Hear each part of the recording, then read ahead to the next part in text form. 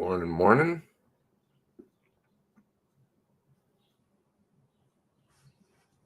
Oh, let's make sure the YouTube is running. Okay, good. All right. Brother Paul, for all the earth shall be devoured with the fire of my jealousy. God is very angry, and vengeance is his. Come, Lord Jesus. Thank you. Good note to start on. Thank you for joining. Pioneer Driver, Julia. Good morning to both of you. Don't believe in God, but good morning to everyone. Fair enough. Everybody's all entitled to their own things, but I think we can all agree that probably bad things are coming for bad people. Tanya Smith, good morning. Darcy, good morning. I'm attending live. We shall see. Yes. A few people down there today. Were you there for yesterday's Campbell breakdown at the end? Robert Thomas, good morning. I hope Robert's not under attack today. Well, I hope not. Hope nobody's under attack. What the heck, Nova Scotia? Hugs Darcy. Yes, we're with every family member.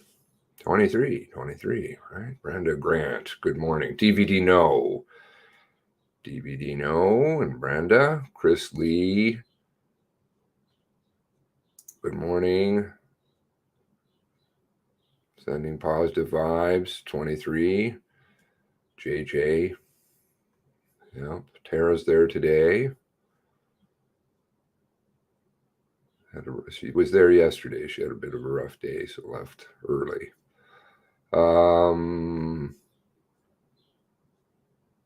This is really tough on the families, you know. Chris, I'm going to hang out with family plans. Make it more personal.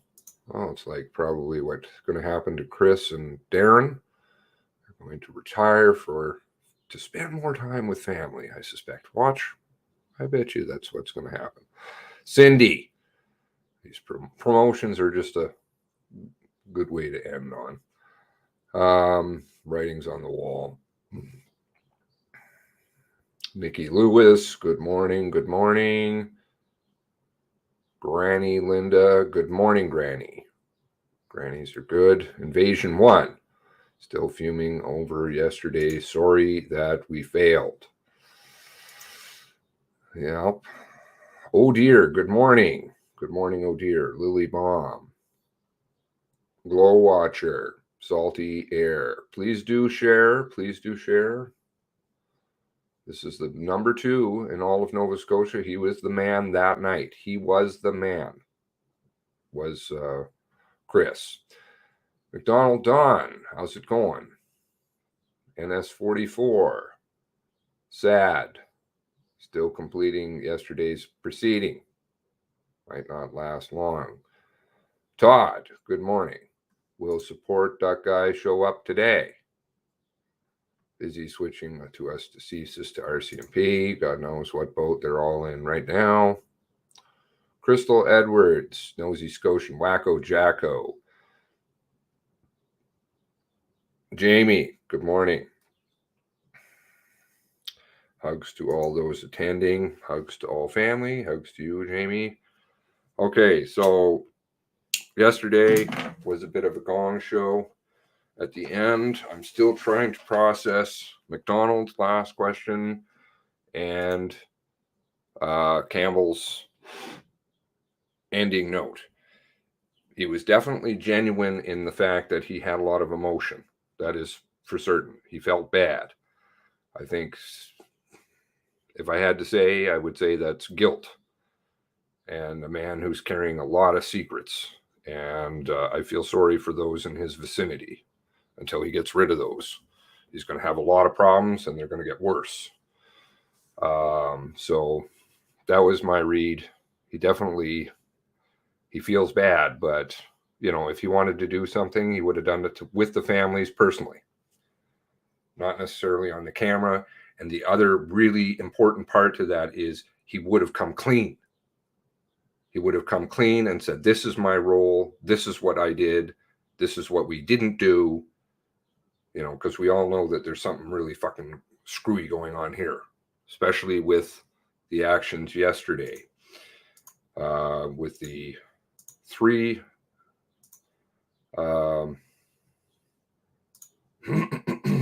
charges all overturned, or they're acquitted, from my understanding. Brewster and Banfields. And then we had Les Greenwood. And I've been waiting for this one for a while.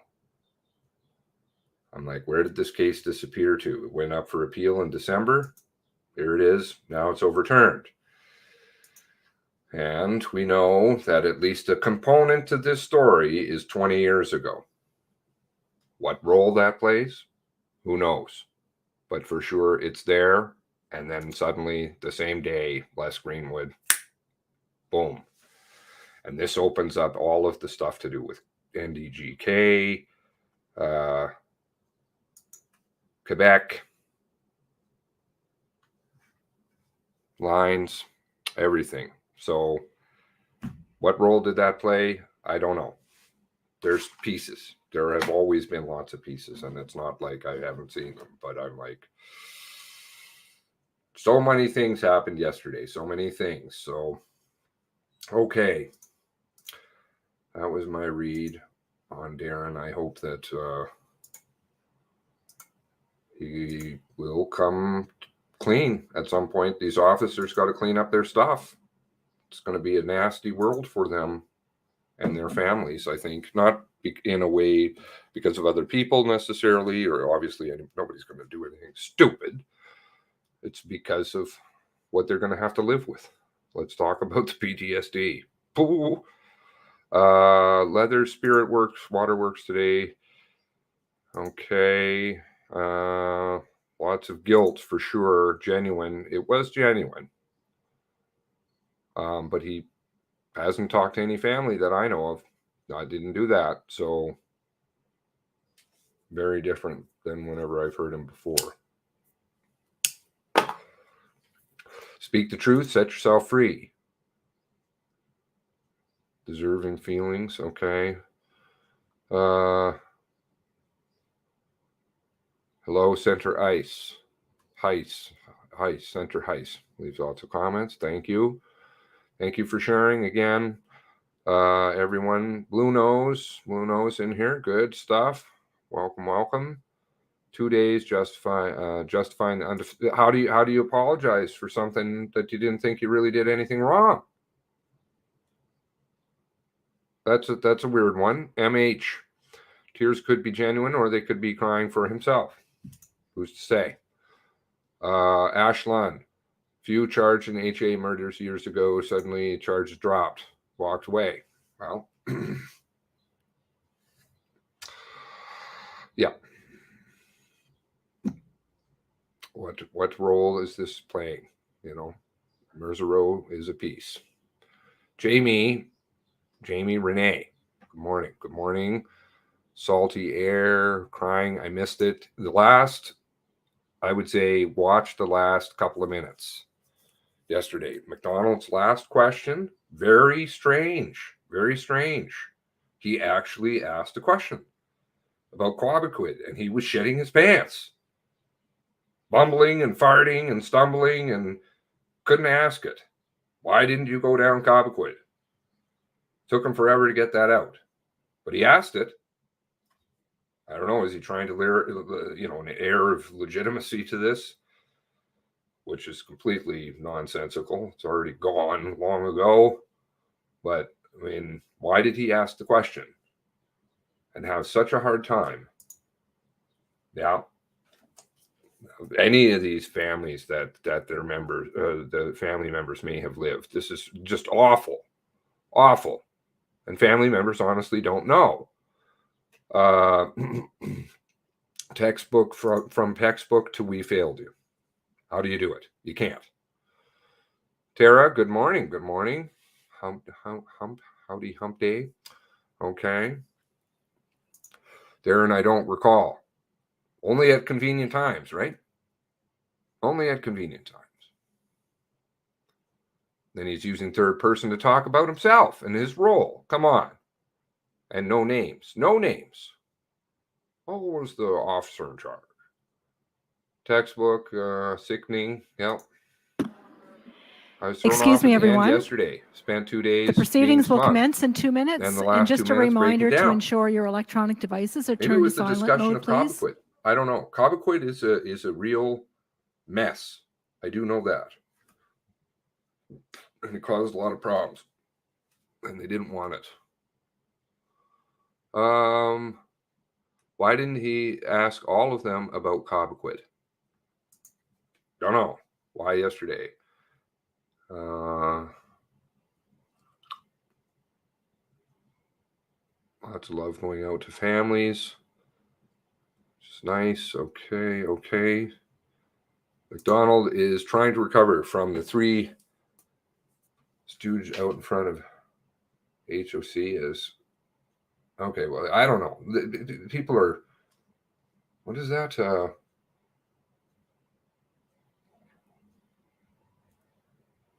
I forget the term now. 3 amigos. Whenever I say that, that's been appropriated. Misappropriated, I would say, into something else. 3 amigos refers to Lafferty, McDonald, Rodney McDonald, and Dorrington. Never to be confused, because those 3 were out and broke chain of command, and that's why I started using that, because what the hell were those people doing? So I don't, when it changes into other things, I think it's confusing for people. So damn you, Todd. Well, I'm just kidding with you. McDonald, very odd yesterday. Got very RC with Lockyer too. Yeah, he did. Lockyer's appearance yesterday. What was that? Mr. Pinio, can we take a break for him? He's not here, but I think he's going to want to take a break. I hear something about his clients or his client. Who's paying for the bill on all of this shit? Ridiculous. Went through Bernard's statement. Quote, I still, to this day, do not know who was in charge that day. These statements, that's why this thing, I was talking to another family member last night. They agree. They came out right away and they said, you know what? This whole thing is a fucking farce, but you know what I'm happy for is paper. Good morning. I want the goddamn The proceedings paper. of the Mass Casualty Commission are now in session with Commissioner Michael Is this on now? Oh, shit. Now the mute. I don't know how you turn this off. Okay. All right. Fucking. The paper's got to keep coming. Why is this? Good morning. Bonjour, bienvenue. Oh. Hello and welcome. We join you from Mi'kma'ki, the ancestral and unceded territory of the Mi'kmaq. Please join us in remembering those whose lives were taken, those who were harmed, their families, and all those affected by the April 2020 mass casualty in Nova Scotia.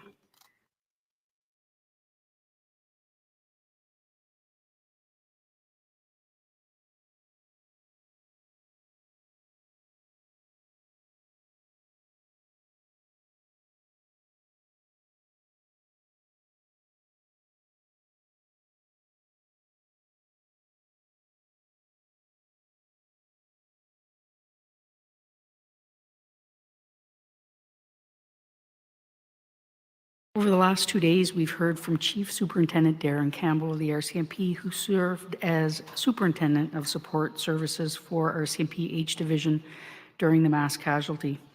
Today, we'll be joined by another senior Rcmp officer. Chief Superintendent Chris Leather will explain his role as Criminal Operations Officer for the Rcmp in Nova Scotia at the time of the mass casualty, including how information was managed during this critical incident, how the Rcmp interacted with other police services, and how information was shared with the public. By hearing directly from senior Rcmp officers, we also hope to learn from them lessons learned, changes made to date, and opportunities for additional improvements to make our community safer in the future. I will now ask Senior Commission Counsel Rachel Young to get us started for the day. Ms. Young? Good morning, commissioners, participants, and everyone. Before we call the witness in, I just had one minor housekeeping matter.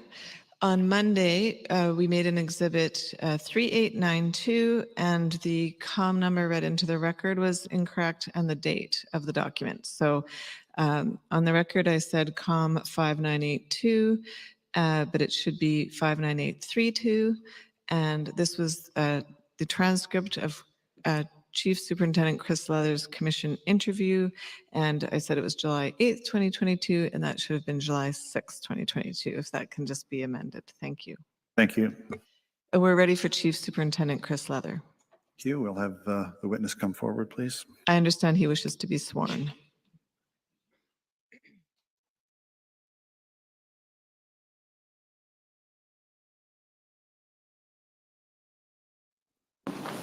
Just place the Bible in your right hand, please. Do you swear that the evidence you're about to give should be the truth, the whole truth, and nothing but the truth, so help you God? I do so swear. Thank you. Be seated, please. Good morning, Chief Superintendent Leather. Good morning. You were interviewed by the Commission for a full day on July 6, 2022, and the transcript of your interview has already been made an exhibit, and that's COM 005982, Exhibit 3892. So the Commissioners have that evidence before them now, and that is being made public. On that day, we discussed your role and what you did on April 18th and 19th, 2020.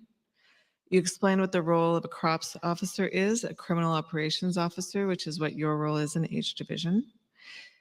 You talked about critical incident preparedness and how that is done in H Division, your views on the critical incident response in this case, relations between the RCMP, the province of Nova Scotia, and Nova Scotia Municipal Police Forces, the work of the H Division Issues Management Team, the Alert Ready system, your April 28th, 2020 conference call with Commissioner Lucky, and the CERT investigation. I do not intend to go over all of that same ground today. Today, what I want to ask you about is a little bit about your role and your background, and talk to you about information management and critical incidents from a bit more of an analytical standpoint, post-event communications and press conferences that you took part in, some new information about the context of the April 28th, 2020 meeting with Commissioner Lucky, or the phone call that we've learned since your July 6th interview. I want to talk to you about discussions of after action reports for the mass casualty events, the structure of policing and audits of policing in the province of Nova Scotia, some more context for the issues management team, and questions about interoperability and some discussions you had with other police forces after the mass casualty. So that's our agenda for today. Starting with yourself, your education, role, and professional background, can you tell the commissioners what your general education is outside of police training? As a graduate of both University of Western Ontario and York University, 2 BAs, one from each institution, and I'm a graduate of the Ontario Police College in Elmer. I started my police service with York Regional Police. I served there for just under 15 years and came to the RCMP in 2004, where I've been ever since. Where did you work in your first 10 years between 2004 and 2014? In the GTA, or Greater Toronto Area, in national security, and particularly in human source development, or what's referred to as the source development unit. And I understand in 2014, you were assigned the role of Operations Officer, Integrated National Security Enforcement Team in British Columbia? That's correct. And when you worked in British Columbia, did you come to know Darren Campbell or Janice Gray Lee Bergerman, anyone that you ended up working in H Division with? Darren and I met for a cup of coffee, literally. He was on his way out to national headquarters. So I met him once there, but certainly Lee Bergerman and I both worked in federal policing. She on the serious and organized crime side, myself on the integrated national security enforcement team, but still under the same federal umbrella. And Janice Gray and I and John Robin as well all met while I was serving in E Division as well. John Robin is Janice Gray's spouse? Yes. In 2017, you assumed the role of Commander of Serious and Organized Crime in the Combined Special Forces Enforcement Unit in the GTA, the Greater Toronto Area, is that right? Yes, it's in the federal sphere of policing for the RCMP, but it's the best way to draw a parallel here is that I was the GTA district officer for the RCMP, but there, serious and organized crime and CFSU fall under that role. So that's correct. And I was there for a couple of years. And it was in September of 2019 that you became the Criminal Operations Officer for H Division and moved to Nova Scotia, is that right? That's correct. And that was the position you were in during the mass casualty events? It is in the position I am in today as well.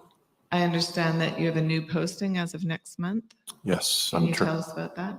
Sorry, transferred to our national headquarters, back into federal policing, into the federal modernization project, which is underway out of headquarters.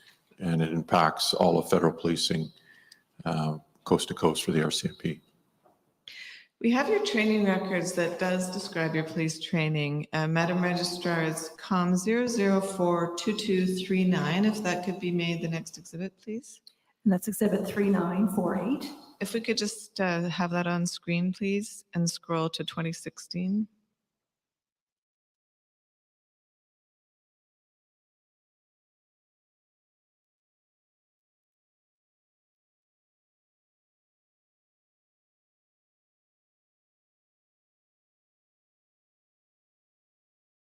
If there's a way to make it bigger and zoom in on the left side so we can see the names of the courses. What I was interested in is, in 2016, it looks like you took 4 IARD training courses, IARD. Can you explain what those were and why you took them?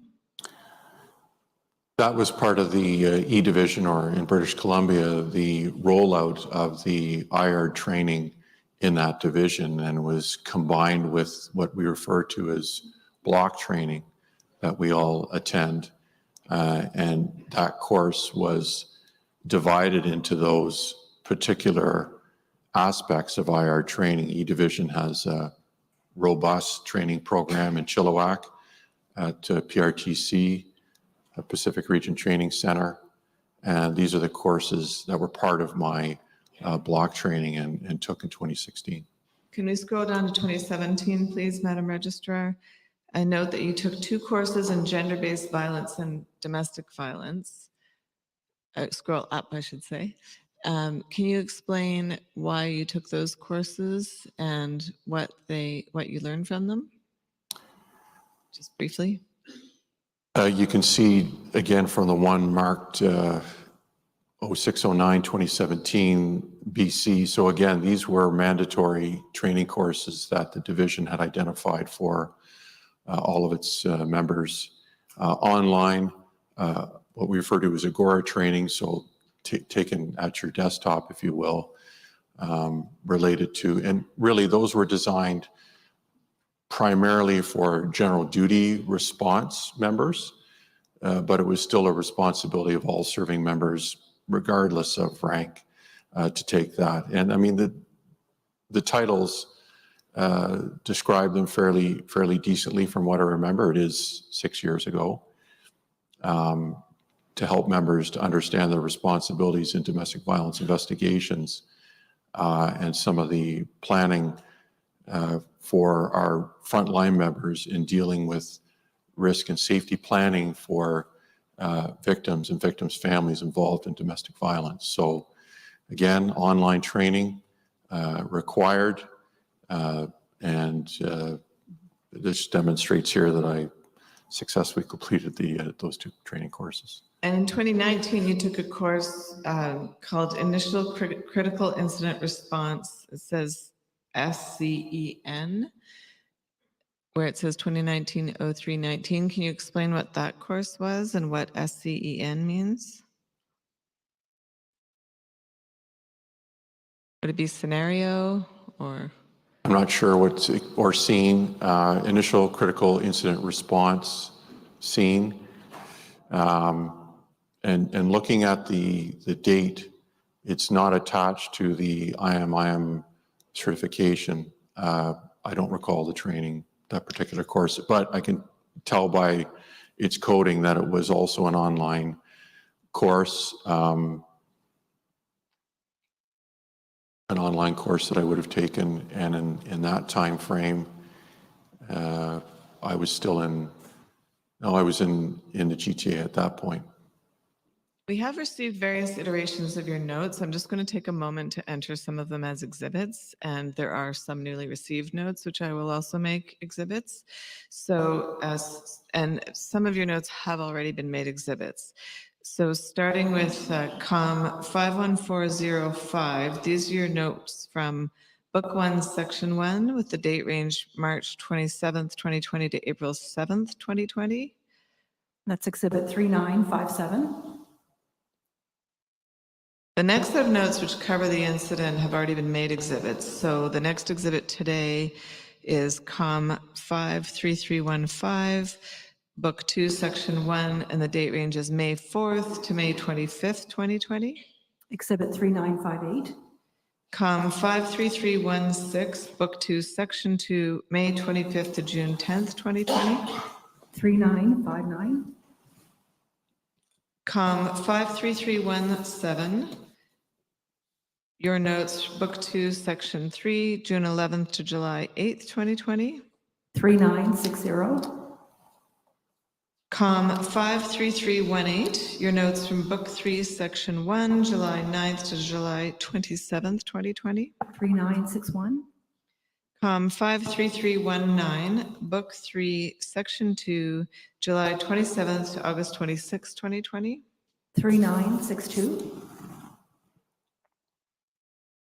COM 0053320, your notes from Book 3, Section 3, August 26th to September 14th, 2020. Exhibit 3963. COM 53321, your notes from Book 4, Section 1, September 15th to September 23rd, 2020. Exhibit 3964.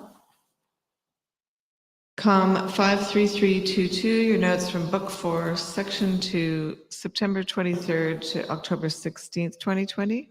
3965. COM 53323, Book 4, Section 3, October 16th to November 4th, 2020. Exhibit 3966. COM 59352, your notes from Book 5, Section 1, November 5th to November 27th, 2020. Exhibit 3967. COM 53325, your notes from Book 5, Section 2, November 30th to December 16th, 2020. Exhibit 3968. COM 53326, your notes from Book 5, Section 3, December 17th, 2020 to January 25th, 2021. Exhibit 3969. There was a set of notes from January to April 2020. I believe those may have been made exhibits already. And then we had been missing your notes from mid-April 2021 forward. We do now have those. They've been provided to participants in relativity. It is 11 further documents. So Madame Registrar, if I could perhaps just read the document range and ask that those be made the next 11 exhibits. That's COM 59975 to COM 59986. So exhibited. Thank you. In addition, so as not to bore everyone to death, I've provided the participants and Madam Registrar a list of 21 additional documents pertaining to Chief Superintendent Leather's evidence, and I would ask that those be filed as exhibits now. So exhibited. Thank you. The participants were sent an email so they know which documents those are. I'm going to turn now, Chief Superintendent, to a discussion of information management during a critical incident. You told us that you didn't recall much about that course you took in 2019 about critical incident response. So are you able to say whether that course included any training on the skill of managing the flow of information during critical incidents? Almost certainly not. That would have been an online course that was available to the membership, and I'd be surprised to find that that was even mentioned in that course of training. Did you ever receive such training? Specific to? To information management during a critical incident response? No specific training related to that. And are you a critical incident commander yourself? No, I'm not. But you would be a senior officer that a critical incident commander would ultimately report to a couple of levels up, is that right? Ultimately through the support services officer. So in H division, during the events, that would have been through then Superintendent Darren Campbell as the support services officer to yourself. Yes. Is that right? Okay. Are you aware of any training provided to members or senior officers about information management during a critical incident? Well, certainly with CIC training, that surely is a component of that, but outside of CIC training, I'm not aware. Not domestically. I'm aware that there is training available outside of the country, but I'm not aware of any in-house. We heard from now Chief Superintendent Campbell on Monday and Tuesday this week about the fact that dealing with the influx of information is a challenge in responding to critical incidents.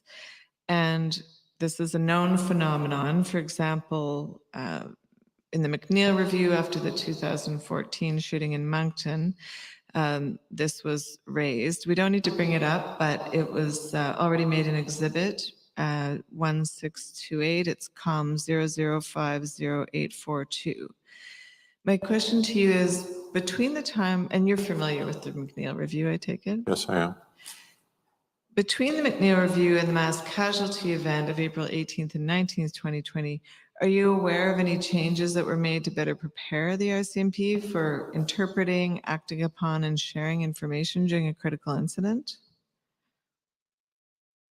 Specific recommendations to that point, not without looking at the recommendations, but I'm aware that the recommendations were part of an after-action plan. So we could, or I could infer that there was work done in that regard.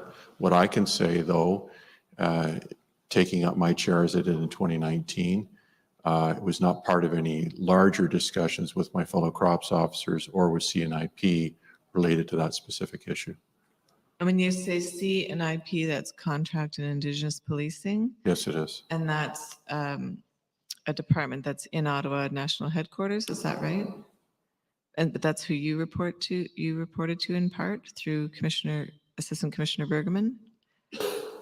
Yes, my direct report is, of course, to the commanding officer, but ultimately all the commanding officers were on the contract side, so with the exception of Quebec and Ontario, report up into Contract and Indigenous Policing. In Ottawa, there are de facto a policy center for provincial policing. And when you say the contract side, you're referring to provincial policing? Provincial policing versus federal. Or Indigenous policing? Or Indigenous policing.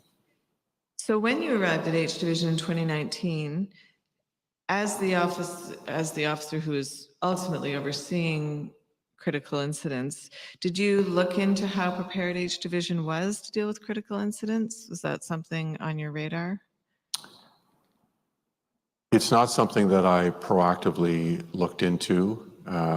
It would have come up certainly in discussions with Darren Campbell, Inspector Don Moser, given he was and still is the Assistant Support Services Officer in the division, given that those programs ultimately roll up under the two of them. but nothing in terms of a proactive review or getting a sense of what the state of the union was at that point. Did you meet with the CICs at all, the critical incident commanders? Not as a group. I certainly have in bits and pieces since Portapic, specific to alerting, but not prior to April of 2020. Is it correct to say that these members don't have critical incident commander as a full-time job, that they have a different day job, they have special training, and then they're called in to act as a critical incident commander as needed? That's correct. And so when you arrived and you are ultimately involved in looking at staffing in H Division for Criminal Operations, did you consider what other responsibilities these critical incident commanders had in their regular positions in terms of whether it could be balanced with being a CIC as needed? I didn't consider it myself. It would have been flagged to me if, and certainly it had been. I'll give you an example. Inspector Chubbs, who moved from Digby Detachment, CIC, long-term CIC in the division, into headquarters, into the executive officer's position, working for the commanding officer, and then ultimately over to federal policing. Well, as he moved through the ranks and is currently now an inspector, these are the very kinds of discussions I would have been peripherally involved in. With his additional duties and responsibilities, could he remain engaged in the program? Well, it's a conversation with him, of course, but also with Darren, because if the feeling was from Dave that he couldn't, then we would begin to look at identifying other CICs in the division, and have done so since, to backfill these folks as they've moved on. A number of the CICs, as I'm sure you've heard through testimony from Portapic, have either since retired or left the organization. And we've been actively working to identify and have identified CICs to replace them. You'd agree it's a very high-stress role for someone to perform? I would agree that it's, if not the most, probably in the highest echelon of responsibility. And we did hear from one of the CICs involved in these events, I believe it was Staff Sergeant West, that is a difficult job to do, as he put it, off the side of your desk when you had other jobs to do. Would you agree with that? I would agree with his assessment. It's a very difficult job to do because, ironically, it was Dave Chubbs who replaced West in that role. And as the executive officer for the commanding officer, it's a very busy position, so I could see him taking that position. Do you have any insight into, as of 2020, at the time of the events, whether the RCMP was better prepared to deal with this known phenomenon of gathering and reacting to the flood of incoming information during a critical incident as a result of the McNeil review? Or did the same problems exist, to your knowledge? Yeah, personally, I can't say that the McNeil report and recommendations made any difference in this division, because I was not around when they were implemented in the 2017-ish timeframe. It was 2 years later that I took on my current role, and it was certainly not part of my transition into the role in terms of a review of the recommendations, either with the outgoing criminal operations officer or again with my fellow criminal operations officer. It was known, I've reviewed them based on my own need to be familiar with them, but it wasn't part of any sort of formalized transitional plan. And was reading the McNeil review part of any formalized training for senior officers, or did you just read that out of your own initiative? Your own initiative. Do you think it should have been mandatory reading for members and officers? Well, let me just say that it would have been when it was being implemented and the after action report was being completed, and there likely was a checklist or check-off piece after the implementation, but with the passage of time, it's become more and more incumbent on the individual to return to the McNeil report to make those reviews on one's own. And it's, I would say, become less and less topical with the passage of time. Well, it's only less topical if the problems that were identified don't keep happening. Would you agree with that? I would agree that it's absolutely topical and relevant, but I've not seen or felt an organizational initiative to sustain the momentum that the McNeil recommendations would have created, certainly in the 2017 timeframe. In your interview of July 6th, we discussed two pieces of crucial information from April 18th that did not appear to get passed on clearly and promptly. That there was an alternate exit at a Portapic and certain information about the replica cruiser. Do you recall the discussion I'm referring to? Yes. And I appreciate that you were not there on the ground on that date. And the commissioners have heard that evidence, so we don't need to go through what the 911 callers said and so on. That's not, I don't think, in dispute. And we did go through it in more detail with Chief Superintendent Campbell yesterday. I did just want to bring you back to a little bit of what we discussed in your interview. Madam Registrar, if we could bring on screen COM 59832, which is Chief Superintendent Leather's interview, and scroll down to the bottom of page 32. And this is where we'd been through a bit of the evidence, and I was just asking you to summarize your thoughts. And that's been marked as Exhibit 3892. Thank you.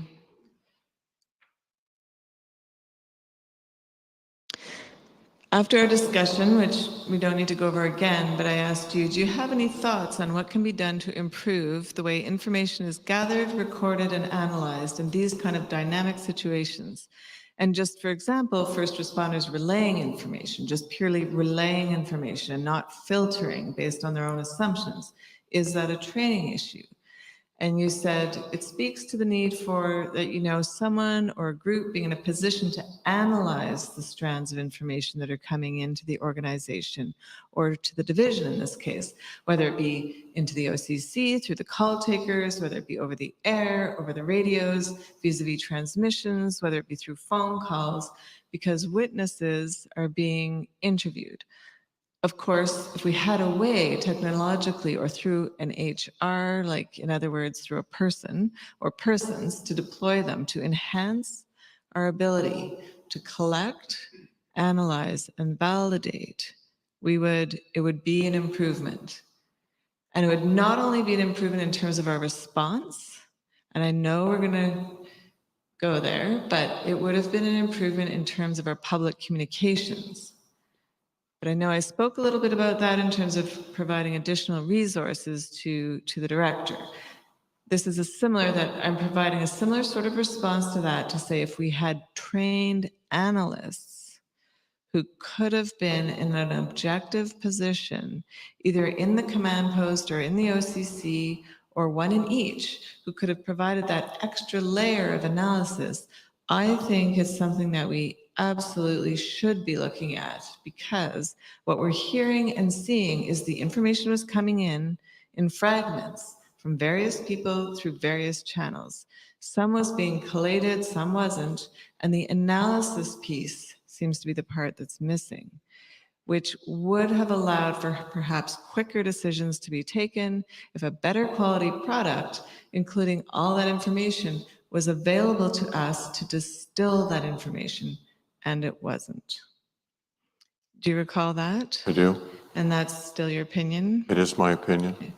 And so, as I understand it, there's three components to managing this, what the CIC is expected to do with this information, which has been described as, drinking water through a fire hose and analogies like that, that the CIC, so the information coming in from witnesses or callers or general duty members has to be disseminated to the responders, so making sure one person on the ground knows what the other person on the ground needs. As well, the CIC is expected to brief up to senior officers when they have time.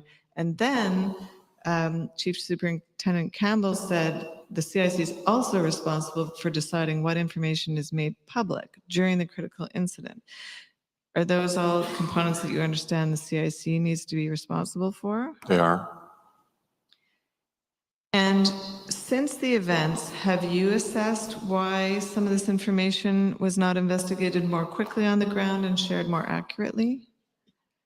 I've not undertaken an investigation. I mean, I know ESDC certainly was looking at aspects of that, but we as a division have not undertaken an analysis of that any further. You mentioned HR or people that might be able to help CICs during critical incidents. Have you or anyone else in the RCMP, to your knowledge, taken steps to ensure that critical incident decision makers have the kind of personnel support available to assist with information management and analysis during a critical incident, like you suggested in your interview?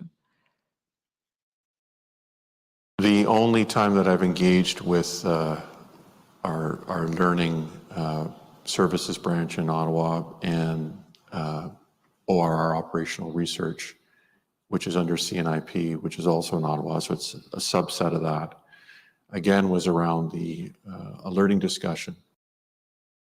And I had a couple of virtual meetings with them to talk about looking at including that in their training program. How would that be accomplished? Is it going to be addressed? But I have to say, the response I gave in my interview was something that came to me in the days before our interview. It's not something I had contemplated outside of my lead up to our discussion, our interview. But it is something I feel strongly about. I hope it does get looked at as an option. I think it would bring additional quality to those two sections that I spoke of. It's not the panacea, but I believe it would enhance the quality of decision making and also lessen some of the stress and pressure on the CICs who, as you described, are already dealing with a myriad of issues and concerns and communications. And it would be something I hope the Commission would consider. So who the CIC does typically have and did have during the events helping them was a scribe, right? And that person's there to take notes because the CIC doesn't have time contemporaneously. Is that correct? Correct. And so while that's an important position, certainly from a records keeping perspective, I'm not aware of any scenario where that person would be providing the type of analysis. Or if it was, it would be in an ad hoc fashion, perhaps if the CIC was looking for clarification on something that may have occurred previously, but it's not at all what I'm trying to describe in that setting, which is in a more objective and separated posture from the CIC, but in the same location. The scribe would not be providing that level of support or analysis to the CIC. When you say after the events you had discussions about alerting, so that component of the CIC's role where they're in charge of deciding what information should be made public, is it that after the events, it was making sure CICs were trained to become aware that one of the options was to issue a public alert during a critical incident? If you're referring to my engagement with Ottawa on that, yes, it was absolutely directed towards that. Would the CIC program managers, those two, for lack of a better term, policy centers who have responsibility for that program, be considering including that in their training standard? And keep in mind that that training standard is fine when and if that gets included, and I believe portions of it have. But the issue becomes the post-fact recertification or meetings that these groups would be having. So the CICs do meet as an association, but the CICs as a group, and this is, as I understand it, coast to coast, we are part of the Atlantic Canada region. And likely this would be something that would be discussed, but it wouldn't have the rigor of it coming from the center, if you will, or from the policy center, who would have a very difficult time including the kinds of things that we're talking about here, whether it be an analyst or additional training as it relates to alerting, without it being included in a formal program sense, and not in these more ad hoc meetings that occur where it may or may not be included in their agenda. It probably is, and in fact, I know it has been, but to the level that it needs to be, I'm not sure.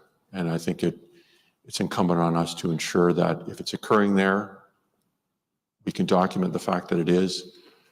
But for consistency and inclusion across the board, meaning all the divisions, all the provinces, it ought to come from the policy centers that are responsible for the program's training standards. Even if it is included in formal training and policies, we still have the issue that the CIC has so much to do. And we did hear from an expert on public alerting in May, as well as employees of the Nova Scotia Emergency Management Office, that there's a bit of an art to crafting these messages. You know, there's only a certain number of characters you can have. It's important that the message is clear and that it tells people what they're supposed to do with this information, ideally what they're not supposed to do. For example, perhaps not to call 911 if they don't have any information to relay. And so is it intended that it's the CIC that has to put thought into crafting that message as well, or is someone else assisting with that? Do they just make the decision it needs to go and someone else decides what it says? Well, certainly in policy, they have the authority to do just that. What we don't want to be doing is encumbering any of the designated authorities who can alert. You know, so for instance, at 2 or 3 in the morning in a situation where an alert is required, what we don't want to see happen is a requirement for the CIC, who is an authority, to have to track down the support services officer or perhaps myself to run a draft message by to ensure that it meets the requirements.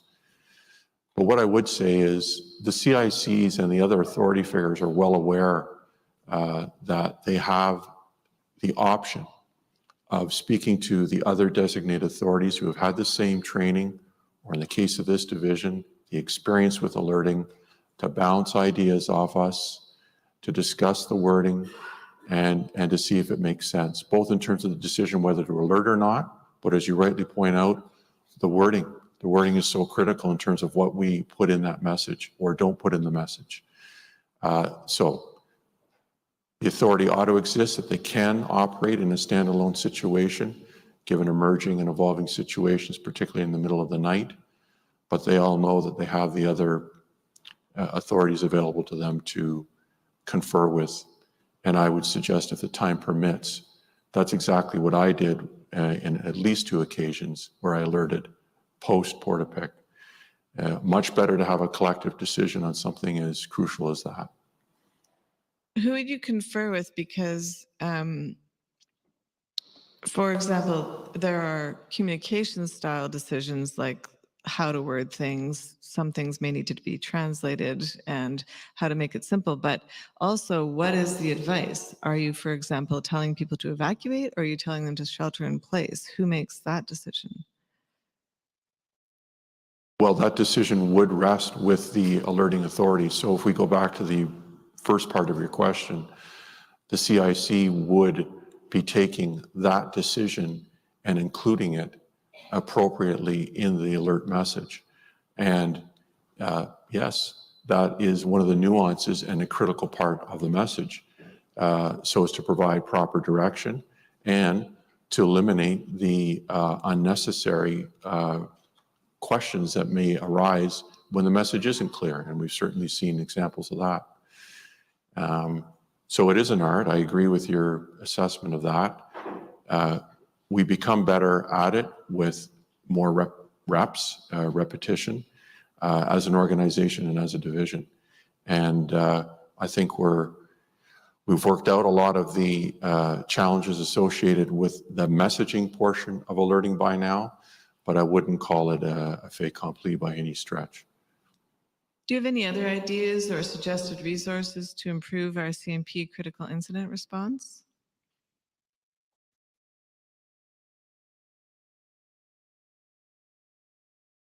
Well, I think, and it came up in the previous testimony, looking at the number of CICs deployed to a particular situation.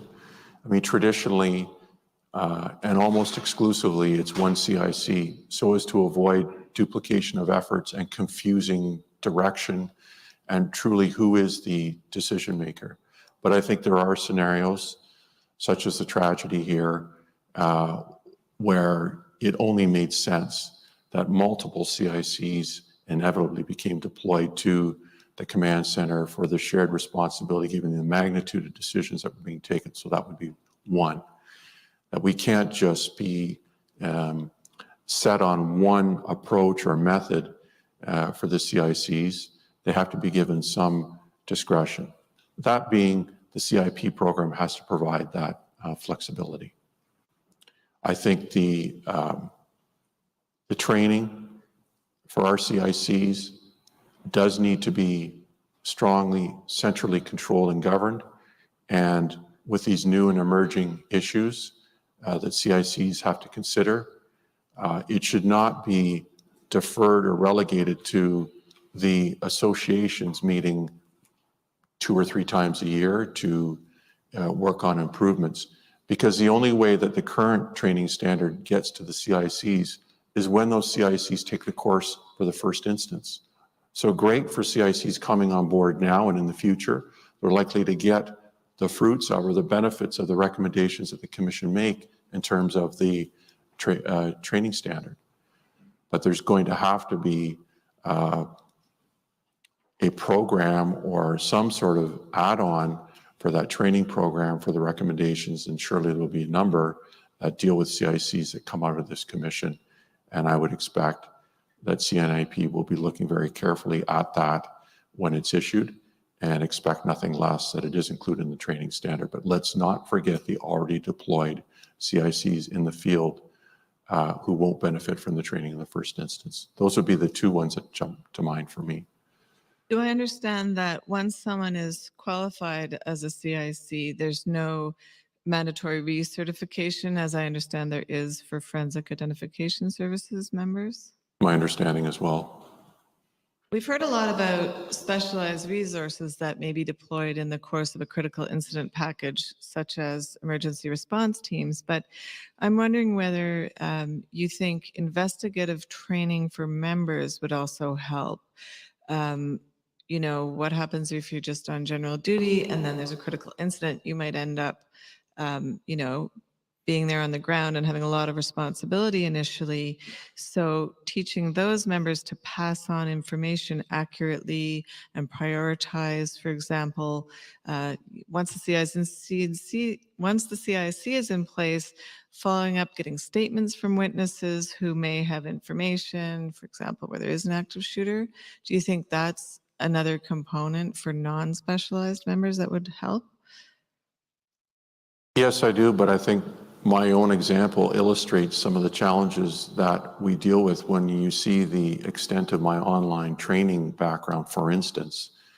It's important that we get training like that for critical incidents, but it, like any of the other course material that we take, perishes over time. So yes, we should have that. There's a need. It could come out through the block training or even the annual firearms qualification. It could be built in there. It could be built in through operations in terms of directing that training online. But it won't be much good if 5 years from now, it doesn't continue to surface as a priority training course.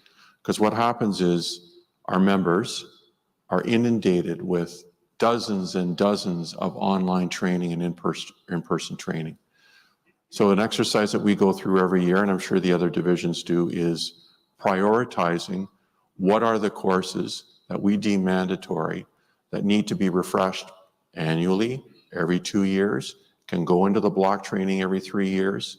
And so it's a process to ensure that those types of priority training opportunities, A, get designed, launched, and then we can return to it in short order.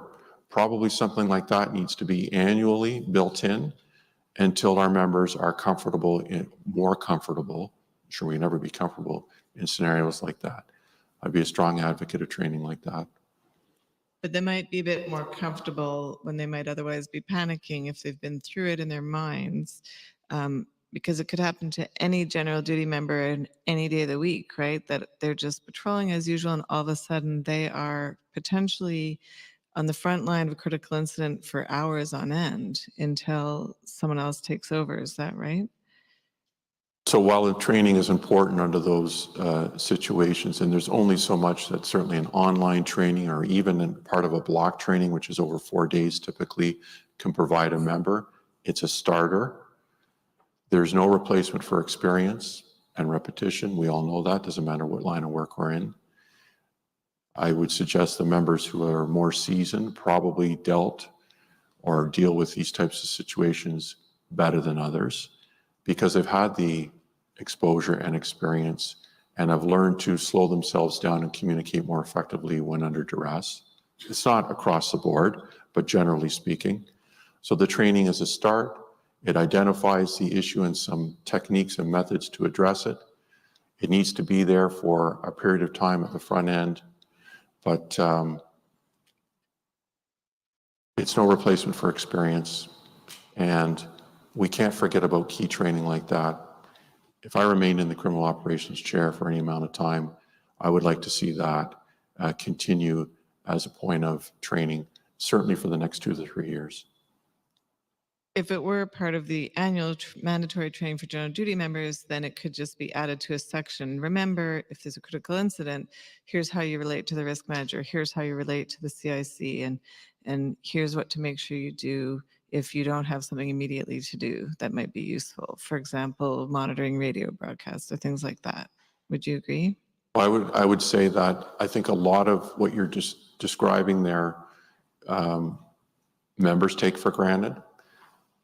They get a lot of what you just described, certainly at depot or at their basic level training. They go through scenarios. The IR training that you saw in my training standard, these are the types of scenarios you go through, block training. But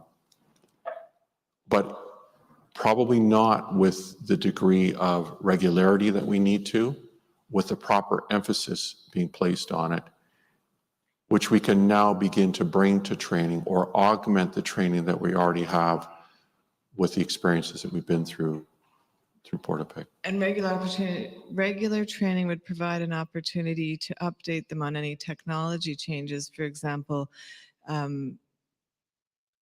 whether they're visible on GPS only if they're in their car, or whether now there's been a change and there's GPS in their radio and the OCC can see them if they leave the car. Those are good things for the members to know, right? They're not just important, they are need to know. The members need to know what the technological limits are of their radios in terms of, as you say, GPS, the range, and their vehicles. I mean, I'd like to think that the majority of members would be aware, but yes, of course, those are the very things yeah. So in terms of communication, as you described, those are critical for the members to be aware of, because they find themselves out of their vehicles believing that they're being tracked and they're not.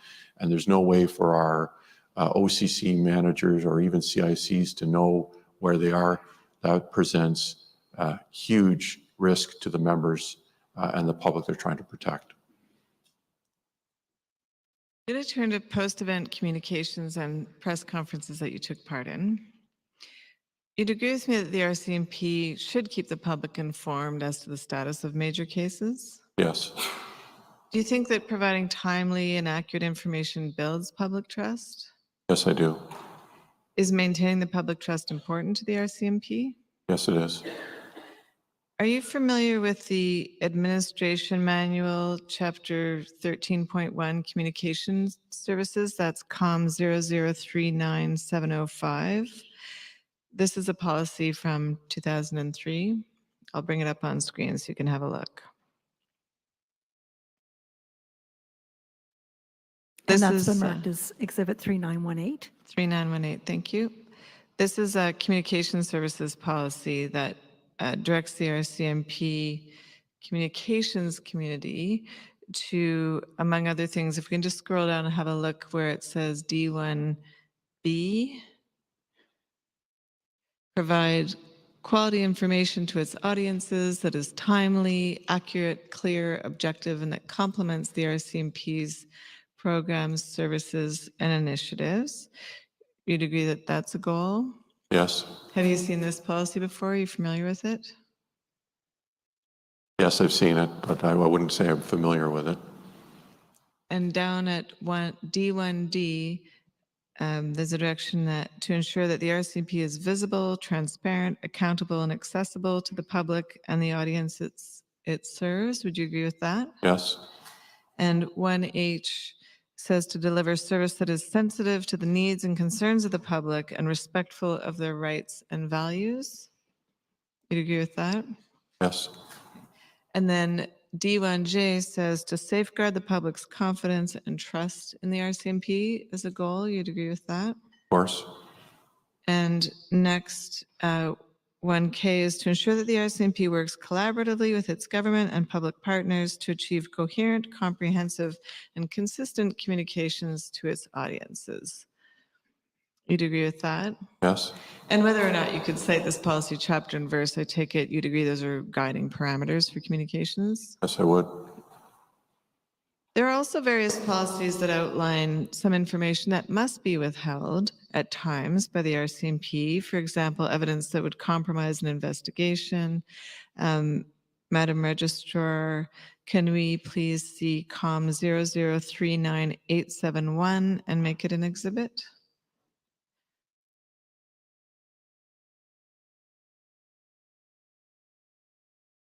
This is Operational Manual, Chapter 27.1, Media Relations. And that's marked already as 3937. Thank you. If we could bring it up and have a look at paragraph 1.2, please. And so maybe we can just scroll to the top so that the witness can see what this is. So that's, you can see it's from the RCMP intranet there, which is where policies are housed for the RCMP. Yes. And then what's at the bottom of the screen now is the RCMP will not release information that would compromise investigations or individual rights. You'd agree with that? Yes. Does that accord? Well, actually, we'll just look at another one before I ask you the next question. It's COM 39872. And Madam Registrar, is that an exhibit already? Yes, it's exhibit 2580. This is the policy on media releases. And it says it was amended in 2018. And so you see that there's a directive to ensure that information released to the media doesn't interfere with an investigation or arrest, or reveal police methods of investigation or security measures taken in the protection of property or persons. You'd agree with that? Yes. So do those things I've read you accord with your understanding of the parameters of a senior RCMP officer speaking to the media? Yes, they would. Given these policies and the importance of transparency, do you agree that if the RCMP has key information about an event, like the mass casualty, it should release that information to the public unless there's some recognized reason not to? We should do our very best to release the information to the public, yes. Did you receive any training in participating in press conferences or in media relations before you began being a spokesperson for the RCMP? Yes, I did an E-Division. Can you describe that training? Day and a half training with the corporate communications branch in doing mock or scenario-based training, provided with scenarios and being in front of the communications advisors and being treated as though you were actually participating in a Q&A session and coming up with some immediate strategies there to deal with difficult questions. But that was probably 2014, 15, in-house for sure, and really designed to deal with a more basic reactive kind of press conference or a single event scenario. So the skill of answering questions in the moment and things like that? Yeah, rudimentary, perhaps moving towards intermediate level training, which perhaps helped me with the press conferences, just giving me a baseline, but nothing beyond that. Did you have any additional training when you got to H division? No, on I that did front? not. No. And did you have any discussions with your commanding officer about expectations for press conferences or anything of that nature? No. Because Lee Bergerman was the only person above you when you were in H, well, you are still in H division, but the assistant commissioner who's in charge of H division is your only person you report to, right? That's correct. So how did you know what information, when you went to a press conference, was information that shouldn't be released to the public versus should? Did you have any role in making that decision? Or, for example, how are the remarks prepared? And then how did you know if you got questions, how much you could say? Well, so two very different parts to that, because when I think of a press conference, I really think of it in terms of two distinct elements. The prepared lines, which I was provided with, commanding officer would be provided with by communications, knowing that corporate communications had done their due diligence in terms of discussing the contents with the command triangle to ensure that there were nothing in the contents of the speaking points that could negatively impact the investigation, for instance. That's a key piece, and that was done with certainty. But in terms of preparing for the Q&A portion, we might have had minutes to discuss what possible questions might arise during the course of the question and answer period, which I found to have limited help to me in terms of preparing. There were a number of questions which I was not prepared for in terms of having any sense going into the press conference that it would likely be asked, having the limited experience that I did in those types of scenarios, and really more by virtue of the lack of time in the lead up to giving the press conference, where I would have liked to have had a more fulsome discussion with corporate communications around that, due to the time crunch. Normally, being handed the talking points sometimes with 5 or 6 minutes to go before going to air, those conversations were nearly impossible to have. Why was it that there was time pressure like that?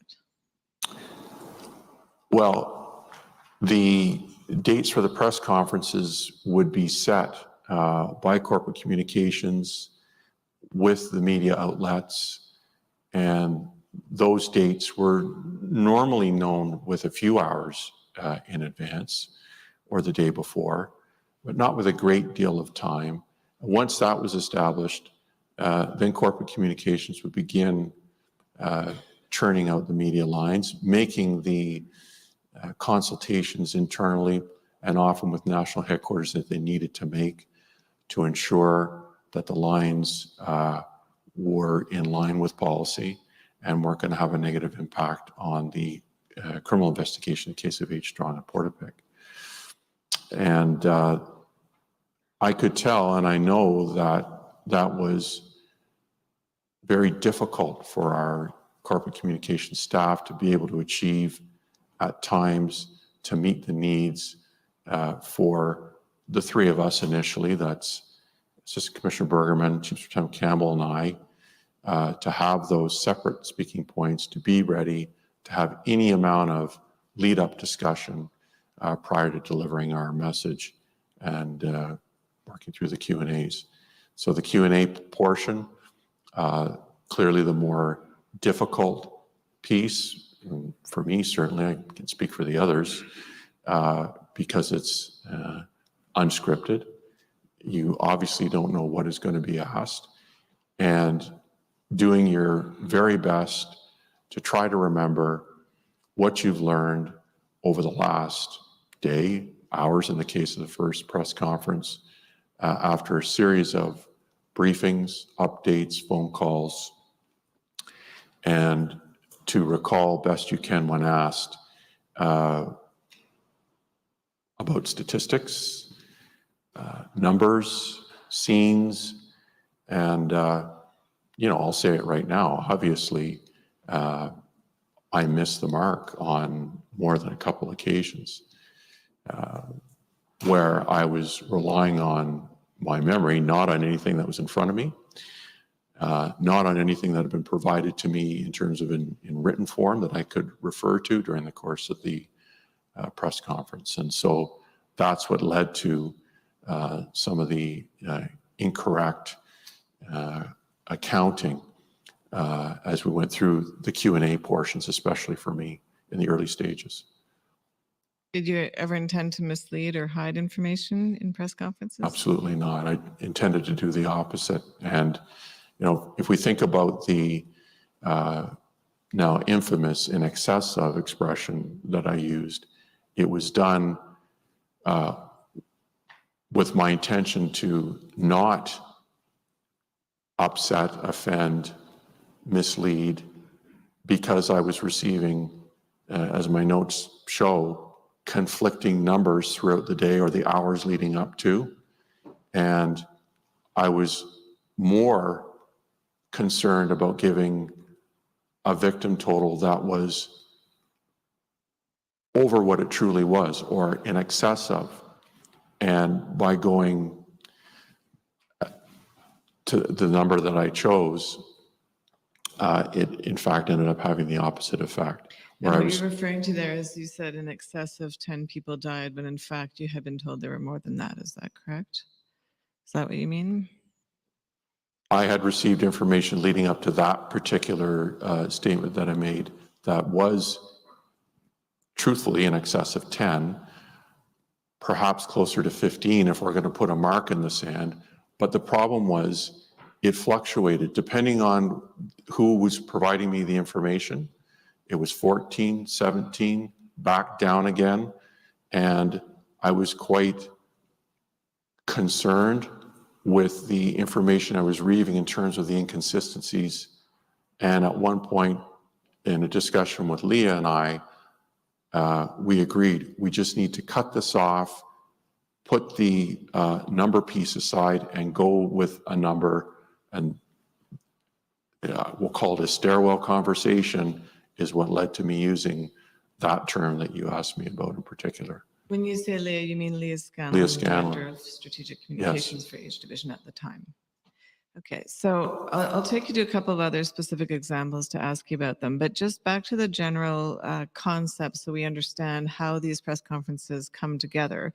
For the scripted portion of your remarks that are live, that are planned, that you read, who prepares those?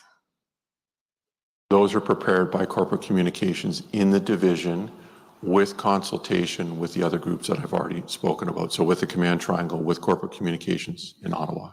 And how far in advance would you get them? It depended on the day. Anywhere from an hour before to minutes before, depending on those other variables that I tried to describe. But no more than an hour before. Did you review them and verify them or check whether they were internally consistent before reading them? No, I didn't go through any validation process. I remember in one situation sitting with Leah Scanlon, Chief Lieutenant Campbell, Assistant Commissioner Bergerman, where we did have, and the three of us were presenting more than 5 minutes and having some discussion about some of the talking points, but that validation was occurring just amongst the three of us. And in particular, if a certain question might arise, who might be best positioned to answer that versus the script itself. And because it's my expectation that that work has been done by the very people who prepare the talking notes for us. And I had no role in their creation for the press conferences that I participated in. So it would be your expectation, for example, that anything that had to be held back or that shouldn't be made public wouldn't be in there, right? Correct. And then is there a risk if you're spontaneously answering questions, you could say things that were meant to be held back, or would you yourself not even have that information? Well, both. There is a risk. And my expectation is that anything that would be categorized as holdback or even sensitive would not be in my talking points. And I'm likely not even going to be aware of it at that earliest stage. The folks that would have that kind of awareness that you're describing would be the command triangle, probably the monitoring officer, maybe Superintendent Campbell Chief Superintendent Campbell, in unlikely. And I can't recall an instance where that would have elevated to myself or Assistant Commissioner Bergerman. In addition to live press conferences, there were also press releases that were attributed to you regarding the mass casualty events. So for communications like that are posted online or published with your name on them, do you review those for accuracy before they go out? Yes, the practice was I would receive a draft version by email, typically from corporate communications, either from Ms. Scanlon or Ms. Bears, Cindy Bears, who is the 2IC of the unit, in advance of those being published, and asked to do a review. That's fairly standard practice, and I would do my very best to review the material. If I had questions, of course, I would either go back to them, or if it pertained to the investigation, to Darren. Ultimately, whose responsibility is it for the content of what you say when you're speaking to the media? I'm responsible. If, I rely on their professionalism, their skill, and they're very skillful to provide me with the material I need, knowing that it's been fact-checked and that it's valid. But ultimately, I'm responsible for what I say. And that includes the Q&A portion. So both the talking points and the after discussion. I would like to take you through your involvement in press conferences and press releases. Why were you, as the crops officer, involved in post-event press conferences?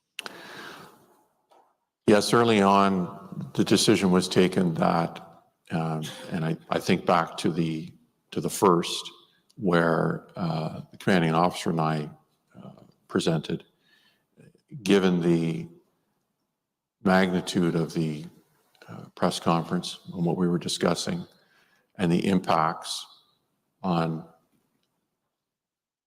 the communities, the province, and quite frankly, nationally, you could even say internationally in terms of its reach, it only made sense that we would be at the podium providing an update as best we could in the hours afterwards. And so because of the scope and the nature of our message, it made complete sense that it would be our responsibility to pass that on to the public, to our members. Our responsibility being you and Assistant Commissioner Bergerman. And when you say the decision was taken by who? Was it her decision or your joint decision with her? It was I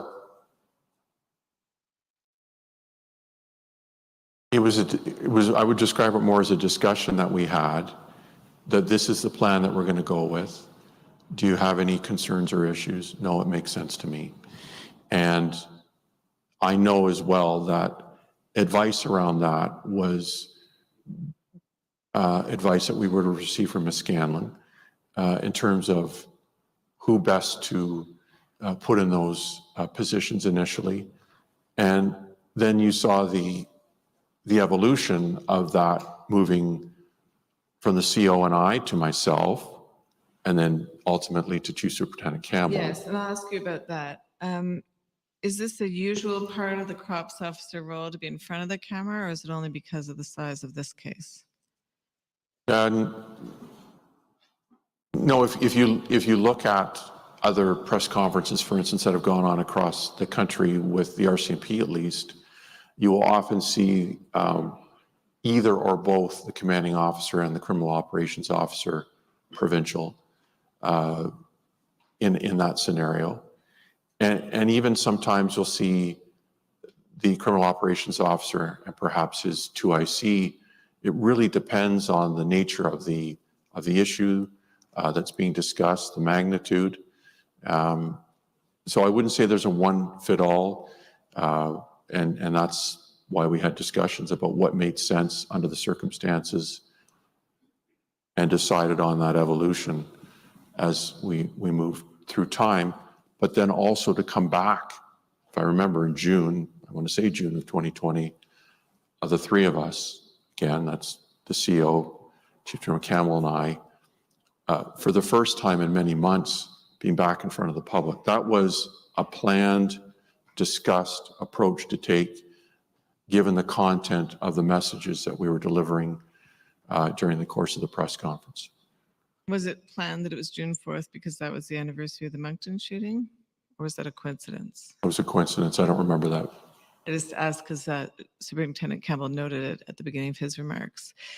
And so is there anything in the RCMP policies dictating which position of senior officer should be speaking in which situation, or it's more perhaps some correlation between the gravity of an incident and who does the talking? The latter is my understanding. I'm not aware of any policy that delineates responsibilities based on the significance of the event and your position in the division. What was your objective in the press conferences? If we'll put the policy back up, no. Well, it's stating the obvious, to update the public best we can on the tragedy that's just occurred in as timely a way as possible, providing as much detail as possible as we can without undermining the investigation. Recognizing the chaos, but even the evolving situation, even as we spoke there, and I spoke to it certainly during the Q&A portion, and at least the first, if not the second, feeling how difficult it was to provide an update when the dust hadn't settled. We were still out there searching, learning, processing, discovering the magnitude of the tragedy, yet we were in the room trying to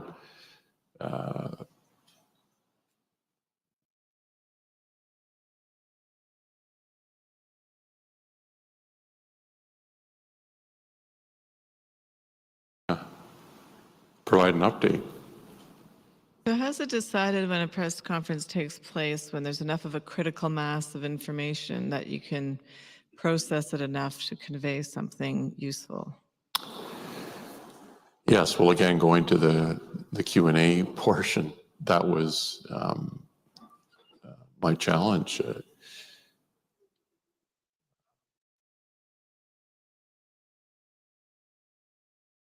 Is receiving the updates,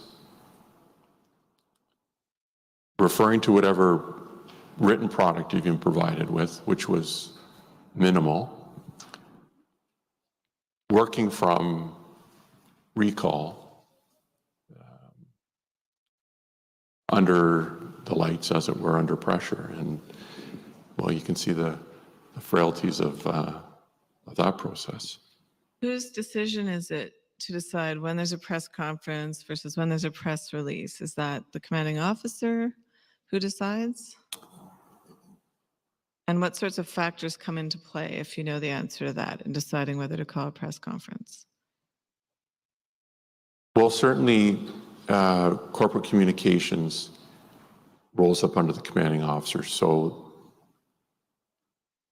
she, in the case of Assistant Commissioner Bergerman, would have been part of and a key decision maker in that, because I know she was being consulted on what track to take. But, less so myself. Outside of conversations like I described earlier, of just working through who would take responsibility for what questions in terms of whether we do a release versus a press conference. There were times where I was involved in email discussions about requests from certain media outlets, for instance, about do we, don't we? But those were conversations, going back to your original question, release versus press conference, which I don't recall being part of. What pressures would you say come into play with respect to press conferences, deciding whether to hold them and who says what and so on? Well, I think if we're talking about the operational update, the person with the most, knowledge, as it turns out, experience in the case of Bergerman Campbell, and I is Campbell, so was the right man for that job. As it related to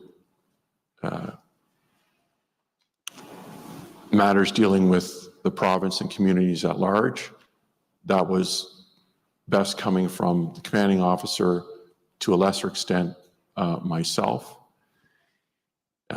Matters that might have national implications or even international, well, of course, I became involved in some of the discussions around that, but there's no science or again, clear delineation about who is going to be responsible for what. It's an organic process that we rely heavily on our corporate communications folks to help consult on and provide advice on in terms of roles and responsibilities.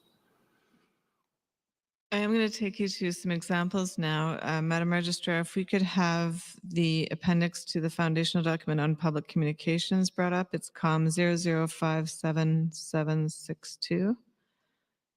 And that's Exhibit 3532. Chief Superintendent Leather, this is the April 19th briefing, and if we could see it starting at page 4, please. This was the first briefing on April 19th, 2020 at 6 p.m. At page 5 of the transcript.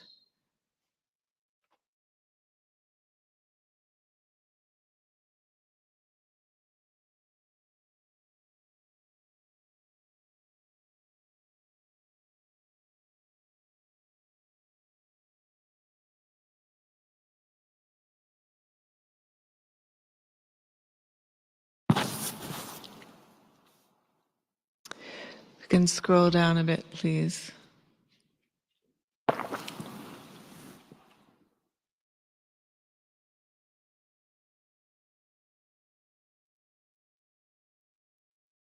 So stop there, please. The middle paragraph that starts last night. You described the initial RCMP response as a firearms call. And then I'll just, actually, if we can go down to the April 22nd press briefing, which is at page 33. 3 days later, you responded to a question from a journalist about the first tweet issued by the RCMP at 11:32 p.m. on April 18th. That tweet also described the incident as a firearms complaint. And you were asked if you were satisfied with that messaging. And you said you were very satisfied with the messaging, and that was the best and clearest information that could be provided. That's there at page 33 of the transcript. Do you agree now that describing the incident as a firearms complaint mischaracterized the seriousness of the event? Yeah, in hindsight, that's not the term that I would use to describe it. Do you think there's perhaps a risk in the tweet of describing an active shooter scenario as a firearms complaint might have confused the public or misled them as to the level of danger? Yeah, I think the way it was described as a firearms complaint is not consistent with what we were dealing with. And was this messaging consistent in your view with the RCMP's obligation to provide, quote, quality information, close quote, to the public that is, quote, accurate, clear, and objective, end quote? And that's from that administration manual on communications services that we saw. I think I answered that. I mean, I think it's not in hindsight, the way we would have described, obviously, the events, and so it's not of the highest quality. At 8:02 a.m. on April 19th, the RCMP issued a second tweet describing the situation as an active shooter situation. Do you agree that this was a more accurate characterization of the situation? Yes. And so,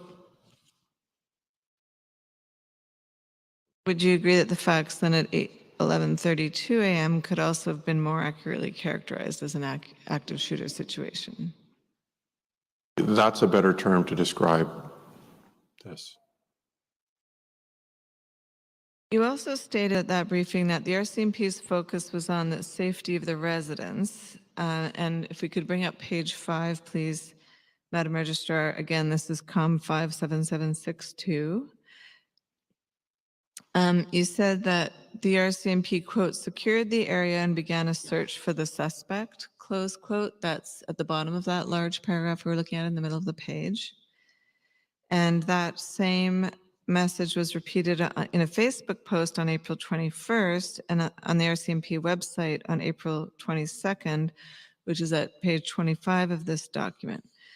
What did you mean by saying that the RCMP had secured the area? Can I just look at the passage where that is, Yes. please? So there's a couple of places, but on page 5,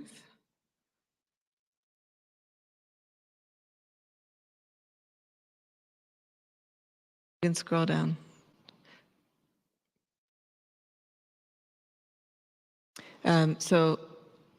The paragraph that starts last night, it's the third last sentence. We secured the area and began a search for the suspect.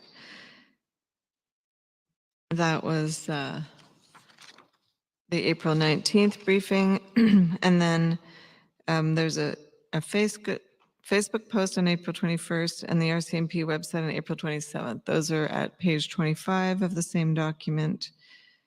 If we go down to that page, I think it's under that post. It's the fourth indented paragraph, last line. Officers secured the area and began to search for the suspect. My question is, does this mean that the RCMP had the Portapique area contained on the night of April 18th and 19th, 2020? Is that what secured the area means? No, I think we know that we didn't. But securing the area, to me, refers to our members being on the ground, working, and securing the area and begin to search for the suspect.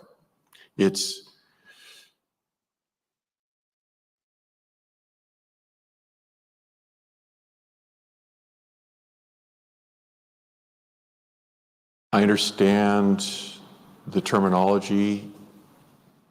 It could perhaps have been a little clearer, but again, our officers are on the ground. So securing, I guess, instead of secured would have been a better, so the tents secured would suggest that it was locked down and it was airtight. Yeah, perhaps we can have a look at page 31, which is the April 22nd statement, COM 57762. You refer to a secure perimeter there.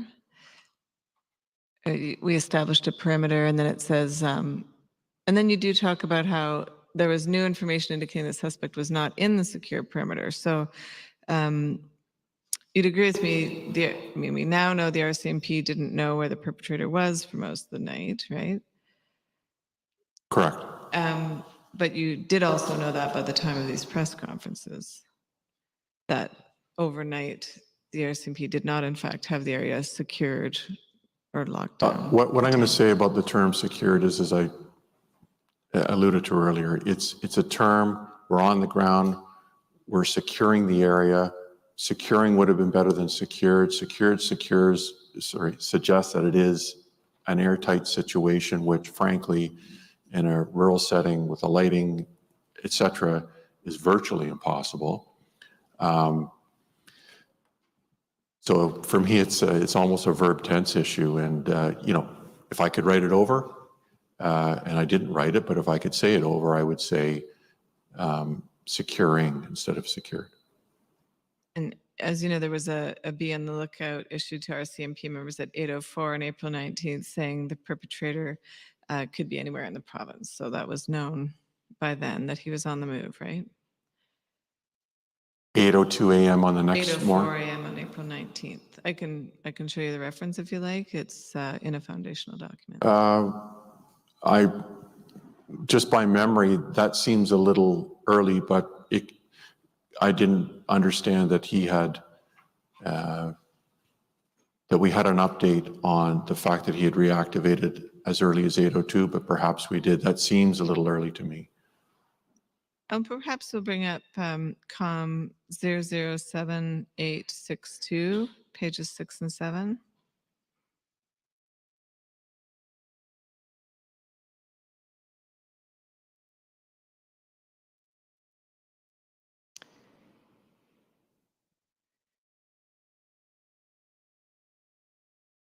And just have a look at that.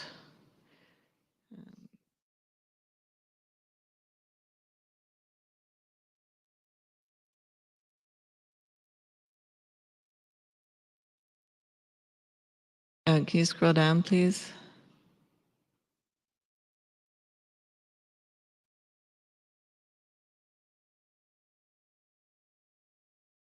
And keep going down, please. These are updates that were happening during the events. And can you please keep scrolling down, please, Madam Registrar? We're just moving from page 6 to 7 of this document. And this is an exhibit already, Madam Clerk?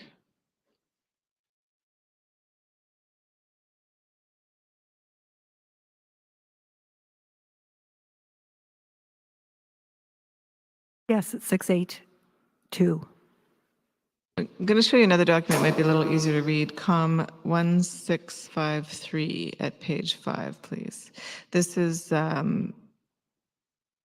8:07. There was a message to all police agencies saying that the perpetrator is potentially using a fully marked Ford Taurus car number 28B11 and could be anywhere in the province.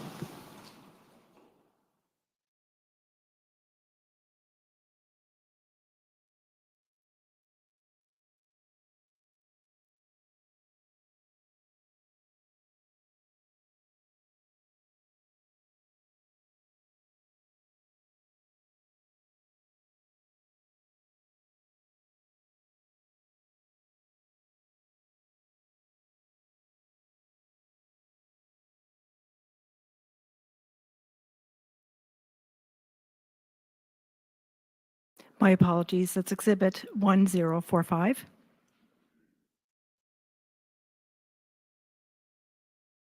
And page 5, please. And so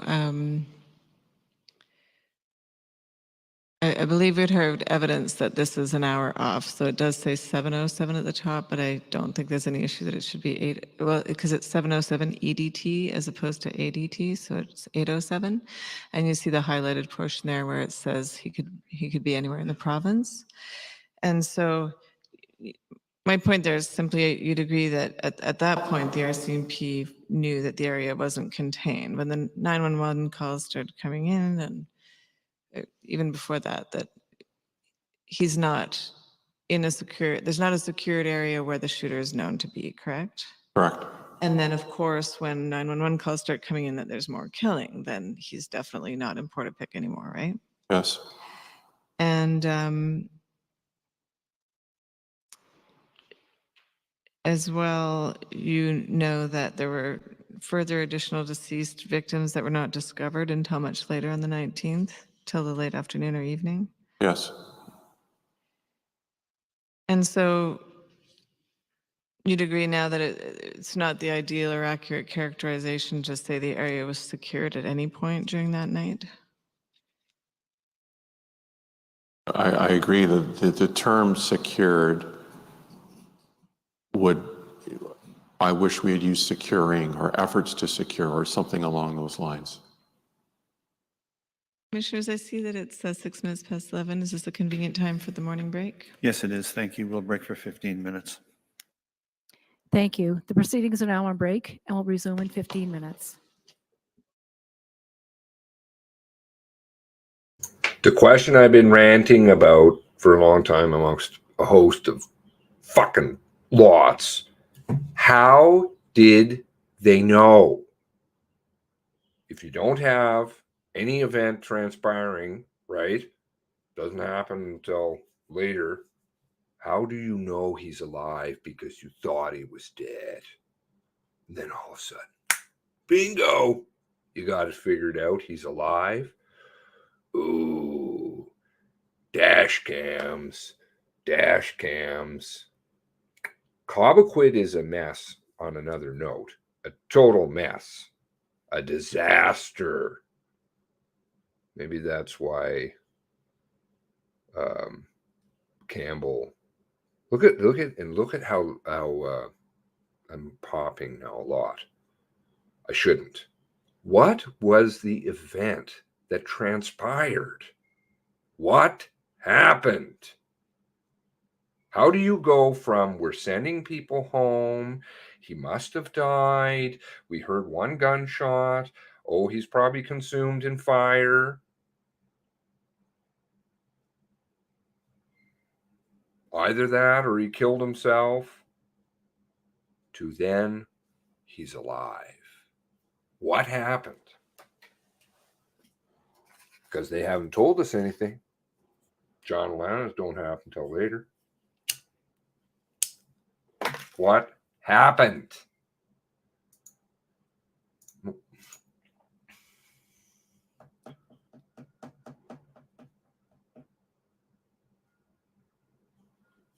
In your opinion, radioed RCMP to trigger it off or dropping off Banfield? Somebody needs to ask. How is it? I haven't found it in the documents. There's nothing there yet that I've come across. If somebody's found something, please tell me. I'm reading on right now something because there was a new dump, right? Of course, always dumping. So we have I'm currently reading Archie Thompson, DPO. Fresh off the boat, of course. Man in charge. Officer in charge of Colchester, Northeast Nova. He's got quite a history too, which I'm familiar with. But they're not going to discuss that, obviously. Anyway, January 2020. Okay, so, or at least quasi. So, fresh off the boat, based out of Antigonish, and then he gets transferred. But what was the event? What was the event? when was he interviewed? Hold on a moment. That transpired. What was the event? I'd like to hear some theories. I think he exited not that long before, and they figured it out by looking at what? Dash cam. Somebody said, "Oh yeah, I thought I saw something," and they're like, "Oops." Oh, good. This interview with Archie was done last month, 1 month ago. All of the senior RCMP are getting interviewed. Chris is less than 3 weeks ago. Here today. Yesterday, how many? Or with Campbell, when's his interviews taking place? Last month. When's Archie Thompson's? Last month. You've spent millions and tens and tens and tens of millions of dollars. Who's keeping you from these people and why?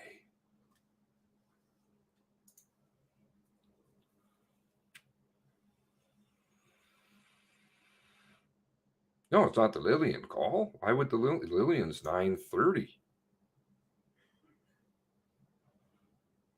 Mind you, there's something fucking real hokey about that. All of it's a hokey.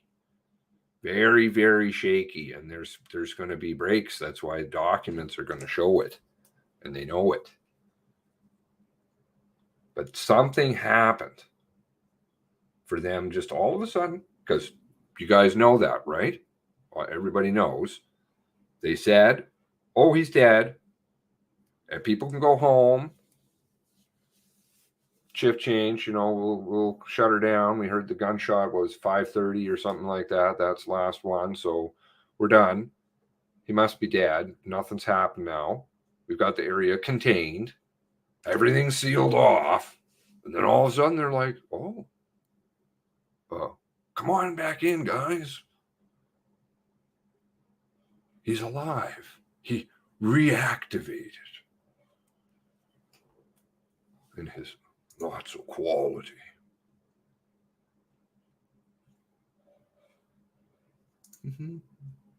They need to ask a lot of things. They need to ask why they can't ask. And I want to hear the answer. And I've been waiting.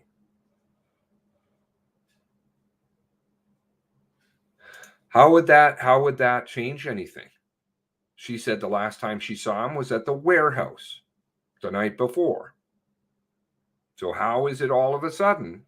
Or are we getting fed a whole bunch of BS? And I'd say, yeah.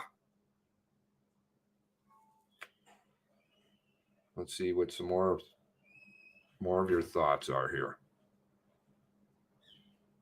They got interviewed last because they need to know the whole story. Yeah. Oh, yeah. No. And they're piecing it all together with relativity. And relativity is smart as get out. AI. And it's plotting everything. But even it must be just having a meltdown. Those CPUs are burning out. With timelines. Oh, clocks don't work. That's what we'll say. Oops, that's wrong. UK versus X mean by Wortman's cell number. Cell phone. Wortman's cell phone. That's the cell phone. You mean the redacted one? That's going to probably be that one that I talked about a while back. What was that number?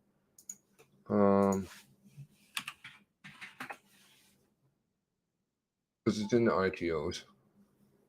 That was where I found it. In Lisa's phone.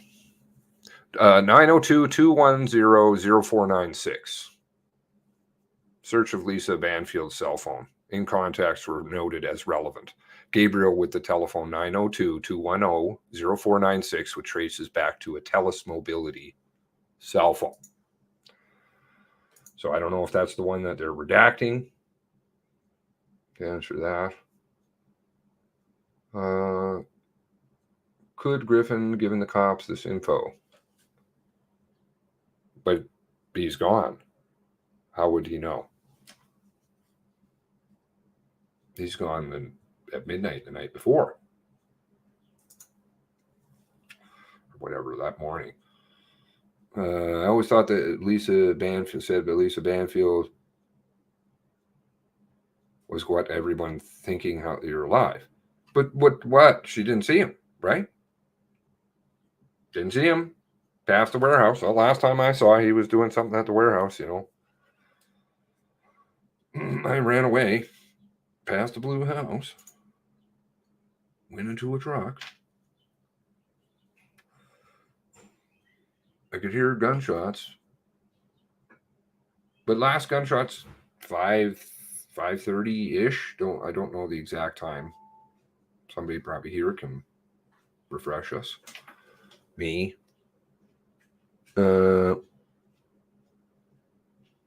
But he didn't have an unencrypted radio, right? He never communicated with the RCMP, right?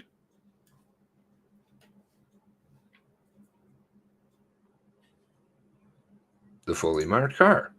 Okay. So does the fully marked car drive by the fully marked cars with the dash cams, which Bent stipulated to? And of course they have dash cams because they've had dash cams forever. Again, talked about that and they're like, oh, no, there's no dash cams. No dash cams in Nova Scotia. Bullshit! And then Bent comes up. Somebody asked, said, yep, dash cams. Dash cams. He says only on fucking marked cruisers. Bullshit on that one, too. I had a swamp land for sale, if you believe that. Mills said 4 a.m. 4 a.m.? Okay. 4 a.m. is the last gunshot. They said they didn't know he was reactivated by 8:04. Didn't he say that they didn't know? Well, they knew because they tweeted about it. We're on scene in Portapique. Then they tweet about who he is, I believe. They sent the picture. They deleted the tweet. 8:50, I thought somewhere I've got it on the computer. So you knew. How did you know? Another statement, Jowdry said 4 a.m., but they skipped over that quickly with Campbell. Should have told him about the fucking car at that point. Shouldn't have told him about the fucking car.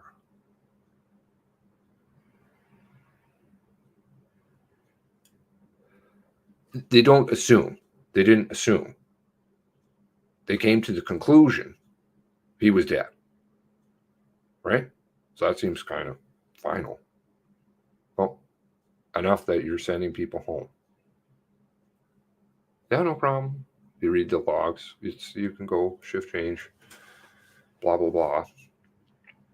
But then suddenly, for some unknown reason, that you have an epiphany. Oh, he must be alive now. We haven't heard anything. We haven't seen anything. Nobody else has been killed. We haven't gotten any phone calls. But, he's alive now. So we must have made a mistake. Come on back in. No. That's not a conclusion. Not wrong. Sorry. Tired with the mistakes. Way overplayed. Done. No mistakes. No gatekeeping. Dash cams not equipped in every police cars. That's what they say. I don't think that's true. Why would you equip some cars and not others? But irrespective, we know that there's marked cruisers sitting at the end. Where is all the dash cam? With audio. Audio. Give it here. Then it's going to match all the 911 logs, the transcripts. Going to get all the calls, the dispatch logs. Going to match them all, right? Everybody's going to be where they say they are, right? No, because you can take those pieces of data and put them together. The 3 pieces of data. And they're scared as hell. That's why the blueberry field must go. They have to sell that one to everybody. If people start clamoring and making a stink about dash cams, that's going to be a huge problem. Guaranteed. I don't have a loonie here. I'll put $1 down on it.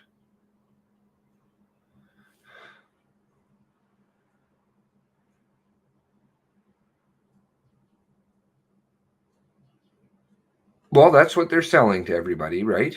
And they did act that way. And Lily came out and said, we all were going home. That was right away. I don't know why he would feel the need to lie about that. Other people are like, can I go home? Yeah, no problem. So something transpired. There had to be something that happened. Somebody saw something, somebody heard something, saw the car. He phoned in on the, cellular phone. He called in on the radio. God only knows. But an event had to transpire that they were like, oh yeah, now he's alive. We know, oh shit. It can't be declared dead by suicide unless they find a body for confirmation. D49.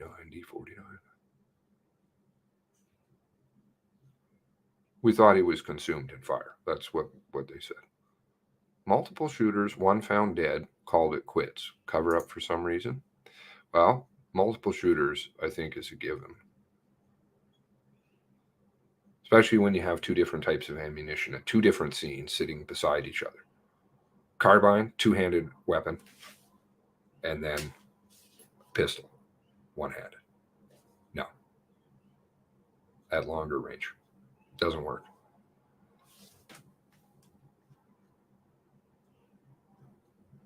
Why are family lawyers not requesting it as well? Why are the family lawyers doing what they're doing? Why aren't they asking why they can't do what they need to do? Why was Lily brought up first thing? Who knows? Tinfoil theory. They killed him in Portapic, and then they had to do it in a big way, big stop scenario. I'm not going to say that I totally discount that at all. It's not something that hasn't been entertained by family members, plural. So everything is fair game until they come clean. Just tell the fucking truth. Story change continually, consumed by fire, then captured, then suicide, then cops kill him. I don't know if I've heard the capture part.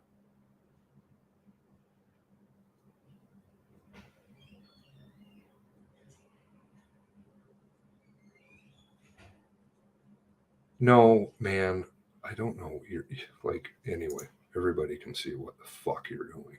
So obvious. It's interesting to see how fast people are on certain people. They can see glow and gatekeeping going on in the chat. I've noticed it a few times. Very impressive. Most equipped in traffic cars. Sorry, but the point LB played Magic Card at that point. Conveniently, that's when Gabe probably told her to go ahead and leave. I take the fall for all of them. I don't know. I want to know the event. It's there somewhere. And I'm pretty sure it's on those fucking dash cam videos. Why? Even if you can't see it, if it's a car driving out, I'm sure that a car drove out, at least one, that night. One marked cruiser, right by them. No idea. They say that themselves. They're like, well, we wouldn't know. Who was that? I can't remember whose affidavit that was. It was an affidavit, I'm pretty sure. So then we're down to Grund and Colford, who said, I could be wrong, so don't quote me on that, but I definitely have read it. Well, there were cars going in and out, especially later. So how would we know? How would we know? I didn't stop to check. And why would you? Well, they should be, because they knew it was a marked car since 10:04.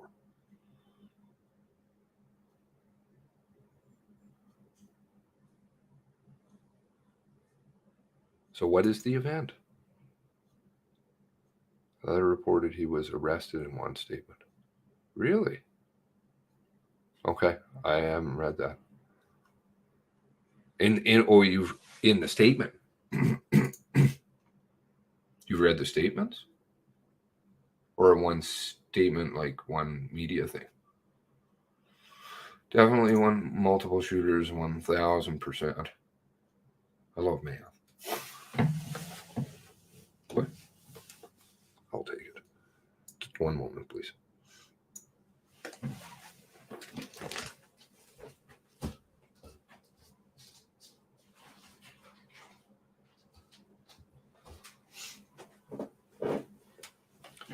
You're saying that Tara cannot ask lawyer a question about dash cams and this question you have. Oh, I'm not even going to go there. Just, not a topic I'm going to go anywhere near. One day, everything will come out. That's fine. Not for today. What about sharpshooter? Gabriel Wortman, sharpshooter. How did they determine that? Very well, what was it? Very knowledgeable with firearms or something.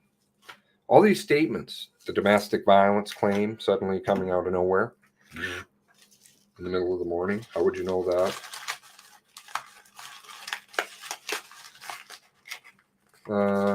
Seen it in an interview. About 2 hours later, he corrects himself, saying that he was killed.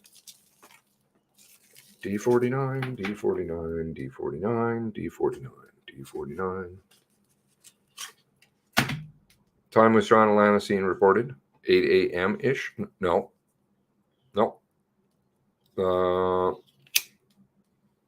Late.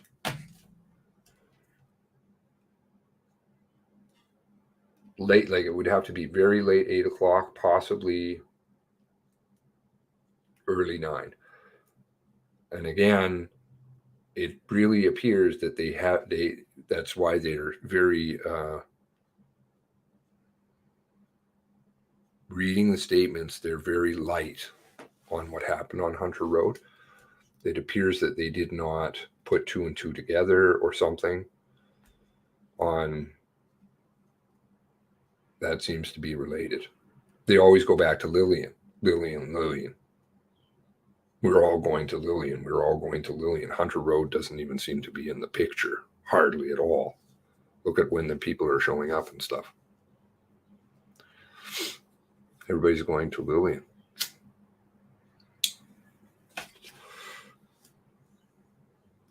And this man, sorry to jump again, this man, he is the man in charge that night and next day. The man. He's the crops officer. Criminal operations. He is the man. He's in charge of it all. Not presentable Campbell, red car boy. No. He's the man. And he's in charge of everybody. So therefore, he's responsible for it all. For him to sit there and say, well, I could rely on this and I do that. No, it's on you, bud. That's up to you. That's why you're in that position. You take it. Don't push it off on other people.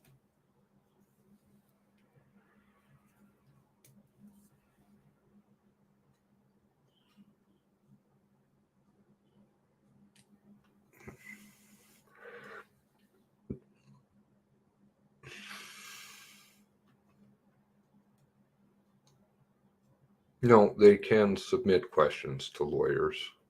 They just get filtered.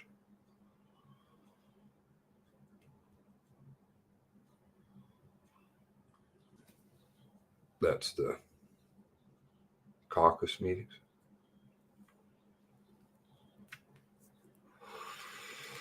It's deciding what questions will be asked. Confused about them using the statement saying they don't know about he was reactivated. They knew. Obviously, they knew. Let's see. Tweets. I'll find the tweets.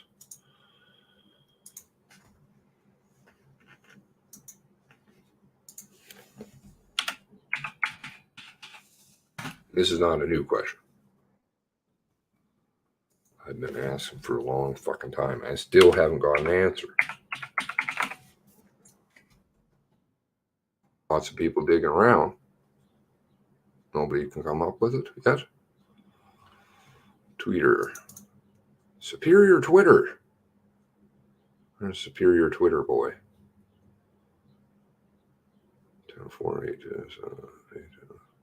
854, 802. Okay, so at 802, they're tweeting out. Oh, screen, share screen. Yeah. This is 802.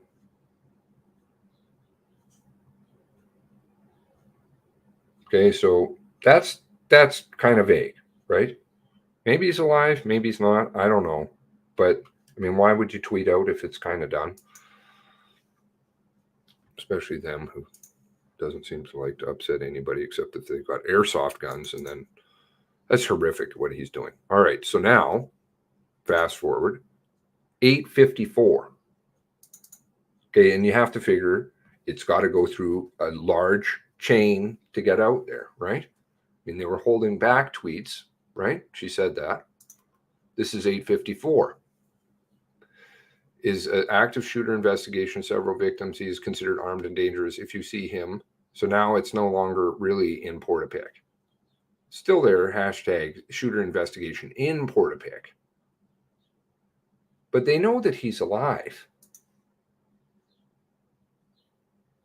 What was it that who physically typed the tweets? That's going to be down in Ottawa.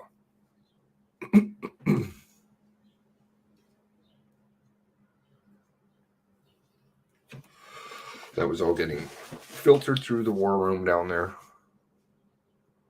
I do nothing wrong is usually the motto, not just leathers. I did nothing wrong. What kind of men does this institution spit out? Irresponsible people. Can't take any responsibility. And this is, so you wear all kinds of brass and that shit that I've got there on the bottom. I hope he reads that. I hope he's heard me before. How does that metal feel?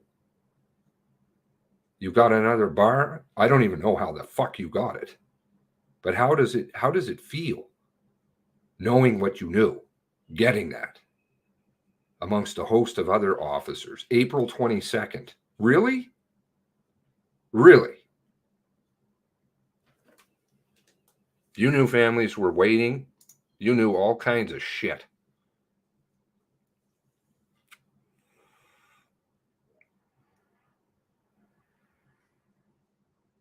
Who physically typed the tweet? MCC wants to give them info so the Rcmp. How long? The morning break? How long is this break supposed to be? And I know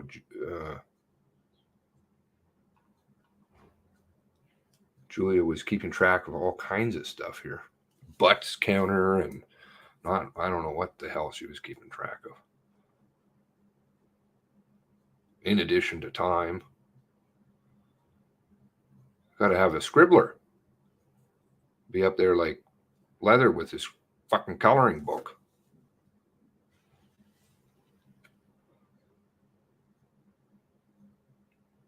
And I don't mean to be so cynical and rude. My heart does go out to these people, but honestly, you got to take responsibility. You can't just sit there and say, it's not my fault. I didn't do anything. I did the best I could. Very superior, not quality. not quality information. Not quality information. Really, not quality information. You knew. Scanlon told you. Exactly.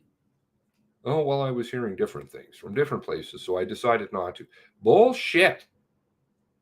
Bullshit. You held that back. I don't know how you thought that was going to mitigate anything. Leathers, game all the way. Wow, unbelievable.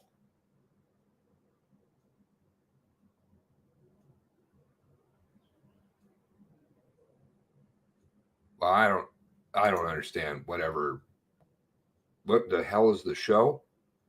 Listen, dude, if you have to fabricate evidence and you got that cop friend over in internal affairs, OPP, no. I got a phone call about that right away. OPP, not friends. This particular unit, not friends with people who do certain activities, shall we say. No. Never heard of them.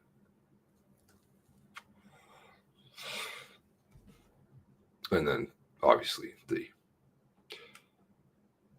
tape from 2004, which, of course, just have conveniently sitting around. And you know exactly where to find it. No. And what spins out of that? Dilaudid story. Anything there is, well, I wouldn't say 100%, but I definitely throw it in that category, because if you're going to go to those extents, I'd say you're probably playing for the wrong team. Garbage.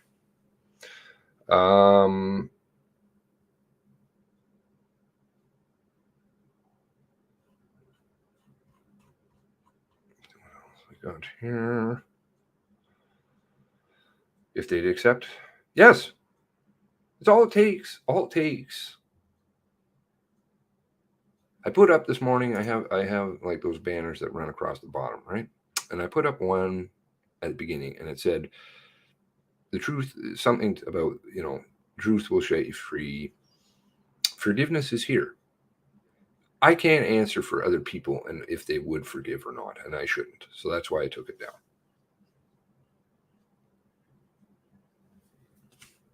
But I think a lot of people would go a lot farther if you have to do it in that order. You have to be responsible. You have to take responsibility. This is what I did. This is what I know. These are the wrongs that I did. And you have to declare them all of it, not some, not, and you've got to, if that involves pointing fingers, you do it. Most of all, first of all, with yourself, self-responsibility, and then say, this is what I know, and these are the people that are involved. Then you can apologize. And first you would go to the families. You'd say, like, you get off that stage, you'd be like, this would be me. I get off, I wouldn't ever be in that fucking spot, but I'd get off that stage. I'd be like, I have to go. I'm going to go and sit down with those families privately. And I'm going to talk with them, and they can ask me whatever the fuck they want. Live through that. And then I'm going to apologize to everybody. Once you do that, the burden will be gone. By and large, you don't do it, you got a fucking problem. And everybody in your circle is going to have a problem because they're going to have to live with you.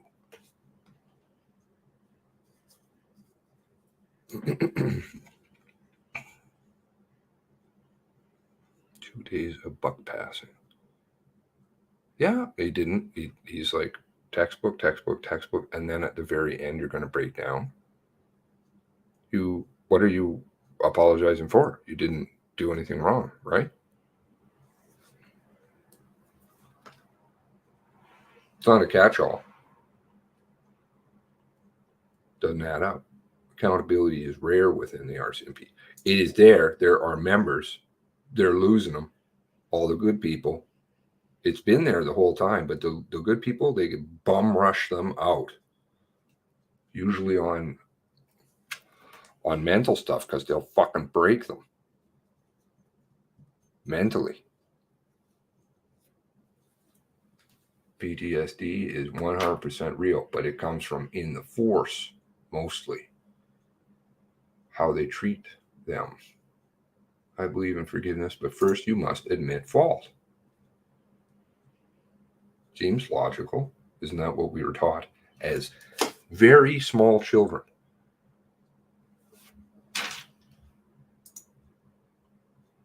Some of us came to it later in life, but it doesn't matter. You got to come to it at some point. Pointing fingers at each other. Let's see, Leather ask aware of Mr. Big scams. This is something so much bigger than a lot of the shit we're getting piped. You don't go through all this for some dinky-doo. They're messed up in a deep and or other organizations. And I suspect, just like he says, somebody better ask him about the fast and freezies in his notes. That only refers to one thing.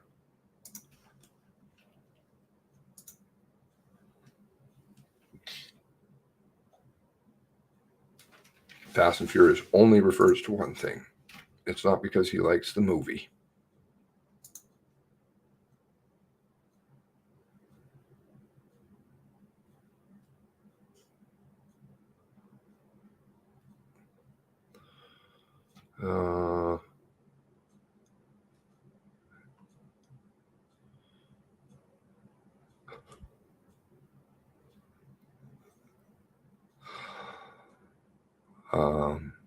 Is somebody asking about Fast and Furious?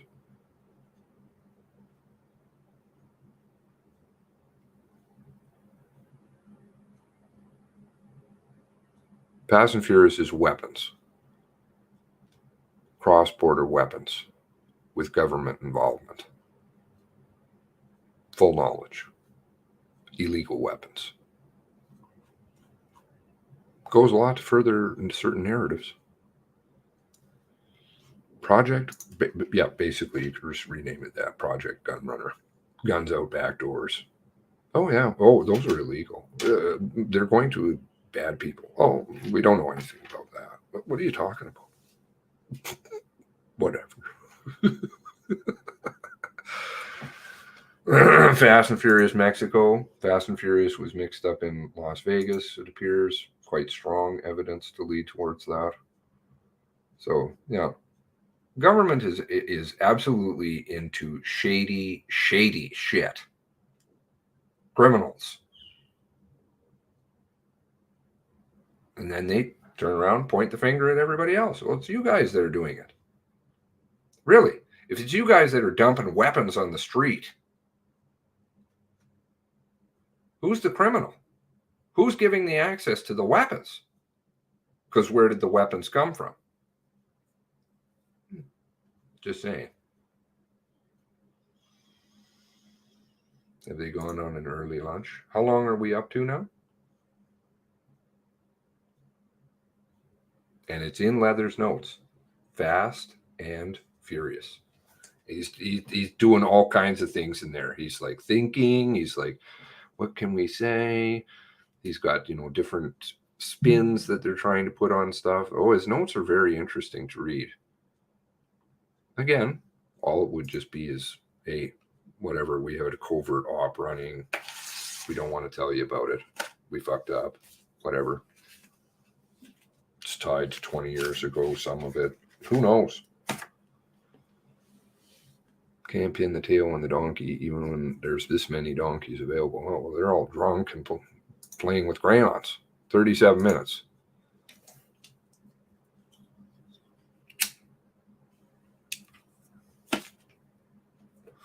Brian O'Connor, isn't that from the movie Fast and Freezies? I don't really watch movies and things. I'm not a very entertaining fellow. Read. I'm kind of nerdy. Maybe not, but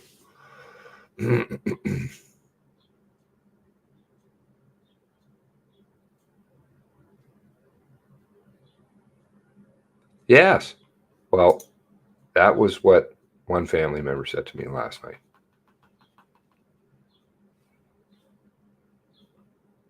Why do it in front of everybody? I'm like, yeah, absolutely. Why not come to us? Unless you want to make a show, and unless you're just unburdening yourself or attempting to unburden yourself of some kind of guilt, it's not going to work. You haven't absolved yourself. You haven't got absolution from families.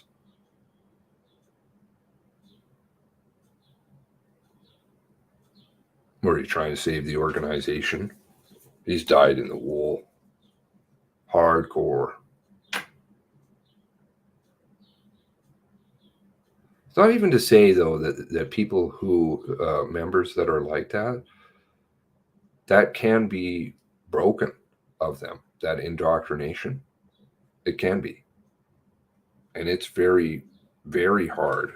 But then when it gets broken, it's broken for good. And it's like one extreme to the other.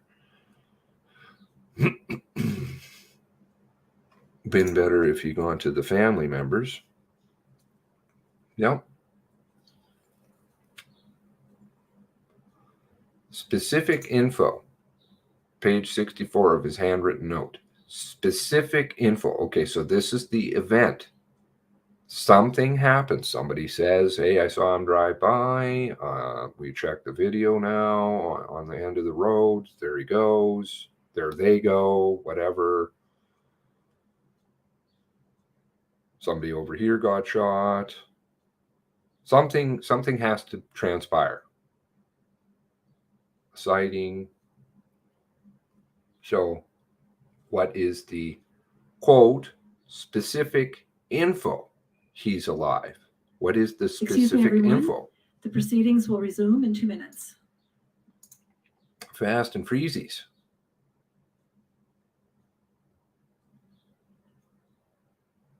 CIA, DEA, FBI, Rcmp says why illegal black market guns are off table now for law enforcement.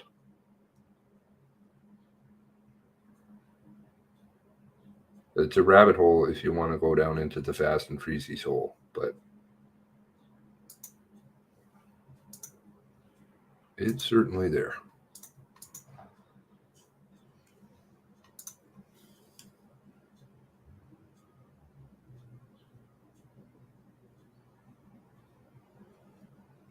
I'm still trying to figure out the Portapic question from yesterday. Or sorry, the Cobequid question right at the end.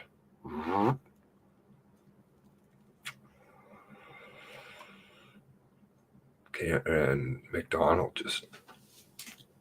he couldn't ask the question. He just couldn't. I don't know where it came from. I don't know why he asked it.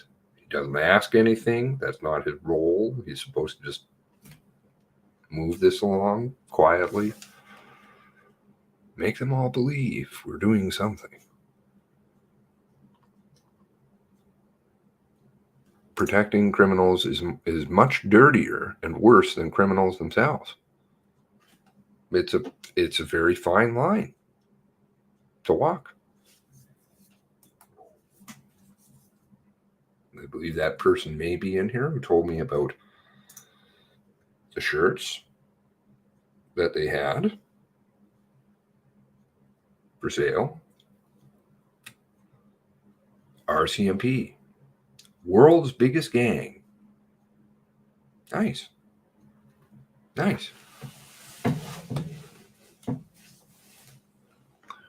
Campbell went against the federal government and the Rcmp. That was one of the most sincerest apologies. I don't know. All I can tell you is there was a lot of emotion in there, but it was done the very wrong way. But I would say it's mostly guilt. self-guilt. Welcome back. The proceedings are again in session. Thank you. Ms. Young, we're ready for the witness. Good morning. Yes, we're ready for the witness, Commissioner. Why is she wearing the mask sometimes not? This is confusing me. I know it's totally irrelevant, but... And that mask is fucking huge. Thank you, Chief Superintendent Leather. Ms. Young will continue her questions. Good morning again, Chief Superintendent Leather. Madam Registrar, may we please have COM 57762 up again, starting at page 31 of the document?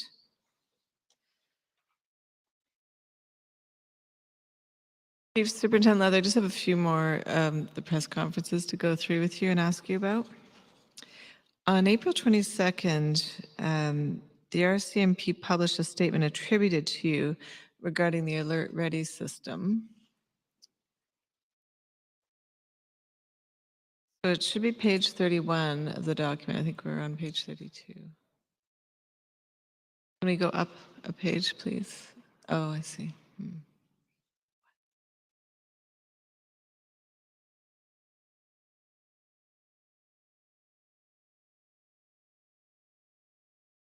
Okay, let's, I think that's the beginning, but let's go to page 37, middle of the page.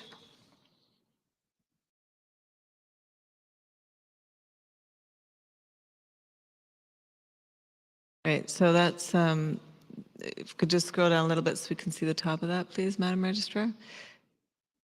So this is one of the statements that was published to the website that was attributed to you. And so it says, at 10:15 a.m., Nova Scotia Provincial Emergency Management officials contacted the RCMP to offer the use of the public emergency alerting system. The RCMP was in the process of preparing an alert when the gunman was shot and killed by the RCMP. Is that correct? That's correct. And I don't know if you're aware of an earlier draft of this statement. You weren't on this email, but Ms. Scanlon sent it to Commissioner Bergman. It had that line, but it also included a statement. If we can look at COM 0027596.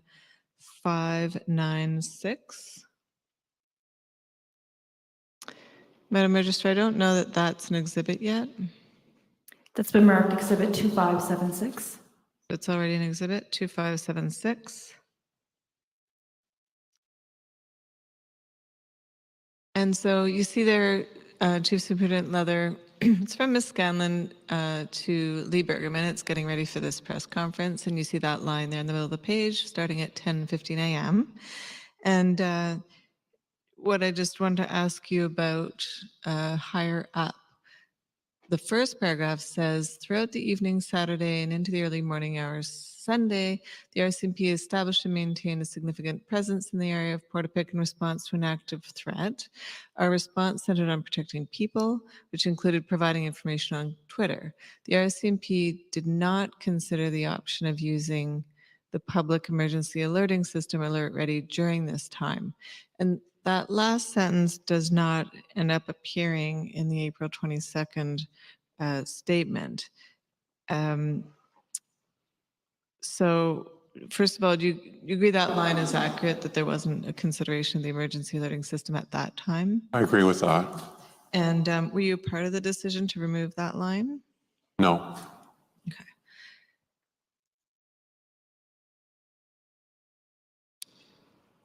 Then the April 22nd press briefing, you were asked why it took over 2 hours to warn the public about the replica cruiser.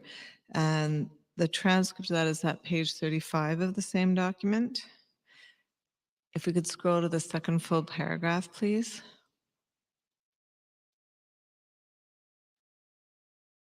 Page 35 of the document.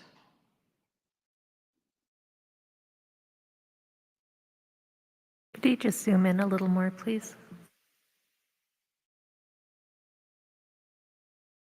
Oh, COM 57762.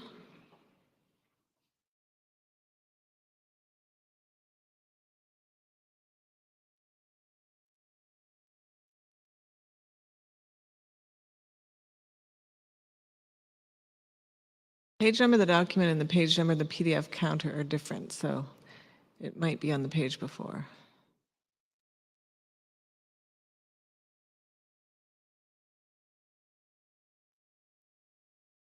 Can we go up to the second full paragraph of this page, please?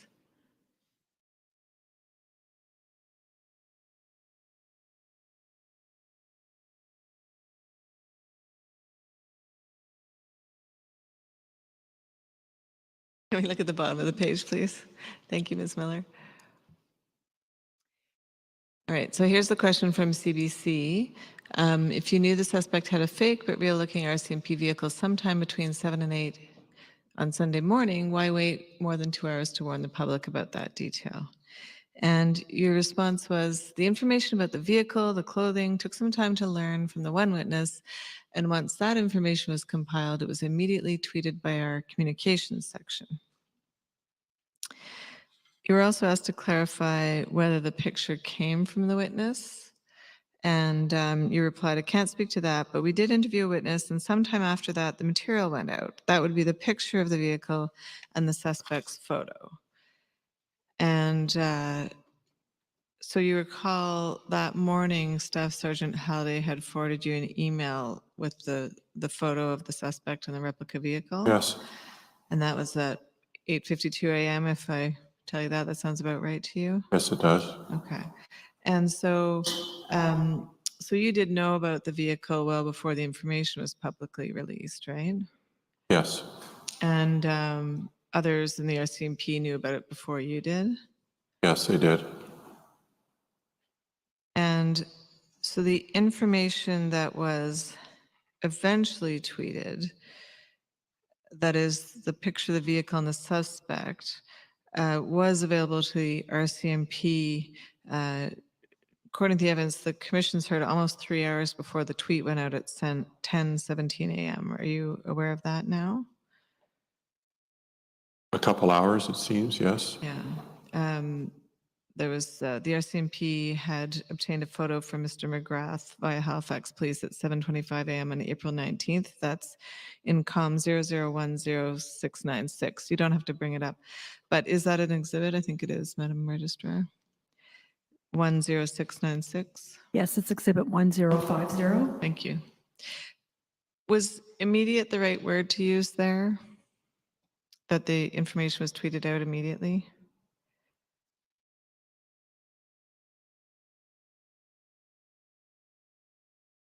Immediately to me is probably not the best word to use, but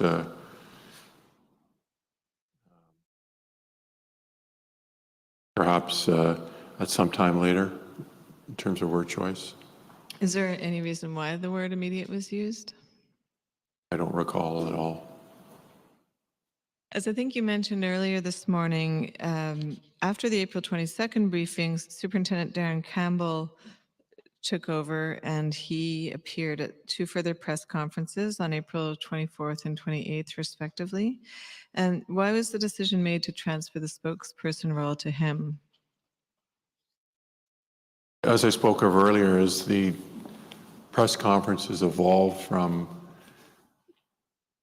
being what they were early on, which was for a wider advisory to the public at large about the tragedy, it became more focused and operationally driven in terms of the updates and became almost exclusively operational or investigative timeline updates for the public. And it was decided that Chief Superintendent Campbell was best positioned to give those on his own, given his experience, his file knowledge, and his presentation skills. So it was a very short discussion, and it seemed like the obvious path to take. He was one level closer to the investigation than you were, I take it? Yes, he was. And did you approve Superintendent Campbell's remarks in those conferences? No. Did you play any role in preparing for those media events? We would have brief discussions beforehand, but I didn't play any role in terms of the talking points or the creation of the timeline. That was between Mr. Campbell and Leah Scanlon and others in corporate communications. You did participate in the June 4th, 2020 press briefing. That's back at COM 57762, page 65. I believe this was your first appearance in relation to the mass casualty since April 22nd. Is that right? That's right. And so why were you included in this conference? Just going by recollection, there was a sense that we had to both respond to issues beyond just the criminal, or update about issues beyond just the criminal investigation.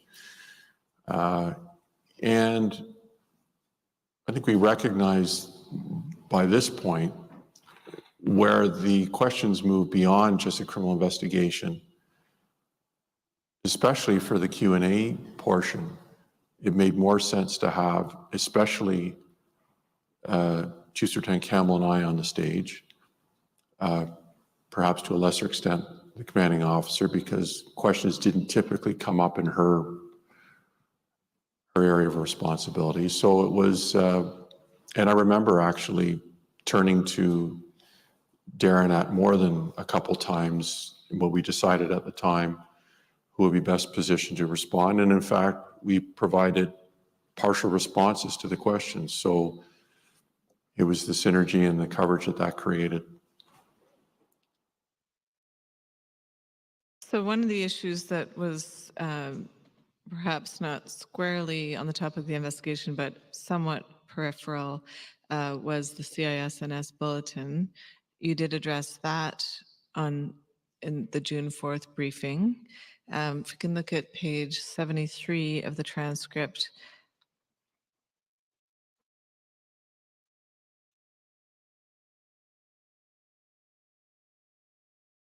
Same document.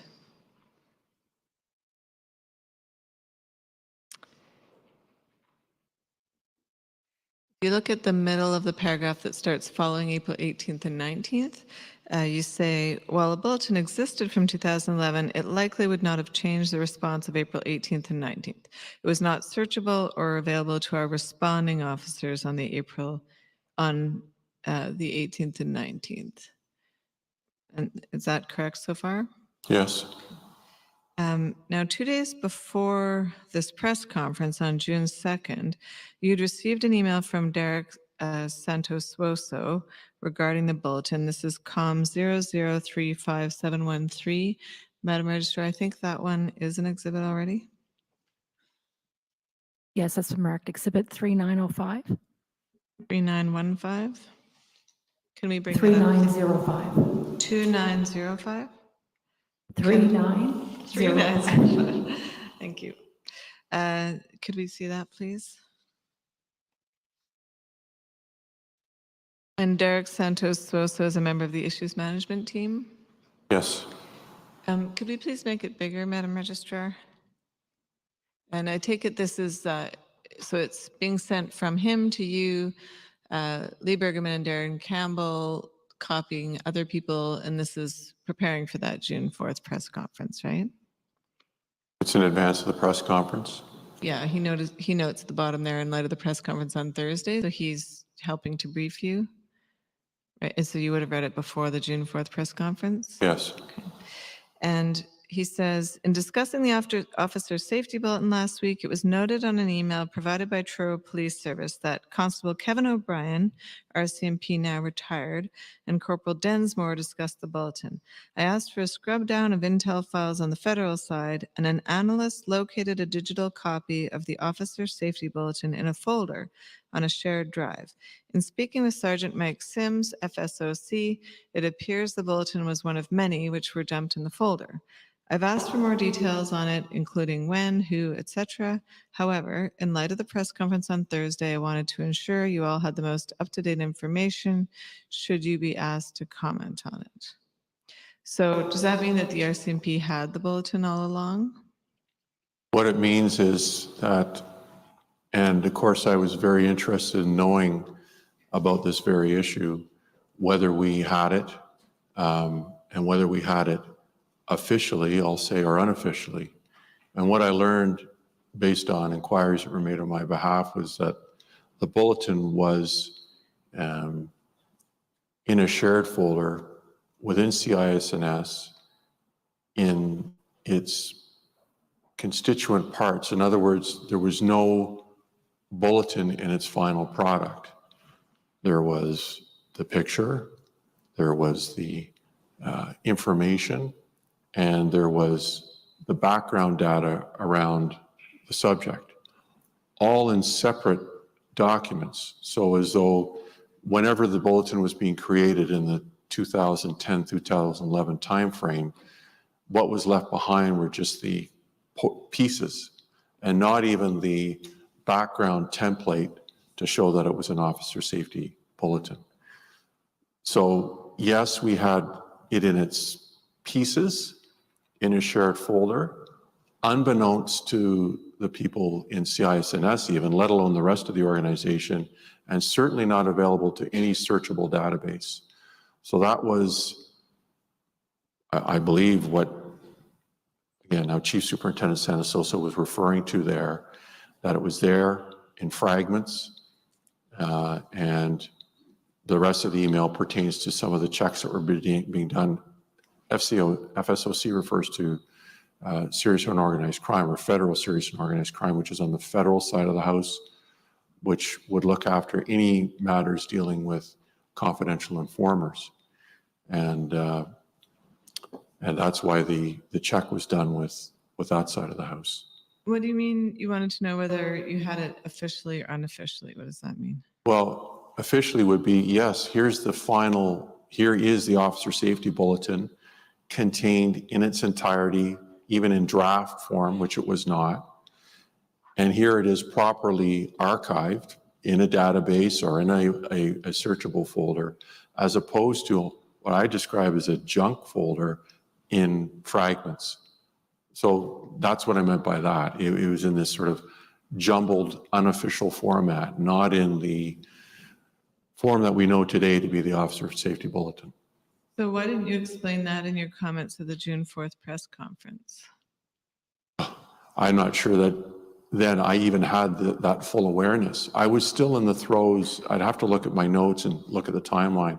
I was still trying to determine who had it, how it got to where it was, what form it was in, and it took a series of inquiries and meetings to come to ground on that.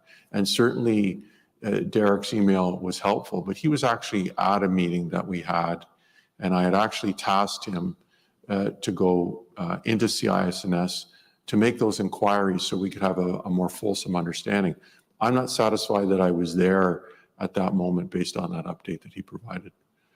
Was the information ever released to the public once you pieced it together?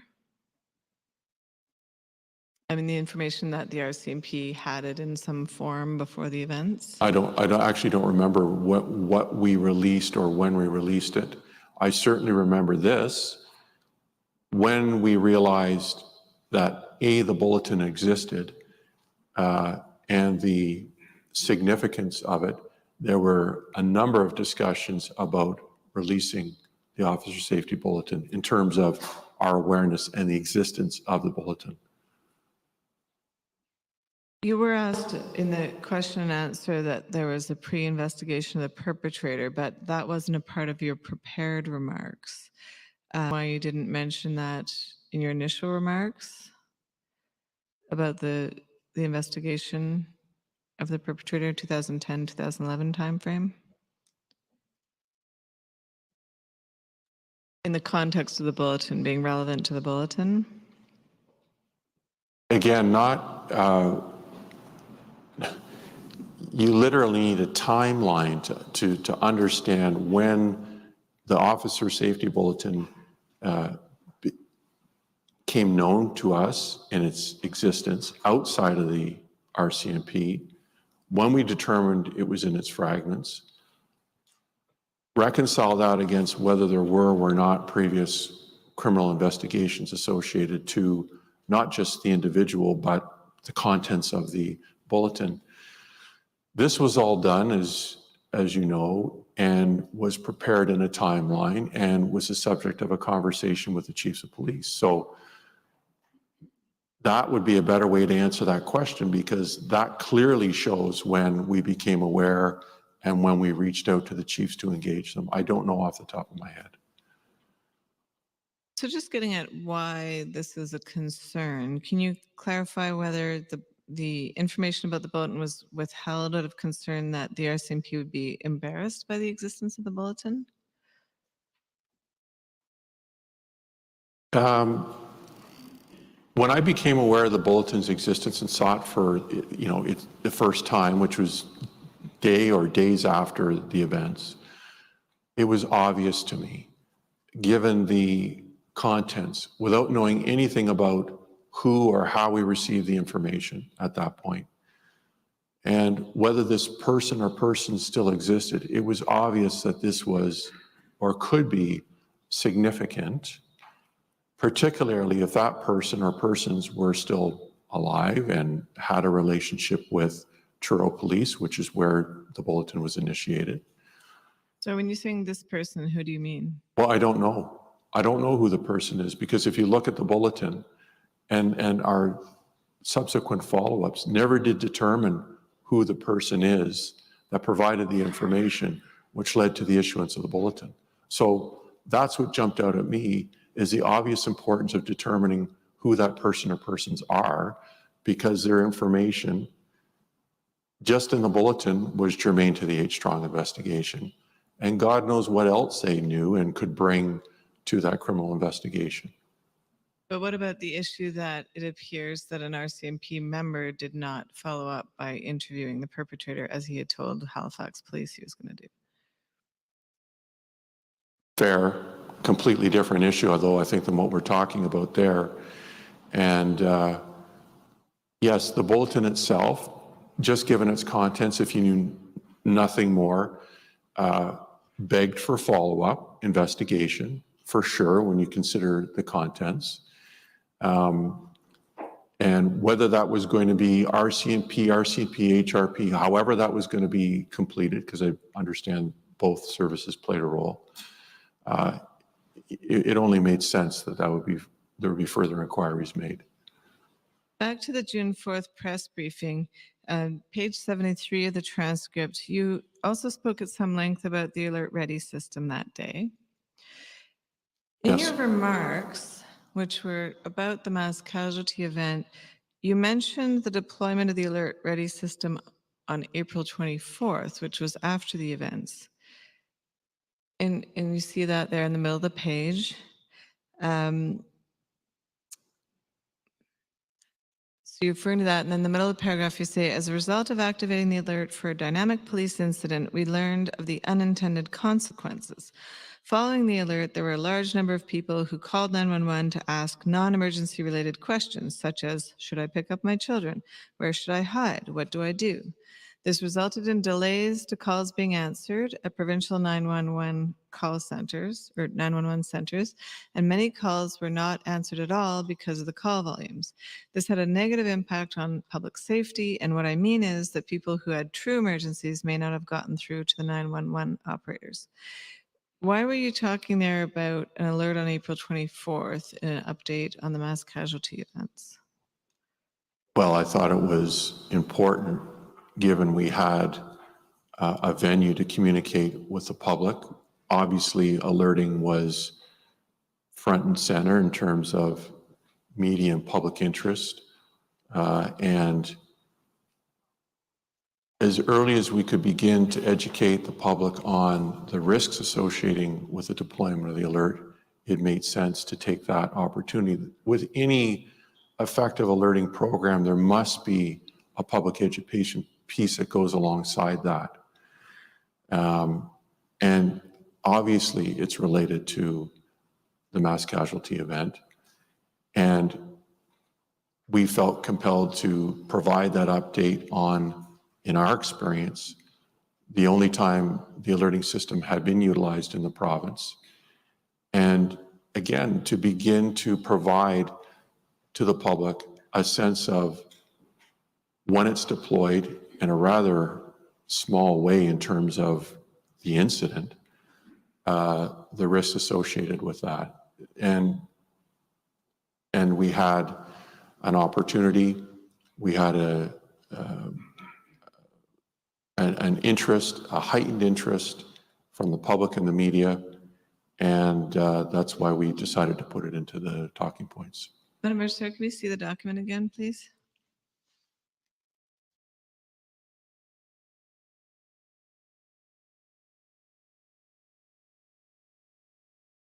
Just staying on the same page.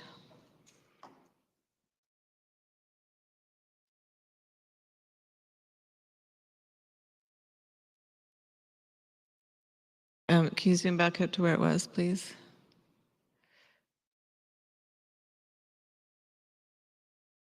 So I don't see you clearly saying there that you're telling people, for example, not to call 911 unnecessarily. Are you saying that's what you were trying to get across? I wouldn't do that. We're simply saying we activated within days. Frankly, the unintended consequences were not known to us, as it turns out, to any of our policing colleagues in Atlantic Canada, at least, if not all of Canada. And we felt it was important to share our observations of when we did deploy it on what can happen. What was the factual basis for your claim that many calls were delayed or even not answered at all? Well, we did a analysis of the calls that were taken by the OCC, and in some instances were bumped from the OCC to the other PSAPs, the other answering points in the province. And we did a statistical analysis which showed, by memory, 29%, something like that, of missed calls. These calls go into a queue. It doesn't mean that they're never answered, but it means that they're delayed, or because of the delay, complainants will often hang up and try to call back. That is a significant risk to the 911 system, to our ability to respond to calls related or unrelated to the issue that had us initiate the alert to. We needed to educate the public on that as soon as possible. To unpack that a bit, I believe the information you had access to contained the term unprocessed calls. Can refresh your memory with an email from Justine Rodier to you on May 1st, 2020. That's COM 0033987. Actually, I don't know if that can go on screen, can it? Oh, great. Could that be made an exhibit, please? That's Exhibit 3980. Can we make it bigger, please? So is this the information you were referring to? Underlying information?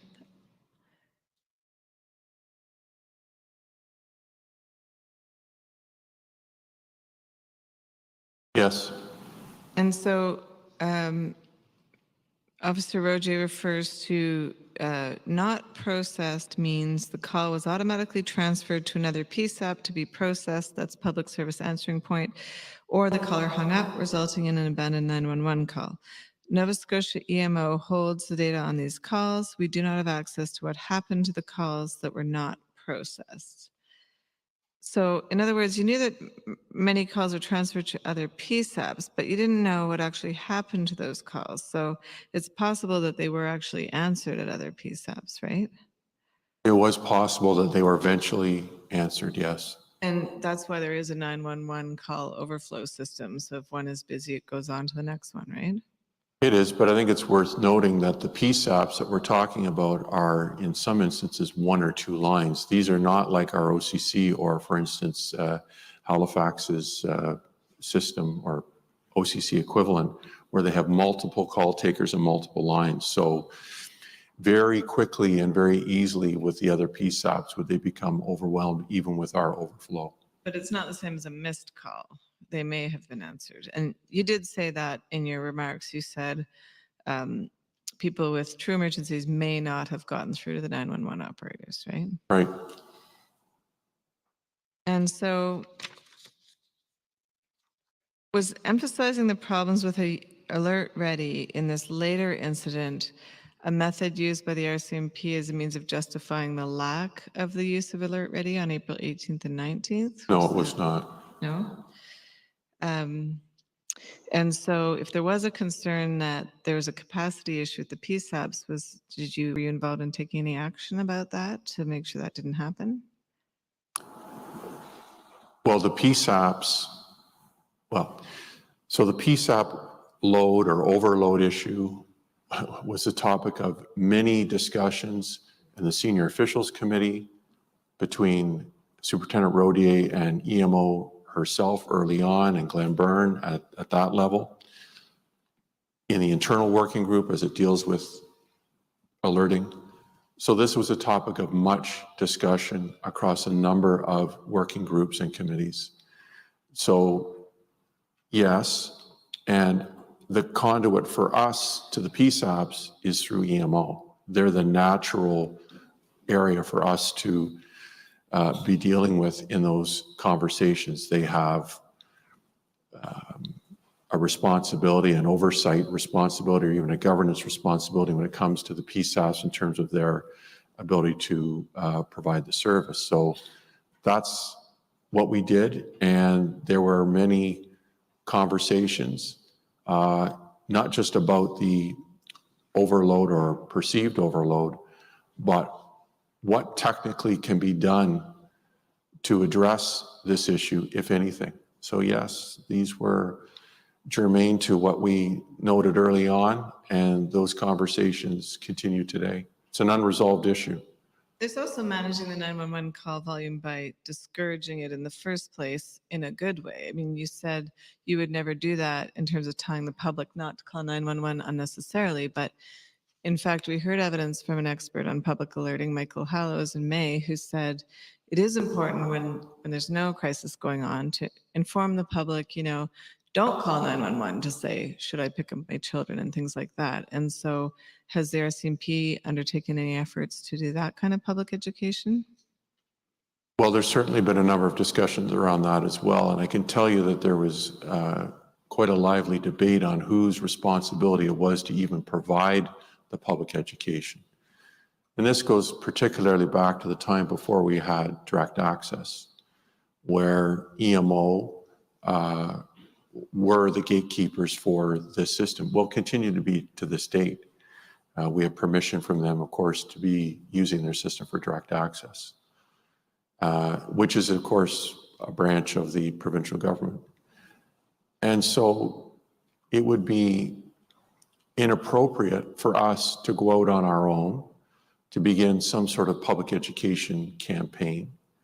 What we sought to have was a joint public education campaign with all the chiefs, with EMO, Department of Justice. And these would be the very sorts of things we would have liked to have seen on a website, for instance, through messaging to the public, akin to what they do in the US. And these are the very conversations that we had around what Homeland Security does. They're decades ahead of us on these issues. We don't need to reinvent the wheel here. Much of the heavy lift in terms of best practices, public education, is already established, up and running, and has been for years. There is some consensus on basic points like that, right? And why would it be inappropriate to put basic information like that on the RCMP's website to let people know what to do when they get these alerts? Well, or what not to do in advance? I agree. I mean, I think in terms of very basic messaging about that, in terms of a cautionary message, would be appropriate. And I'm not even the best person to speak to. We may have done that. I'm not sure whether we have or haven't done that since.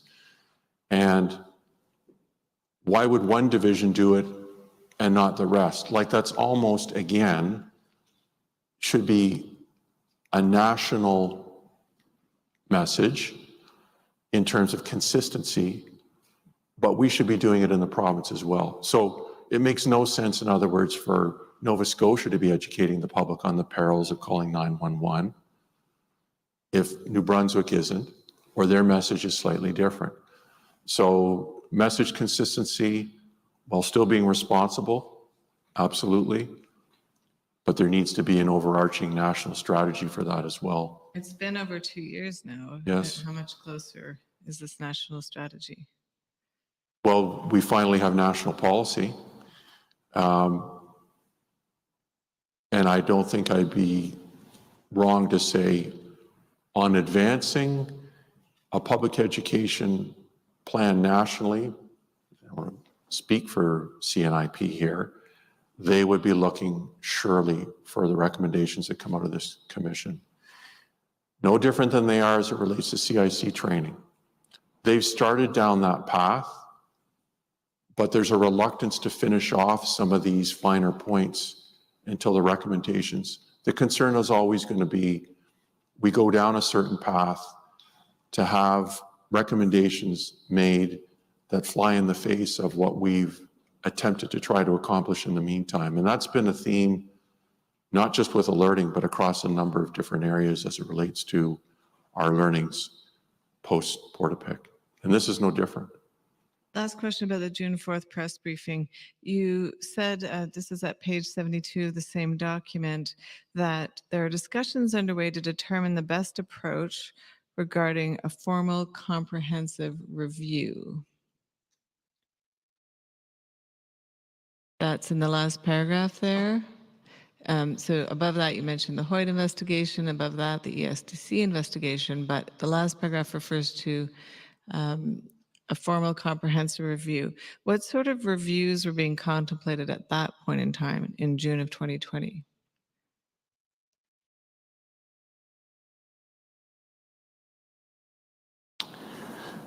I know there were 2 reviews that were contemplated, one having to do with the CIC program, the other having to do with H-Strong itself, the criminal investigation. Those were 2 reviews that I was aware of that were being discussed. And certainly as it relates to an OISP review, Office of Independent Investigation review internally, it makes sense to initiate those early on. This is not something, best case scenario, that you implement a year or 9 months into an investigation, as you know. And so we were looking very seriously at initiating those reviews early on. And this was something that Chief Superintendent Campbell was a strong advocate of in both areas. And we had preliminary discussions about that as early as the date of that release. And I'll ask you more about that this afternoon.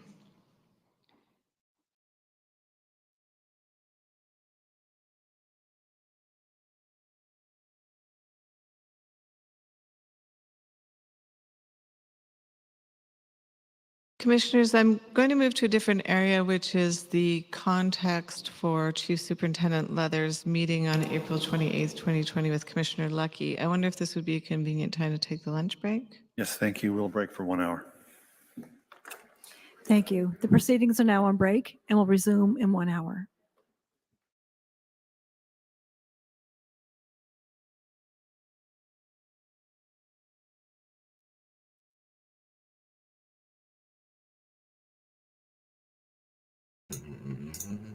Okay, I just need a minute here.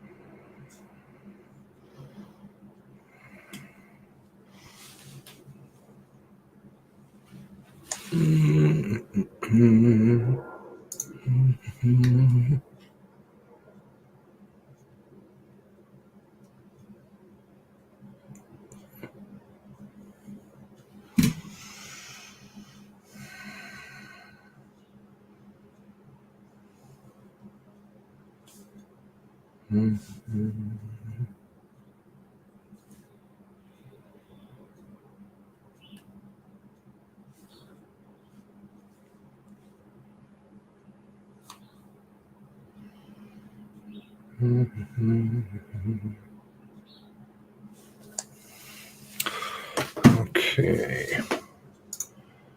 Right. Let's see here. So I was just going back and looking at the notes here.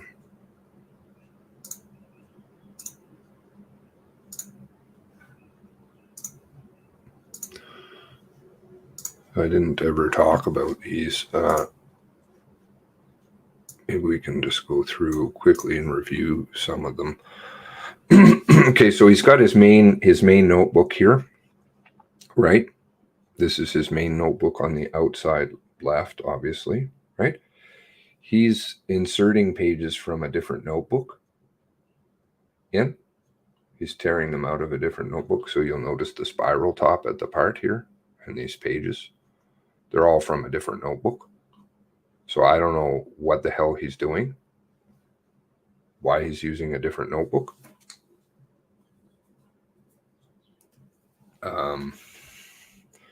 So page 223.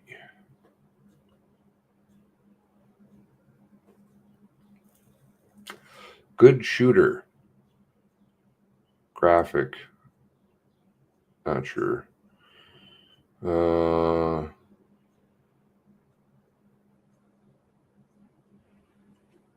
You'll see that he has some. Sorry, I should link these.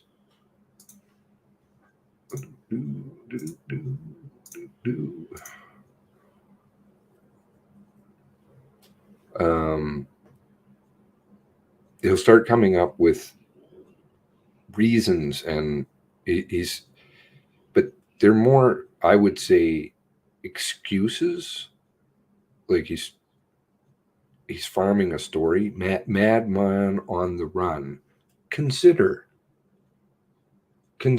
madman, quote, madman on the run. Why do you need to do that again?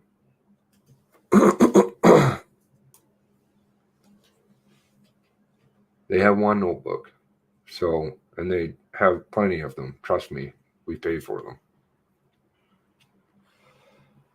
DNR will, I saw that somebody posted that about why did the military not fly into a quote hot zone, but the DNR will. Again, interesting. Restricted airspace. Okay, personal information.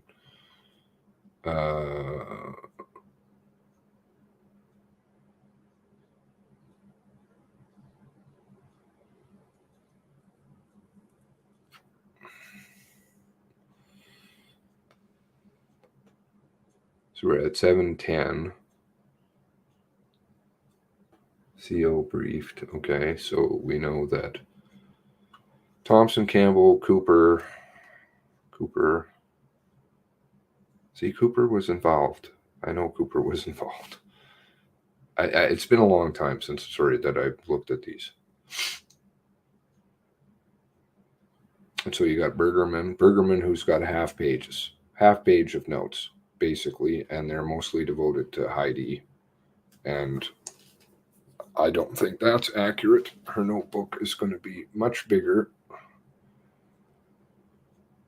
Shooter unknown, maybe deceased.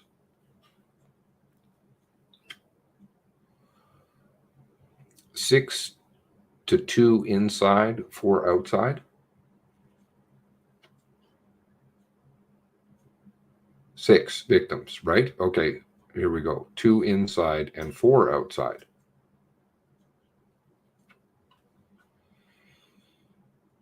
Okay. 4. The body count on this one is a mess. And Cobequid. Ready to go. ERT moving through, male, female in hospital.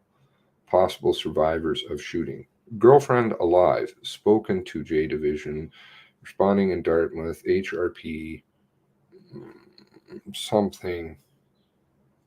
Can't read that. Other vehicles. CIC has 17.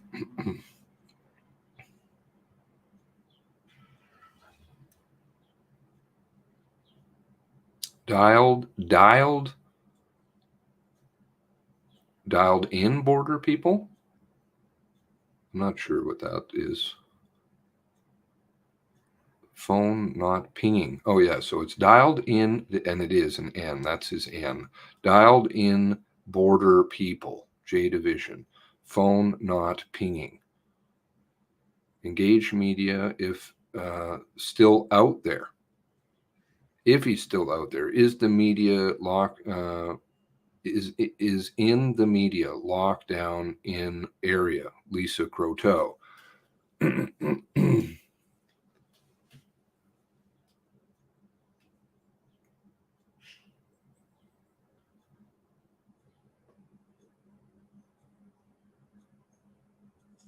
GD, reactivate resources on the ground. I think that's reactivate. 1 hour, 5 minutes, 15 minutes, 1 hour, 15 minutes. Dialed in. I'm thinking dialed in is maybe read in. I don't know. Dialed in. Dialed in phone. That seems like a strange way to say that. All in support required. So multiple scenes. FIS. STO crime management. Sure, is that STO? I'm not sure. I don't know what this GOO stands for. New mobile command post, community center, likely interview teams, truth verifications. So that's going to be Vardy and Co. No child victims known. Fast and furious questions. Okay, so here we go. Page 63. Fast and furious questions. I don't think he has questions about the movie. No. Media part, national senior management media, COVID, mental health. He's farming for different things. Yeah, Lisa Croteau. I like Lisa Croteau. She seems like a very personable lady. Much more presentable than Jennifer, but just me. Maybe.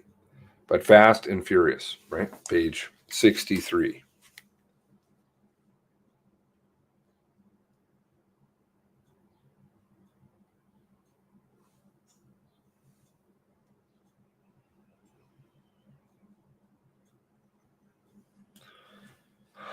Okay,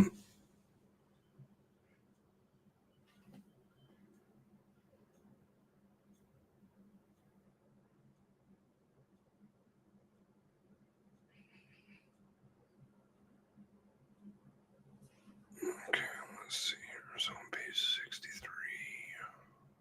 Today is 63. 6 to 9.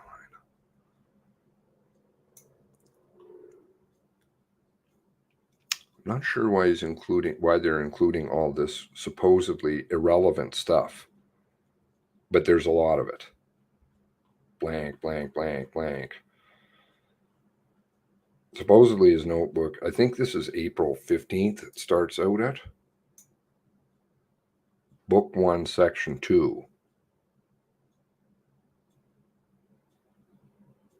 Minister Furry on call.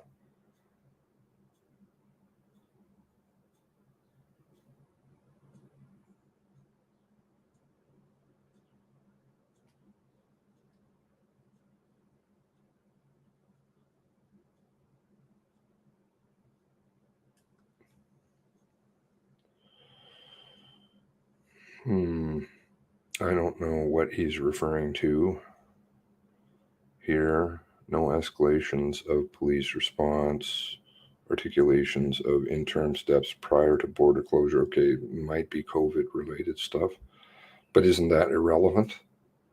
That to me seems very irrelevant, but however, they seem to think it is relevant. Enhanced officer safety, all resources to uniform, alternate use of a B resources, letter first response testing, quick turnarounds.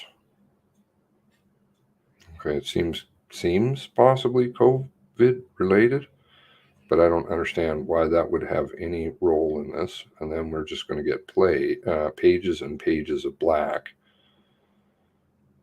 irrelevant supposedly, with times beside it. But, and I've tried to see, like here's Leah, mentions of Leah.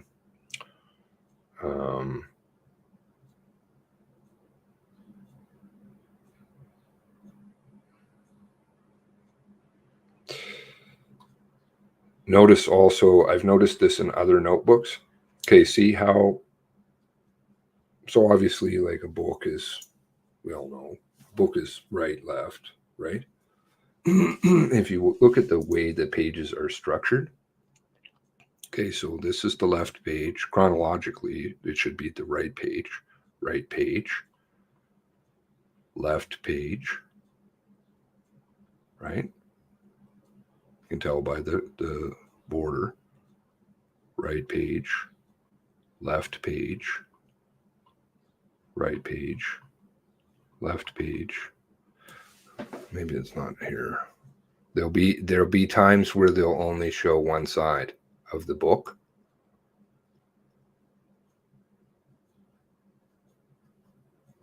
I've noticed that in other people's notebook.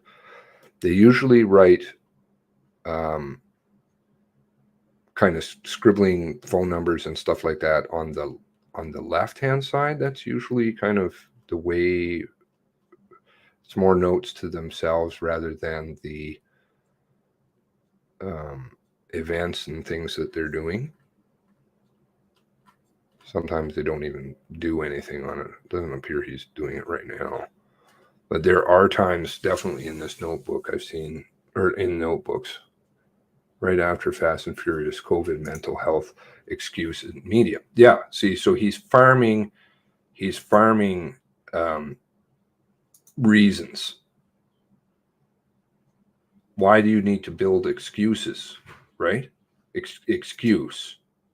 This is highly problematic. Are you trying to build a story?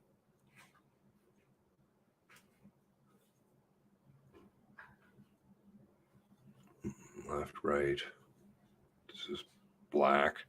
So we do have a date here, Wednesday, April 15th now. But why are you including all of this stuff at all? This is like sometimes the videos, how they do videos and they include all kinds of other stuff. I don't know if they're just trying to lose people, but most people would just skim through the black.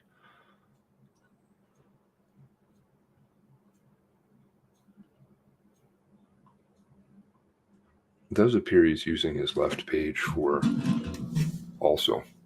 It's not just his scribblings.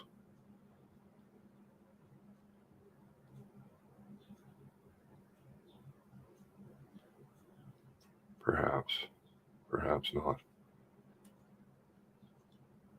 Oh, one moment, please.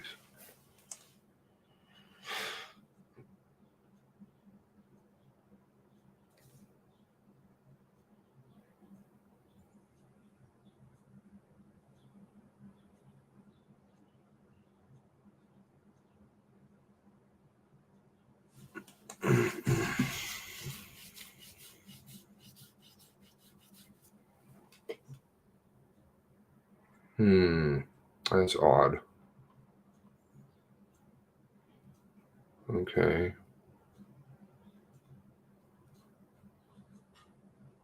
It marks off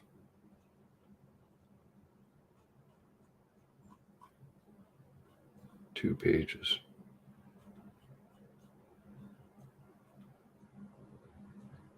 1038 over.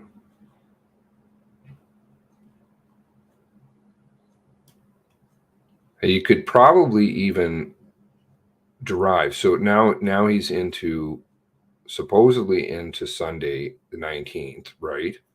But a different notebook. 6:30 call from Halliday, Bible Hill, merge with Archie Thompson, who's statement is out. I just started to read it, like I said. 10 p.m., 911, female just shot, and then folded up page. Not sure why. We don't get the rest of the page, right? So you can see it's a bunch of pages that he's doing here too.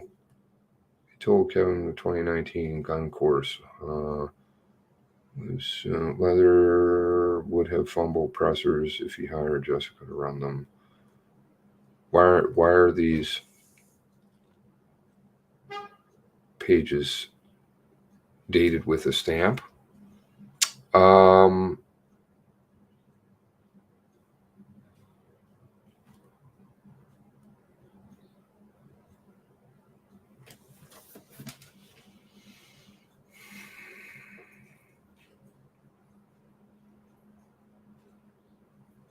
Well, I think that's his official way of marking his notebook.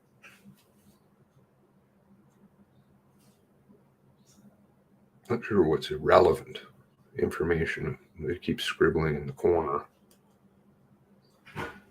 10 p.m., 911 female just shot friend back deck.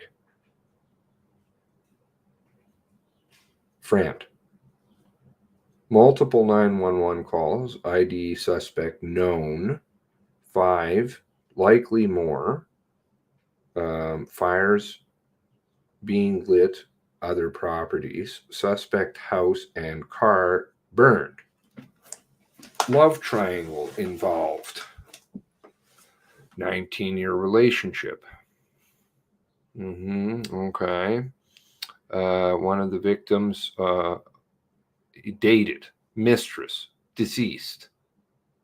Wife or girlfriend of 19 years, still alive. Okay, so I guess Macaulay.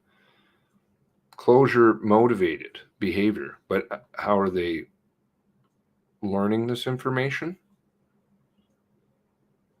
Residents burned to the ground.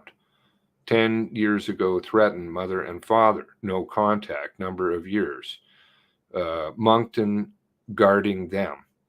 Debriefing girlfriend. Okay, so we're just getting into Lisa now, supposedly. Brother in Edmonton.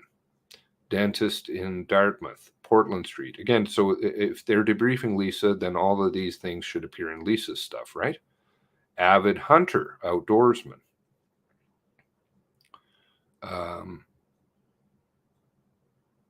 Lawn and road victims. Uniform secure?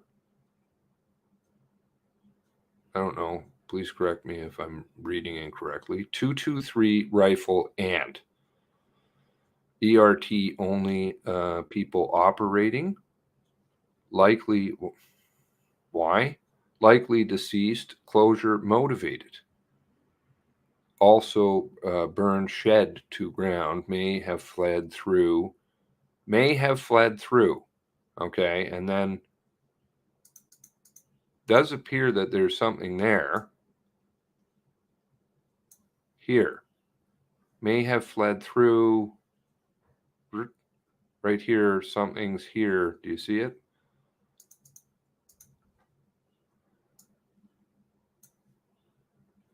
Right here.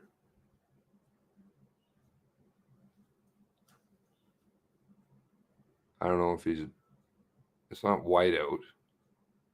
And he's writing in pen, so I'm not understanding that. May have fled through. What are they talking about? Gone through their containment field down at the end? Not Blueberry Field Road, and he doesn't want to write it down? I don't know. Not looking for confirmation. Some evacuations, active crime scenes, victims outside in plain view. Shut down airspace, good shooter, blank, determine whereabouts, EMO engaged for shelter. Rural Nova Scotia on Fundy tidal zone, west of DeBerg, Great Village, Dead End Road, trees, woods, river, Truro, 20 minutes dense population for rural. Dead end road. Nothing about a blueberry field exit. You'd think that they would have disclosed that to him. Erasable pen, possible. Female back deck, is that what that said? Sorry, I should read as we're going along here. Female back deck. No, I read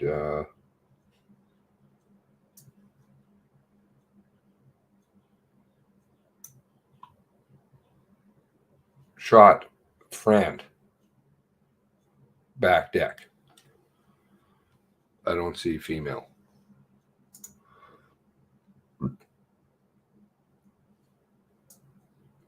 Okay, so let's go back. Sorry.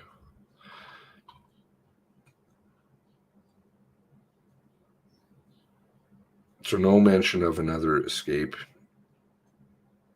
In early stages, can't get to scenes. Major crime unit engaged and in area. Quickly with extreme rage. Resourced. Well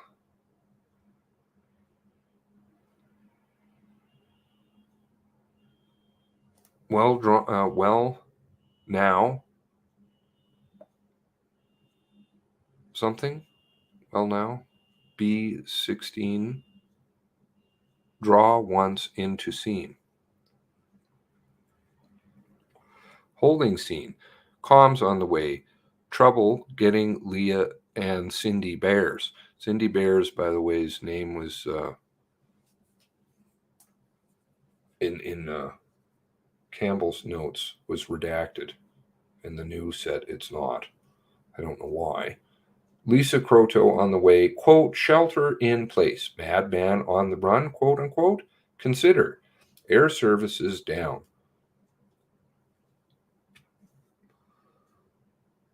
(911) female describing caller. I don't know. Madman on the run.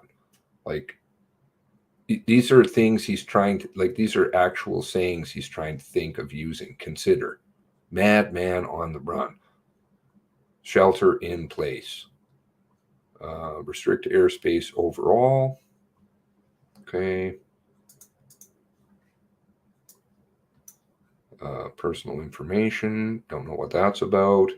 DeBert has an airport. Halifax. Stanfield. Why is that there? I don't know. Maybe they're considering where people are fleeing to. Run a little while. Commission officer, CIC on ground, Rob Bell.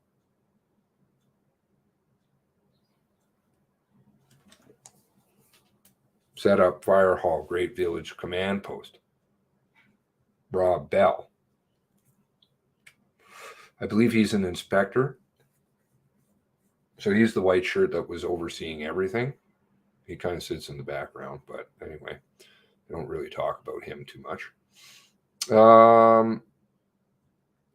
Might be interesting to see what he says. 710 BC video call. Thompson, Campbell, Cooper, who was head of Colchester, I believe.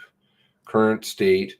CO briefed, so we know that Bergerman's got the lowdown now for sure. 712 teleconference. Campbell, Thompson, and Cooper. Okay. I don't know why. I guess they hung up and then had a phone call. No video. Replacement for Steve West. Shooter unknown. May be deceased. How they have determined still at this point that it's one and nobody else is ridiculous. Absolutely ridiculous. And eliminated Lisa as a suspect. Purchases the weapon or the ammunition, picks up, like this is just dumb.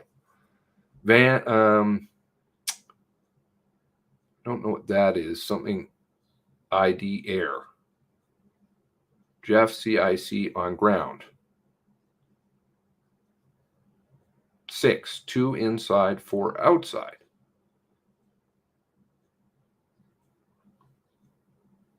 FIS, so crime scene investigation, ready to go. Darren Campbell, ERT, moving through. Male and female in hospital, possible survivors of shooting, girlfriend alive, spoken to J Division.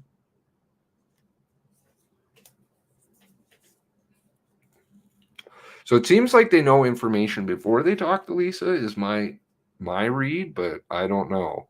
And quite a bit of it. In Dartmouth, HRP, other vehicles. They're getting it from Andrew, but I don't think Andrew was that descriptive. CIC has 17. Phone not pinging, dialed in border people. J Division. Engaged media is still out there, is in the media. Lockdown is in area. Lisa Croteau naming photo and 3 streets in area. 1 hour, 15 minutes, not sure. UAVs. Oh, yes, the drone. That's a drone, right? So, yes, the drones who saw the deer, but no Lisa. When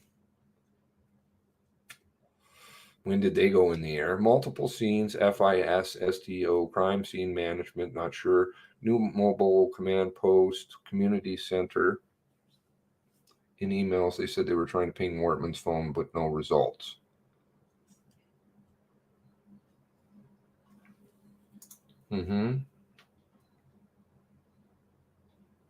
Phone not pinging.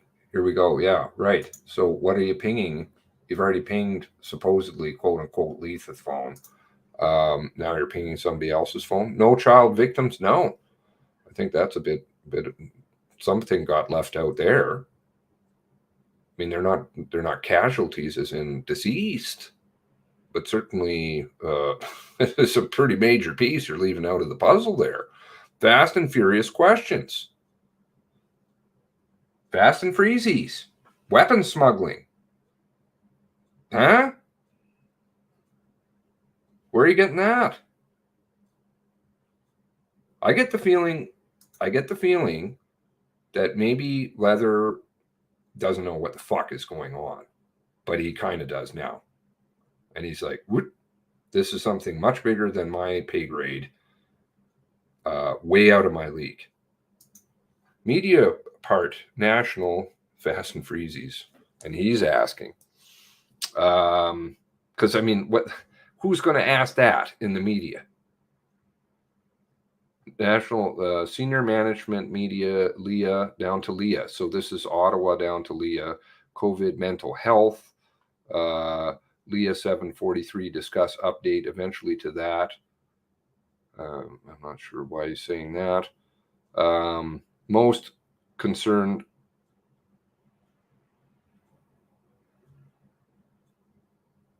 Most concerned on out something.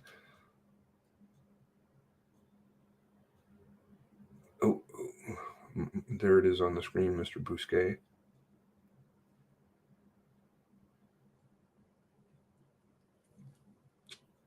Her cell phone was seized later. Her cell phone was seized in, I can't remember, June. They seized a Samsung. Hers is an Apple. I can't remember the exact date. June 4th? June 5th? June 5th. I believe they seized her phone. Right, and that's the end of the press conferences, right? Then they stop talking. Then the shit really starts to hit the fan. Info out to public, tweet, specific info that he's alive.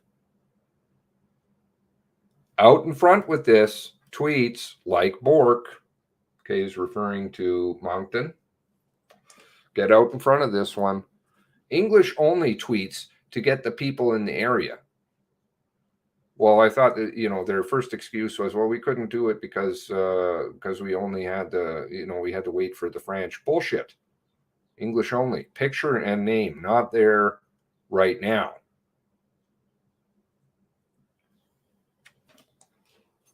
They don't wait. So they have the picture, they have the name, they sat on it for over an hour, right? Because the tweet didn't come out for another hour. Dwayne Cooper, sit rep prep. Co-updated sit rep 1, 803. Coming for Commander, I think it's Commander. I don't. NOC, girlfriend escape rear of mock cruiser. Okay, so now we're getting some details from Lisa, or a story that's being dreamt up. I don't know what. Active shooter credible. Escaped 22 B11 public police car loaded with guns.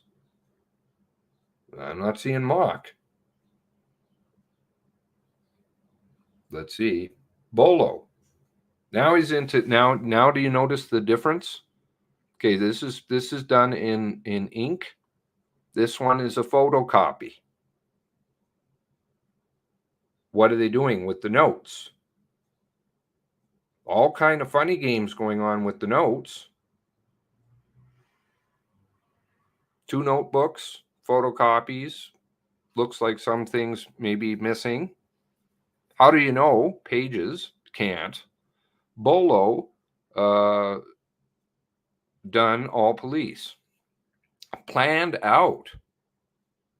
840, DOJ advised. Update Archie Thompson. Ex-wife escaped from back. Ex-wife now of PC with mock up as PC. All right, so now we've got something else, but this is photocopied. I mean, is this even his fucking notes? With other guns aboard. Parts unknown. 838, advised, Janice Gray, re-PC mock-up.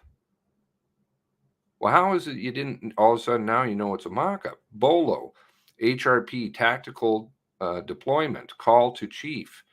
Bell, en route. Okay, so that's Inspector, or is that Chief Inspector Bell? Sitting up in the CIC, I'm not sure. In the command. 9:30, require Bolo review from Superintendent Campbell. Check on status of fake PC. Okay. Right. Check on status. What do you need to check the status for? Why would you need to check the status of a fake police car?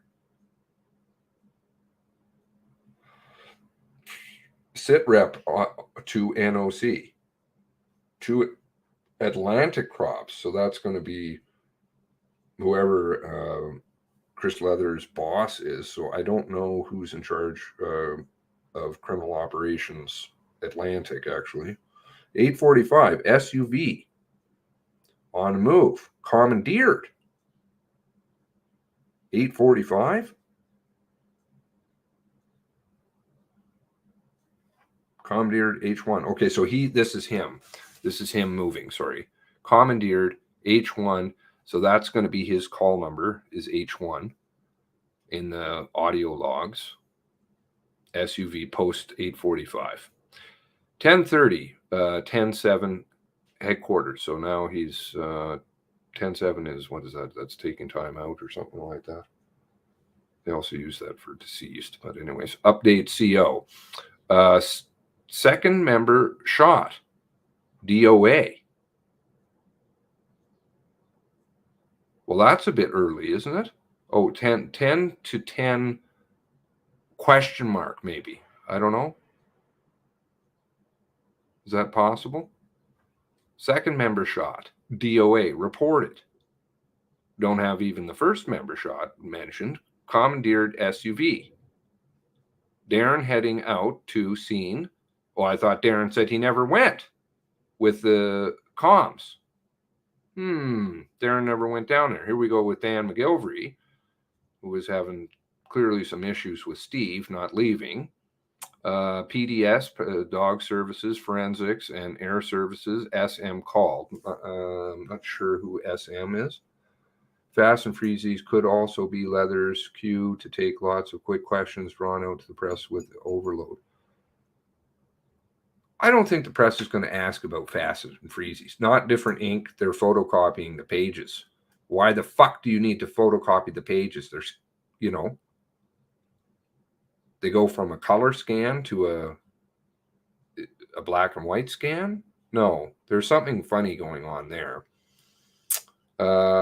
Annie Pertzy, I don't know, joined, updated, and briefed on resources. J Division updated. So Annie, somebody over in J Division, and briefed on resources. So now we're back to his regular notebook. You follow? You follow? What the fuck, man? You inserted, ripped out pages from a fucking coil book and you stuck them in. Here, like this. You know? I actually have some. Why? Maybe I could be an Rcmp agent in my spare time. You know, you're going to pull out pages and put them into your notebook and say that's your notebook. You're going to photocopy some, and now we're going to go back to the regular ones. The ones that say like fake police car and all this other trash. Now we're back to his regular notebook. No more fucking photocopying. No more goo with little tiny other books. These notes are tampered. Call from Darren Campbell, another file, blank, CID there. Additional resources, media everywhere, on my way. So this is 1233. So somehow he skipped. You see, he's inserted everything basically from beginning using a different notebook. There is his notebook here. And he's just using the little tiny coil book. The little tiny coil book. And so, you know, oh, hey, look at this. I found some pages here. We'll just pull those out and put that in there. And then people will believe us. No, you have an official notebook. So where is it? The left side of the page usually is reserved for scribbles, personal notes to self, is my understanding of notes. Perhaps I know there is a couple of people in here with some policing experience. Maybe they can verify that one for me. I don't know if they keep notes that way, but that's my understanding. So that you see, it's just, these are just placed on a scanner from the coil book. No real notebook. And then suddenly, after everything is done, 1233, we're going to go back to the real notebook. So he didn't run out of pages. Didn't run out of pages at all. He just inserted shit. And then now we're into everything's done. Call from Darryl Campbell. Media on the way. On the way further up. I don't know, something commander, detachment commander, big stop, HRM, past airport, CID file. Actually, let me text. Sorry, I have to.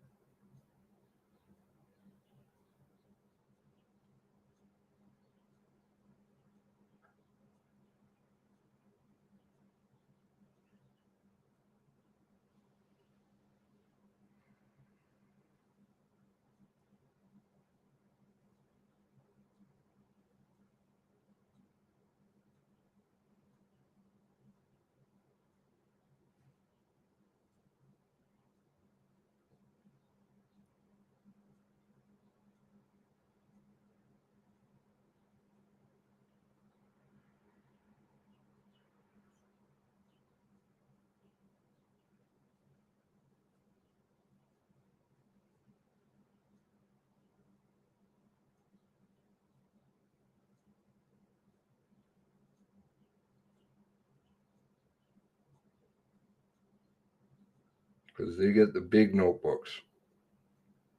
Because they're big wigs.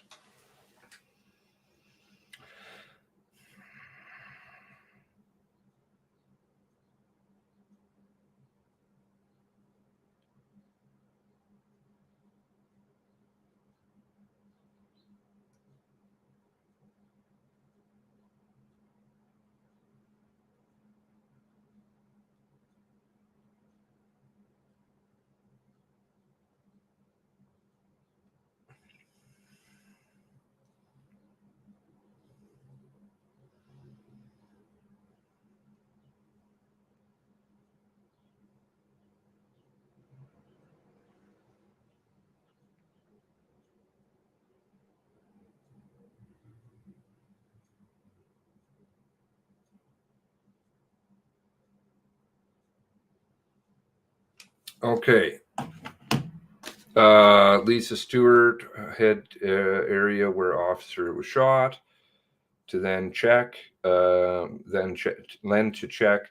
Mazda 3 sedan, critical incident debriefs heightened. How much we can get on support side. Okay.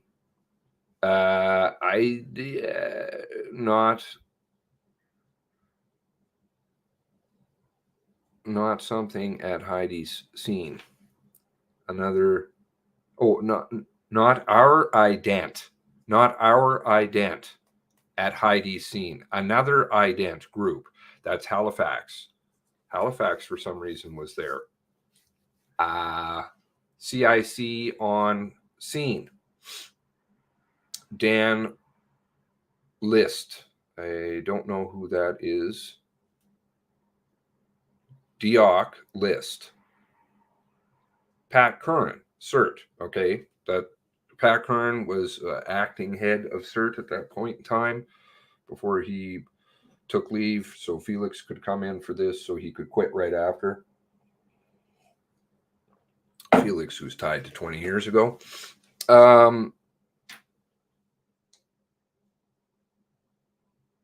Ron Leger engaged. Okay, Keith Stoddard. I believe that is Keith Stoddard and Ron Leger engaged. They're from CERT, HRP assisting. Media release later today. WIU confer with our media. Irrelevant. What's irrelevant? 135, back to Crops boardroom. Whiteboard issues. Well, I think you have crayon issues too. And notebook issues, very serious notebook issues, because this looks to be tampering on quite a... He's using the same notebook.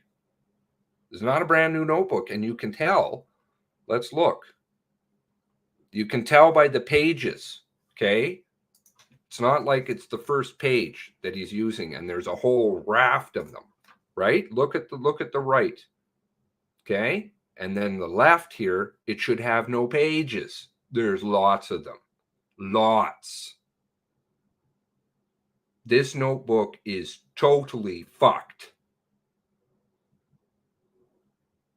They've stuck pages in somewhere else and told people that is his notebook. It is not.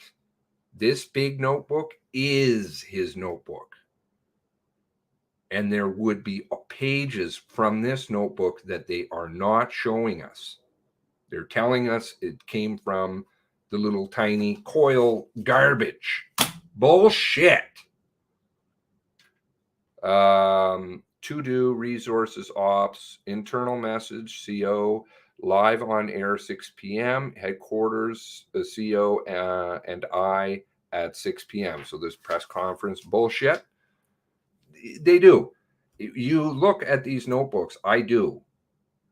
I'll tell you, they're missing stuff. They're fucking with pages. They're using only left-handed pages on some of them. Redact others. Inserting shit when they need it. Comms, DOJ engaged by Lisa. Okay, for a CERT Rcmp area. What portions can be discussed last night? What portions can be discussed? Overnight day, shooting of subject. What portions can be? I'll tell you what portions can be discussed. If he's dead, he's dead. Okay, this looks to be a file number. 745691-10/H3508. That might be no. I don't know what this one is. This looks to be a file number. New major event. I don't believe that is the file number for this, but maybe. I actually can't. I haven't got that memorized yet. 210. Elena Scribe. Okay, so he has a scribe. Oh, is it his scribe or is it Superintendent Campbell's scribe who didn't have a scribe, as he said? which is a whole bunch of baloney. Oh, it doesn't have a scribe. Everybody fucking had scribes. PC at Stevenson scene, PC to PC. Okay, no fake stuff in here. Should say PC to fake PC. Exchange of gunfire. Okay, so they knew that there was shooting back and forth. 223 and 9mm. Returned fire. There is also the mention of carbine rounds there. Shot, blank, sidearm, wearing HBA. One ident member processing scene. Resource, covered. 3 members at this scene. Another female body in back of PC. Okay, so they've either because of the communication, or I would just assume that I'm not even going to go there. That's just probably because they couldn't tell. But they knew about it again, and look at, here's more evidence that just like McCallum's diagram has a body in the back seat. They've known the whole time, and yet they towed Joey and left him in the back. Disgusting. 2 vehicles set on fire. Can't tell which is which, but again, he's not using the word in the official notebook fake. He just says PC to PC. Nowhere in the real book have I seen fake, only in his little fake notebook. On the way to Bible Hill for resources, switch over, pull over scenes, carjacking scenes. Oh, no. Nobody was pulling on anybody over, says they. Nobody was pulling anybody over. Bullshit. Chart this. Multiple fire scenes. Something area. Can't read. I don't think it's another body. I think it's just misidentification because of the condition of the body of Joey. I think. And it's a communication problem. I think. But Addie McCallum's notes clearly indicate that there is a body in the back. So either they're not telling us something, or they knew the whole time and just told him. Chart this. Multiple fire scenes.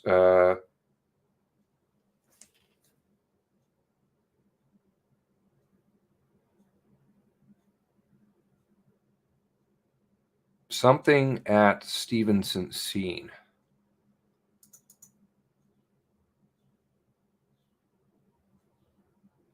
EX exchange at Stevenson scene. Exchange at Stevenson scene. Main area. Okay, that's, sorry. His N is very weird. Main area. Exchange at Stevenson scene. Go away, porn bot. You can fuck right off, CSE. We're done. Bye. Okay.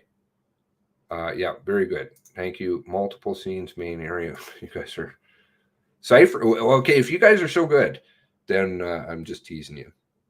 Read Campbell's notes. That's a fucking gong show. 10 scenes. I'm sure a bunch of you have tried. Yeah, Balin. Well, they got this. Stick them in person, stick them in bots. Get in there, get in the fucking Discord, whatever. 10 scenes held process. 10 scenes. 10. Sit downs at Bible Hill. CIC there and Angela. Angela Howerlock, Angela McKay. Is it McKay? Is that number 2? Number 2. CMSEU updated, or CSM updated by ASM. No idea. See, this is why they use their shit, because they want to lose people in it, and then they can go around and do whatever they're doing. Guidance book. Commanding officer to identify something separate. Command structure. So it looked like they were kind of already saying something about Heidi and maybe possibly using that was whatever. Anyway, Dean notified and children. Okay, so now we're talking about Heidi's notifications. Mother not aware. Avalon Brohe. Father in Tatamagouche. Working on issues. Father is in Tatamagouche. Timeline OCC calls. Conversations inserted. Conversations inserted.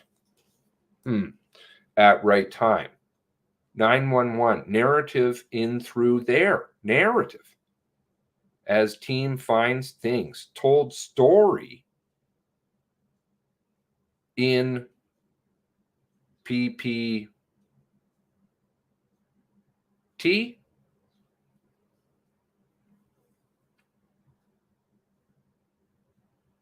I'm getting the lingo. I have help.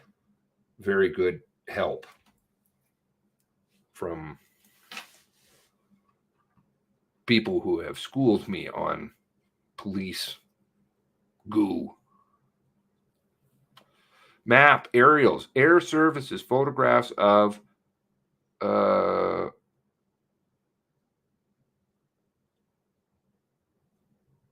something area. PowerPoint. Told story in PowerPoint. Okay, that's a good one. That's a good one. Angela, I think it's either Angela Howerlock or Angela, isn't it McKay? The name is eluding me right now. I believe she's number 2 in the investigation underneath Jerry for members doing investigating. Something area, entire area. Thank you. Angela McKay. Okay, good. Entire area. Okay, air service photographs, entire area. Video team, homes and businesses. Okay, so where's all these videos? Of course, this all makes sense. We got videos everywhere. Tapes, phones, pictures, everything. All kinds of shit being hidden. ESDC, not too sure what that is. Based in Nova Scotia. Not friendly. A something built to take away. Accept autopsy photos. Talk to witnesses. What? Anybody want to try this word here? Or any guesses on ESDC? Based in Nova Scotia.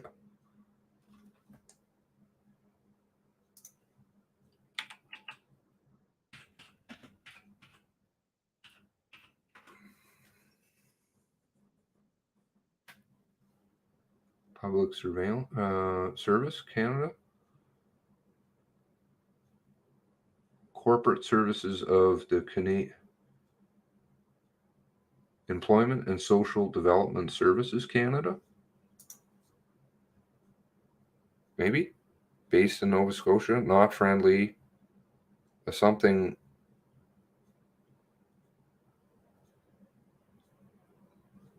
Lot friendly? I think it's not. GSDC. Okay, anybody with the GSDC? Oh, okay. Invasion ones all over it. Employment, service, development. Okay, or the social development. Okay, I don't think it's GSDC. I think it is ESDC. I don't know if that is employment services. No, you say it's GSDC. Not friendly. Okay. Not friendly. Okay. Something, I don't know what this one is, though. DR.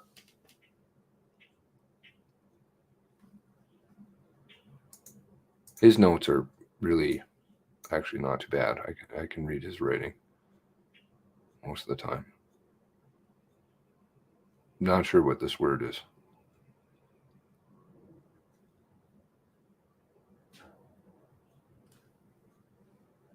A drawing? Drawing? A drawing built to take away. Well, it have to be shorthand. A drawing built to take away.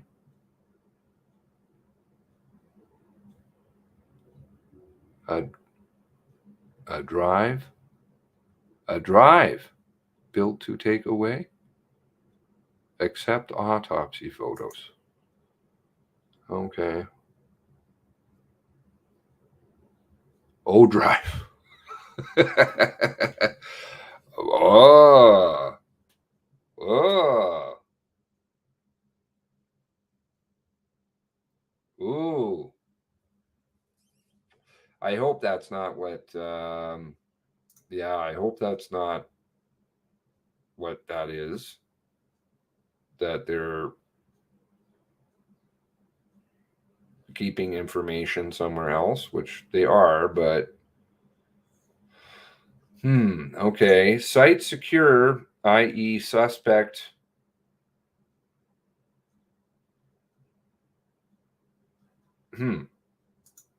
keep?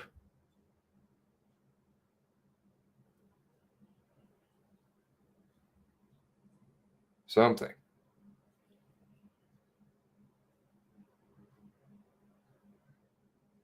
Avoid C2375 every 2 weeks. Time consuming. 1-page sit rep progress. More on C237 all grab info.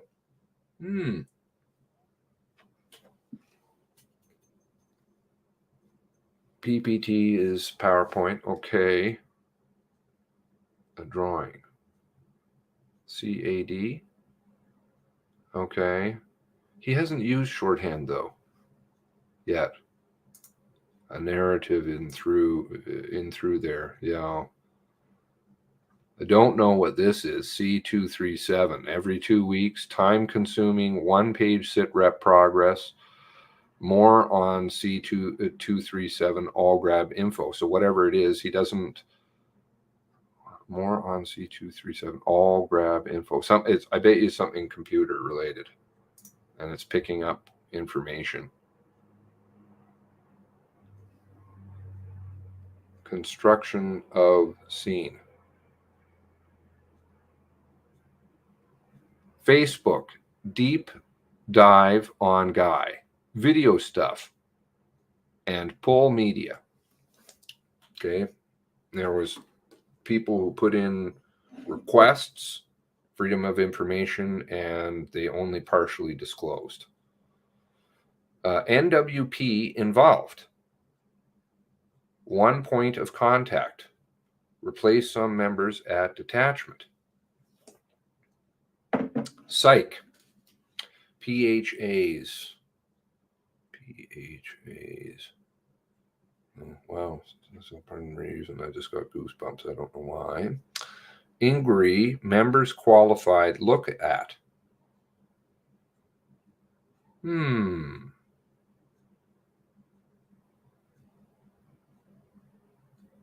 Deleting stuff on Facebook. 207 police code for. No, it's 237.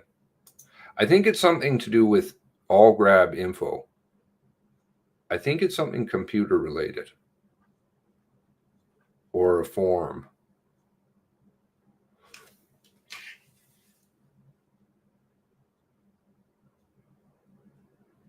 NWP. Let's see if we can come up with something for that.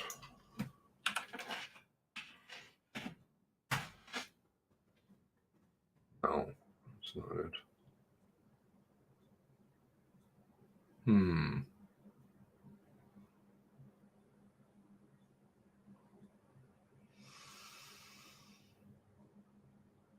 Okay, well, I'm not going to spend a lot of time on that. I don't know what it is.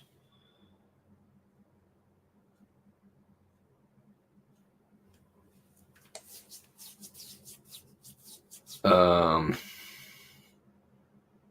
sure what that is. B-A ban B-A-N something T-I-N-G.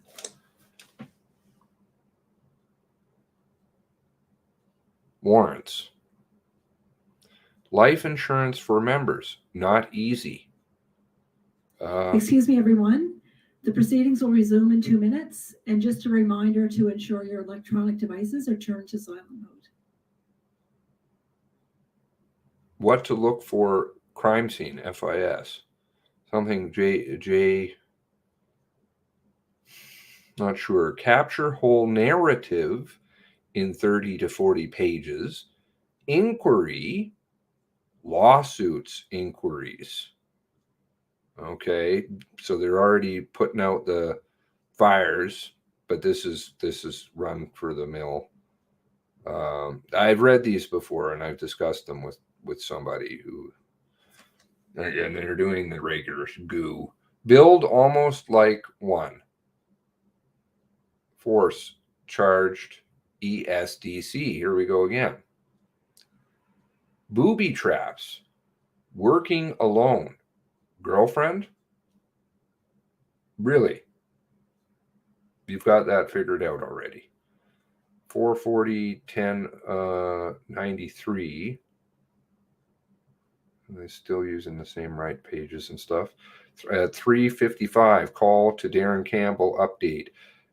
Aerial video photo. Timeline. Online analysis. Met with CIC team. Rattled and rightly so. Very difficult for some members. Body count, 14 plus. Okay, so what was it? He came out and said 10, wasn't it? 14 plus. He knew. 13 scenes. Several burned out. 4 victims, Portapique. 4 plus victims in Portapique. Well, how the fuck do you get 14 and you got 4 over here in Portapique? Wow. Okay, PC moved around a roadblock. Uh-oh.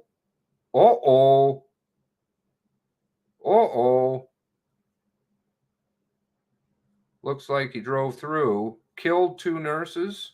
Heidi encounters, silver tracker, another hijacking. Why do you have tracker? Welcome back. The proceedings are again in session. Thank you. Ms. Young? Good afternoon again, Commissioners. We're ready for the witness. Okay. Thank you. We'll have the witness come forward.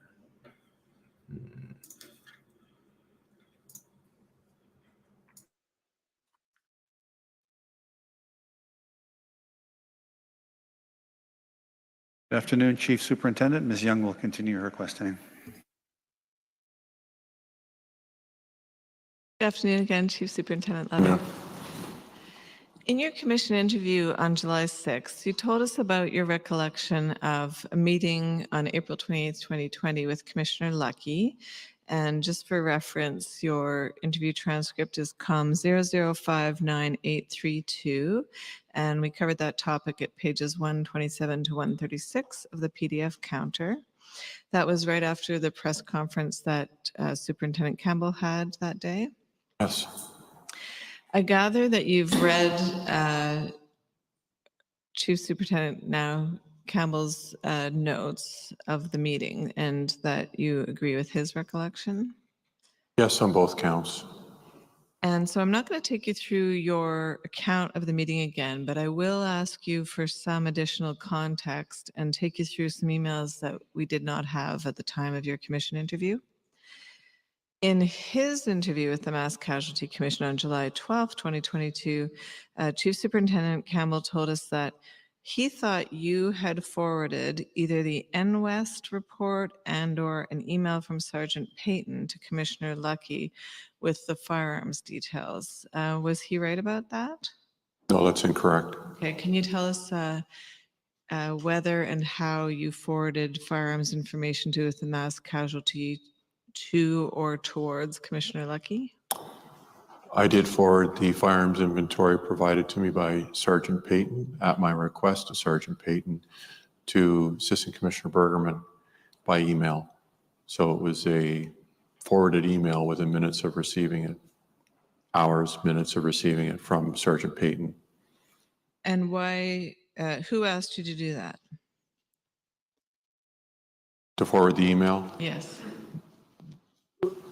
Well, both the commissioner in terms of the original request, but in terms of the specific email, the CO or Ms. Bergerman asked for the inventory so she could pass it along. For what purpose? To pass it along because the commissioner had requested of me to obtain the gun inventory.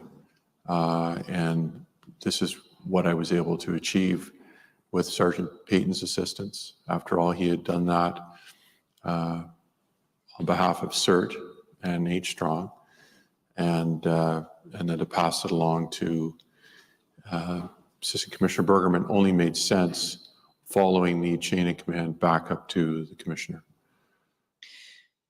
Because that would be the normal means of communication via your commanding officer to the commissioner, as opposed to you communicating directly with the commissioner. Is that right? Well, even from the commanding officer to the deputy commissioner of CNIP, or perhaps to both, I don't know exactly who CO Bergerman communicated with, but at least with Mr. Brennan, and then perhaps with the commissioner, or by extension from Mr. Brennan to the commissioner. That would be the normal way of communicating something like that in either direction. Since your commission witness interview, you testified before a parliamentary committee on Monday, July 25th, 2022, regarding the allegation that there was political pressure to release details about the firearms publicly. In that hearing, the video is publicly available, and at about 1:56 p.m., you said you received a call from Commissioner Lucky on April 22nd, 2020, requesting the gun inventory. Is that right? That's correct. I was at my desk and I got a call on my cell phone from Commissioner Lucky.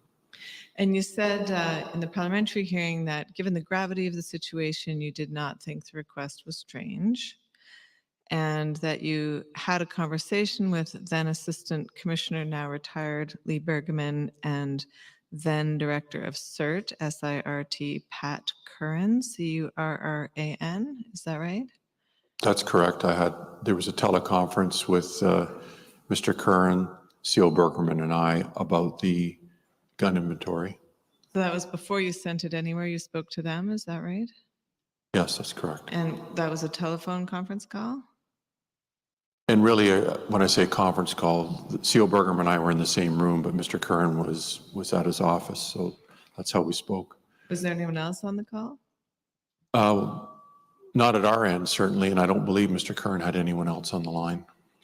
You said in the parliamentary committee hearing that what was agreed in that conversation was that you would be allowed to provide the firearms inventory to the commissioner so long as it was used within the RCMP, and that was it. Is that right? That's what Mr. Curran had asked of us, that it was fine to provide the inventory internally, and secondly, to obtain the inventory not from CERT directly, but from Sergeant Payton from NWest, who had done the gun inventory in the first instance for CERT. What is NWest? National Weapons Enforcement Team. And then I understood you to say in the parliamentary committee hearing that there was no further conversation until April 28th, 2020 about the gun inventory. Is that right? Correct. Okay. In your commission interview, you didn't mention this contact with the commissioner and the commanding officer on April 22nd and 23rd, did you? At SECU or in my interview? In your witness interview? On No, not in July the interview. 6th? Okay. And why was that?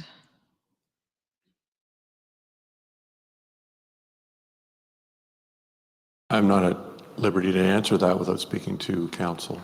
Okay. What I understood you to be saying in the July 6th witness interview was that the commissioner's reaction to the April 28th, 2020 press conference, the content or lack thereof that was given out, was a complete shock to you. And that was because you hadn't been a part of the discussions with the communication team leading up immediately to the press conference. Do you recall that? Well, both the communications team and/or Superintendent Campbell, correct. 5 days or so had passed. The gun inventory had been shared. And here we are on the 28th, moving into a call where that would be a live issue again. And for me, it was the first time this issue had surfaced in 5 days. And you gathered from being in the conversation April 28th that the commissioner had been expecting information about the firearms to come out at the press conference, right? Yes, certainly as the call went on, that became clear. Had you been expecting that information to come out at the press conference based on the fact that you'd passed the information along? No, not at all. I passed that information along with the thought that it would be shared by the commissioner with her senior executive within the force. That would be normal with her deputies. And so for me, that's where that disclosure to the commissioner through the assistant commissioner would have ended. Since you had been asked for and supplied the firearms details before the press conference and that meeting, you must have known there was interest in these details about the firearms from Ottawa.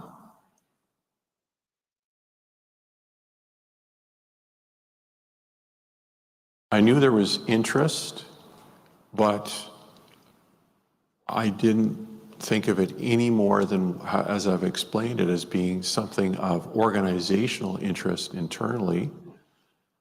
I knew there had been some discussions about what could we release in the media in and around the 23rd, but not in the day or two leading up to the press conference. So it took me a few minutes, I would say, during the course of the conference call of the 28th to really piece it together, because not to say that it was a dead issue, but that it was an issue that was being managed on the side. And I knew that I had a pretty good idea, at least, that Superintendent Campbell would not be disclosing any of the finer details about the firearms during his press conference. That would have been shocking to me, and of course he didn't. And in fact was asked about the firearms in the Q&A session afterwards and was fairly guarded in his response.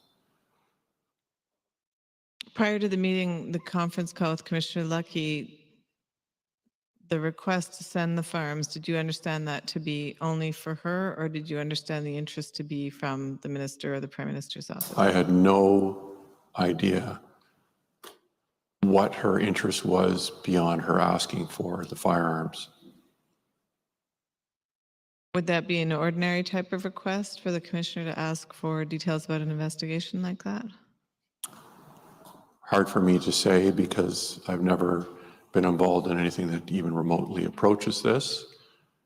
It would be somewhat unusual for the commissioner to call a crops officer directly, but not unheard of, because I would expect that that probably did show up as an agenda item, quite frankly, on an internal discussion with the SAC or the Senior Executive Committee. Unusual, but not unheard of. In your notes for April 22nd, 2020, which is the day you said you got the call from the commissioner, which are COM 0051407, Madam Registrar, those were only exhibited this morning, so I don't know if it's possible to bring them up. That's actually exhibit 2645. Oh, those ones were already exhibited? Great. Yes. Could we bring it up and look at page 10 then? Please. Now looking at 9:30. Can you just read the whole entry for 9:30, please? Meet with the CO /boardroom, commissioner, deputy commissioner, -strategies, how to respond to alert ready, 11A, meaning 11 a.m., -internal message, 1P, meaning 1 p.m., external review, -commissioner will call TC, teleconference. And so does that, can you explain what that means?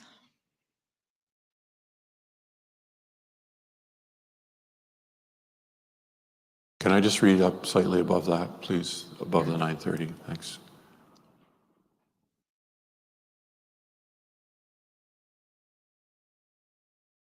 Well, again, the alert ready issue was front and center. You can see that starts at 9 o'clock internally. That's Bears and Scanlon on that issue. I believe there was a press conference on that date. History is starred, 2 p.m. press conference proposed, and I was gathering information from that conversation to pass along to Commissioner and Deputy Commissioner. I would have been invited to that by the commanding officer, Commissioner Bergerman, at her boardroom. Along the same lines, what is it that we're going to say about alert ready's non-use? Madam Administrator, can you scroll down a bit, please? So at 9:30, it does mention a meeting involving the commissioner, but there's nothing about firearms there. No. But at the bottom of 9:30, it says the commissioner will call TC. Is that the commissioner saying she's going to call you one-on-one later? Is that what that means? No, that's, she's going to call. And if I look at that, I'm not sure if it's a teleconference or a press conference, you know, based on the flow of information on that page. It was more me just noting a comment that she made, but it does not, for me, refer to a phone call she was going to be having with me. And I've looked through my notes, and I actually can't find a notation for when she called me. And there's nothing in your notes about having a phone conversation with the commissioner where she requested the firearms Correct. details, is there? Can we look at the next page, please? So if we could continue scrolling, please, Madam Registrar. So these are notes on some other matters, and if we can keep going. So go back up. So this is still April 22nd. There's a note at 12:15, and then the rest of the page is blank. And then if we could just scroll to the next page, please. Then we're on to the next day. So it appears that we only have notes for you up until 12:15. Are there any more notes for April 22nd for that day? No more notes. Do you know why that is? Why there's only half a day? I can't answer that. I don't know why I stopped writing notes. And do you recall whether that meeting happened that afternoon or the phone call? I'm basing that on the fact of the timeline dealing with what occurs on the 23rd. And I remember it being an evening phone call from the commissioner just based on the time of day. And I mentally noted it to be the 22nd on the evening before based on my activities on the 23rd. So why wouldn't you take notes of a phone call like that with the commissioner of the RCMP? I didn't note it. It's not something I've noted. I don't have any explanation for it. One distinction I recall being made in the hearing on Monday was the difference between the treatment between the guns that were used and the guns that were seized. Can you please explain what that means and whether there's anything different about the way information about them would be treated?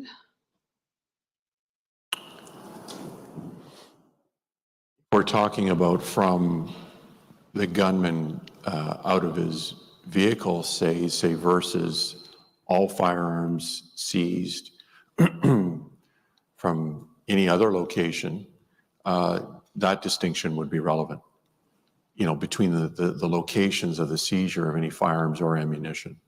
And this soon after the events, perhaps, were the firearms that were used in the offense still undergoing forensic testing, whereas guns that were seized perhaps weren't? Does that ring any bells? It doesn't ring any bells for me. Madam Registrar, there were exhibits made this morning, some emails. There's COM 0020315. Is that something we're able to show on screen? Or it may not be an exhibit yet. Is that an exhibit yet? So that's 3981. 3981. Could we make it bigger, please? This is an email from Lee Bergerman to Brian Brennan and Brenda Lucky, dated April 23rd, 2020, attaching 2 documents. And those are COM 0020316. Is that document an exhibit? Could we make that document an exhibit, please, Madam Registrar? That's 3982, but I don't have that document, Ms. Young. All right, that's fine. We don't need to show that now. It's actually a duplicate of COM 0020812. Do we have that document? Okay, so just putting that on the record that those are duplicates, but they are both exhibits now. Do we have an exhibit number for 20812?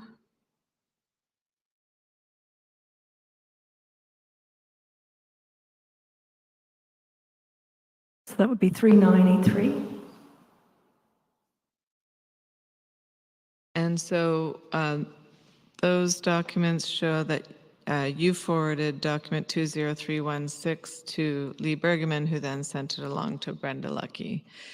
And so in COM 0020316, do we have that document accessible, Madam Registrar? And that's 3984. 3984. And we don't have that document. Okay, we can't pull it up documents that were only recently exhibited. It's for technology reasons, but that's the email from Sergeant Payton to yourself containing the NWest firearms information dated April 23rd, 2020. And so assuming that that's what it says, we're not able to bring it on screen, is that what you're referring to where you forwarded the list, or is that a different list than the one you forwarded? Difficult for me to say definitively without seeing the email that Assistant Commissioner Bergerman forwarded, but I have no reason to believe that it would be any different than what I sent her. And it's the email from Sergeant Payton to you. So was there more than one email like that? No, there's only the one email that I forwarded to the CO with the gun inventory information. And then COM 20813 is an email from Brenda Lucky to Lee Bergerman and Brian Brennan acknowledging receipt of firearms information. Does that have an exhibit number, Madam Registrar? It's 3985, and I do have that document, Ms. Young. Can we have a look at that, please?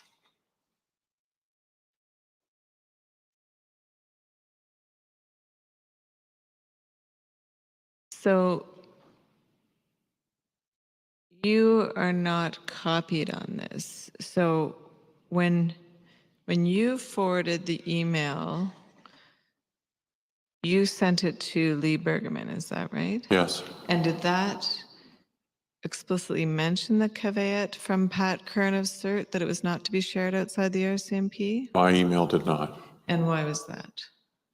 Because the CO was on the call with me, with Mr. Kern, and it wasn't part of Sergeant Payton's email to me. It was well understood what the expectations were, and I turned the information over to Ms. Bergerman.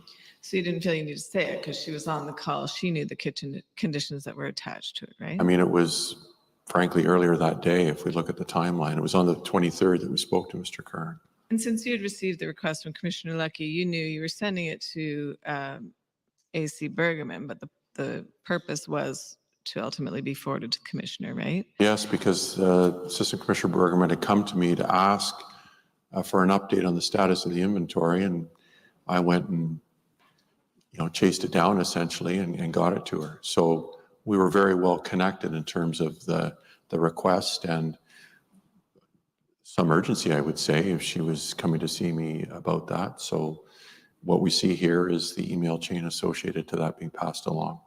In your mind, when you forwarded it, was it going to go anywhere past Commissioner Lucky? No. Did anyone ever come back to you and ask if it could be sent to anyone other than Commissioner Lucky? Nobody came to me to discuss that. Did anyone come back to you to ask to vet for example, the firearms list, if there was contemplation of sending it out pursuant to a Freedom of Information Act request? Or anyone else at H Division, to your knowledge? In H Division, no, and in fact, I don't even recall a discussion around disclosure, period. Com 0020807 is an email from Lee Bergerman to Chris Leather, Brian Brennan, and Brenda Lucky, April 23rd, 2020. It's re-weapon inventory. And that'll be marked 3986. And it says, we have permission to release internally, getting it sent now. You should have it soon. Just talk to NWES. They will send it shortly. You recall that? No, I didn't, but there we Procedure. have the caveat being associated to the phone call. Right, so that makes sense to you? It makes in this total sense context? to me. I'm glad to see it. And so do I understand you to be saying this means there was permission to release it within the RCMP, but not outside of it? Is that right? Yes, that's my understanding. And would you consider the minister to be outside the organization, to be outside the RCMP? Yes, And would you consider the prime minister to be, prime minister's office to be outside the RCMP? yes.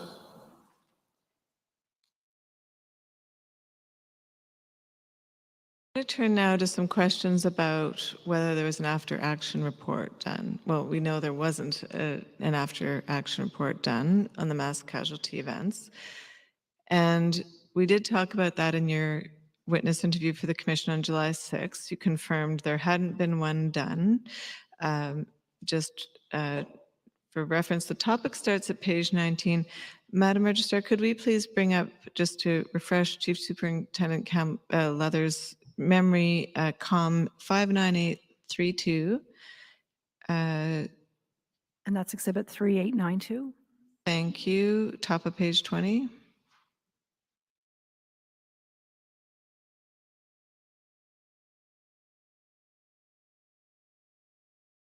Starting at the third paragraph. I think it is.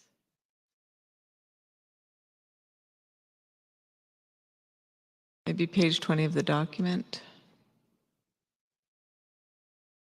Yes, so there, I'm asking you, was there an after-action report by H Division as a whole about the mass casualty events? I think we've been talking about that the ERT team may have done an after-action report.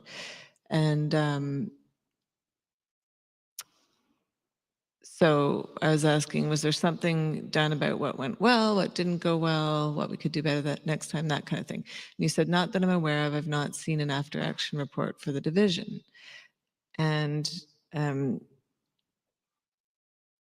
so I said, who would be the person to initiate that if there were to be one? You said it could fall to, I would say, several, there could be several people that could champion that or table that at, say, senior command meeting. Commanding officer, obviously, I would say the crops officer. I would also say the admin and personnel officer could table something like that. It wouldn't necessarily just come from one source. So pausing there, so you're saying there you could have ordered an after-action report because you were the crops officer, right? Or certainly tabled it for discussion. And commanding officer was Lee Bergerman, so she could have done it? Yes. And who was the admin and personnel officer? Superintendent Doyle. What's Superintendent Doyle's first name? Robert. So carrying on with the transcript on the same page, I said, and there were some. We know that there was one for the ERT team, for example. So you're not aware of one being filed right now, I guess. You said, well, no. And I would say that's mostly because there's a reliance on the report from the MCC, ESDC's report, and of course, the recommendations that come. I'm sure we'll talk about it later in some of my responses. There is a certain deferral or conscious decision that's been taken across a number of different areas to wait for the MCC's work product. And I'll just speak for myself as it relates to an after-action report. For me, it would naturally flow from the recommendations, as it did with the McNeil report in New Brunswick, in terms of us rolling up our sleeves and addressing the recommendations that are made by the commission. I can't speak for the CO and APO, but that was the position that I was taking, with the exception of what I just shared with you around the operational piece. You recall that? Yes. And when you say the MCC there, you're referring to this commission, right? Yes, I am. And so you did not table such an after-action report yourself, did you? No, I didn't. Superintendent Campbell testified here on Monday and Tuesday that he sought and was denied authorization for an independent review or for an after-action report from Ottawa, and that you were aware of that. Do you know what I'm referring to? Yes. And so he had been referring to a mandate letter or a memo that it didn't appear that we had. And so I did pursue that with the counsel for the Attorney General of Canada overnight. We did receive some documents, which I'm going to put to you. I have to give them to you on paper because we didn't receive them in time to process them electronically. So I'm going to hand you 4 documents on paper.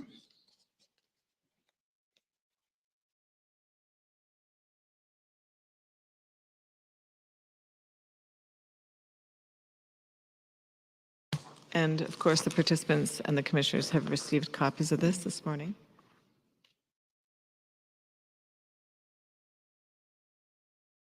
Thank you.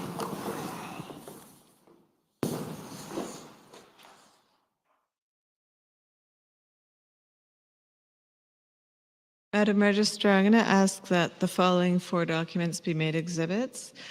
The first one is an email from Darren Campbell to John Robin and Jamie. It's Solesme. Chief Superintendent Leather, can you help me out with how to pronounce it? Salem. Thank you. Dated March 29th, 2021.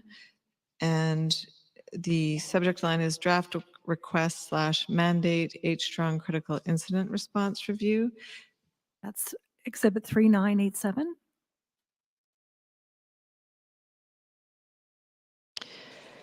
The next document is an email from Jamie Sullivan forwarding the email I just referred to Phil Liu, L-U-E, Jamie McGowan, Tara Norman, David Elms, Sam Tees, Downey Brocklebank. That's Brockelbank, dated Tuesday, March 30th, 2021. 3988.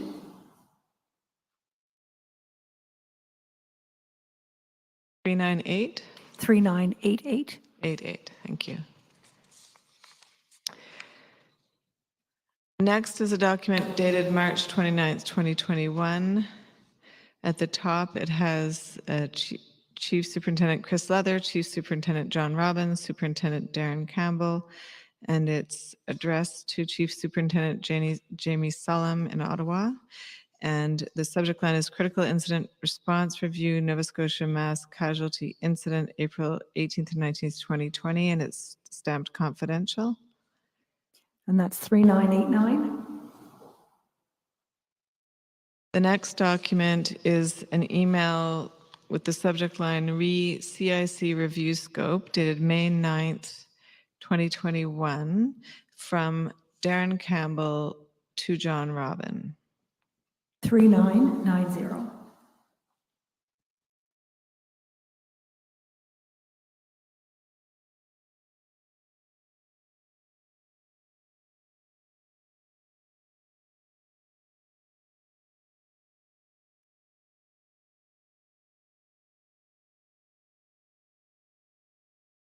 So the first 3 documents were received by the Commission last night from Counsel for the Attorney General of Canada at 11:20 p.m. and the 4th document was received at 6:58 a.m. this morning. Have you had a chance to review these documents?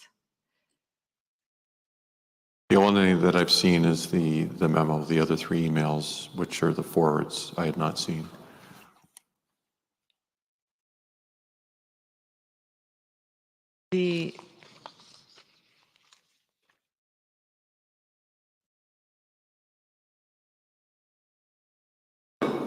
The draft memo has your name on it, but it's not signed. So did you'd seen that at the time? At the time, or about the 29th of March, yes, of 2021.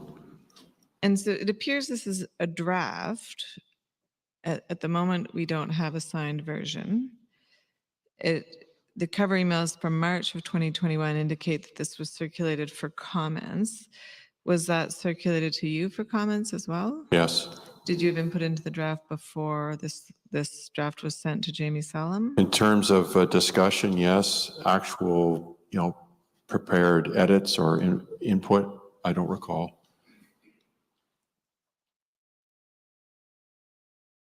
The memo says, as you're aware, H Division has requested an independent review with respect to the critical incident response. So it makes it sound like the request has already happened. Are you aware of a previous request before March of 2021? No, I'm not. And it does say with respect to the critical incident response. So is that different or narrower than an independent review of the entire H-Strong investigation or the entire mass casualty response? Yes, so going back to the question you asked me in the course of my interview, that's what exactly crossed my mind while I was looking at that. When I was thinking about the question during the course of the interview, it was an after-action report that would have spanned a number of areas, not as specific to just the CIC component and response or the OISP review of the H-Strong investigation. But you didn't mention in your interview that there had been discussion of doing a review of the CIC response, did you? Yes. You did? In my MCC interview? Yes.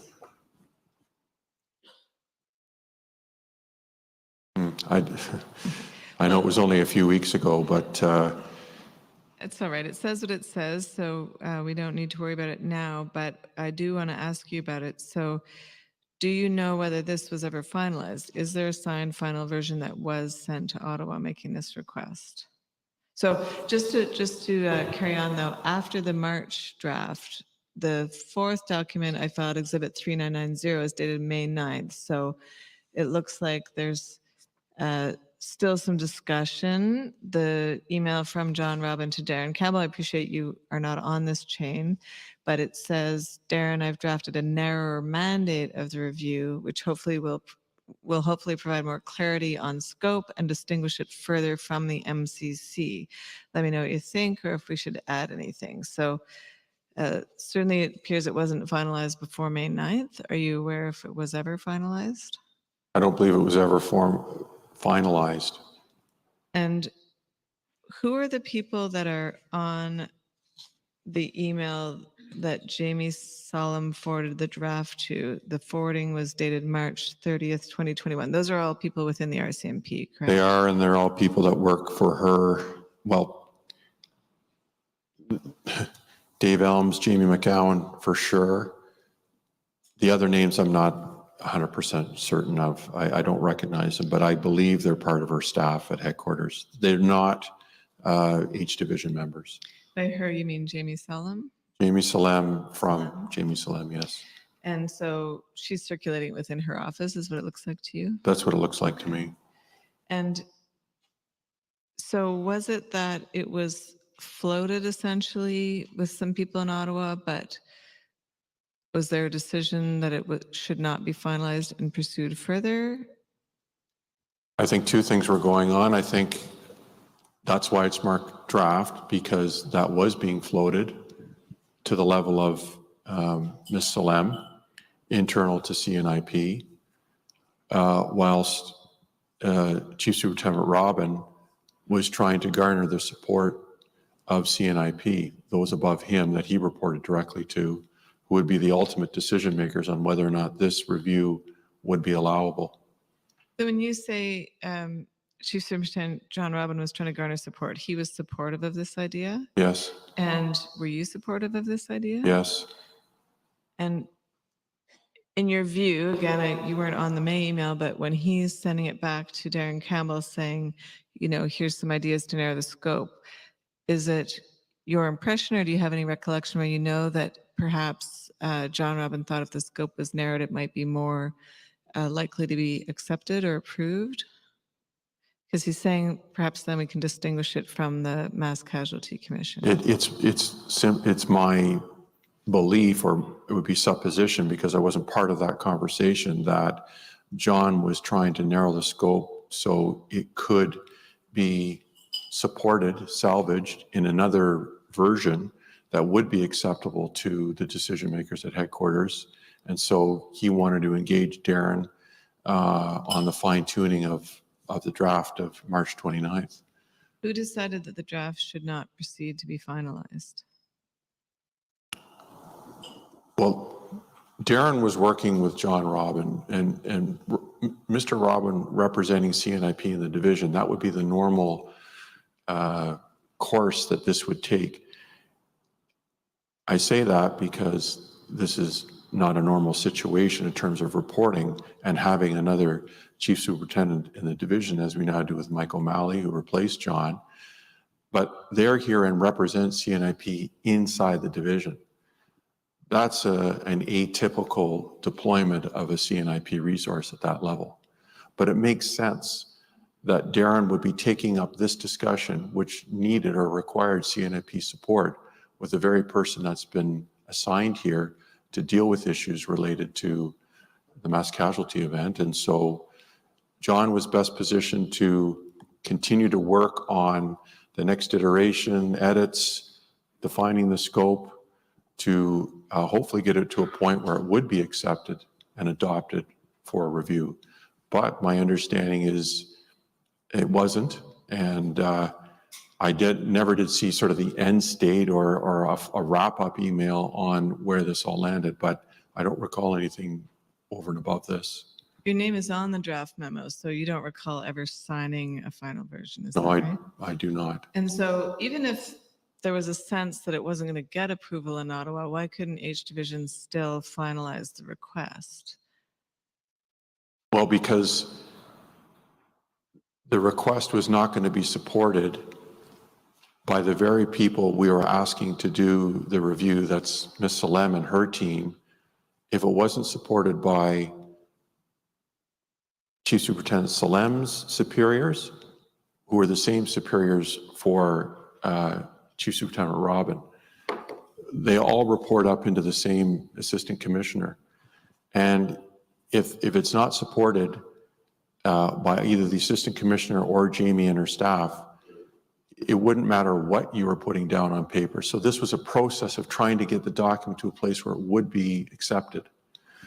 And what you're seeing here is the paper trail associated to that, and an indication, as you noted, on May 9th, John was still trying to work with Darren to get it to a point where they would narrow it and it would be accepted by CNIP.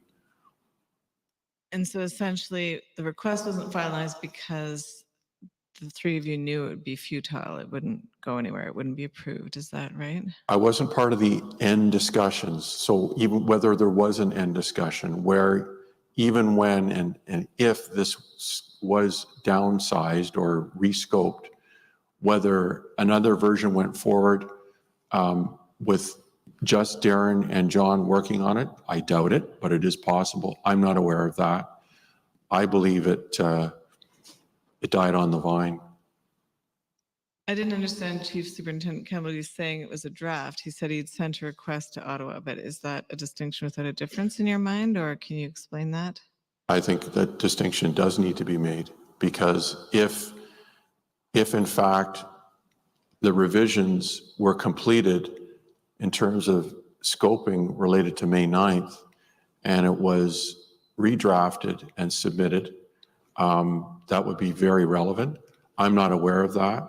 I'm only aware of this draft version, and whether there was any subsequent versions, I don't have any knowledge of that. Is it possible that he took your name off it, signed it and sent it, finalized it, and you just weren't on that? Or would you definitely have been in the loop if that happened? Anything's possible, but it's very unlikely. Did you have any discussions with him at the time, concluding that there was no point in finalizing and sending the request? No, if anything, I would have encouraged both John and Darren to continue to pursue this, because I thought it was important as described. So the opposite, I would have encouraged it. And was Lee Bergman a part of these discussions at all? Was she aware of it? Not from me, but again, John Robin had a dual reporting responsibility, both to the commanding officer and to CNIP. So again, it's quite possible, and in fact likely, given what's being proposed, that there was a discussion with the commanding officer, but I wasn't part of that. You don't know if she was aware? No, I don't. And do you know if Commissioner Lucky was aware that this idea was being floated? I do not know. Why does H Division have to seek permission from Ottawa to do this type of review or an after-action report? Well, a couple of reasons. First of all, we're asking for national headquarters through Ms. Salem's shop to coordinate the selection of external CICs, critical incident commanders with tenure and ability to come in and conduct the audit. That's not something that we would coordinate or organize ourselves. It would be inappropriate for us to do that because the policy center would want to know and be the facilitators of identifying the appropriate SMEs from outside the division to come in and perform that analysis. So What's there's SME? subject matter expert Okay. for critical incident response. So there's that practical policy aspect, but the obvious is we would want the support from CNIP proper and the deputy commissioner to undertake this, given by 2021 March we were certainly well aware that an inquiry had been called, and to ensure that our national headquarters didn't take issue with us wanting to conduct this review. I had understood you to be saying in your interview that, at least with respect to a whole big picture after action report, that should wait till after the inquiry. But these emails about the critical incident response review were circulating after the inquiry had started. So was there a change of views about whether these things should happen in parallel?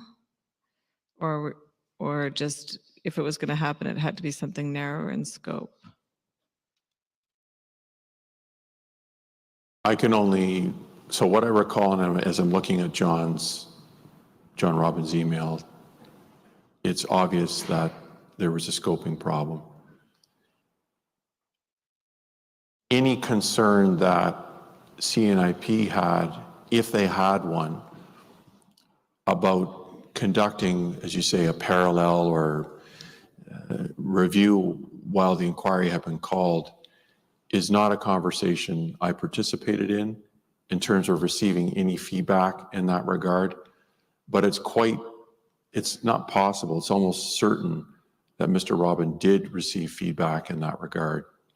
But I don't know what that was. Do you know whether Deputy Commissioner Brennan or Assistant Commissioner Dennis Daly were a part of these conversations? Not the conversations I was in, but I do know that Chief Superintendent Robin was having discussions with Dennis Daly about this proposal draft. At one point, I thought Assistant Commissioner Dennis Daly was going to come in to be the Assistant Commissioner at H Division after Lee Bergerman, but then he never actually landed here. Do you know what happened with that? Well, as it turns out, it was announced last week that he is coming. Oh, he is. So and there was John Ferguson in the interim. Was that? He's still here. Okay, so he's acting currently? Currently. Okay.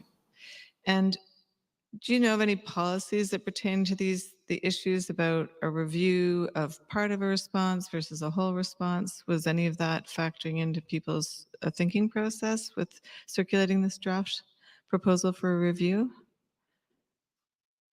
I hadn't contemplated it. Shouldn't H Division be able to conduct its own after-action report if it thinks one is required?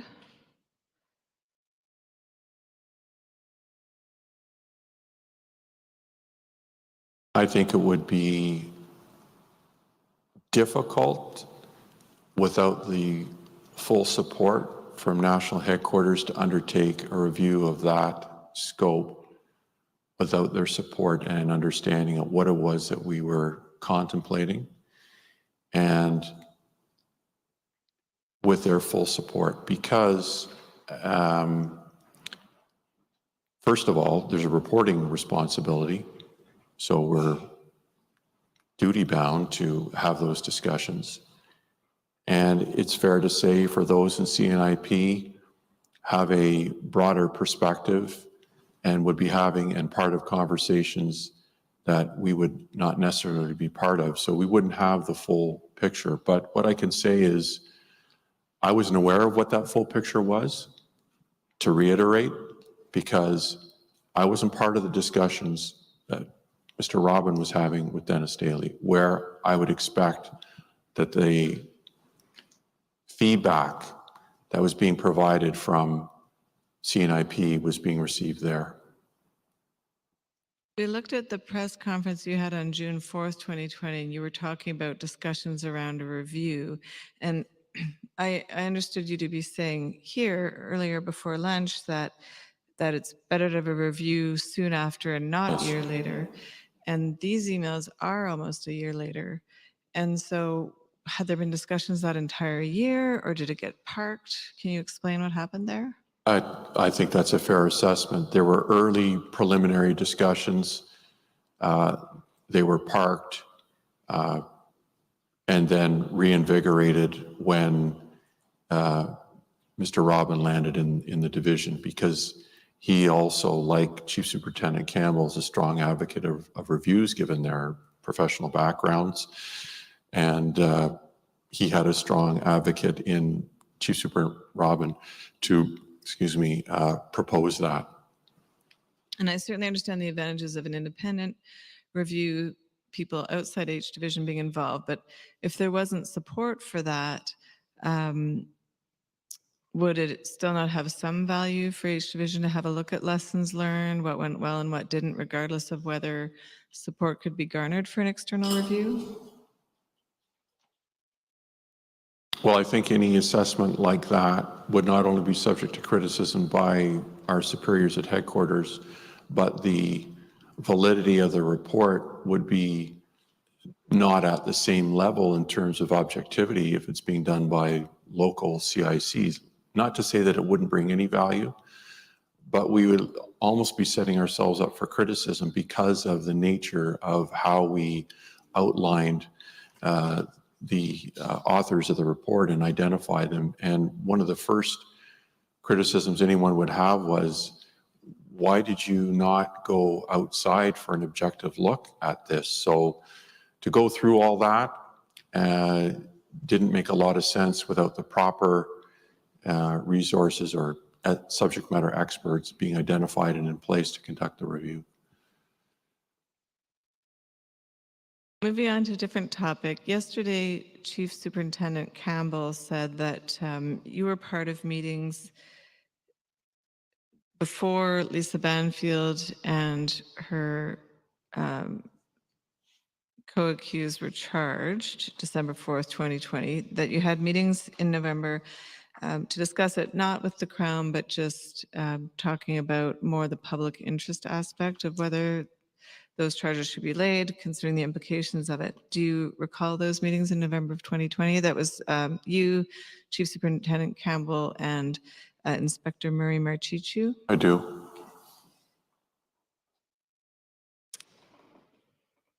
And I believe if we could just see Chief Superintendent Letter's notes, COM 59352 at page 13, please. These are notes for November 16th, 2020.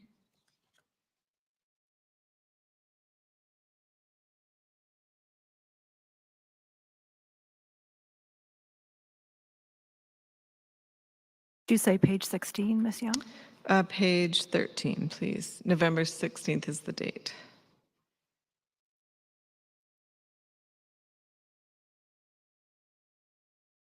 We see the date stamp on top. We don't see a time, but it says MCU CT, is that court? Command triangle. Met with Crown, so not going to ask you anything about advice that you received from the Crown or that you sought, but it does say verbal charge approval Canada. That's not vetted. Announced charges Canadian side. So when it says charge approval, whose approval is that talking about? It's difficult for me to answer that without seeing the redacted portions of the notes. I don't want to make a comment about something that's not the same case. Where it says Canadian side, assuming that this is left in there because it is about this case, that would be as distinct from, for example, the FBI investigation or the ATF investigations that were going on in the United States? I would agree with that. And so you recall these discussions. By this point, November of 2020, the public inquiry had been constituted. The orders in council are dated October 21st, 2020. So you recall that the inquiry had started at that point? Yes.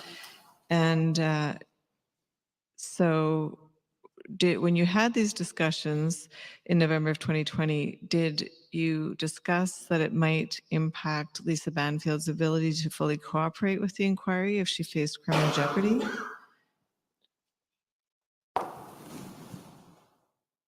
The meeting was a briefing for me to hear around the update of the criminal investigation.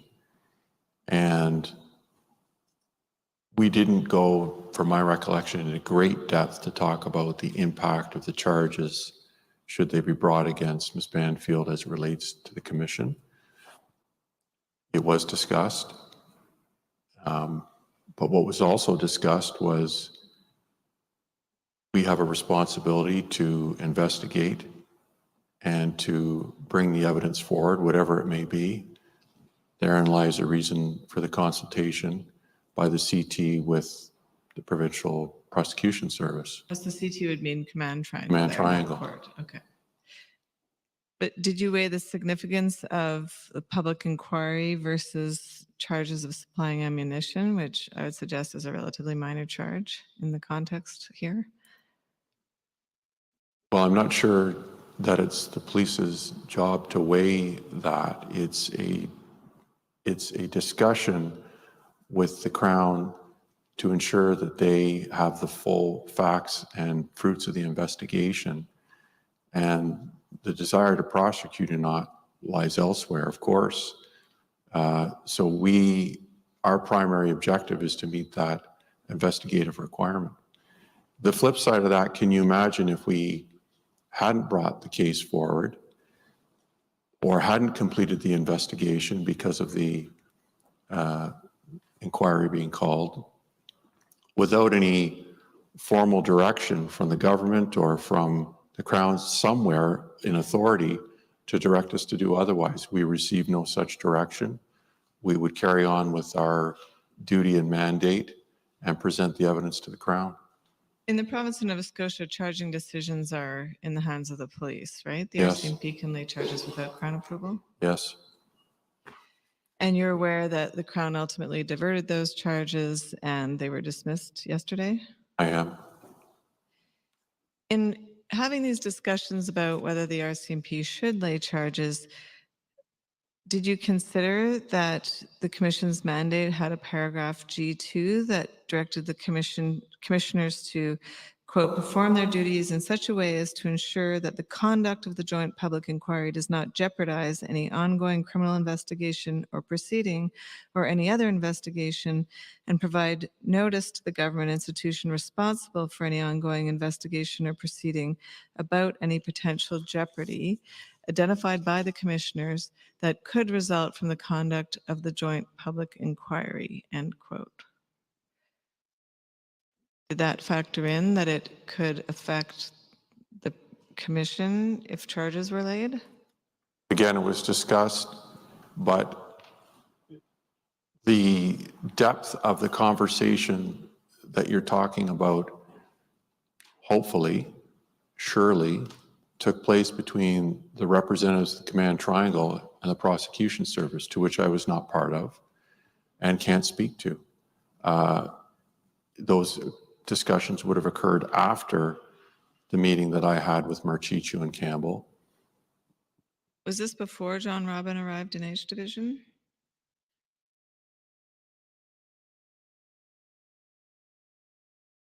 You could help me with the date again on... I don't know off the top of my head, but what I wanted to know was whether you discussed or considered that if criminal charges were laid, it could result in the RCMP delaying or holding back production of documents that were to be subpoenaed by the Mass Casualty Commission.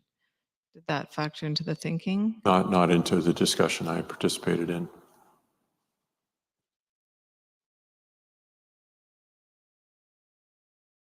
Turning to a new area as structure of policing, administration, audits, and standards. Commissioners, I'm happy to continue. I don't know if you wanted to take a break. It's 2:30. Right. You're okay, Chief Superintendent? Yes, sir. Yeah. Let's continue on. Chief Superintendent Leather, I understand as part of your responsibilities, you met with Nova Scotia Department of Justice on a regular basis to administer the provincial policing contract, the PPSA, at an operational or administrative level. That was part of your job, dealing with the province? Yes, mostly on administrative matters.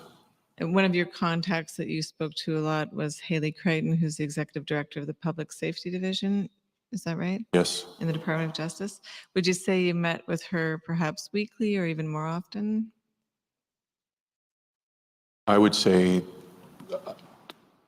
monthly to every couple weeks. And you dealt with her and others on the financial side of the RCMP's provincial policing contract? Yes. And part of that was to ensure the RCMP's provincial policing operations are on budget. Yes. Is it your responsibility to keep the province informed of RCMP vacancies that might affect the level of policing in the province? I think it's fair to say there's a collective responsibility between the commanding officer, myself as a criminal operations officer, and the admin and personnel officer, but technically, human resource issues and budgetary matters, well, we're the largest pressure for the division, is a responsibility of admin and personnel planning and budget and finance to have that kind of and level of engagement with the province and their provincial colleagues. And that rolls up under the commanding officer of the division because it is in the administrative sphere of the division. But again, because we're the largest consumer of the budget, of course, myself and others in criminal operations are key stakeholders, if you will, in those conversations with the Department of Justice. At the leadership level, then, it would be the commanding officer potentially having contact with the Minister of Justice on provincial policing issues? Yes, more often the deputy minister, but also with the minister, yes. In her commission interview, which just for the record, we don't need to bring it up, it's COM 0051428, around page 18 to 20 is where Haley Crichton talks about this topic.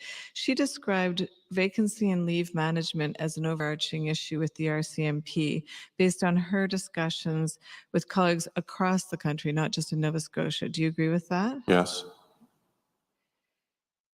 And we know that Section 5 of the Police Act in Nova Scotia requires that the province ensure adequate policing standards, and that's part of their responsibility. Would you agree with that?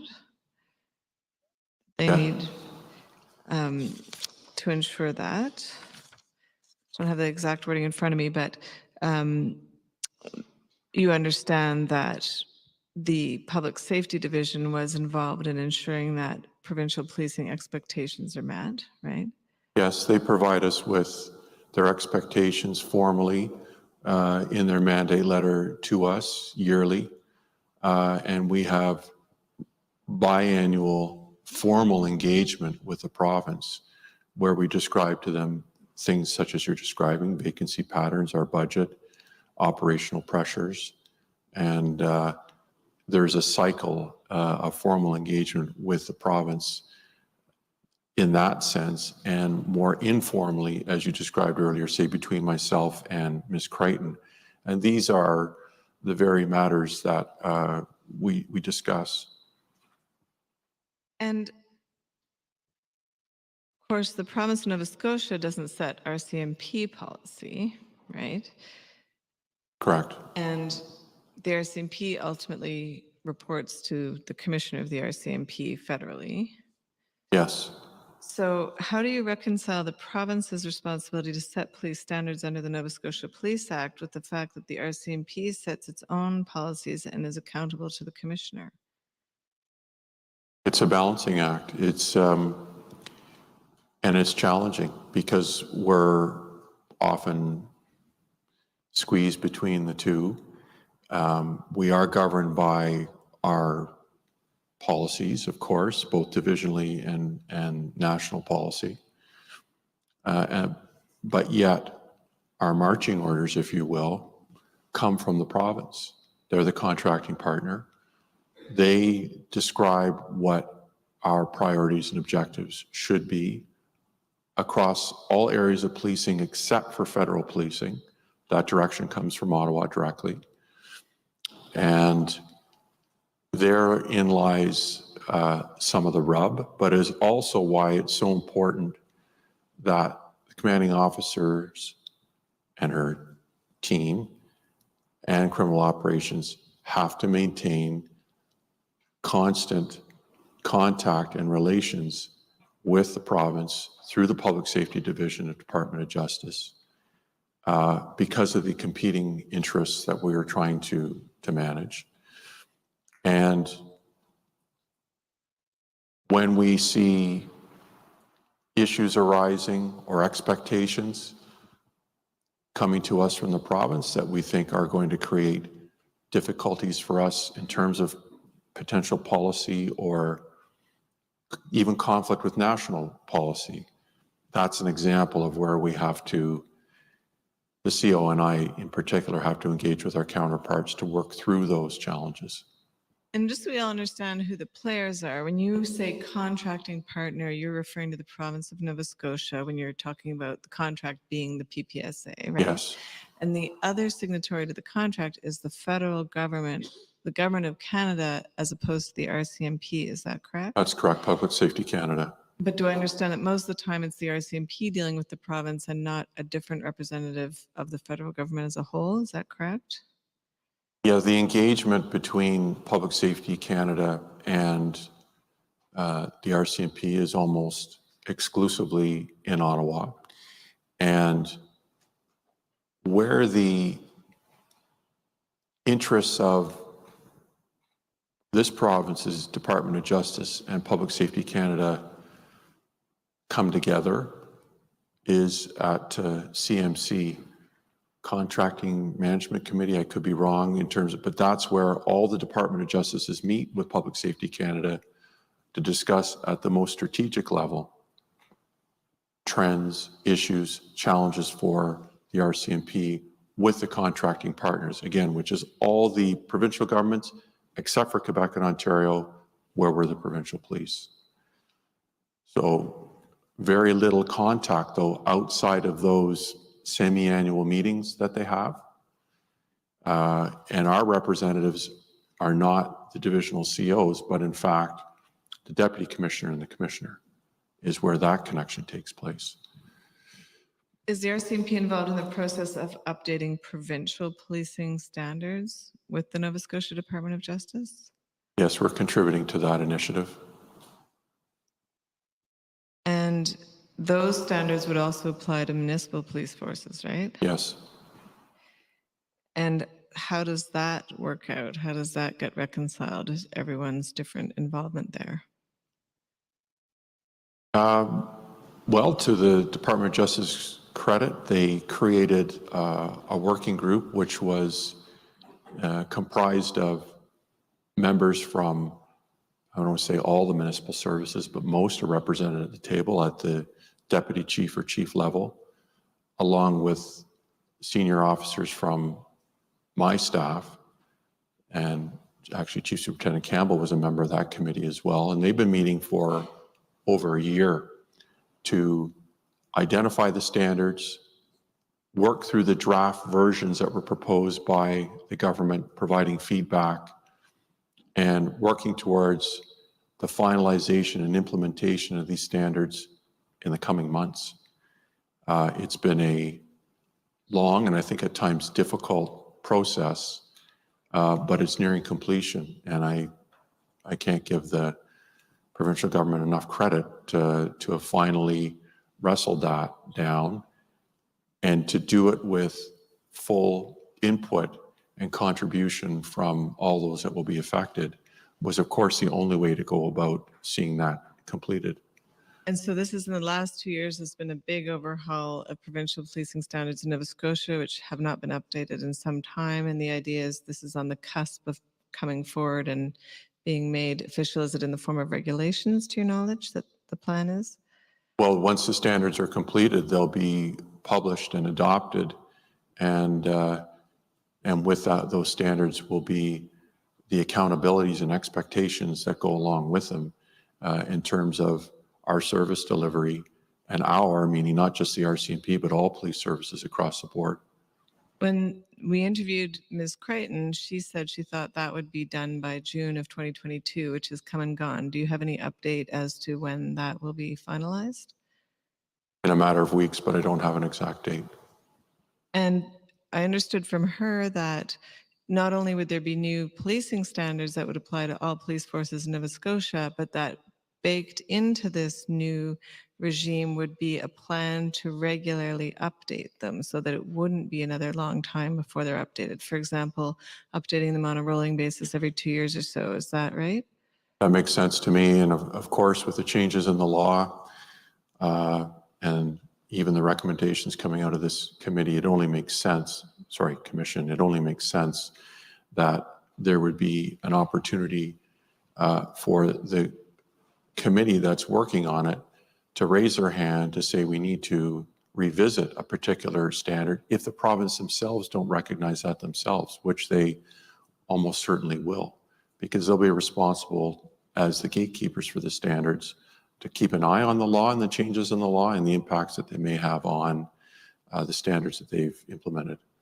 And just to give people an idea of the types of standards we're talking about, this could apply to, for example, standards for type of investigation, like sexual assault cases or handling of a certain kind of evidence. Can you just give a few brief examples so we know what you're talking about? Those are good examples. Major crime investigations, forensic ident services, police dog services, or canine, depending on where you're coming from. And it will lay out how to access those resources, but also the standards that are required for a police service to have a valid police dog service. It'll have to be that it meets standards that are established and agreed to by the province and is shared with us. And this is really the only way to ensure consistency and quality of service, is if we have one standard for all police services, regardless of where you live or where you happen to reside in the province. You know that if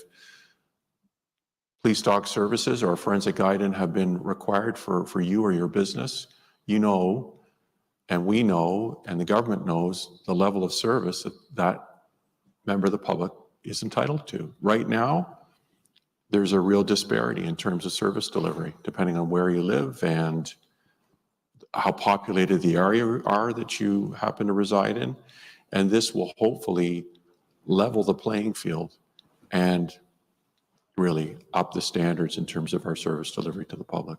And the RCMP has been involved in this process every step of the way over the last couple of years, right? Yes. And so as far as you anticipate, and as far as you know, the RCMP will be supporting these standards. It'll be a good thing in your view? An excellent thing, and any concerns or feedback that we've had along the way, we've been able to provide, and it's been, as the other chiefs and deputies have, included in the discussion and considered by the province when finalizing their standards.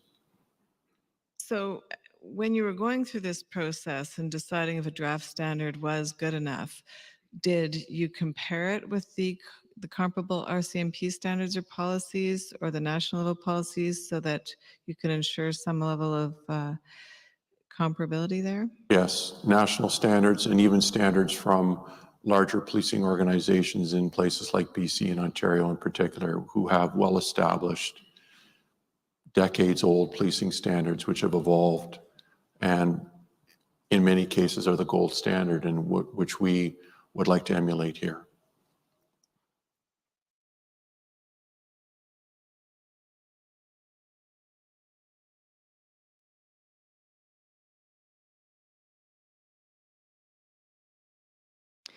Going to ask you briefly about funding of police positions and how that works under the PPSA, which is not an easy read to the layperson.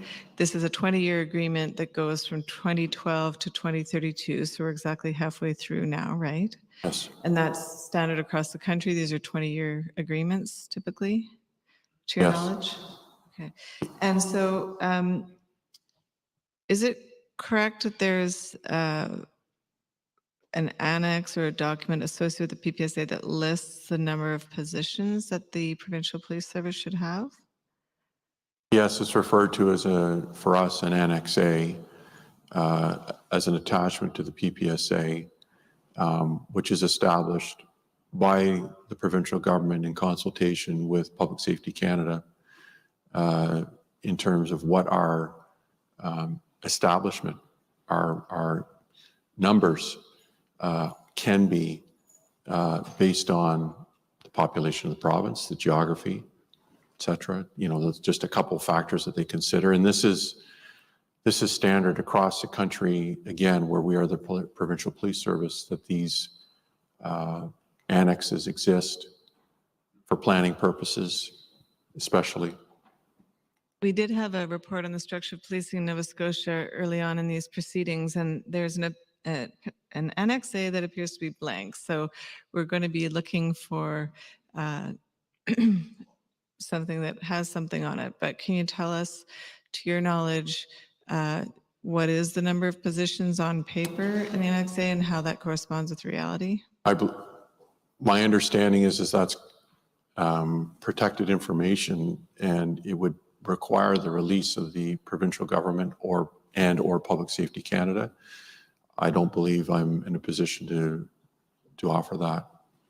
And so perhaps without getting into numbers, are you able to say whether you know whether the full complement that is theoretically allowable under the PPSA has ever been fulfilled or funded by the province of Nova Scotia? I can't speak to ever, but certainly in my tenure, it is not. Can you give us an idea of the percentage of theoretically available positions that are actually funded by the province? Well, I think the problem with that is easy math would be able to determine what the Annex A is based on our current establishment. Okay, we'll come at that information another way. Who would have the power to fund those positions? The primary funder is the province of Nova Scotia. And who makes the decision to say, yes, here's your money? Well, ultimately, it's the cabinet of the provincial government based on submissions from us through Department of Justice and as I understand it, a Treasury Board submission in the province. Once they've collected all of our multi-year financial planning and our budgetary information, which we go through on an annual basis with the province, year over year. So the RCMP is bound to provide a certain level of service.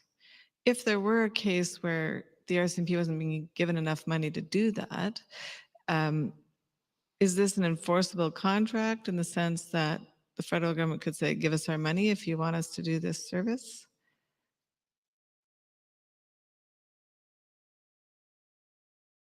I've never heard of the federal government making such a statement.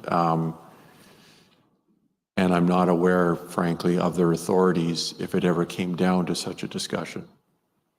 Since it's the RCMP, you told us mainly dealing with the province and not a representative from Ottawa.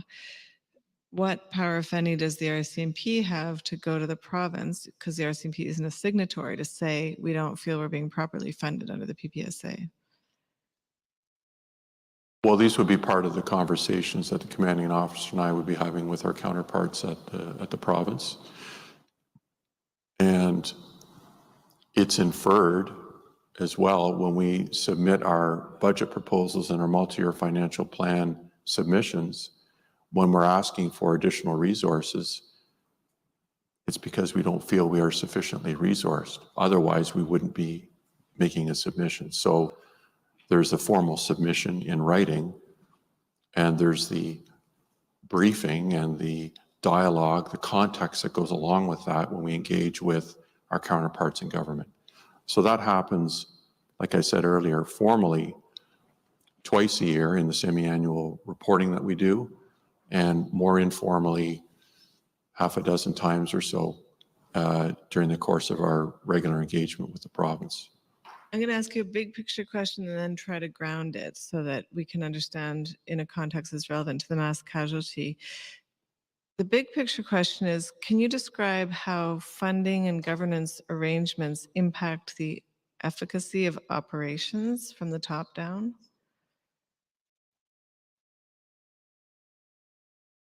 You know, a complex question with probably not a very sophisticated answer would be, if we don't have sufficient funding to fill the cars, the specialized policing units, then of course it has an impact on efficacy. If we can demonstrate and show that we have significant deficits or we're depleted across the board in whether it's general duty policing, uniform policing, or specialized policing services year over year, and we can demonstrate that part of that is because there are budgetary constraints on us, and it's not just attributable to our off-duty sick and absenteeism, will both contribute drastically to our effectiveness and our efficiencies. So I just want to get at how the RCMP is different than a business, for example, because intuitively you'd think more money, more people, more equipment, it's got to be better.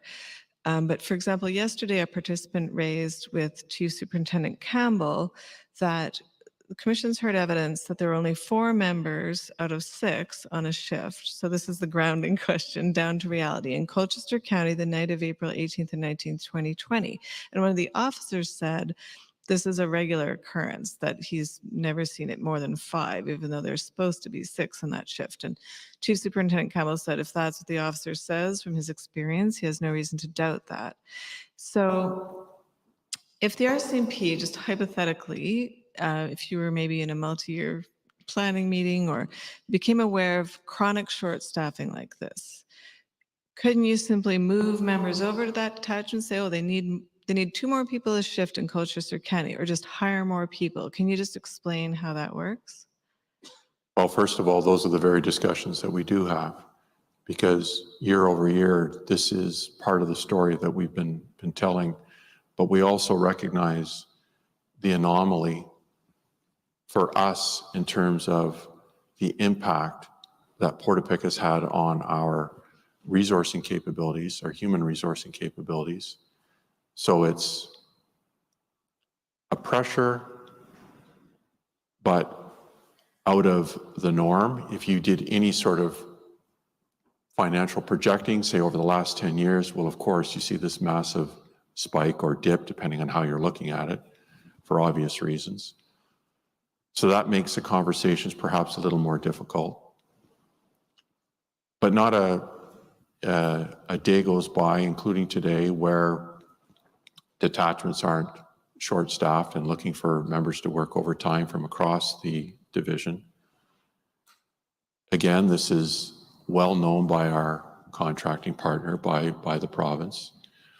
And so we are now getting to a point where, as recently as a couple of weeks ago, we're looking at redeploying some of our specialized policing resources to frontline policing in order to meet our frontline policing requirements. These are difficult conversations because you'll recall earlier I talked about meeting our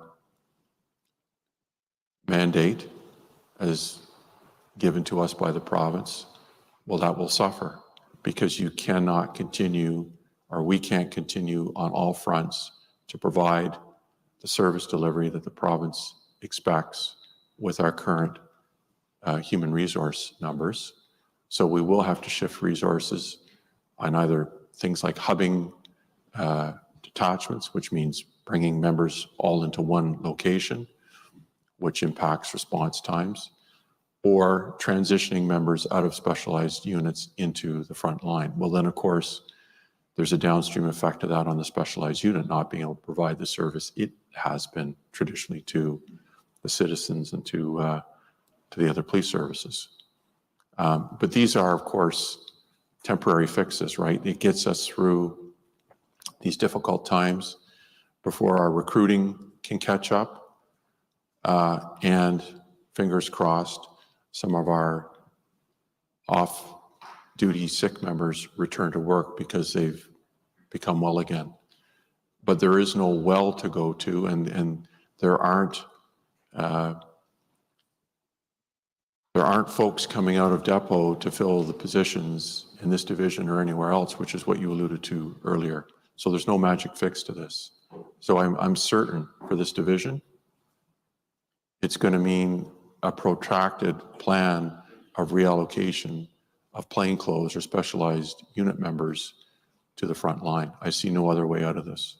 In terms of reallocation between districts, the commission interviewed 2 district policing officers who were in those positions at the time of the mass casualty events.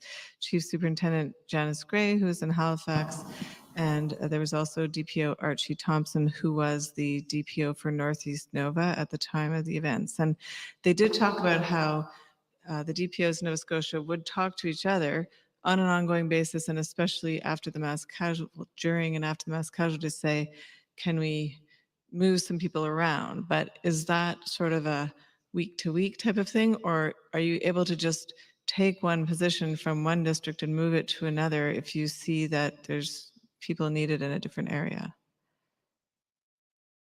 Right, so 2 different issues there. Certainly on a temporary basis, if one district policing officer requests assistance from another, it's not uncommon that they will share resources, and I encourage them to do so. They all report to me in my side of the house. But what I was describing in my long-winded fashion just a few minutes ago around the more protracted issues and where I think we're headed, these are conversations, of course, we have to have with the province before we push play essentially on that plan, because it will have an impact on the objectives and mandate that we've been given.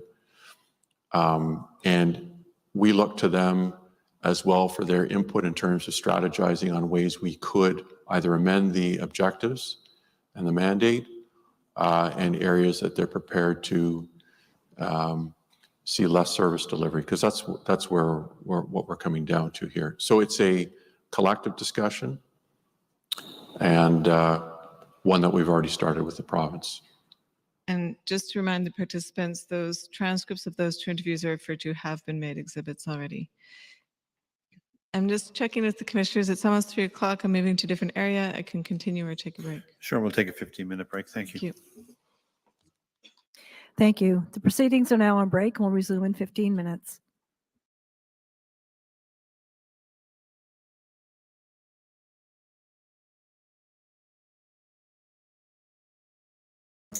I'm curious to go back and see what that was that he said he couldn't answer.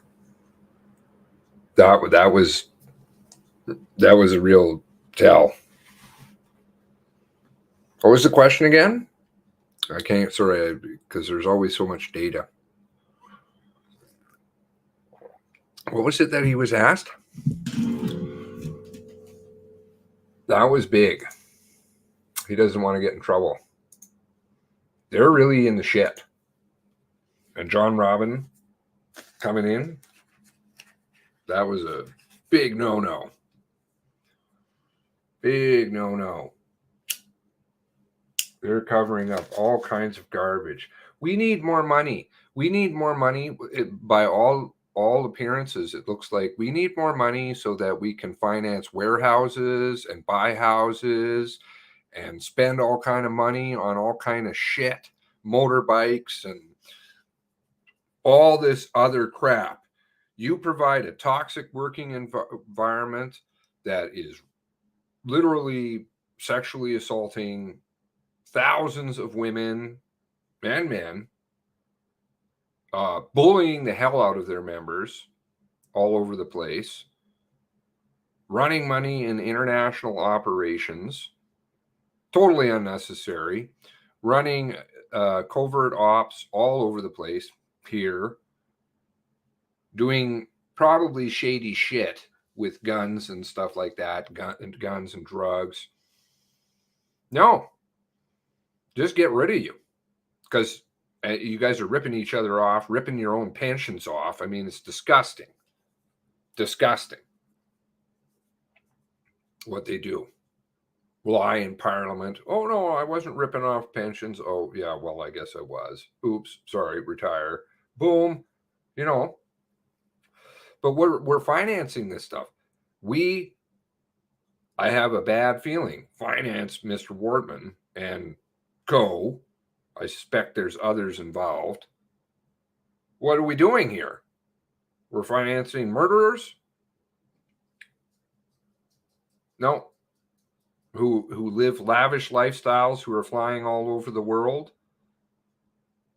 And your environment is so terrible, it's only attracting poor quality employees in some cases. So you can't fill the positions. And who pays for that? Not just fiscally.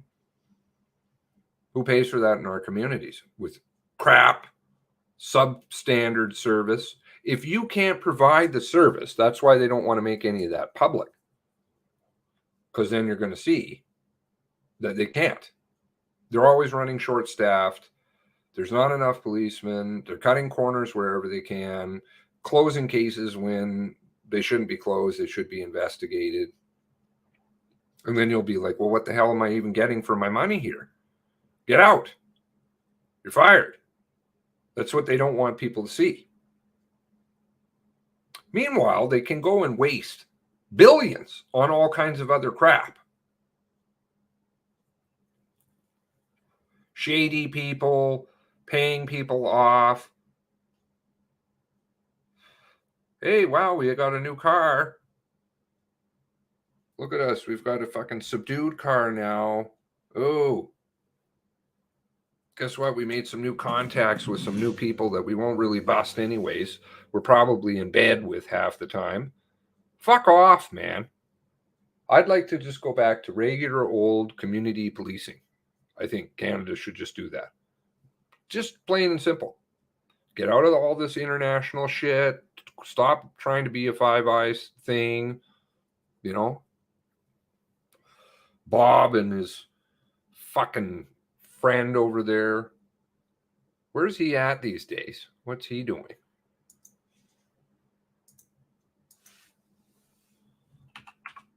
He just kind of disappears. Drinking buddy.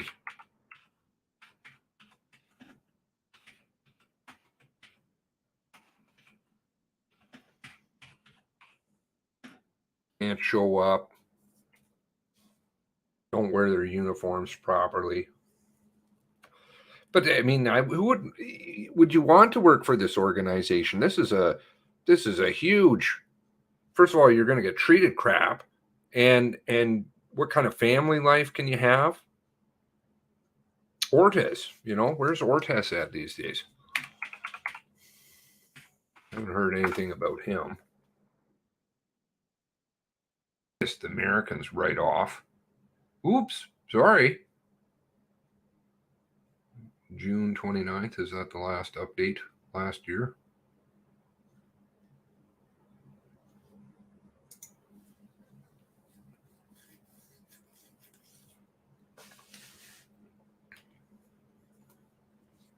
Just have policemen who live in your community take care of your community because they care. They don't want shit going on in their community.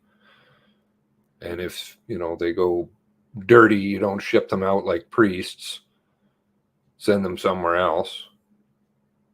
The neighborhood's probably going to hold them accountable and maybe,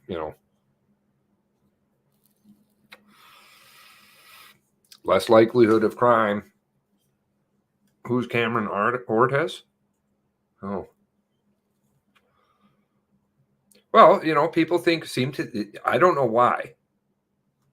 People seem to think that Canada, RCMP, are just like gravel road cops.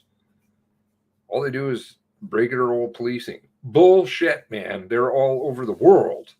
All over the world. They have offices everywhere. That, I know it's on my channel somewhere. God knows where. The Bob Paulson interview down in the United States, I think CNBC or something like that. And he goes through and describes the RCMP and what the RCMP is. And he's not bullshitting. It's like the biggest, most powerful police force in the world. It's FBI, it's NSA, it's CIA, state troopers, highway patrolmen, city police, all rolled in one. Everything. They're a high-level intelligence organization, high level, 5 eyes. That's Ortiz. They don't just sit, radaring. No. They're all over the world. Miami offices, Venezuela, Israel. They're everywhere. And what are we getting for it? We get nothing. We get substandard offices that close at 2 and open at 6. Because, of course, criminals aren't going to do any business when the police are closed. It's on call. No, not at all. Especially in rural Canada. Never do that. No, they won't. They go to bed. They go to bed and they're like, well, better get up tomorrow. I need my beauty rest because the police aren't on duty now. I better sleep. No, if you have Truro was willing to come in Colchester and offer 24-hour service for much less the price, and that was before the NPF and their fucking goddamn union pay raise bullshit came in. They were willing to give you way better service. And I don't know about, how many of you are running around here in Colchester right now. I'd be curious. If you're from Colchester, would you rather have the RCMP who's closing, doing very substandard work, or Truro with McNeil, who seems to be, at least everything I've seen, pretty stand up, pretty honest?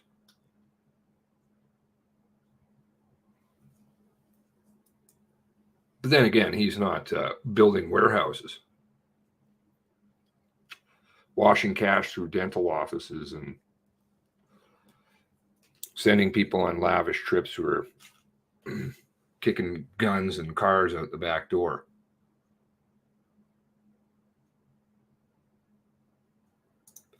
Compared to right now, I think comparatively to the RCMP, really? You're going to take the RCMP over Truro? Okay. That's an interesting one. I don't live there, so I don't know, but and clearly other police chiefs and such feel the same all across Nova Scotia, unanimously. Goodbye. It's all across the country. BC already kicked out of their biggest, that is, maybe I should bring that up, how huge their campus is there in Surrey. It's massive.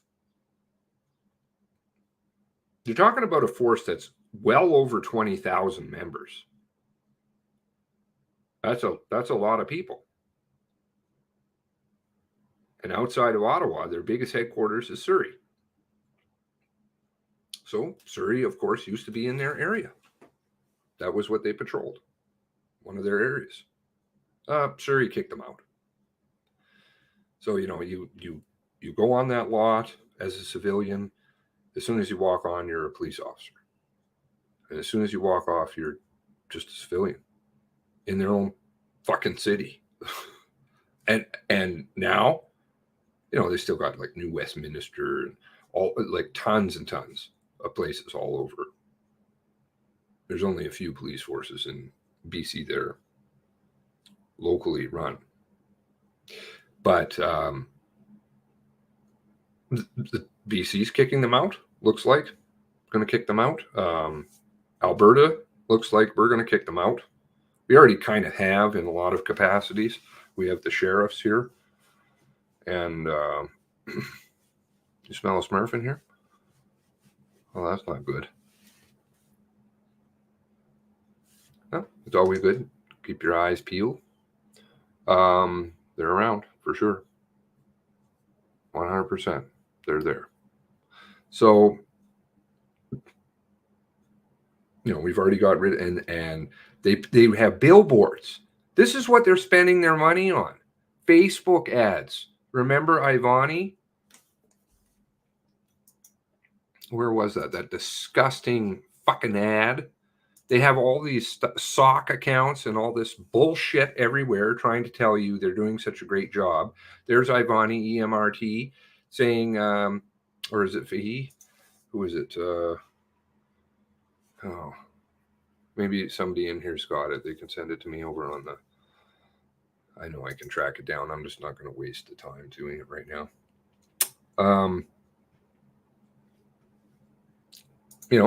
Or having big dance parties and YMCAs and all that other stuff. We're doing super stuff. Well-produced films. Don't worry about it. I don't pay attention to a Fitbit. I don't watch a person at all. But you know what? Afterwards, we're going to make a video. Tell you what great service we're giving you. What a fucking farce, man. Then we have no GST here. Or, no, we don't have PST. We have GST. We have GST, but no PST. I hope so. From everything I heard, a lot of people sent him things. He was quite happy. He's quite curt, or not curt, but he's very short in his responses. And I hope they continue to do so because the RCMP definitely doesn't like him. What was that account? They have... And it's run by if you look into it at all, it's run by the NPF.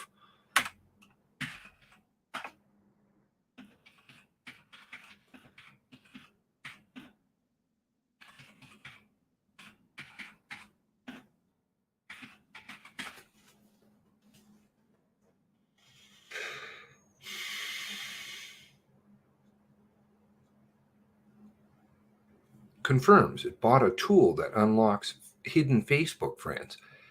I mean, really? Is this what you want? Right? Project Wide Awake all over the place, monitoring everybody. God know where everybody's, if they're in the toilet, what they're doing, who they're with.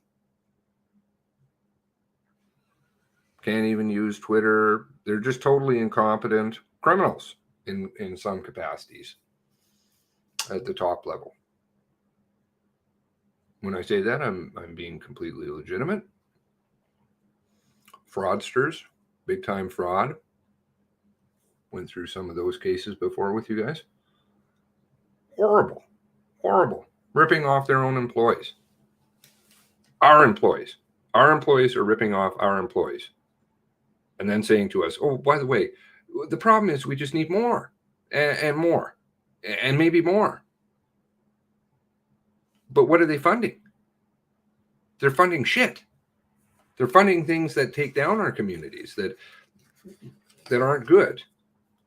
The members themselves, people are getting stepped all over and people are rising through the ranks that really probably shouldn't. Because what? I don't know. I do know. Maybe they have special things. It's not done by merit. When you travel across Canada, you don't have to pay PST? Oh, really? All these years, I didn't know. I always have been paying PST. I'm just like, okay. I think I knew about the States. I filed for... maybe I did. I don't know. It doesn't matter. Who cares? McNeil should investigate Clayfield business address right there in town. Why do we have nothing from Clayfield? It's pretty obvious. Put it in the phone records. Boom, Clayfield. RCMP Truro have been more at war. $6 million contract. Well, but you can get. They'll do it for less. They'll do it for less. And if they don't, you know what? You can fire them too. But that's the greatness of that system, because you have some kind of competition. And frankly, they've let everybody down in Nova Scotia. They'd rather run around with whatever white cars and pump out stories on the other end of the country saying, oh, by the way, somebody was running around in a fake police car. Oh, sorry, it was just us. And yeah, he was on duty. I'm from Hants County. I'm going to take anything other than the RCMP. And this isn't a slight on good RCMP officers, which is unfortunate. The spookiest thing I've ever heard from a member was he said to me, you know what? Just fire the fucking lot of us and don't ever have us work in policing again. Ever. Banned. I'm like, but you need a job. He's like, no, you don't understand. You don't understand what we are, what we represent. It's nothing to do with you guys. I'm like, okay. My friend from Alberta. Excuse me, everyone. The proceedings will resume in 2 minutes.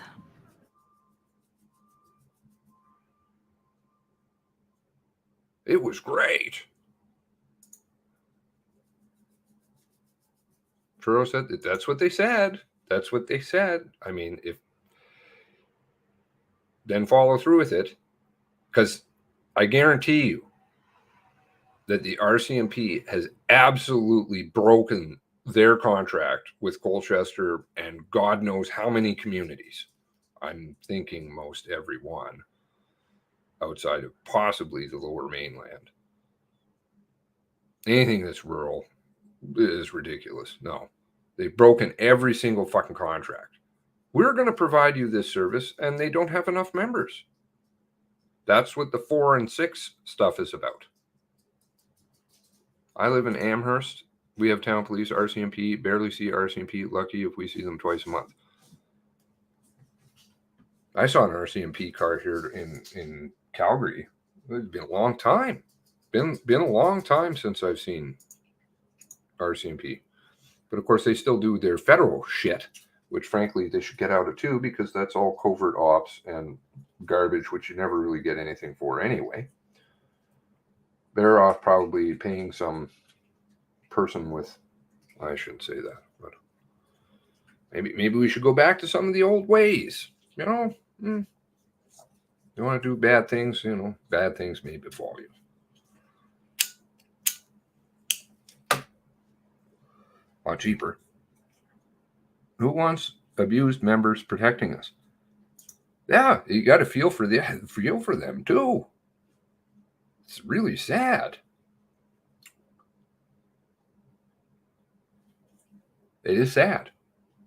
And then we're paying on all kinds of ends. We pay for the lawsuits against ourselves.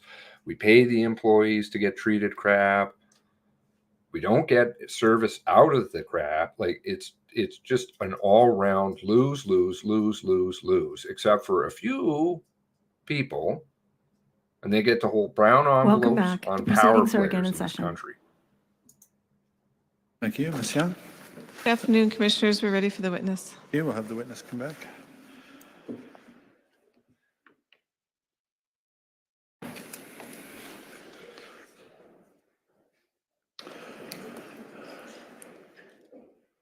Thank you, Chief Superintendent. Ms. Young will continue her questioning.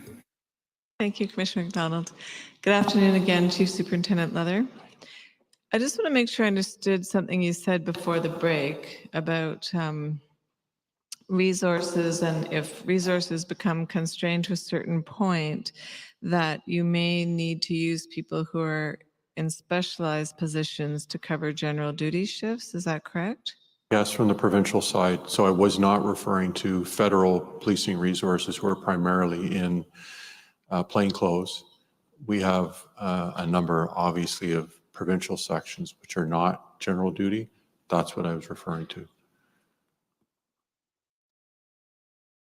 To make sure I understand, yes, how this might operate in real life. Yesterday, Chief Superintendent Campbell said in the aftermath of the events, one of the improvements he felt he had made was to increase the number of full-time ERT members because like CICs, people who are trained to be on an ERT team can have regular day jobs, for example, as general duty members. And he did succeed, although taking people from other parts of the budget and increasing that complement.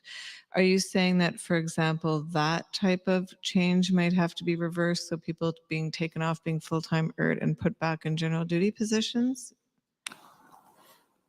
The likelihood of us, I would say, interfering with a process that's taken us the better part of 2 years to implement, and a lot of planning and proposing to the provincial government, it would be about the very last place that I would look to discuss. Also because of the critical importance of that particular program to public safety in the division, highly unlikely. Can you give an example of where you might have to take people from? An example where we might take people from, and we did so after Portapique for a period of time, is from traffic services. These folks are already in uniform, for lack of a better term, and they're working shifts and on the road.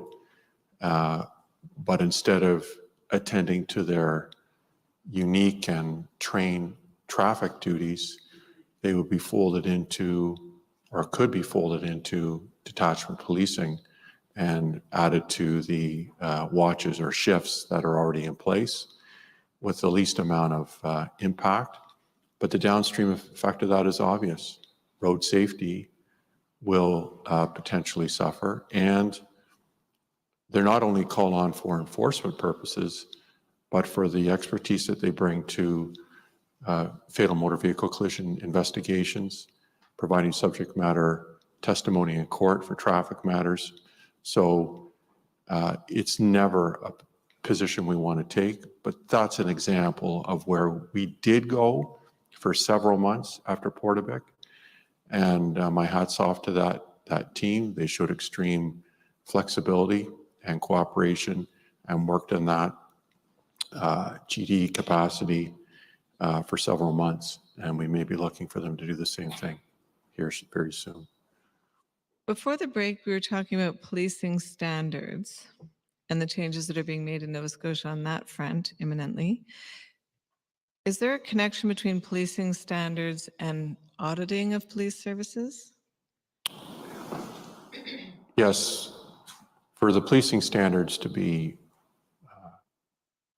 fully accountable, or for the police services to be fully accountable to the standards, there must be a proper audit regime implemented by the province. And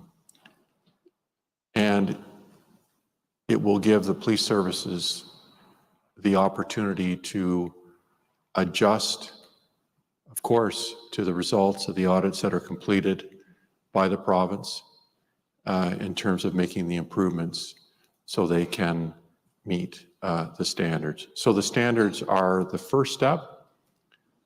The audit feature is the important second step to ensure accountability and that the standards are maintained across the board. And just to make sure we know what we're talking about, an audit would be checking into how a certain police detachment did something, making sure it's up to snuff, up to standards, and that kind of thing. Right, but it would be a formal process where I would expect the province would, if they're following the models in other areas of the country, announce to the police service or to the division, we would like to audit the following either detachment or program against the following standards that we've established. Will be coming through in 3 or 4 months' time. I don't expect any of these to be surprise or spot audits. And then they'll conduct their audit and we'll receive the recommendations and report based on that. And there'll be after action reporting. And this is a cycle that you would expect to see continue across the province and to be ongoing, you know, not just for a period of time and then shelved, but this audit feature has to be ongoing and sustained right across the province for us and for our municipal partners. You say cycle, so the rest of that circle of the checking is getting those results, feeding it back in perhaps to training and improving so that whatever gaps or errors are identified are fixed, right? Sure, And some examples might be the handling of exhibits or how to handle sexual assault cases, things like that.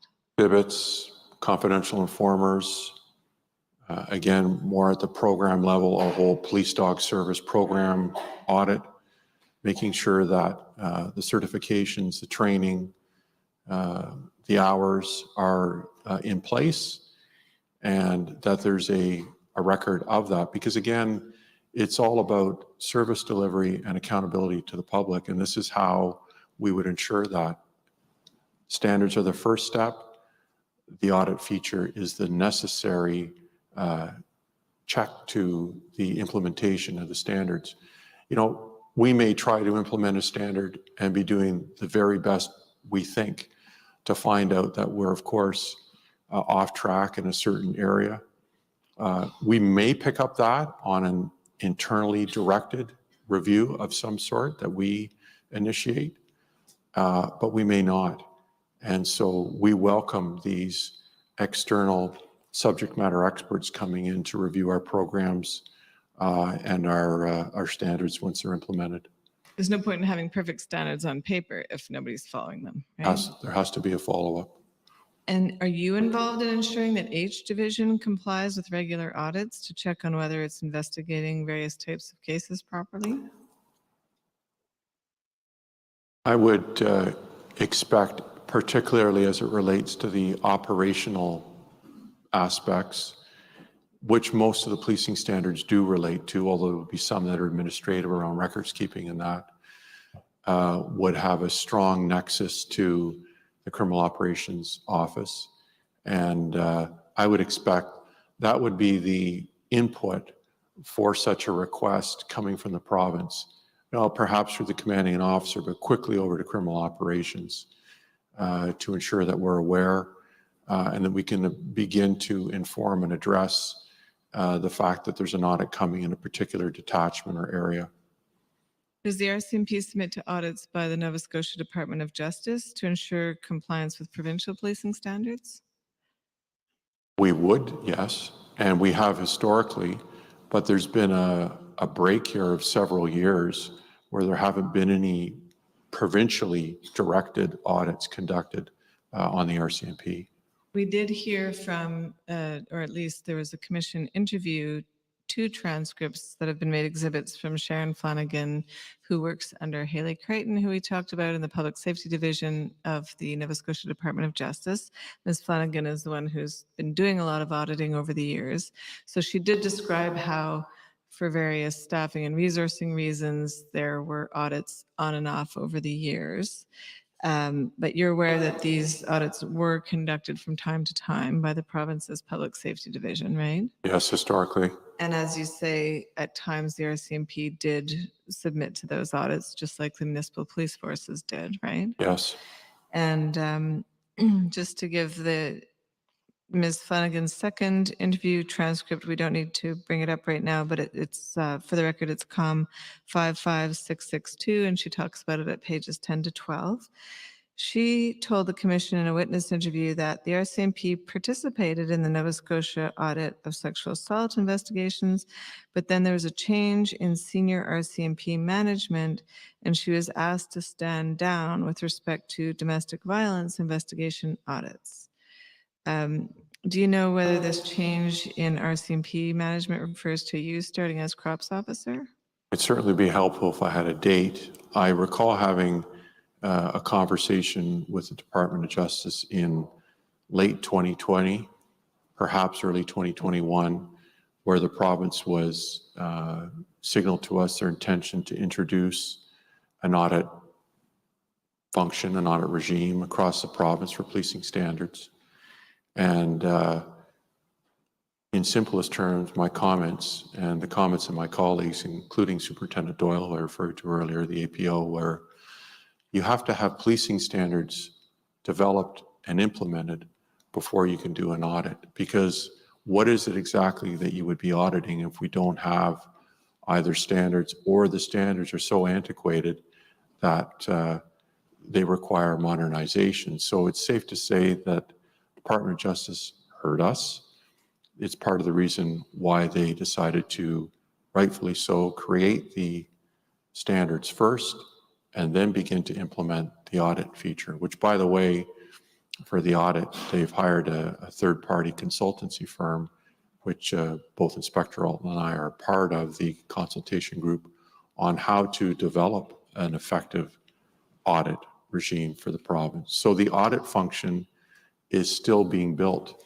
It's not as though the province has an audit function that's been developed to address the modernized standards. Both are a work in progress, and I would say the audit function is behind standards by several months. Ms. Flanagan did say she had her own audit matrix that she was using, but that obviously the new standards haven't come in yet, so there wouldn't be a new template. But she said she was told that the RCMP would do its own audit instead. Does that sound right to you?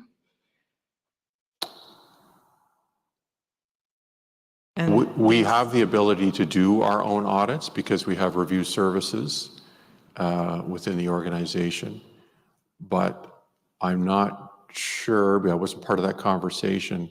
It doesn't make sense to me that we would tell the province that we wouldn't accept or welcome an audit so long as the standards were implemented and in place, and we knew what the standards were that they were going to be measuring. Without that, as I already indicated, was there some resistance? Yes, because we were putting, what was being proposed to us was putting the cart before the horse.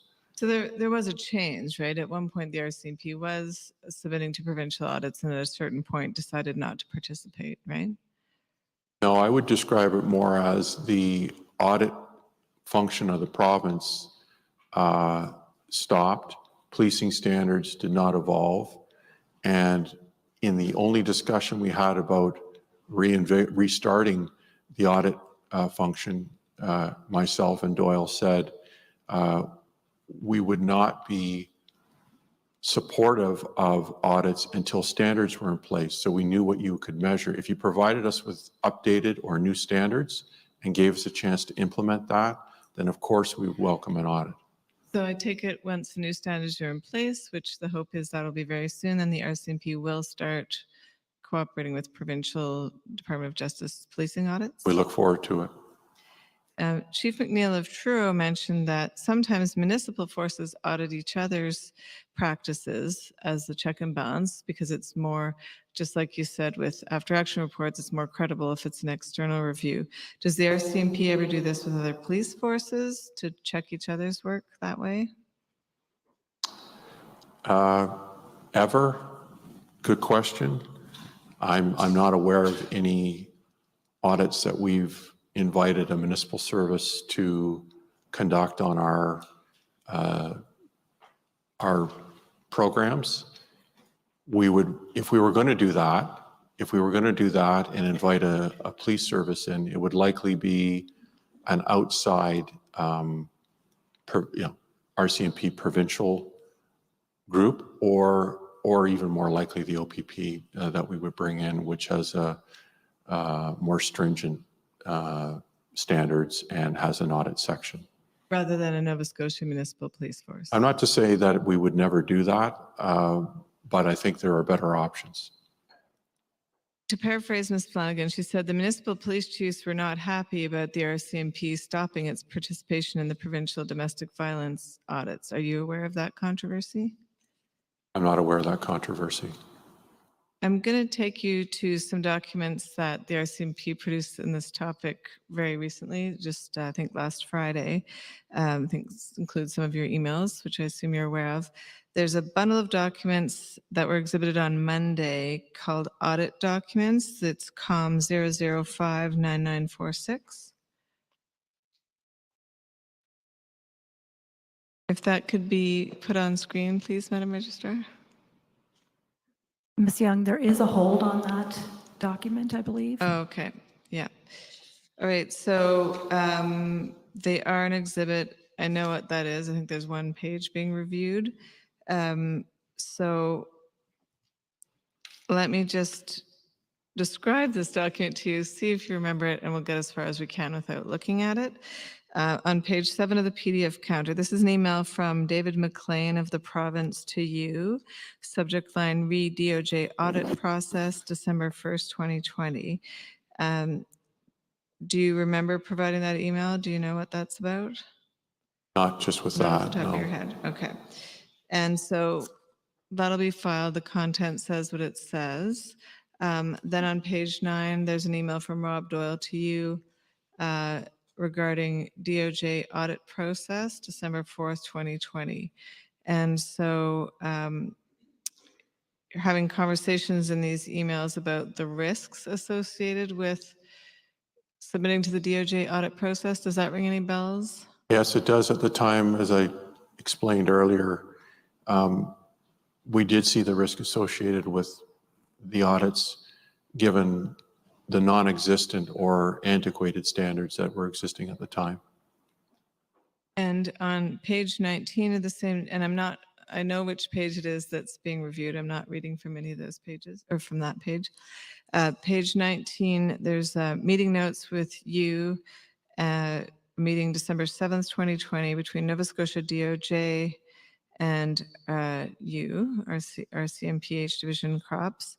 And it talks about that the people from audit say we're going to establish a program here in the division where likely we do this twice a year province-wide at 7 key detachments. All the detachments will be allowed to participate. 7 collections locations, which is more efficient than at headquarters. Do you know if that happened, or is that something waiting for the new standards? Waiting for the new standards. Okay. Also in that bundle at page 28, there's a letter from Mark Fury to Lee Bergerman dated January 20th, 2021, to say that the Department of Justice has struck an internal committee to carry out a preliminary analysis of policing service delivery across Nova Scotia. And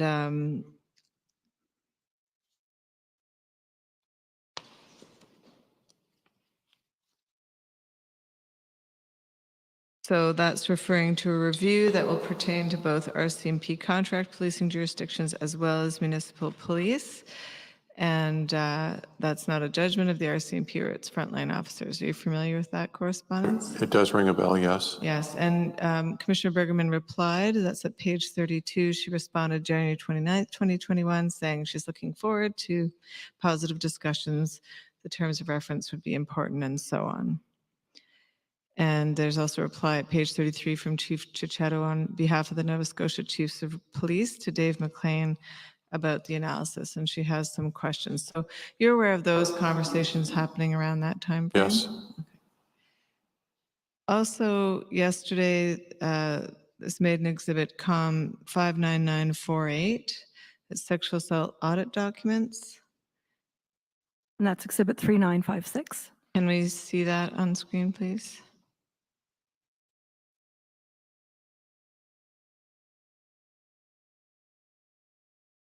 So this is referring to a draft audit template.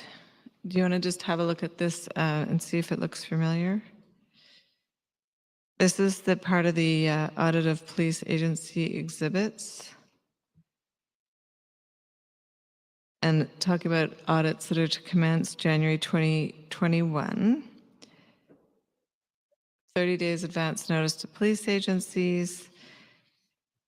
So were you familiar with that process? I'm familiar with the document, yes.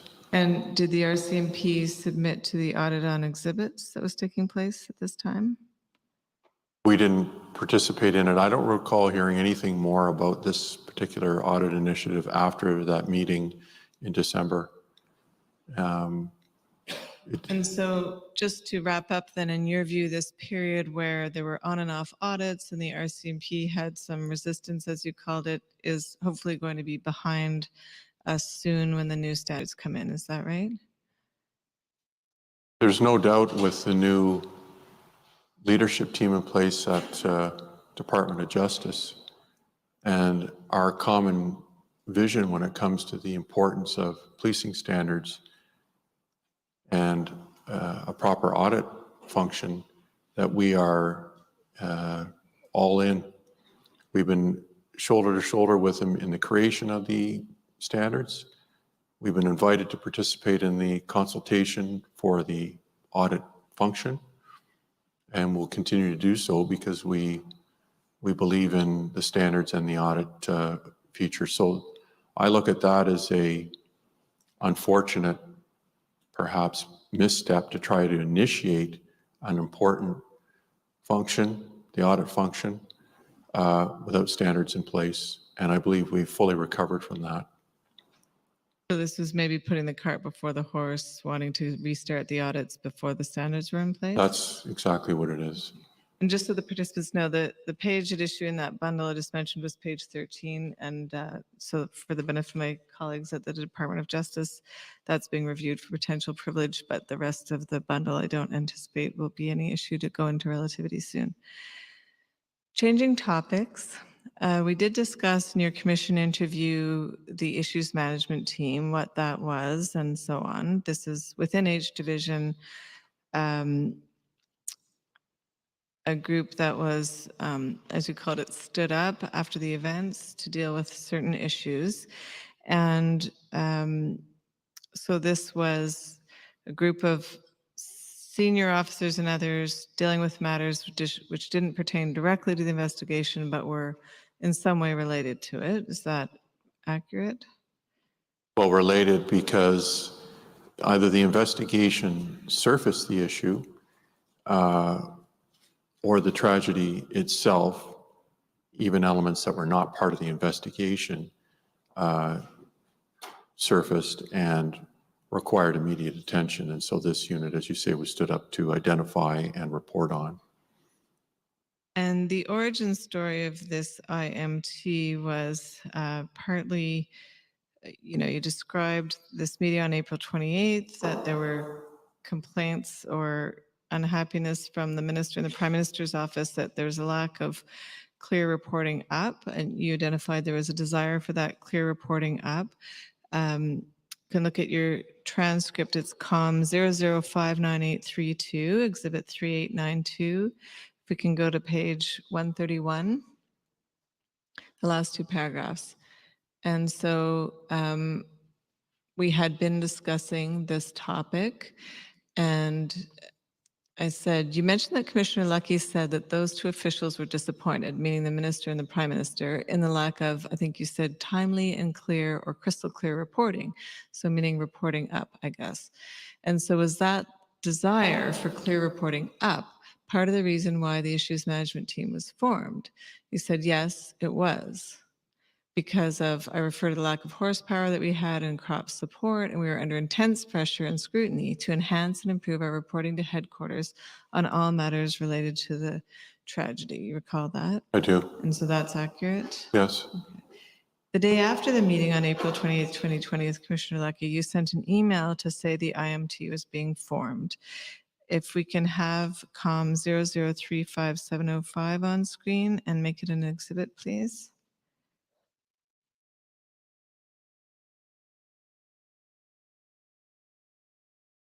That's Exhibit 3991. This is an email from you to Dennis Daly, dated, this is dated April 29th, 2020, the day after the call with Commissioner Lucky. Can we make it bigger? Top of the screen is Dennis Daly's reply, but can we scroll down to Chief Superintendent Letter's email? And so you say, it became very clear during our telephone call with the commissioner and deputy commissioner yesterday evening. So that's the now infamous April 28th, 2020 call, right? Yes.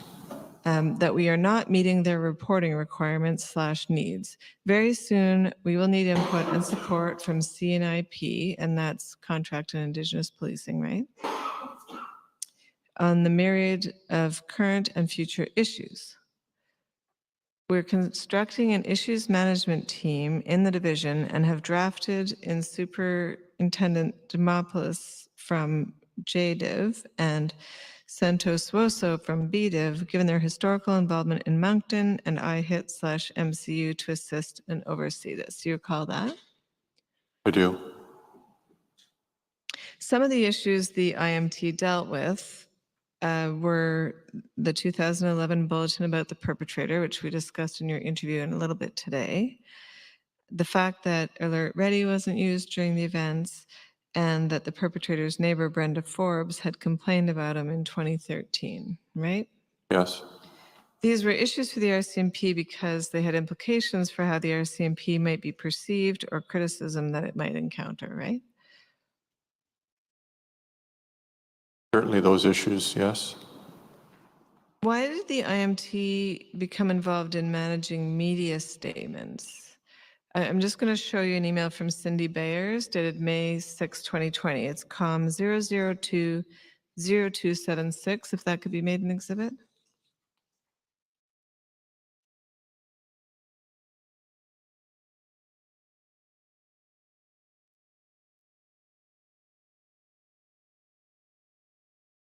That's Exhibit 3992.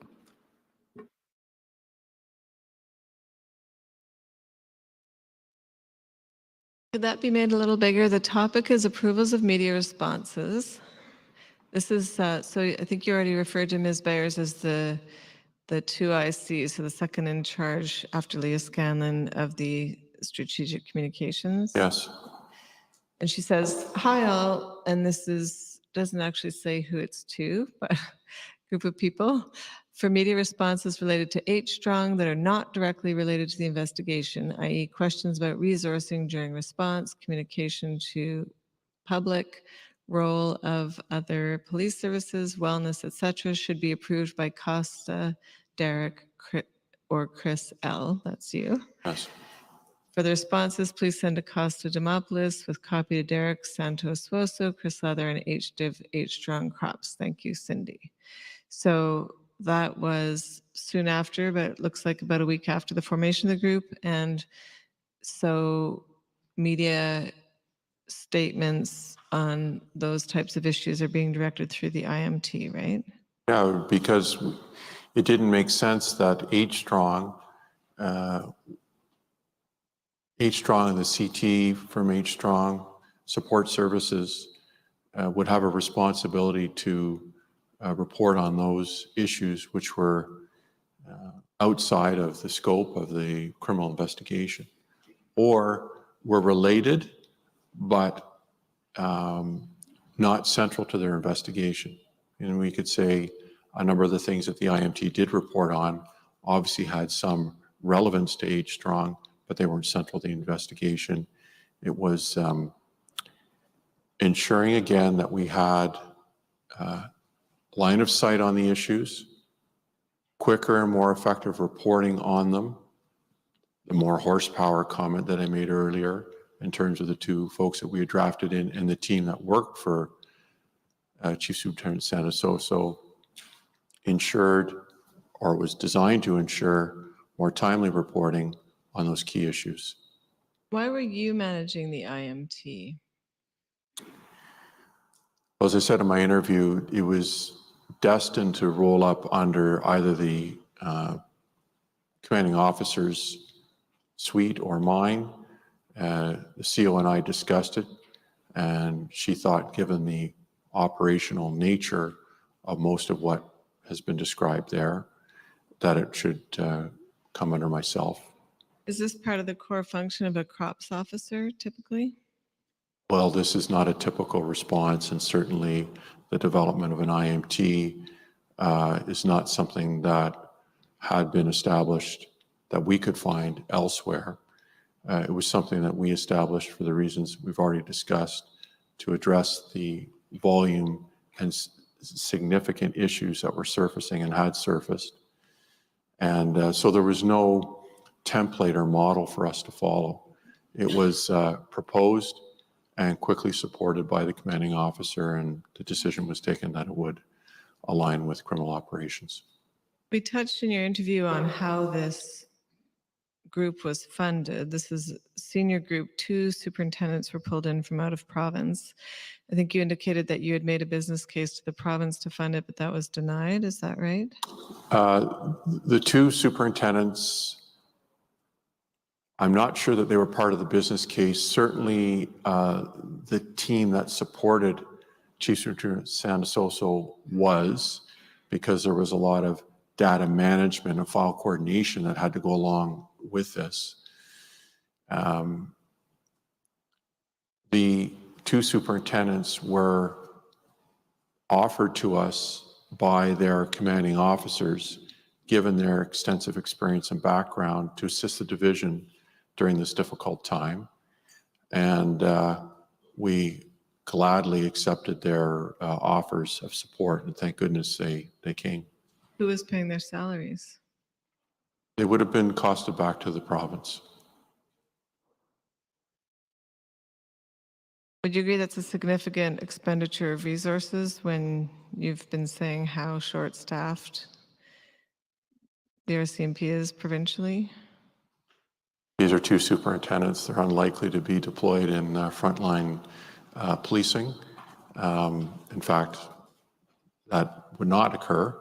And again, given their unique skill set and the need that we had that couldn't be clear from the April 28th call, it only made sense. They were in geographical proximity to where we are, one coming out of Newfoundland, the other one out of New Brunswick. And their backgrounds, they were an excellent fit for what our needs were here. And we needed assistance immediately to begin to respond to the pressure that we were under from Ottawa to report. On the Brenda Forbes 2013 complaint, I understood you to say in your interview that you weren't involved in the IMT's investigation or management of the complaint that she made. Do you recall that? I recall seeing either a SITREP situation report or a memo that highlighted commentary from Superintendent Demopoulos around the investigation, and then I learned Superintendent Demopoulos did meet with Laura Seeley, Sergeant Seeley from Major Crime to discuss his concerns with the investigation up to that point. And they did meet, and there was a discussion. But I have to say, from that point forward, Superintendent Demopoulos, Sergeant Seeley would have to answer to what actions they took in terms of investigative steps or in terms of follow-up as it related to the discussion. There's another individual on the IMT, Chris Romanchich. It's Romanchych. Who's that? Romanchuk, as it's pronounced, was a sergeant from Traffic Services, actually, who was assigned early on to the IMT as the NCOIC, or non-commissioned officer in charge of the unit, but shortly after was commissioned and transferred to Alberta. I think he was only with us for 2 or 3 months. We have some documents related to the IMT's investigation into the Brenda Forbes complaint. Madam Registrar, I wonder if we could make the following documents exhibits. We have COM 11711, which is email correspondence between Costa Demopoulos, Laura Seeley, Seeley, Angela McKay, Mckay, Darren Campbell, Jerry Rose Bertium, and Sean Stanton, a chain that dates between June 3rd and 18th, 2020, regarding Forbes. And that's already been previously marked as Exhibit 1182. Thank you. Next is a crops to crops request for K Division, Brenda and George Forbes interview, May 15th, 2020. It's COM 0011801. It's Exhibit 3993. Next, COM 0008540, Sit Rep, authored by Chris Romanchuk, approved by Chief Superintendent Leather, June 5th, 2020. Exhibit 3994. COM 0085552, Sit Rep, authored by Chris Romanchuk, approved by Chief Superintendent Leather, May 14th, 2020. 3995. 20351, Sit Rep, authored by Costa Demopoulos, recommended by Chief Superintendent Leather, approved by CO Bergman, May 14th, 2020. Exhibit 3996. 8530, Sit Rep, authored by Chris Romanchuk, approved by Chief Superintendent Leather, May 16th, 2020. Exhibit 3997. 8535, Sit Rep, authored by Chris Romanchuk, approved by Chief Superintendent Leather, May 30th, 2020. 3998. And there's another Sit Rep dated June 9th, 2020, COM 8544. And that's already been marked as Exhibit 3919. 3999. No, 3919. 3919, thank you. And so, Chief Superintendent Leather, to the extent that you approved or recommended sit reps on this topic, you'd agree with me, I take it that you had some involvement at the time with looking into this matter? Yes.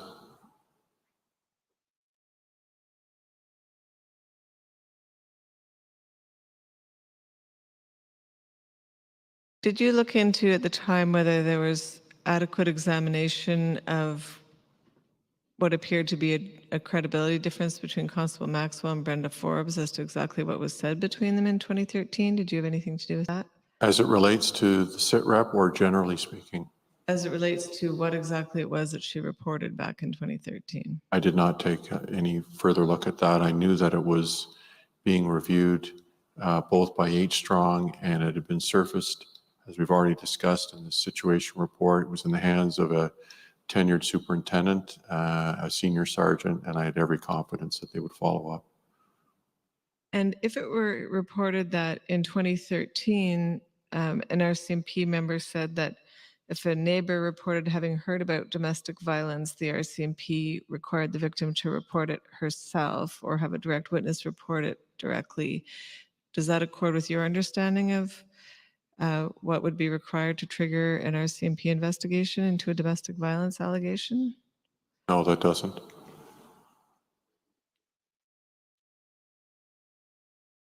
Turning to provincial policing, we did discuss in your interview that the RCMP provides support to municipal police services, and that's at pages 83 to 84 of your July 6th interview, which we don't need to bring up now, but we have heard from yourself and other witnesses there's concern about the cost of the RCMP lending its specialized services to municipal police services who may not have all these specialized teams, and that doesn't get reimbursed by the municipalities to the province or by the province to the RCMP. And so what criteria does the RCMP use when determining whether or not to provide requested assistance or specialized services when requested by a municipal service? Criteria, well, certainly as it relates to critical incidents, I'm not aware of a single time where we have not provided assistance, whether it was ERT or police dog services, so long as those units were available. So I can say with great certainty that those teams have never been on the table for discussion. Where we start to have difficulties, and I spent a great deal of time before the last intermission talking about our resource constraints and sustainability issues.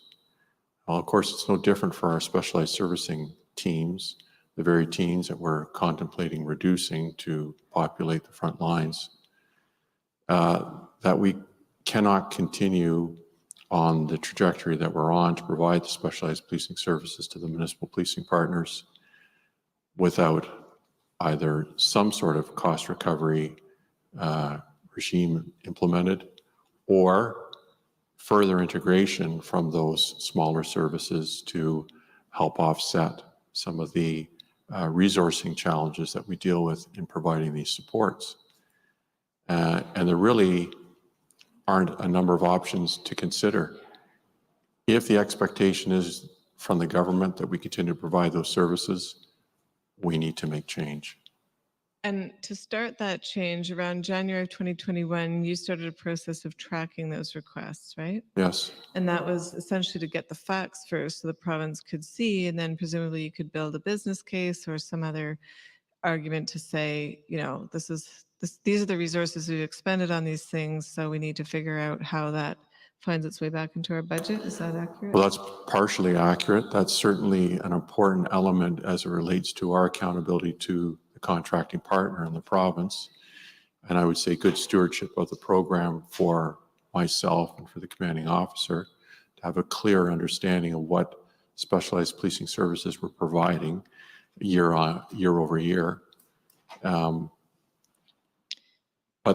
the other element is being able to ensure that there's proper accountability measures in place, and so we don't get those unnecessary requests for service. When you, in any area of policing, require a formal submission, a document, it's not a complex matter, it's a single page, it would take less than a minute to complete. But it ensures that there's accountability at the deputy chief or chief level of those police services, that they do in fact require that level of assistance, that specialized policing assistance. So it's both for accountability purposes between ourselves and our partners, and ensuring, frankly, that those chiefs and deputies know that their subordinates are not making requests without their awareness, and also for our accountability to the province around that we budget and spend our specialized policing services funding. When you say good stewardship of the program by you and the commanding officer, do you mean the program meaning provincial policing? Provincial policing, but more specifically specialized policing services, which are almost exclusively within this support services officer's realm, which, as we know, was Chief Superintendent Campbell's area of responsibility. And when you say making sure that these services are required when they're requested, do you mean, for example, proportionate with the seriousness of an offense or investigation, like not sending a full forensic workup for a paper cut type of thing? Right. I'm not going to suggest for a minute that we got those sorts of requests, but we certainly got what I would describe as low-level property crime type requests for forensic guidance services to travel several hours to fingerprint paper bags and windows and things like that for shoplifting and rather insignificant property crime type offenses, which A, is a significant waste of a highly trained forensic guidance service member, and B, demonstrates a need for those services to have scenes of crimes officers, which are essentially GD or general duty members, cross-trained in doing more simplistic forensic examinations, as an example. So a desire to have some of the municipalities take more responsibility for creating their own SOCO-trained members within their own services to provide, because, for instance, we don't send fully trained FIS members to outlying detachment areas to conduct those kinds of examinations, so we would expect the same from our partners. For your own RCMP investigations, you would conduct the same calculus. Right. We're applying the same methodology and thresholds for when we would call FIS. And we wouldn't expect that to be implemented overnight. This, as you noted, was implemented over a year ago now. And the whole idea was to signal our intention to move down this path. with greater accountability because we had greater accountability thrust on us, and that we look forward to further engagement with the chiefs as we move down that pathway whilst the policing standards are being developed. That's all that's happened so far, though, right? Is just the signaling of it and the tracking, but there hasn't actually been any cost recovery yet, right? Right.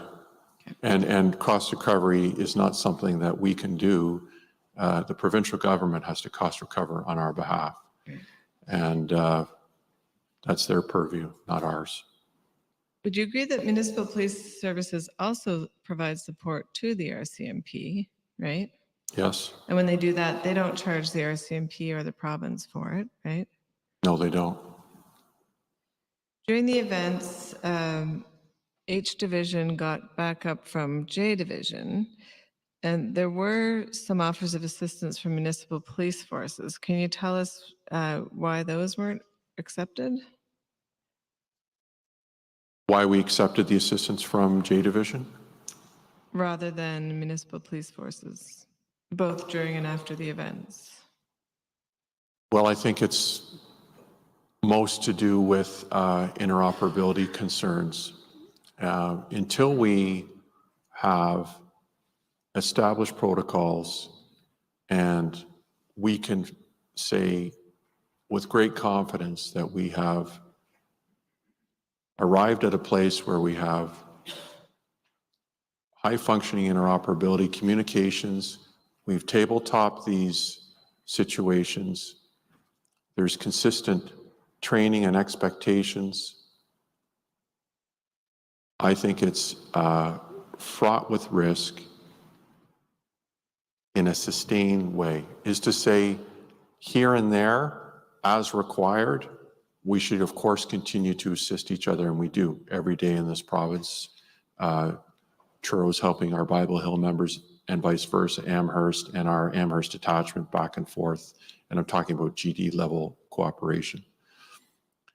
But if we're looking at a sustained major event such as this, I understand the apprehension on the part of the risk managers or those that were making decisions about who to call for assistance in a sustained fashion when there's concerns about communications, understanding of each other's practices. So that's not saying the RCMP is in any way more advanced or superior. That's saying, in fact, we may not be at the level, perhaps, of one of the other services. They have expectations of our members working together, and when they come together to work in a high-risk scenario, if they're not reading from the same page, if they're not aligned in terms of their thinking, their training, and how they address a situation, what an awful place to experience that breakdown. And so I know that this was a concern of some of the people that were drafting in resources from around the province. But I understand that in terms of specialized services during the event, like an ERT team, for example, but what about in the aftermath, just when so many people in the RCMP were exhausted or traumatized, had to go off sick? There were offers to backfill general duty members, or even just for municipal police officers to look after routine calls to lighten the load on RCMP general duty members. Why would that offer be turned down? That's a good question, and I can tell you that this became a live conversation more recently around the Freedom Convoy and the implications for this province. And as we know, there were issues, not just in Halifax, they were scattered about the province in terms of civil disobedience. I'm just going to pause you there to make sure everyone knows what you're talking about. So you're talking about the trucker convoy in Ottawa, and there was a request for H Division to send officers to back up Ottawa. Is that what you mean? That is true, but that's not actually what I'm talking about. I'm talking about the spill off or the inspired Freedom Convoy individuals here in the province that were taking their lead from or inspired by the activities in Ottawa. That's what I was more specifically referring to. And what it did in a very collaborative and effective way was to bring together the chiefs, myself, Inspector Alt, who's in criminal operations with me, to have these meaningful discussions about sustained relief to one another, either between municipal services or municipal to provincial or vice versa, and working through and identifying the authorities that are required to actually do that. Now, we're talking about a fluid, but perhaps a more planned event that gives you the time to have those kinds of discussions. But what it did for me is it surfaced, and I believe for the chiefs as well, a number of considerations that we really hadn't wrestled with before, and agreed that we needed to have further discussions on, and more at the senior executive level. So whether it be fishery disputes or Freedom Convoy or, God forbid, another mass casualty event, there's a playbook to go to, and these interoperability issues and the authorities that are required from the government, not only the provincial government, but the municipal governments have a say in this, has all been ironed out in terms of what the processes are to get those authorities in place quickly. And so that's, call it the administrative side of the house. But flowing from that is on the ground, how do we effectively deploy and interact and communicate at the level we need to? And we're not there. We're getting there. There's been some bumps recently that will have set those discussions back, but that's what needs to happen to get us to a place in this province where we can have that level of interaction and coordination. And it's a work in progress. Are you aware that there was perhaps a sentiment on the part of the municipal police forces that it was the RCMP feeling superior, that they wouldn't take help from municipal police forces? I'm aware of that sentiment. Do you think that the new policing standards will help if there is any concern about whether everyone's at the same level? I don't think, well, I'm not sure policing standards will help or detract from that conversation. Those conversations need to advance at the tables with the police chiefs and the H Division RCMP. In other words, it's a senior executive policing issue, less than an issue involving the province. So the provincial police and the municipal police need to get their act together so they can properly and effectively be interoperable. And progress was made and is being made, but there's work to be done until there's we could say, an effective end state, and we're not there. And I understand part of interoperability is to work in an integrated fashion at times, right? Maybe that's an oversimplification, but I gather in Nova Scotia there are different examples of integration. For example, that could happen at the team level with street crimes units where provincial and municipal officers might work together on projects, for example. Is that right? Yes, there's what I would describe as permanent arrangements, whether it's the street crime units or the CID in Halifax, Criminal Investigations Division, where there is a permanent arrangement. And so the discussions like we were having with the chiefs about interoperability have already been had. And those units have evolved over decades, and they've worked out some of the issues that we're talking about in a more fluid, dynamic operational response setting. So they really are very different issues, because I think it's important to understand the distinction between those permanent JFOs or joint force operations or combined units, where you have the time to work through the MOUs and the governance associated to that, to unpredictable requirements for operational integration and interoperability, where you need to have processes and a guide map to go to.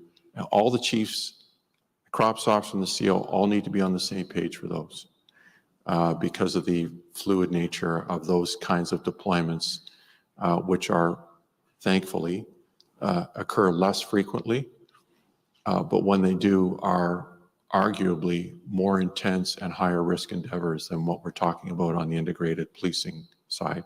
And there could also be predictable but short terms, such as projects, right? Like investigating a particular drug shipment that's anticipated or things like that. Yes. Well, that might be federal, but a particular crime or gang or something like that.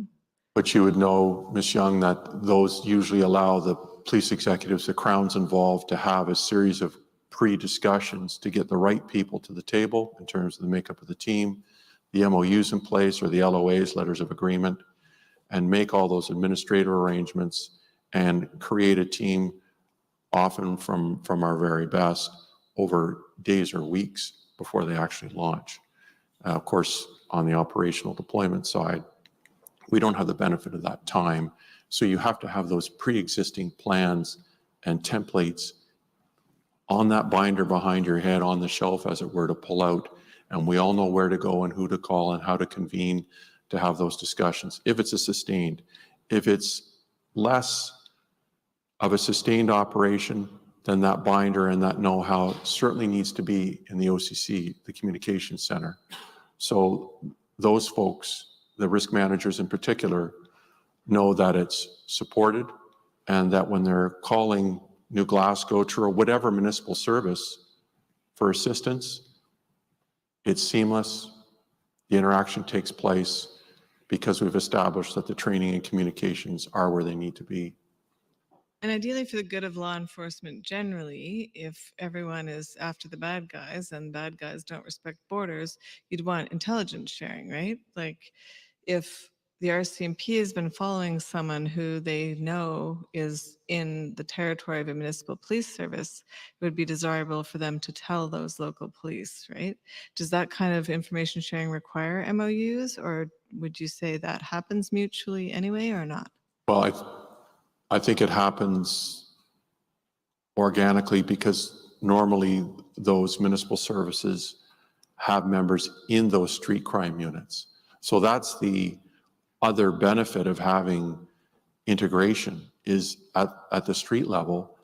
The folks that are part of that very municipal service are obviously staying there the duration of their street crime enforcement time just in that jurisdiction. They too are moving into RCMP territory. So that's the benefit of having integrated teams. That's where the exchange of information occurs at that street level.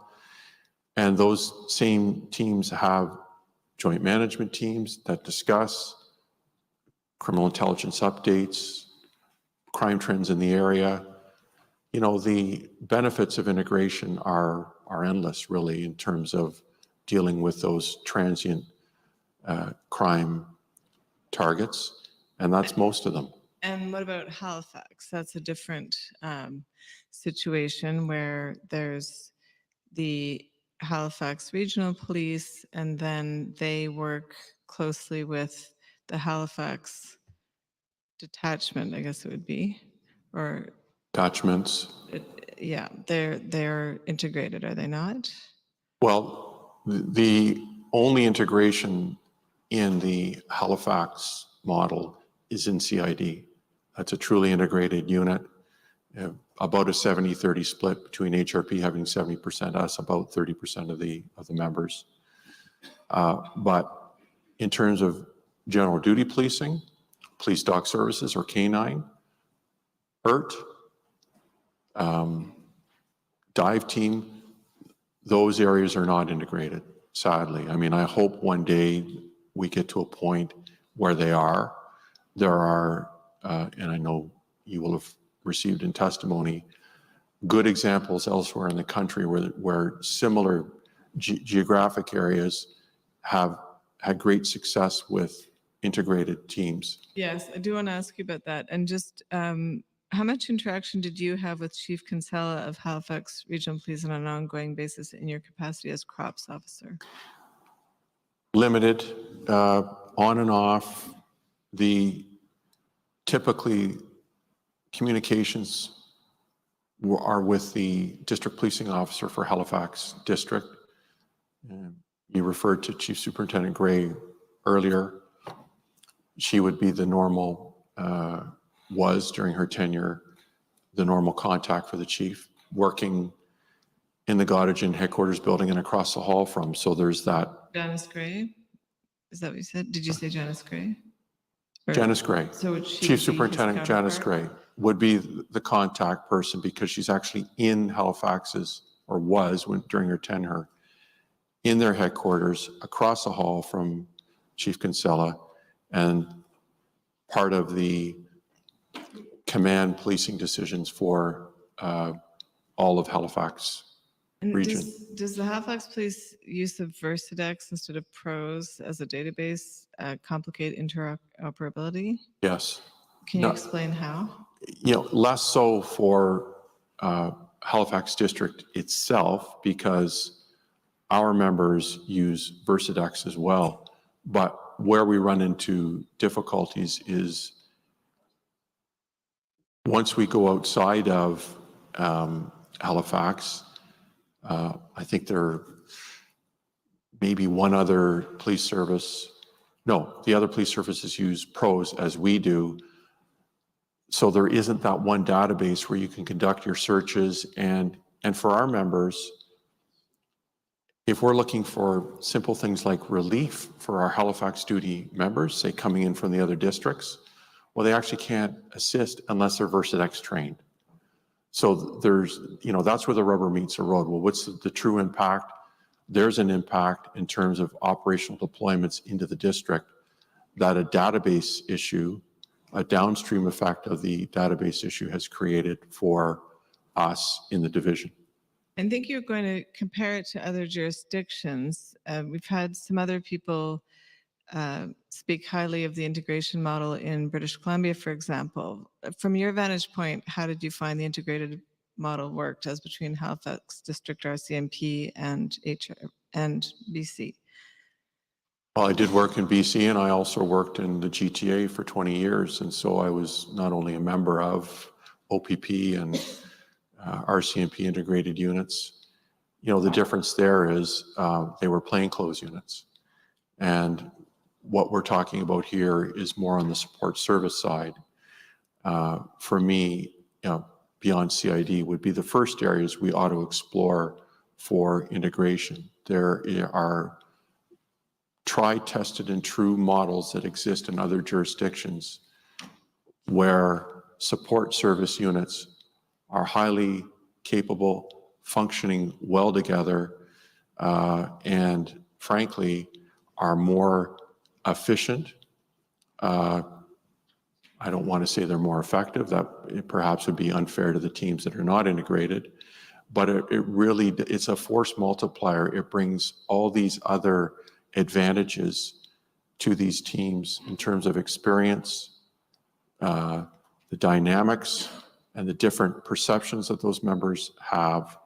And when they're done their stint or secondment to those units, it's of course what they bring back to their home agency in terms of what they learned and shared with their policing partners while they were in those integrated units. And contacts, I assume? Contacts, methods, techniques, skills, exposure, training that they may not have received had they stayed strictly in their home agency. The list of benefits goes on. And of course, it builds stronger, or ought to, and has in most of the units I've worked in, build stronger relations between the services, because you break down those walls of lack of familiarity and awkwardness that you might feel when all of a sudden you're thrust into a situation where you're working with members from another agency.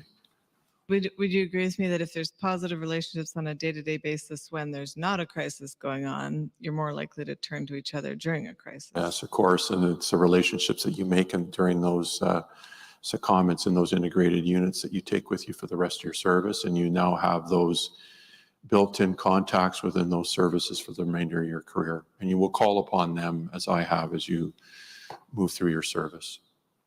Based on your experience in other provinces, do you have any insights or advice now that you're leaving Nova Scotia for how the province could move towards more integration or more efficient and positive sharing of police services? Well, I think there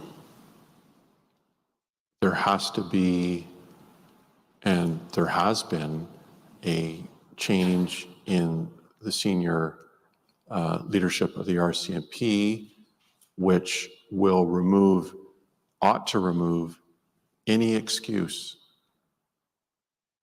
from the municipal chief side that would stop them from wanting to engage with the RCMP in the division to build strong relations and to move towards a more integrated policing model. And, you know, as sad as I am for leaving, I'm happy for the person coming in behind me. They will have a clean slate and an opportunity to engage with the municipal chiefs without any of this baggage that we've all carried around for the last 2 years, especially. So it's positive that you're leaving, that's what you're saying? For some, depends who you ask. And Lee Bergman is retired, Janice Gray is retired, and Darren Campbell's also left the province. Yes, and that's noteworthy. It's noteworthy in terms of relationships with the municipal police because for me, again, to repeat myself, it takes away any excuse or reason why both agencies can't come to the table in a meaningful way in the very near future to drive the policing standards and interoperability and further integration of policing in this province. I want to ask you about a couple of instances of your interactions with municipal chiefs that commissioners have heard oral testimony about, and I just wanted to give you a chance to share your own recollection in person rather than simply filing a transcript. Just two things. One was a phone call that you may recall with the Nova Scotia Chiefs on April 30th, 2020 about Alert Ready. We did talk about it in your interview of July 6th. And I think I put to you what Chief McNeil of Truro described, and this is in his transcript. We don't need to bring it up unless you want to see it, but it's COM 3767 Exhibit P001 032. This was actually in his interview at page 119, although he did testify before the commission as well. In his transcript, he said, so the Alert Ready, again, it was much like the bulletin driven from the RCMP side of the house. Lee Bergman and Chris Leather had a conference call with all the chiefs.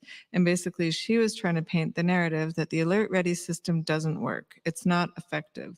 It's not friendly for law enforcement. And we all need to get on board as Nova Scotia chiefs and say this publicly, that we would never use it. It's not set up to do what the public thinks it will do. And then to remind you, Chief Chichetto, who at the time was the chief of Kentville Police, said, and this is COM 15891, Exhibit 1031, at page 72, she said, we were then asked, we had a meeting called by the RCMP via Teams with all the chiefs, and we were asked if we were willing to basically support them on saying the Alert Ready system was flawed. And she believed that you and Lee Bergman were the leaders of that call. What is your recollection of that call and what you were saying? Well, what I was saying, and I remember the call in the CO's boardroom was, and this was, if I heard the dates correctly, after the first deployment of the Alert Ready in April of 2020. Yes, the call was April 30th and the first deployment was April 24th. So within days, we had by then completed our analysis of the impacts as best we could. And we felt we needed to share that with the chiefs. And for me, it was a call to signal to them these unexpected consequences that none of us predicted. I was a decision maker on the deployment of that alert, and I can tell you, Inspector Alt and I had discussions. He at the time was working in Halifax District about its use, and not once did that come up in the conversation. And when I looked, and I did after the deployment, nor could I find any literature that described this overload aspect and the risks associated. So it was for me, a cautionary tale for the chiefs to say, we're not saying we should not use alerting. we're saying be aware of the risks associated to its deployment.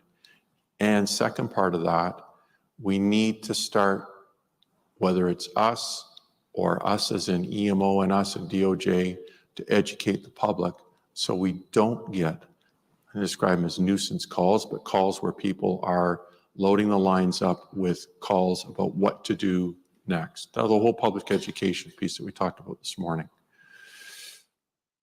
And, you know, the sentiments there remind me of the same sentiments we had over a year, several months later, when I organized a call with the chiefs of police about the officer safety bulletin and provided them with a timeline. And what we were trying to do was to be transparent with the chiefs of police to highlight to them risks in the case of alerting, what we determined in our, call it investigation of the existence of the bulletin, and which agencies were impacted by it. But instead, if I'm being frank, both calls were twisted to be something they were not. And that's why I'm asking to give you a chance to say your side. Just back to the alert ready system conversation with the chiefs, for example, my impression of their perception was that they thought the RCMP was trying to discount the effectiveness of the alert ready system to reduce criticism for not having used it on April 18th and 19th, 2020. Is that what you were trying to do in that call?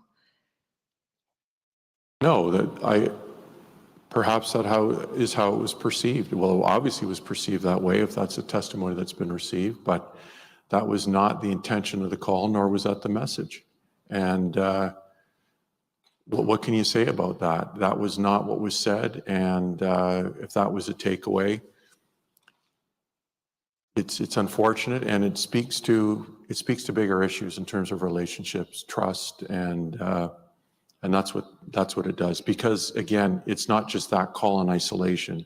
It's then the call several months later dealing with a completely different issue, and actually some of the same chiefs, but some different as well.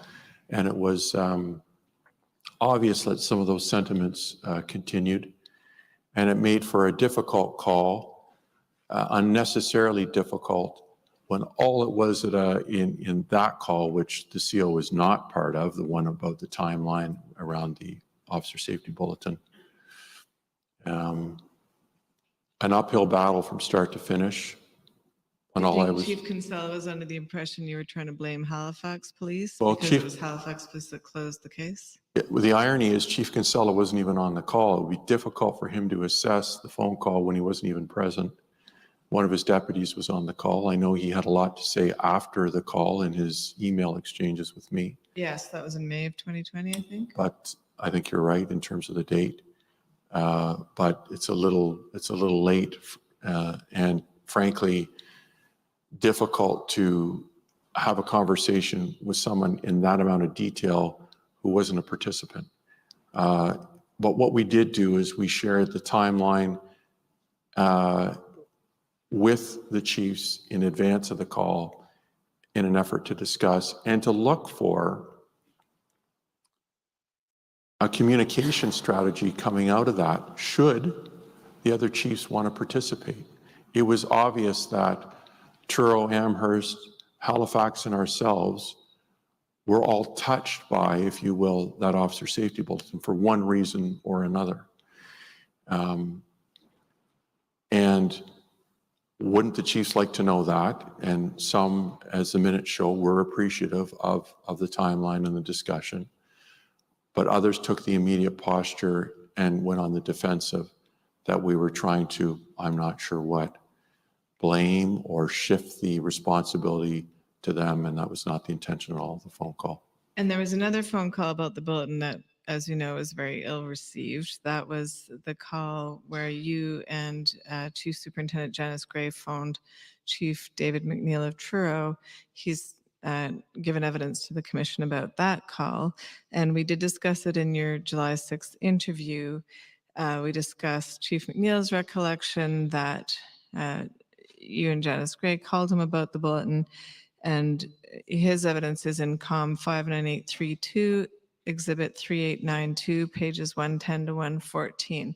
So just to quickly refresh your memory and then give you a chance to say your side of the story, Chief McNeil said you requested to look at Truro's records and holdings regarding the bulletin, and his impression was that you would have liked to see the bulletin not surface. That's the impression he was left with.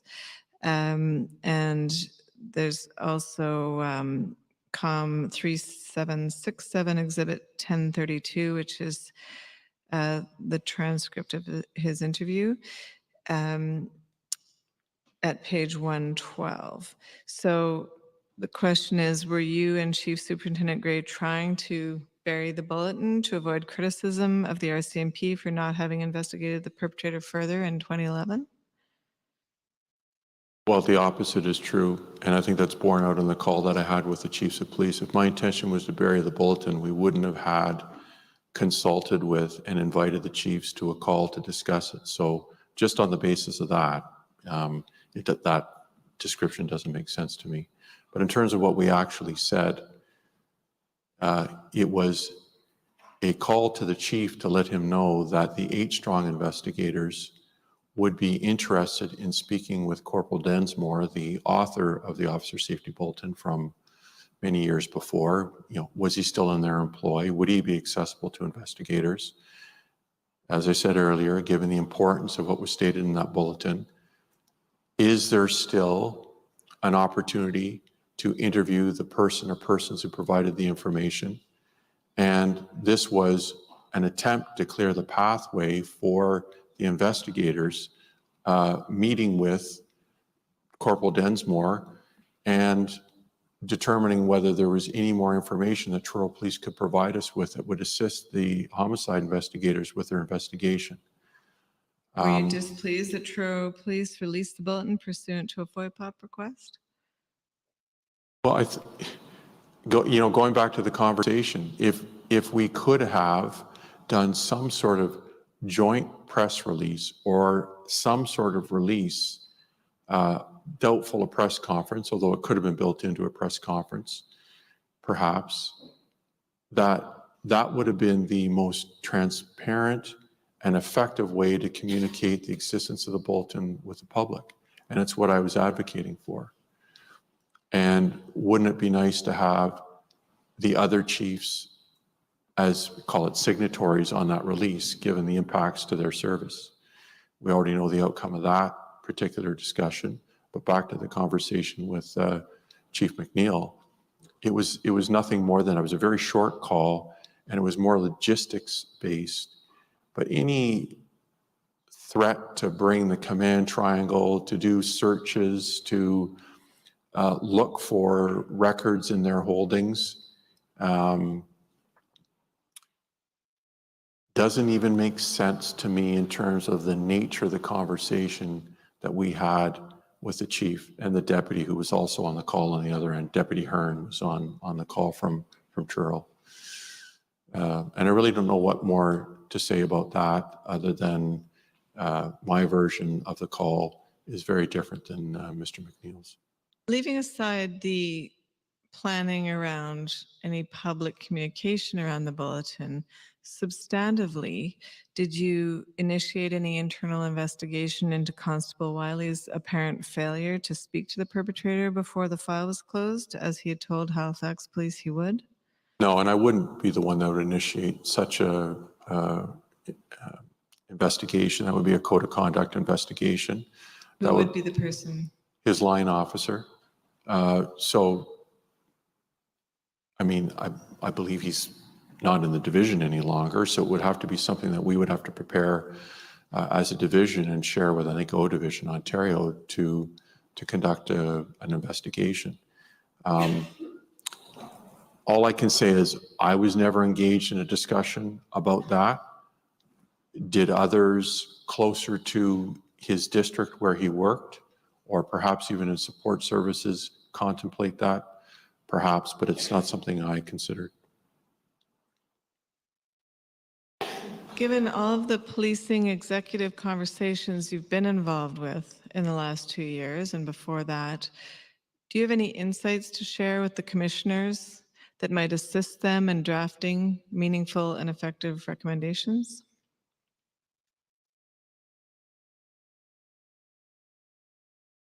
I do, and I have noted them.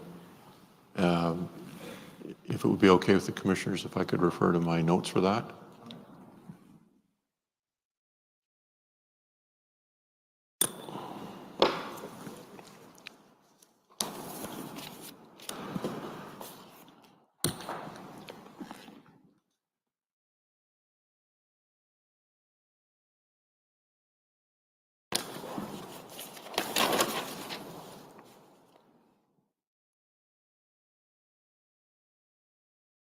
My recommendations cover a number of the areas that we've already spoken to, so I'm not sure if you want me to just focus on a specific area. You don't need to repeat anything you've already said today or in your interview transcript.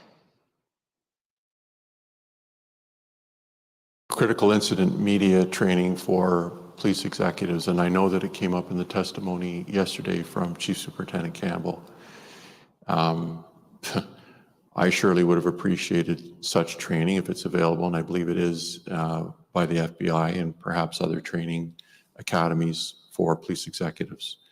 I would strongly advocate for that, for any criminal, like from an RCMP perspective, for any criminal operations officer or commanding officer to have that training literally as part of their job description.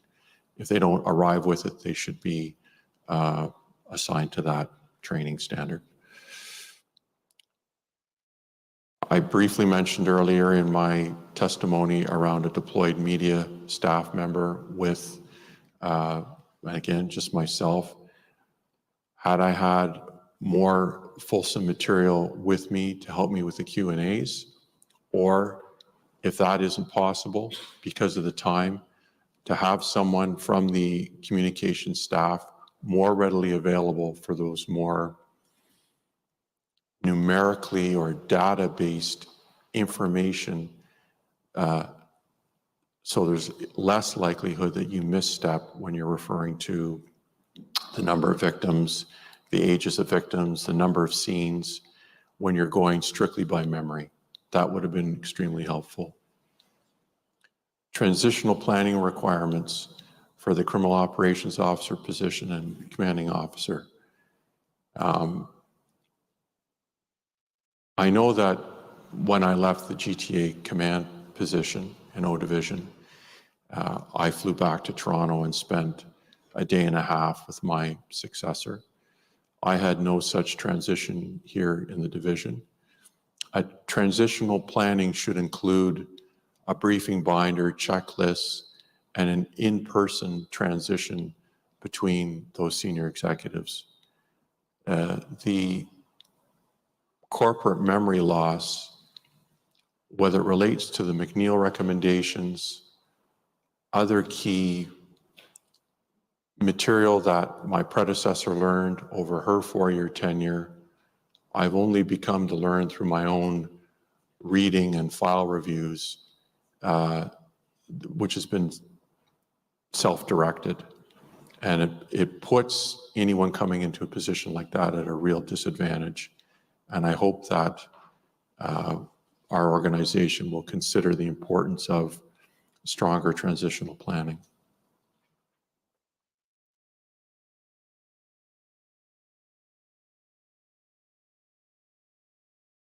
I already talked this morning, so I won't repeat the deployed analysts to the command post setting or the OCC setting to support the risk managers. I think it's something that we should look at very seriously as perhaps an extension of the CIC program or as an extension of the support services in the division.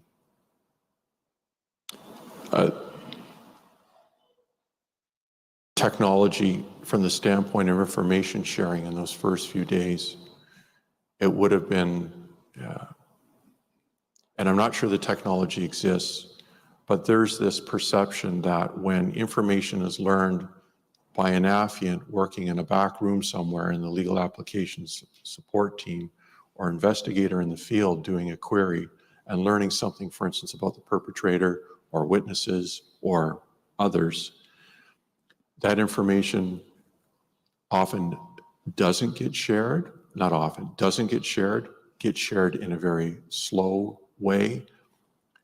Yes, of course, there are briefing cycles, but if there was ever a way to more quickly share and receive information, and this is specific to the communications responsibilities, less so to do with investigative, that would have been beneficial.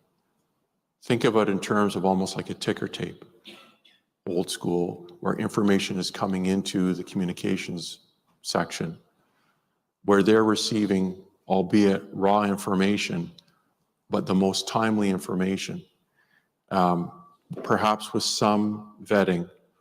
But what we learned, and I read in the foundational document, is we collectively knew about a lot of information that was not getting through to either key decision makers or those persons such as myself who had to stand up and provide briefings to the public. And so is there technology available to us that would enhance our capability to information share key updates, to supplement and assist with the talking points and communication strategy?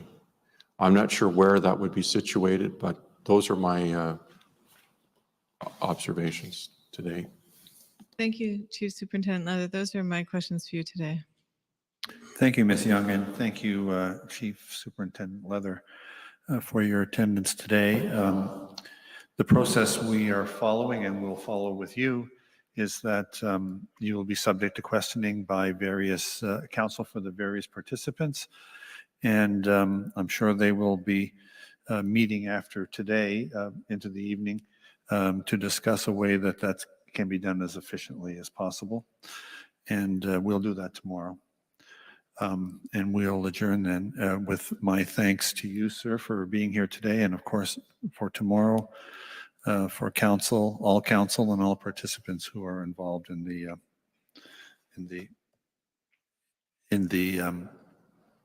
proceedings today.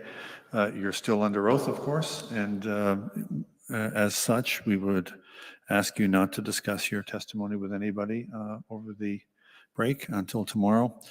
And we would ask you to come back then and, of course, welcome everybody else back at 9:30 tomorrow morning. Thank you, sir. Thank you. Thank you. The proceedings are adjourned until July 28th, 2022 at 9:30 a.m.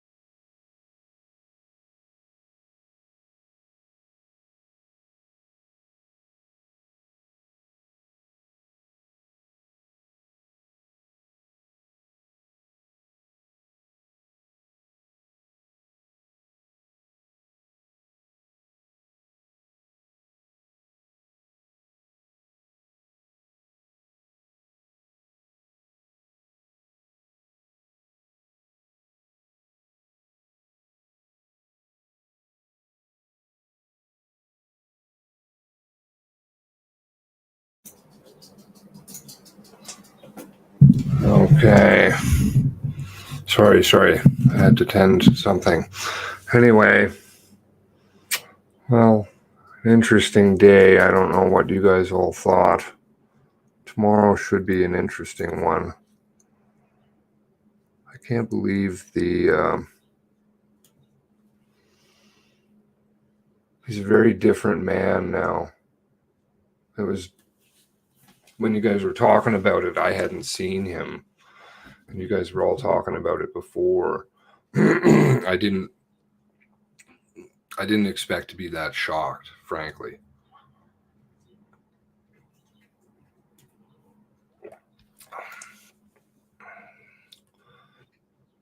It was really shocking to see.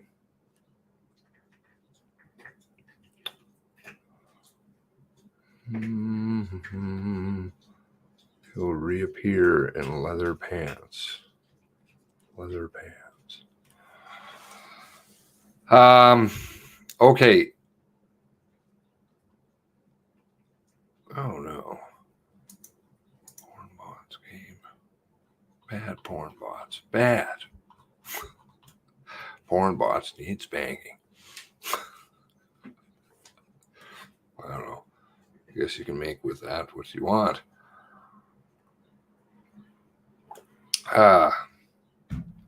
Okay. All right, so we got tomorrow. I think it's same start time again. We don't have any of that 9 o'clock thing. Thank you ever so much for reminding me of that. That would have been a disaster. Oh, no. Can you guys all hold on one moment, please?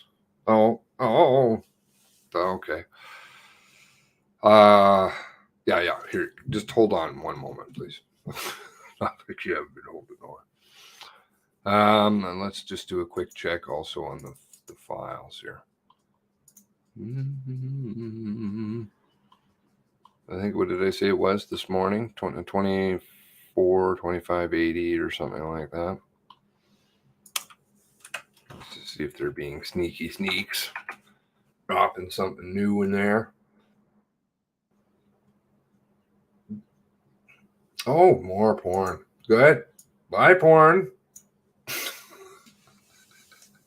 2609. 2609. I don't know how many I had before. I think that's changed. I think they stuck a couple more in there on me. Look at my download folder. Like this is oh, you guys can't see it.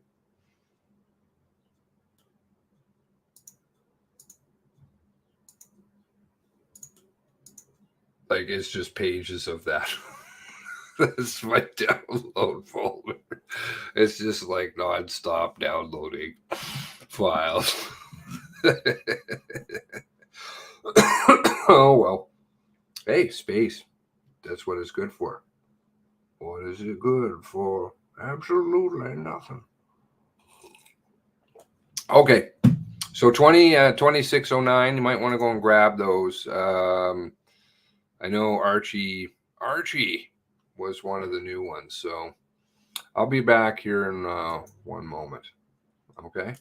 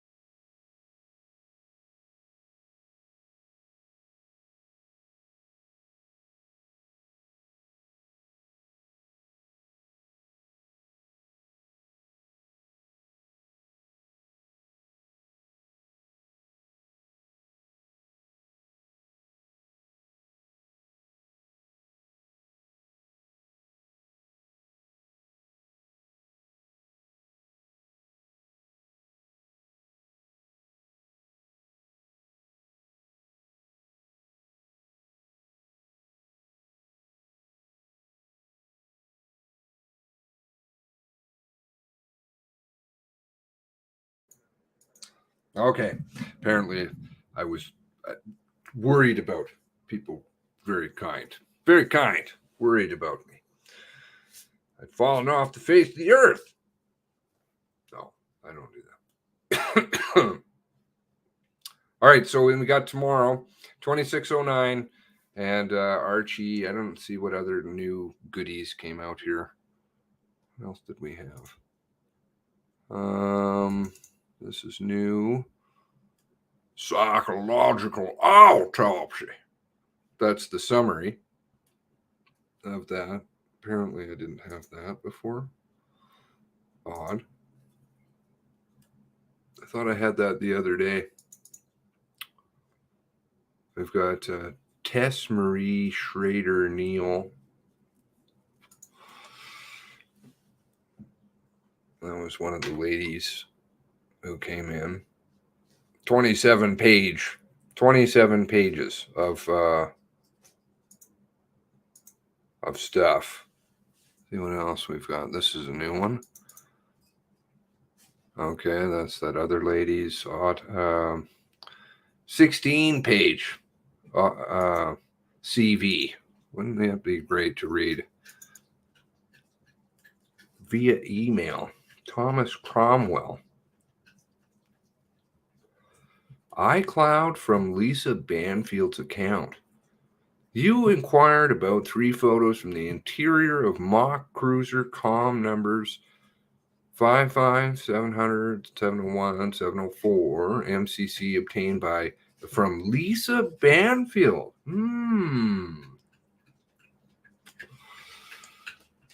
Okay. How did you get that? Rcmp again reviewed the tasks of all associated the Celebrate. Sounds like Seamus might have been right about the phone. Celebrated? You celebrated a phone? So that means the phone didn't go boom?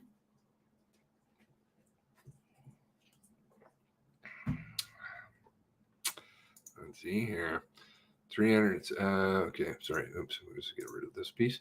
Selected retention of a total of 1,084 on her iCloud data. Oh, okay. Celebrated the iCloud data. Interesting. Maybe I'm wrong. This is normal analysis for any device or account. I'm only familiar with celebrating the phone. Relevant images, the 3 images turned over by Miss Banfield.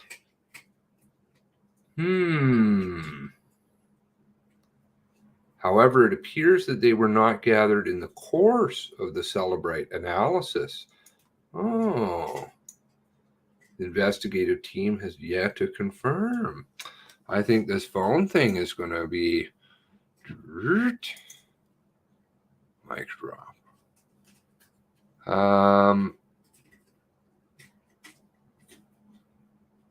Didn't see him till today either. He's very broken.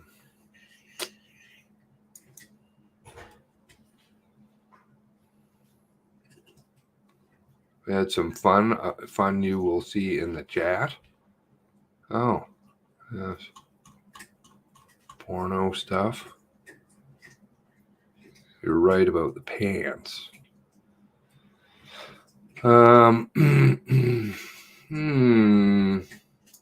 think. What do you think? You think she had a phone? I think she had the phone. Okay, that's another resume. This is of one of the ladies from. Is this from Down Under? Down Under. From Monash University.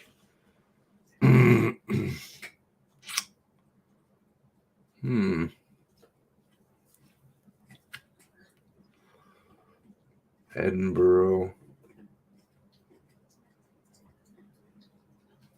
I see something in Canada here. Oh, that's Canadian. That's tied Canadian right here. This one. Gender and family violence. Okay.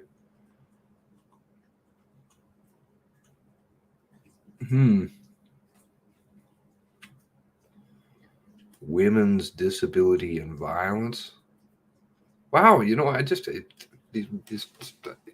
somebody were to pick this up, you'd think that women were just not capable. Oof. Let's see what else we got here. Just have to do a scan. Oh, here's one. GCS surplus. Thought the boys got you. I don't know.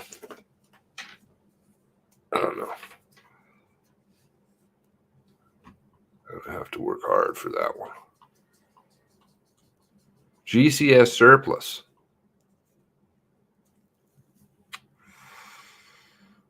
This is some kind of, I don't know exactly what this is.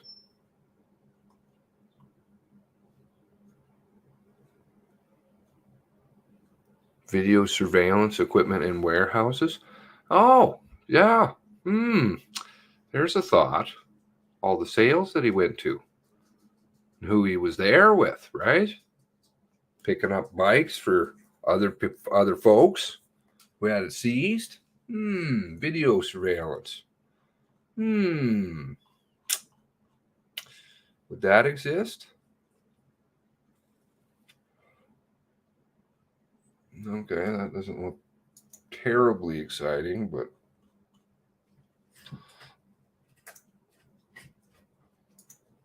let's see what else we've got here. There was a few.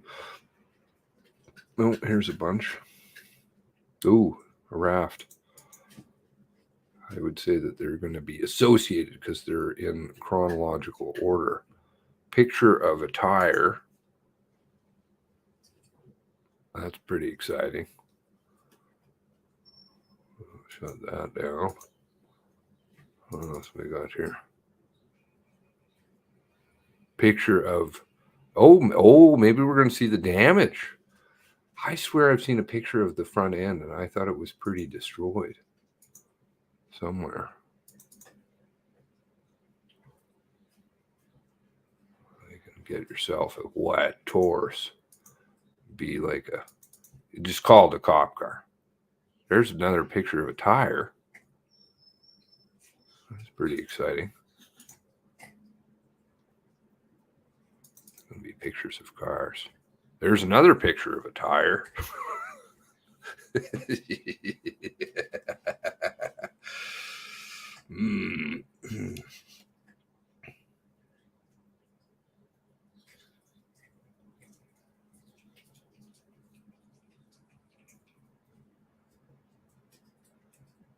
You guys thought I went off and changed my pants? What? Go gadget pants? Really? Really now? There's another picture of a tire. I think I own such things. Leather pants.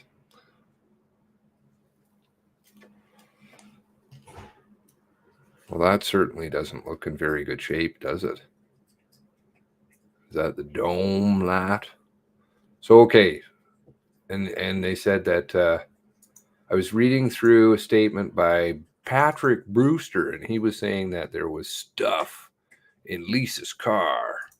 Lisa's car had, ghost car had all kinds of goodies in it, including a barrier, like a silent patrolman.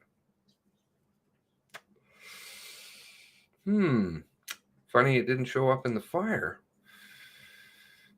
Oh, but it would have got destroyed. Oh, but it wouldn't have, because it didn't in either car in Shubenacadie.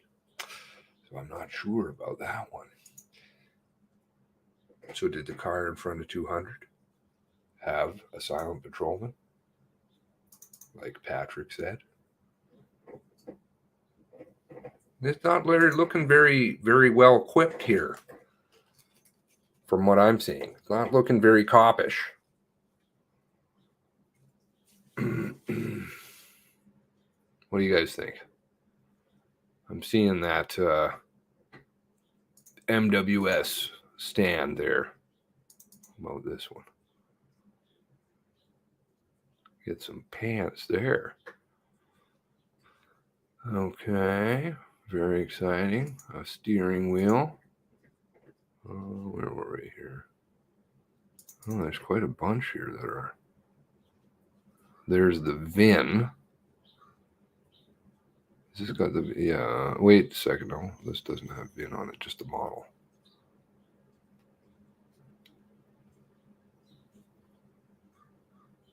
Is that what they have it at? A 3.5 liter? Really? Excuse me. It's not very big.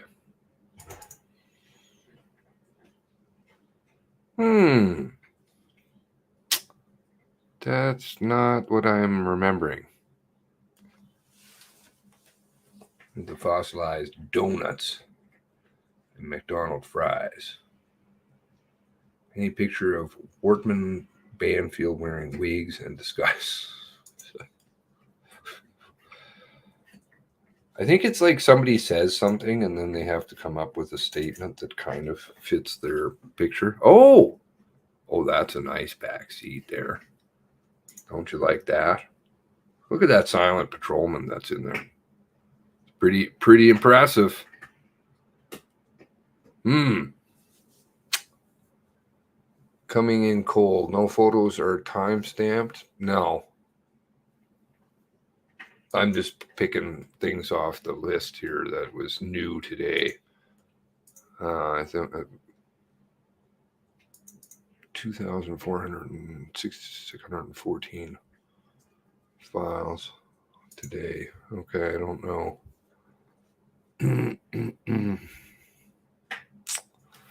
Okay, well, I'm not seeing much of a damage to the car on the front end, which is not for some reason what I recall. I thought it was pretty well totaled on the front. 188,464 kilometers for a car that was a year old. Was that it? 2017, 2018, 2019. Wow, that's a hell of a lot of kilometers for something that's supposedly under 2 years old. Okay. Or floats your boat. I want us to believe that. So stealthy, you can't even see it. Super stealth. Okay, no, that's not very damaged, is it? There you go, a trunk.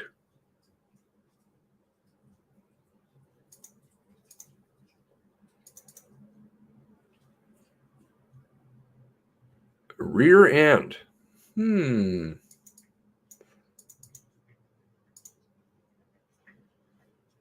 Let's see here.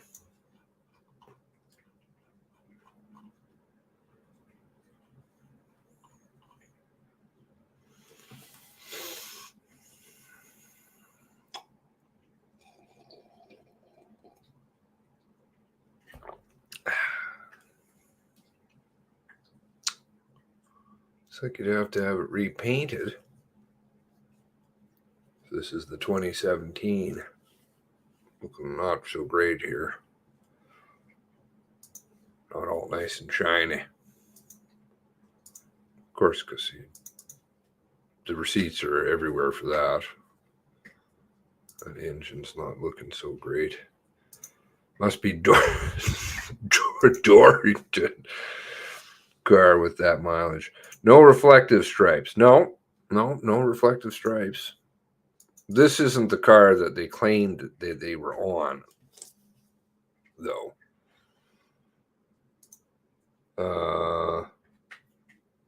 I guess this is trunk. This is where he left, of course, $20,000. $20,000. That makes a lot of sense, just so he can burn it up. But he takes a pair of pants that he doesn't wear. Right. Spare tire. Okay, that's nothing exciting.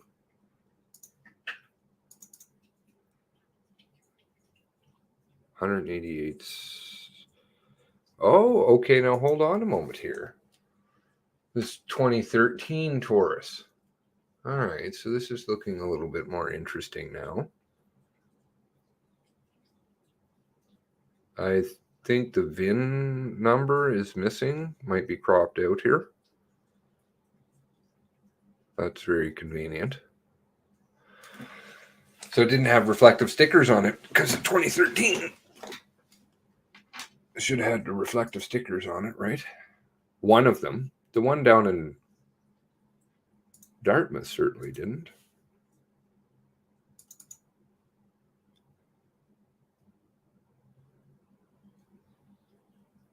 Fords burn themselves out.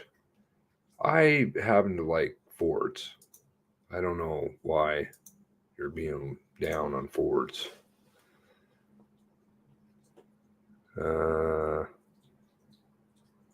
No silent patrolman there. All right, well, let's skip ahead because I think these are just going to be photos mostly. Let's go with something like that. Oh, more tires. So this is just going to be different pictures of different cars. So I bet you could kind of piece it together to see what we've got there.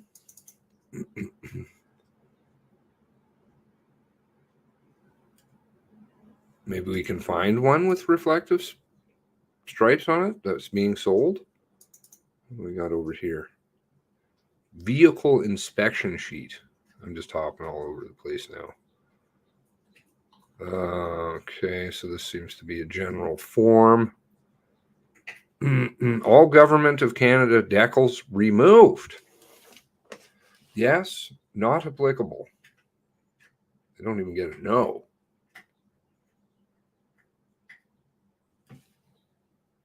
Huh. Excuse me. Well.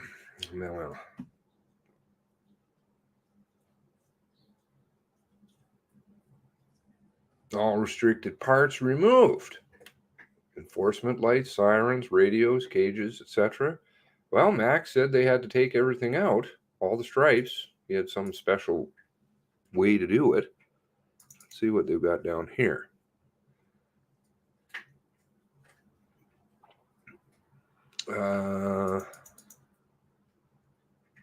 Tire. This seems very general.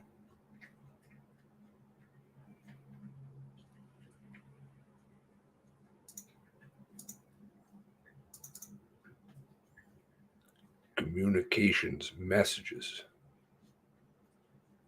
Suspension of sales, RCMP and DND police style vehicles, which then they just turned around. That was just a publicity stunt. I believe they started selling them right away again anyway.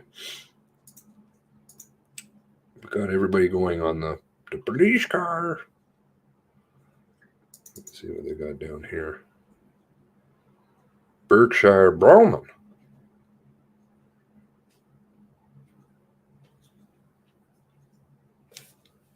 Is this one of his friends at GCS Surplus? Linda Sanford. 2017 Taurus X vehicle inspection and removal is sold used without mechanical inspection, may require items, represent sales, time of listing, conditions, enforceable. Okay. 2,333 kilometers. This car was like brand new. Really now. Yeah. I think this went out the back door. This was a Balin special. was involved in motor vehicle accident. Please see photos. Airbag was been deployed. Check engine light. We have no, well, they obviously would have pictures somewhere of this vehicle. Ex-law enforcement under the control. Hello. Did you like your steak bone? Prime rib. You like prime rib? Notice boxes ticked off. Anything about removed from the cars? I did not. It just seemed like a general form, no? They went to GCS yard, photographed age-appropriate cars to pose for Wortman Banfield fleet. Isn't that the Balin fleet? For a guy worried about one payment, 20,000.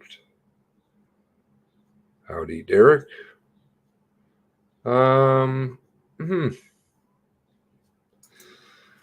Okay, well, I don't see anything there. Let's see what else we've got here.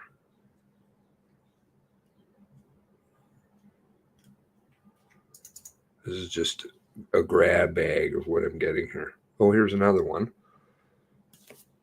Is it a grab bag or a garb bag? Is that what you got at the parties when we were kids? Filled with different things?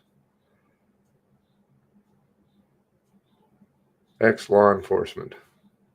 2013. 3.5 liter. Really, is that all they've got in it? It's small.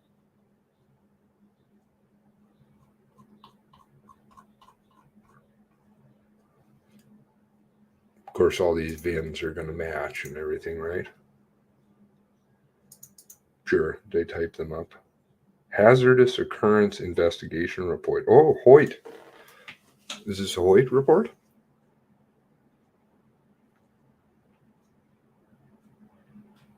No. Integrated Services Branch.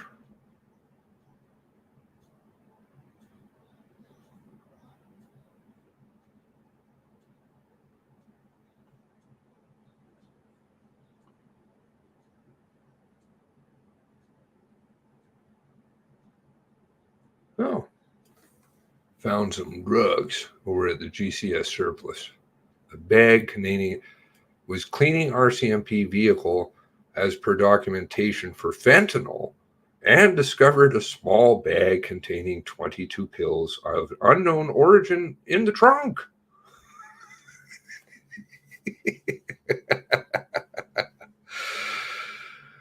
Well, maybe you don't get a silent patrolman, but you get free drugs.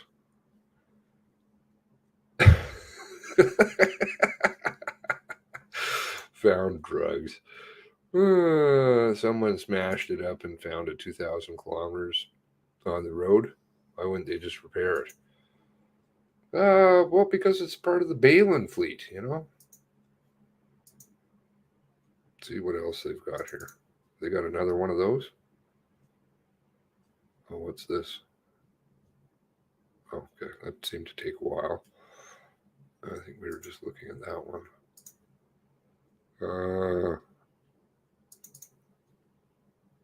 Oh, here's another one.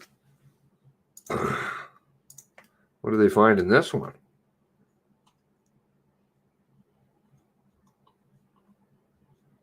Contractor was cleaning that for fentanyl and discovered a hollow .9 millimeter round in the trunk.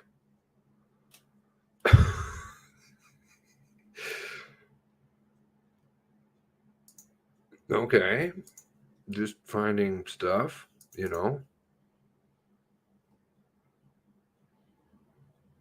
That's the way it goes.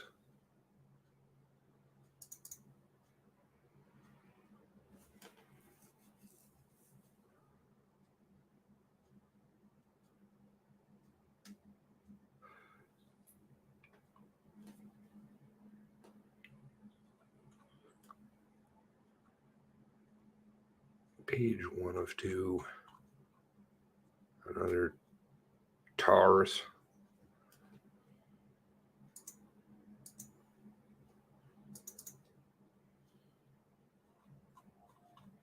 Another Taurus. This is the 2017. Going through Linda. I'm surprised about this 3.5 liter. Missed everything today. Anything interesting?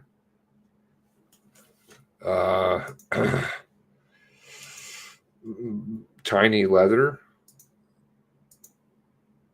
He objected at one point there. I'll have to go back and see what that was about. He said I don't want to answer without consulting counsel. So whatever that was seemed to be something that bothered him. Just trying to see if pick out a couple of things before we say adieu. Here's one. Operation High Tide, Nova Scotia shooting 1819. What's this? CBSA, Border Services. Firearms smuggling, modes, highway.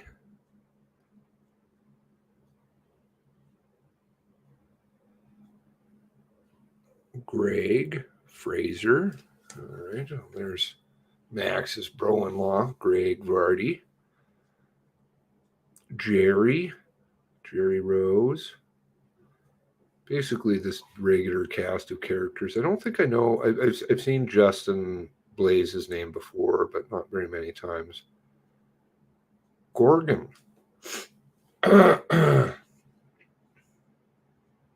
Oh, he's FBI. Right, okay.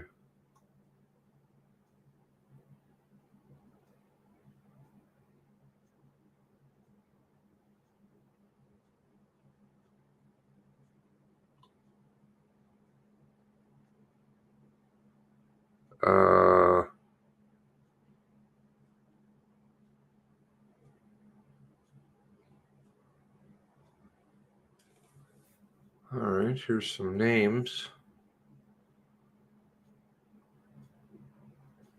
Conlog. Rob Doucette. CSI. Complete with vest. Reading, what description was it? It's almost like you walked straight out of that description. Jim Gravel. Phil Jordan.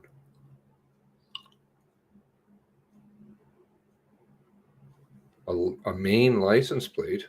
That's interesting. This is one of Wortman's plates. EWG 810. I don't know about that one. What comm is this one? 41618. The Lincolns, okay, Patterson, Sewell, and Schaefer. Below is a summary of ATF FBI over several weeks, April 20 until May 11. Information was collected. Rcmp recovered multiple firearms following his death when he was shot by police. The weapons on his person, time of the shooting, 3 firearms were traced by Northwest Nova. What's that? That's the firearms division. What do they call that? N West. Yeah, I don't like having to remember their goo. The assistance of ATF, Focus CBSA, ATF tracing, Glock 23, last seen, Sean Conlog, April 20th, during interview, obtained boxes, 2 Glocks, Glock 40 pistols. So where's the other, and a Glock 45.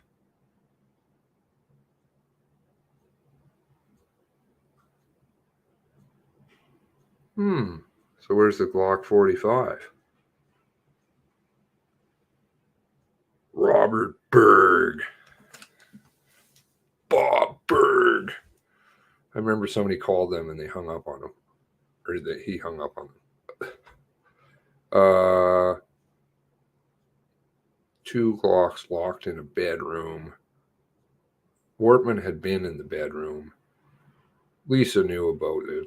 I don't know. That's all a whole bunch of weirdo stuff. Because she liked to go shopping. I think when she was telling me something about that. Maybe. I don't know. Let's see here.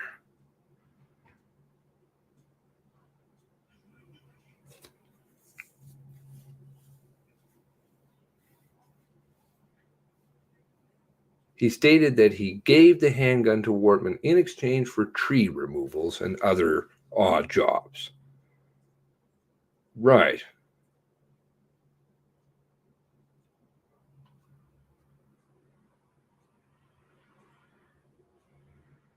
On a follow-up, he stated that the handgun, stated that the ATF, he bought the handgun for the purpose of giving it to Wortman as a token of appreciation for the tree removal. Because trees, you can camp out behind them.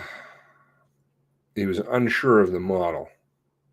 He guessed he purchased it from, wouldn't you know, Bob Berg. However, none of the firearms purchased included a Ruger.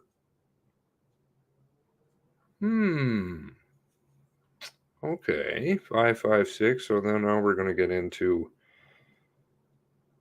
down into the States with the Ventura County Sheriff's Department deputy. Aaron Grass. Yeah, that one's a bit of a weird one.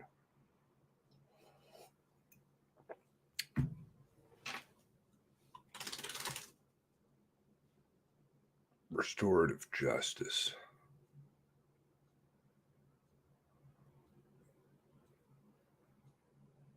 IC1 redact dead man's info. Can't sue for breach of privacy. Maybe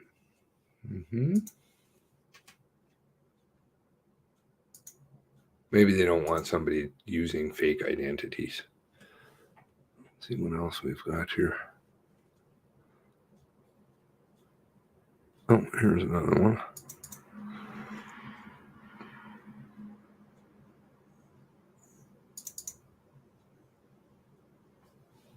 HDiv operational manual. District commander.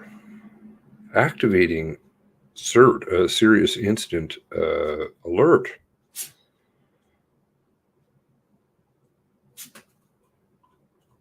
This one's not too long. They don't want to keep it too complicated. It's only 5 pages. I wonder if they do that online too.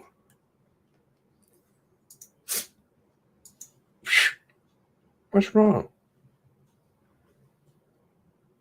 There's another one. Authority to search.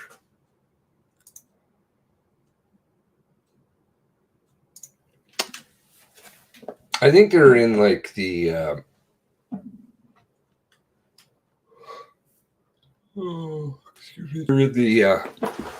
they're in the there's a few places, and it really would be worthwhile just going through and comparing every place that they've got bins marked down, like in warrants, making sure that they all match, because I have a feeling they might not.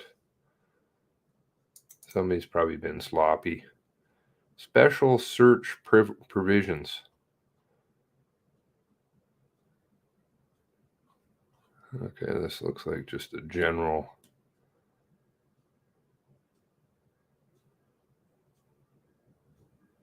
Is it a general one?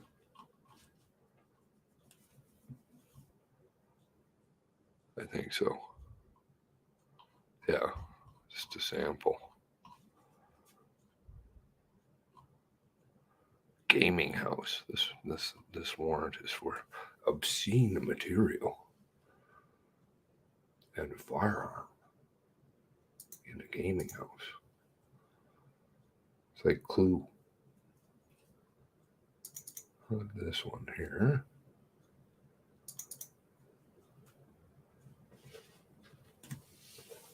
From VFX355. I've seen that email address somewhere. Major report, major event. To Dan, Jeff, Bruce, Julie, Kevin and Levy, Deepak. I don't know too much about Deepak. I've looked into him a little bit. The real Don Moser. Oh, he puts his name in capitals. This guy, whenever his name comes up, you might hear me. I'm like, the real Don Moser, because he calls himself the real Don Moser. No, you're not the fake one? Okay, well, that's good. I'm glad. Archie, HDiv Crim Op Reviews. Peter Puska, don't know him. Steve Halliday. Dan Morrow, Jen Clark, Addy.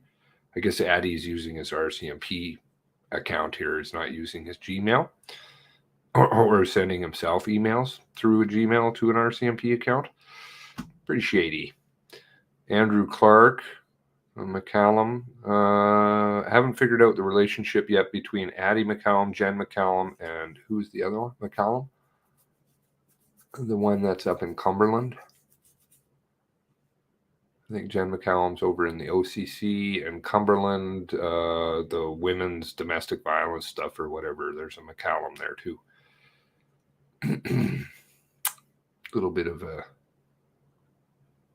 nepotism going on. Dustin Roddy, Kristen Bagley. Somebody was saying Kristen Bagley's out of BC. That was interesting. Jolene Little, Derek Wood, Desi Shepard, Renee LaBranche, Brian Green, Donnelly Wilston. Okay, that's OCC. I had a conversation with about Carol.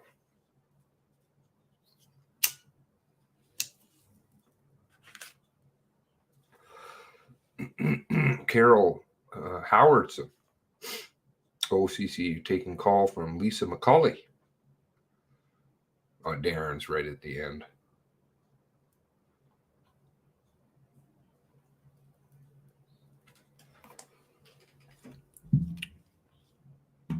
.10:01 call, husband been shot by male SOC, line disconnected. Second call from child saying mother and father had been shot and neighbor's house was on fire.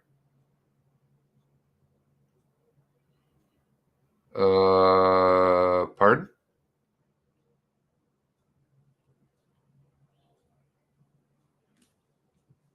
Maybe they meant the warehouse? Okay.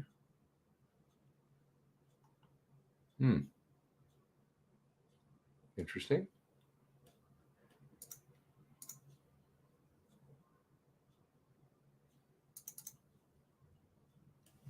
Issue management mandate, team management mandate. It's not like they have any issues going on down there. Archie, oh, we've got the YMCA in here, okay, and there's Jenga Janice. She's out the door. Oh, there's Mike. There's Mike. See? Aw. Sorry, Mike. I didn't mean to cause any problems over there with you guys all, but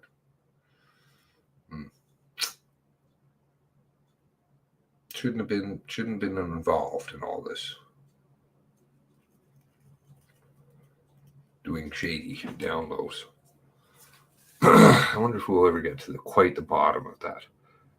Now, there's that Superintendent Costa Diamopoulos. I don't know anything about him, and I was trying to find him because he mentioned him today about the Brenda stuff, right? Wasn't it? Superintendent Demo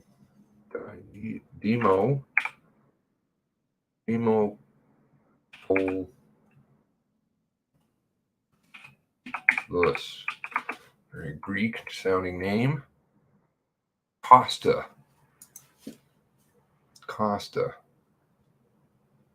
Out of New Brunswick. At least back in 2016 he was. District Commander. Southeast District. What year is this? 2018. He's going to continue the conversation, just in case you didn't know, about mental health. Bell, who of course has all the official contracts for the RCMP. Right, okay. So we've got that. What else do we have here?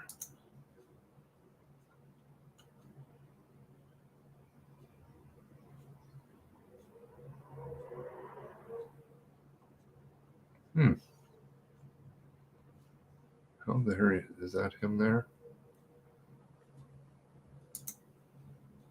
Demo.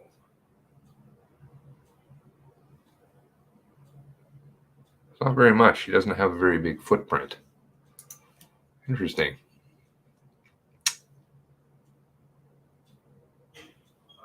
I want to look into the Brenda stuff that he's all that. So I think there's going to be quite a bit more uncovered about the Brenda buffoonery.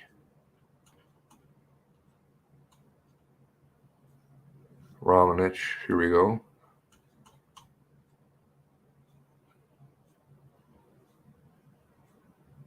Request that was made by CBC to Truro Police information about the bulletin. Background. Provincial Crops Officer was notified by Council May 27th, representing Truro Police. The request records were actioned and released to CBC. Yay! The request for information dealt with all records regarding the issuance of an emergency alert, as well as records surrounding the shooting incident, date range April 18 to May 4, 2020. A decision was made by the Truro Police to release information outside of the date range, and this included the CIS-MS bulletin. Truro Police Chief previously committed to the Provincial Crops Officer the RCMP would be provided records in advance of them being released to CBC. This did not occur. Truro Police Services released the records to CBC and RCMP shortly after. Maybe that was kind of like a big figure. Contents of the records are now being reviewed and redacted by the RCMP investigative team to ensure that there is no jeopardy of ongoing investigation. CBC contacted yesterday by H Division Corporate Communications. CBC is aware. So okay, one wing reaching out to another is aware that we are working towards. I think, did I see a word in there? I did. This word, if I hear this word anymore, I think I'm going to vomit. Additional information once vetting process is completed for a more fulsome. They like to use this word. They love this word. Fulsome and contextualized. They're full of something. The facts known. It is expected that the nature of the information contained at the Truro Police will bring significant media attention. That would be because you said it didn't exist. H Division Family Liaison Officers. Okay, so that's Lisa as well. Mark Larkin are working closely with families to support them and help understand the context of the information released by Truro Police Services. H Division Communication has prepared response, planning to do a short on-camera interview with local experienced MRO.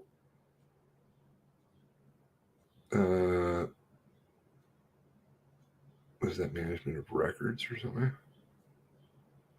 HDiv is also working closely with H Strong. Lots of Strongs. Again, more opposite psycho babble. Preparing more strategic media releases into the future. Nova Scotia Department of Justice was fully briefed. Oh, that's fuzzy, furry, whatever. Briefed by CO last night on release of bulletin. We had previously briefed DOJ weeks ago of the existence. What? What?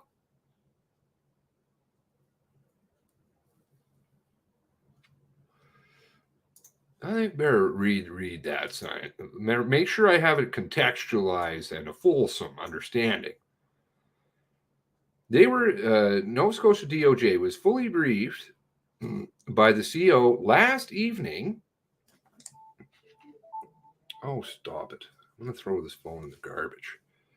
Last evening on the release of the CISNS bulletin to Truro Police. Okay, let's just see here. We had previously briefed DOJ weeks ago about the existence. Uh-oh. How could you brief them if it was destroyed? Oh, that's a problem. The contents within.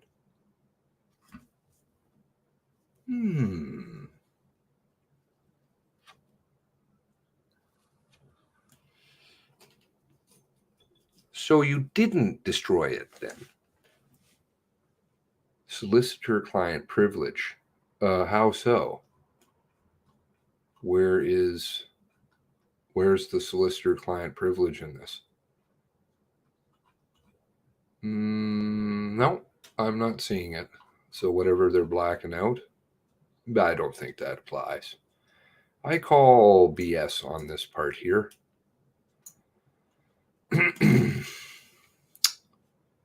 Yep, another lie. Did they talk about this? I don't recall them. I recall them mentioning it briefly. Yeah, that's a problem. This is COM. Oh no, I can't see this kind of stuff. 37429. Is that what that says? Was in the O drive. Oh yes. You know, those things that don't exist, those crazy people, they just say something like 3. Oh God, I can't see that. I don't know how to get things bigger. 3, looks like 37429. Okay, so I'll just take a little screenshot of that. When was this written? Weeks ago. May 28th, 2020. Might have to stick that together with the clip about no, we don't know anything about it. Just have a little video of that when they're talking about that, and then no, that's not the COM number I have. Or is that something interesting? I believe that says 37429.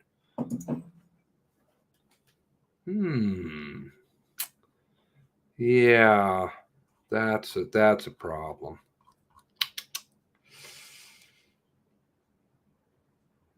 Uh-oh, Spaghetti-O.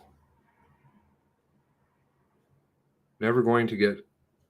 Well, you know, it's like my very... I think my writing's awful. Do understand I don't have a desk that I'm writing on, but it's just on my lap, so very hurriedly. Uh-oh. Oh, no. Let's see here. We'll do this. And we'll do this.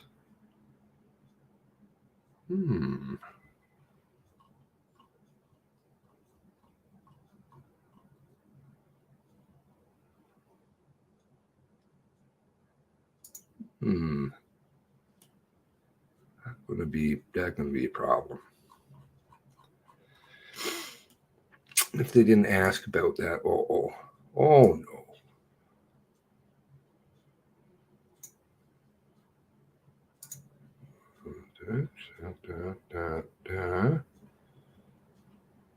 Oh, we can't do that. Okay. Let's see here. We can do like this. And this part. Okay. Just give me a moment here. I'm doing fun stuff for a tweet.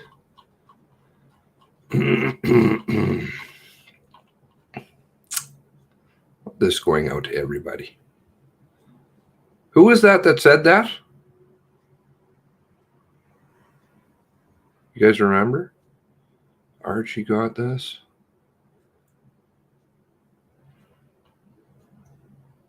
Dwayne got it. Chris got it. Oh no, Chris. Leah got it. Uh-oh. 37429. There you go. Oh no. That's really not good.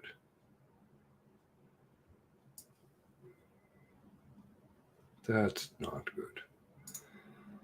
Let's see here. Okay, we'll do that. And then we'll do this.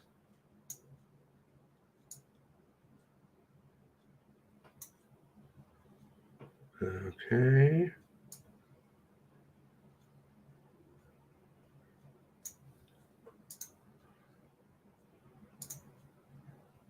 No, I don't want that. That's the wrong color. We can do something like that.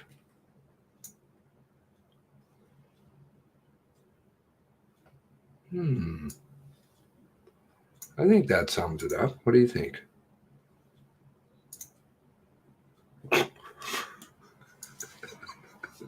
We'll highlight some names here. We've got most importantly, we've got Chris. Oh, Chris. That was not good. Okay. And then we've got Leah. Okay. Who was it? It was Darren that said that, wasn't it? There's the real Dawn. Cindy Bears. Archie. Steve. Dan. Glenn. Dustine. YMCA. Oh, Lee. Oh no. Lee, really, I'm disappointed. Oh, there's Jenga Janice. Oh, there's well, I don't know, maybe they talked about it at home. There's Aaron Pepper. Maybe they talked there we go. There. Uh-oh. Weeks ago. Let's see here, something like that. Something fat. I haven't lost weight or something. About the existence and the contents within. Better make sure I've got this so that I don't. Maybe they have in here somewhere. Oh, it was secretly destroyed or something. Recommendations. No, looks like they knew about it. Oh, Jesus, that's going to be a problem. Oh, no.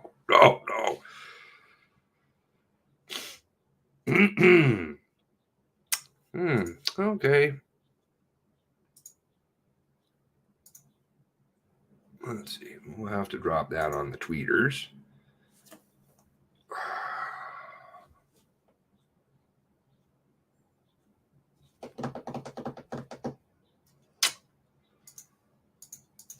RCMP say bulletin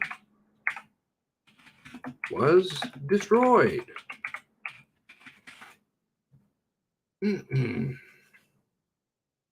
What I knew and didn't tell. Wanted thing to go away. Statement. What do you say? The 2-year limit, right? So something like that. Destroyed. 2-year limit. Nova Scotia. Statements riddled with mistakes. Oh, okay. 2 years ago, blah, blah, blah. Okay, this is I'm going to have to do a dated search then, probably. Custom range. We'll do something prior to 2021.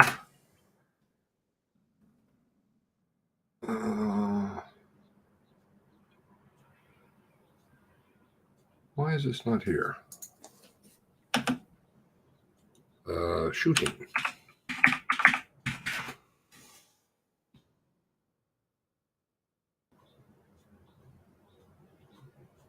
Oh, come on. There was news articles on this. Don't tell me that bullshit, please. Pandemic, year 1. Vanilla Ice.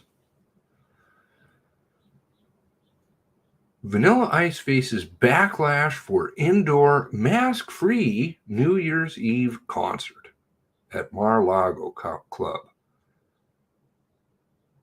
with Donald Trump Jr. Okay. I'm not finding it.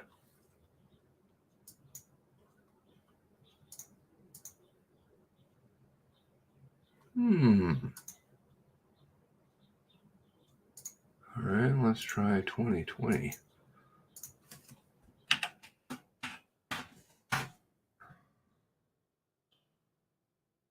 Paranoid, 2-hit, target, shoulder.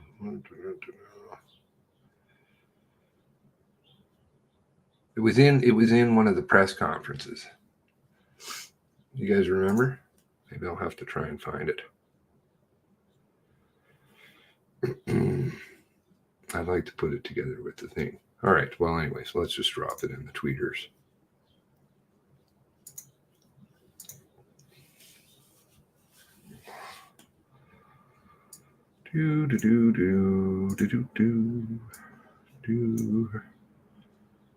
What does this want? Oh, I haven't saved it. That's right. File save as. I don't know. What do you want to call it? Brenda. It's not a Brenda thing. It's threat to police. Okay. That'll. Okay, are you gonna go? No, add. Let's go away.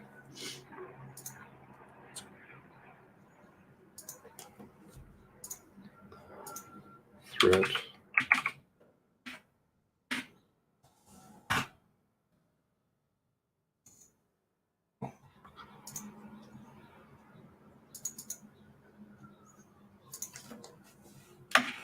Oh no. SEO drives. Strike again.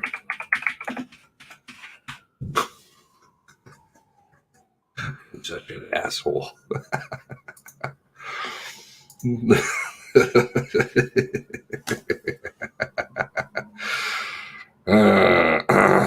Okay. I'm doing it. Yeah, here. This button, right?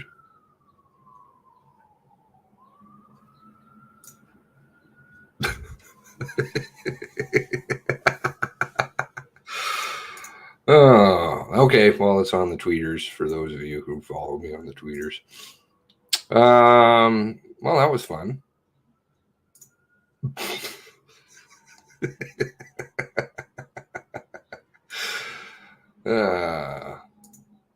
Okay. Where else were we?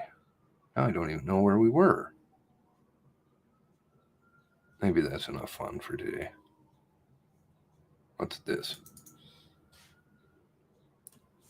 8 Strong Update 43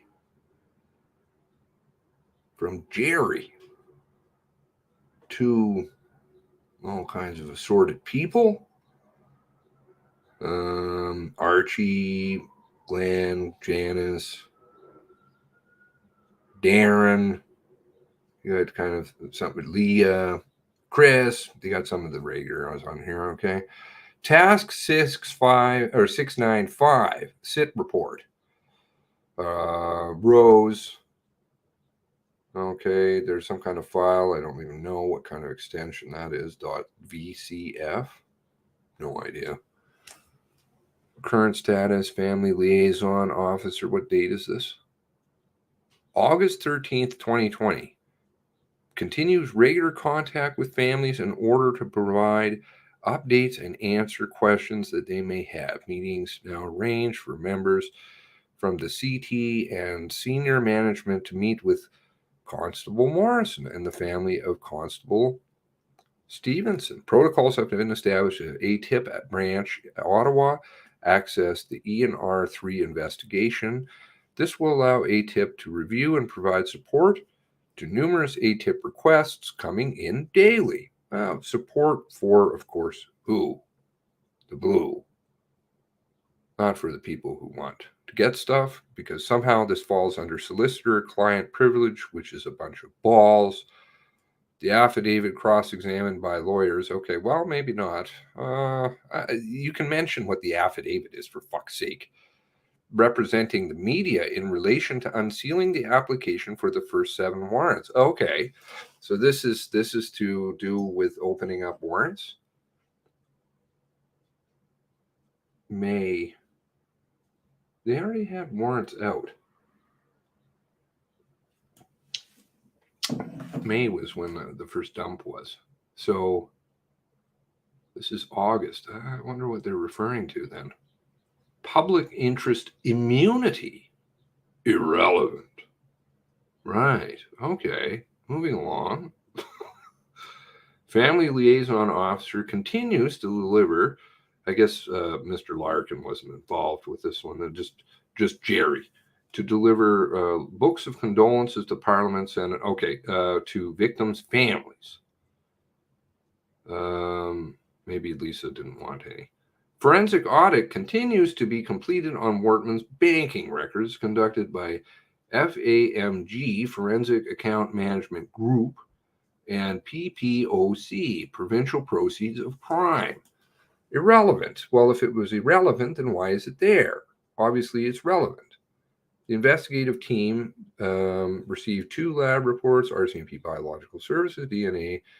To date, the results have identified 8 of the victims' DNA on firearms found in Wortman's possession. Further, Wortman's DNA has been identified on all of the firearms found in the possession, including Constable Stevenson's. The only DNA that has been located thus far on Constable Stevenson's pistol is that of Constables Wortman and Constable Stevenson. I believe that there was an unknown also on there, but fair enough. Rcmp Biological Services continues to examine various exhibits. Okay. Initial stages, NOISP. I don't know what that is. Plead ignorance. I know I'm going to get a phone call. There are 1,650 tasks on ENR. I'd like to know what task 703 is. Is it 703? 703. Interviews continue to be tasked for investigative material reviewed on an ongoing basis. If anybody ever comes across 703, please let me know. I would appreciate it. H Division Strategic Communications engaged on an ongoing basis. Last judicial continues. Last, whatever that is. Draft judicial authorizations as required and liaise with CBSA. CBSA had some issues with some of this stuff. Interestingly enough, I don't know why. They don't seem to quite be all playing on the same team. Members of IAT interview assist team. DCAS, FIS, LAST. Okay, so we've got crime scene people, gun people, intelligence people, cars. Cars is actually cars, I think. It has to do with cars, which fitting.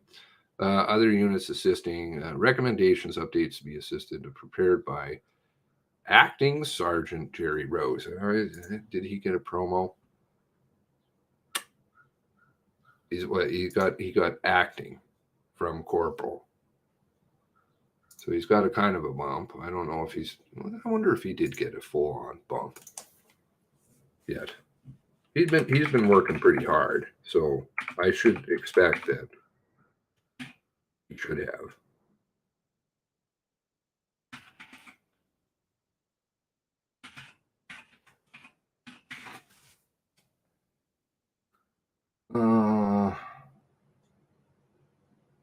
No, it still says that he's a corporal. Interesting. He doesn't have hair either. Okay. Nothing really interesting there. Let's see, what's this one? Active shooter with casualties.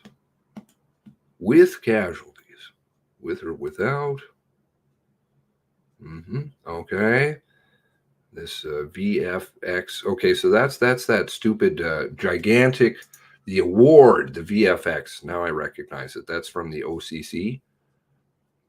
Where's that? What is it? The award. I got it in here. Glenn and his award. That thing is fucking huge. Anyway, that's VFX 355. Okay, let's see here. Date, April 19th. CAD event, pros, okay.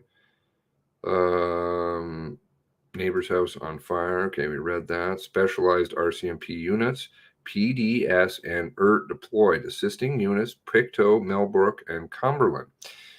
Why is Chad Morrison on the radio that night? That does not make sense because obviously Enfield wasn't deployed. All right, so that's nothing too much. Let's see what this one is. Issues with team mandate.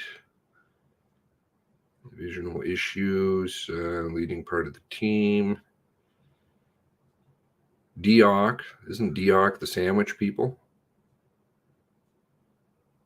I suppose that doesn't really narrow it down, but uniform vehicle disposal were partial RCMP uniform, including a shirt and blue pants with yellow stripe. He also possessed a Sam Brown belt, RCMP boots, corrections jacket, nylon belt, handcuff key, extendable baton, mag light. Appears to be a handcuff pouch that is empty, which is really a non-starter. The no firearm holster or pouch on nylon belt. Wortman also had former police cars, which he obtained and converted back into what appears police active vehicles, or they just went out the back door fully equipped for covert ops. He obtained those items, continued to focus on investigation. Okay, search, focus on 2 occasions, incident to be examined. 3rd referral was not taken on. Interesting. Ambiguity, a factor of the investigative team. Okay, ESDC, there we go. Assigned 2 investigators to examine the files. Okay, so this is the occupational health stuff. That's why he's mentioning it. That's the other investigation going on. Alert ready bulletin. Core policing, solicitor client. Yeah, right. Whatever that is. You're very scared. People are getting close to whatever's going down there. Wanting to kill cop, reported, MOU, CINS. There's no MOU, Memorandum of Understanding, and by the current CO, where the analyst embedded to ensure information sharing. What existed in 2011-10 impact the investigation. Okay, so interesting. What date is this? Sorry, did I misread that? Oh, May 4th. Was it already dumped on the dumped? Sorry. I have a feeling task 703 indicate screening background check. What is a specific task that they set up? It has to do with Tara and blackballing her. One moment, please.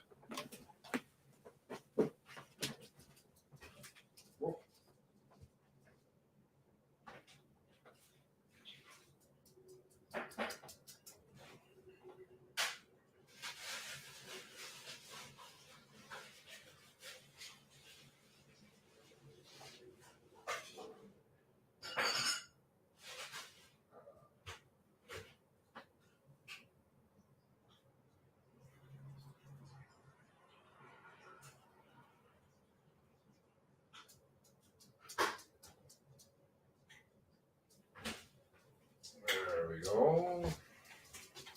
Okay, icy cold beverage.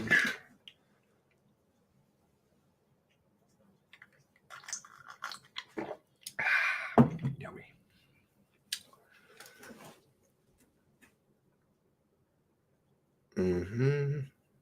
Nexus card, which was due to expire this year. The RCMP files on Wortman were purged from pros as per policy of retention. However, presumably those files would have existed in 2015 and 10, the initial applications.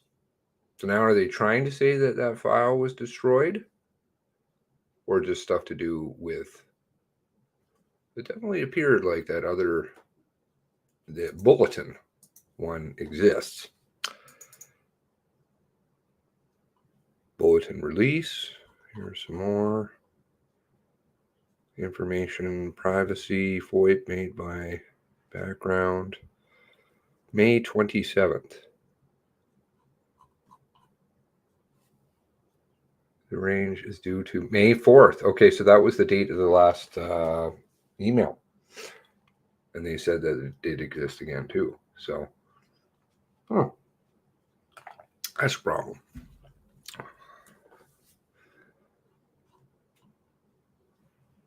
Lying, not so good. This one. The crops officer down to Debbie Trask. Okay. Which I think, was it executive assistant or administrative assistant to the new CO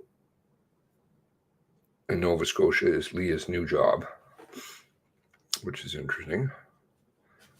Policies is Costa Diamopoulos. Team, they don't like people seeing this stuff, eh?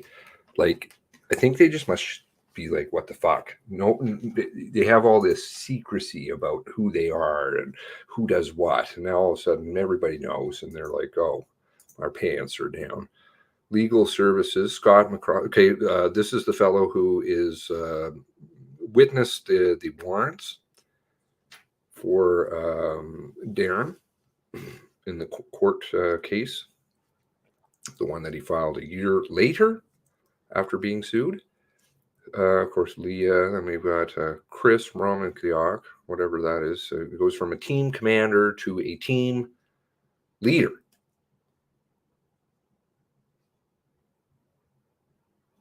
Right. keep building more. File coordinator, assistant file coordinator, Corporal Jamie Lutz. I don't know what they do. They don't have a title. Analyst, IMIT, major case. So I would be highly suspect when Darren says I didn't have a scribe. Bullshit on that. How long before these flowcharts have new names? Well, I suspect most of the people are gone, moved. They've kind of done the... I'm related to a McCrossan politician. Okay, I don't know. Scott McCrossan, I think was his name, or McCrossan. I just recognize the name because I know it from I looked into him about the affidavit. All right, let's see what this is. Forward notes, Amherst meeting from Archie to Kelly Sullivan. Not sure if I know who Kelly is. Anybody know Kelly? Agreed to take all points into consideration. 736, 736.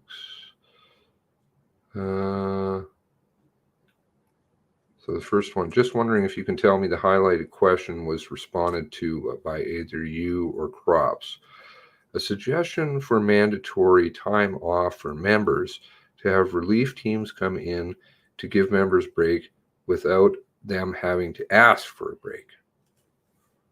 Too bad that you didn't help poor Dion Sutton with this. You shafted him for a year. And drove him out. Too bad. Losing all the good ones. Where did I have that? I have a clip of him. Maybe I might just for, where did I put it?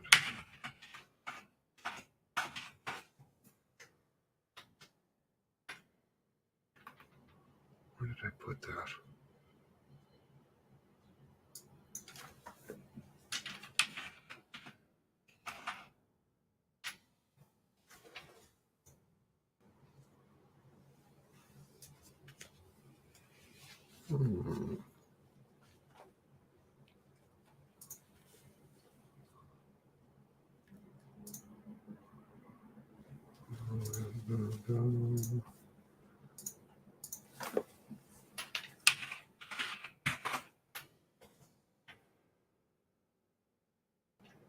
I'll have to dig that up. I just saw it in the last day or two. I'd forgotten about it. He's got quite a thick accent. Okay, Chris. Just a heads up, Steve Halliday and Addie McCallum are ODS, off-duty sick, I think. 8 for, I think. That's what ODS. 6 o'clock, maybe on-duty shift, maybe on duty. Janice is assisting with staff backfill. Archie. Too proud to take help from anybody, of course. No. I bet that's partly why they just said to hell with you and kicked you out, because all of them offered you help and then you're just like, no, thanks very much. I'll move along. Bedside table, garage, upstairs table. He told me to cuff myself.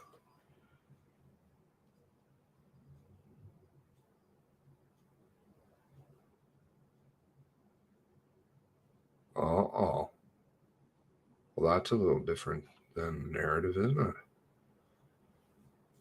it? Told me to cuff myself. I thought he put one on and then she collapsed on the floor. Why does the story keep changing? Maybe the cuffs. Okay, the cuffs. I was trying to dig that up. I know you guys have seen that. I had that stupid pictograph of the cuffs. One cuff, they say it's Smith & Wesson and it's another cuff company. I saw somebody asking something about that the other day in tweeters, and I was like, they didn't even get the cuffs right. Like, obviously, it's just a fucking bunch of balls. They just threw a pair of cuffs on the ground. They didn't even look what brand they were.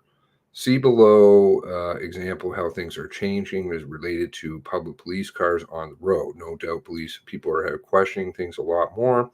Oh, those damn people. And it is crucial that all PCs on road should be logged in with their respective OCC. Really now? Has there been any consideration for message of time, risk manager, bulletins of source, useful tool of this type? Kevin. Glowed. Morning, Kevin. Just wanted to share with you because I think it's something that you should be aware of and may be something that needs to be addressed with all police given the province. Around 3 o'clock, we were asked if we had a marked car, Highway 102. We responded to dispatch that we did not. A few minutes later, dispatch advised the GD channel that the marked PC was with emergency lights turned off, highway exit town 13. I asked all members on scene to don hard body armor and carbines. 2 members went near the fire hall and the rest were staged at the scene. Dispatch advised Ops 9, above info, Bible Hill members or Millbrook were responding as well. Dispatch then learned it to be military police going to check out one of their members as it was upset over a helicopter crash. 324 GD member made contact and confirmed same. If not already in place, marked PCs traveling from one jurisdiction to another, all agencies should be notified that someone is in their area. My Lord. How about you just use your fucking goddamn eyes and get off the tech? This tech goo is going to destroy us. Deoc, okay, so here comes the sandwich truck. Isn't it Deoc? Yeah, somebody can put that together. That'd be a good one. Or maybe shoot out a message, Todd, about that. That'd be good. On the Tweeties. Request out of province resources. Okay, so they're already getting offered stuff. DOC has been assessing the resource levels for all H Division, Northeast Nova particular, many district program liaise, or what's that? Lines have clearly been pushed to capacity beyond several significant numbers. DOC gathering numbers. Says DOC, I specifically asked, I would like Northeast Nova to provide details on what you believe that is needed. Like if they were short-staffed before, where are they at now? I'm looking initial 16-day requests, 2 shifts per day, and a 4-on 4-off type schedule as needed. Ideally, you can break it down by rank. 3 constables, 1 corporal overseeing. Of course, that could be Bernard, or Peterson, who never gets the phone call from the 3 Stooges, or the 3 Amigos, sorry. Breaking chain of command, Dorrington, Lafferty, and Rodney McDonald. 8 members per day, 1 sergeant, 5 shifts per week, 1 district assistant per week. Bible Hill is 4 plus 1 and a sergeant. 2 shifts per day. Okay, so they're still running short. And this is what they're trying to aim for, is running short. So, their contract. I like legal contracts and things, so you have to abide by. Both parties do. If they've broken their contract, then it's void. You sue them. CISNS Officer Safety Bulletin. Gilchrist. SITREP. Relief is PDF on Commander on release. CBC Officer Safety Bulletin. See the attached sit rep on CBC's article today. Okay, so here we go. Here's the sit rep, the article. What date was that? May 29th. So do you see, CBC had it for a long time. And from Truro Police, and then they were clearing it through Rcmp. So there was a bunch of shenanigans going on in the background. But it's not like Rcmp was totally caught off guard. They knew what was going on because CBC informed them, and then they kind of had a little bit of a visit about it and came up with some strategies, and I'm sure some phony stories to cover up whatever was going on in the background, albeit that they were destroying cars or doing whatever the fuck they were doing on the side. This is the way they do shit. They have to have the cover stories in place. Senior NCO support for Northeast Nova.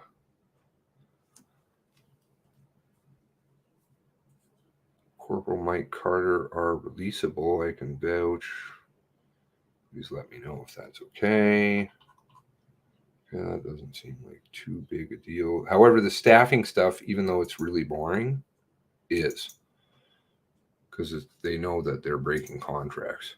Notes from Amherst meeting, May 1st. Sir, from Archie to Dwayne to Archie, CC, and Chris, and Dave Jubbs.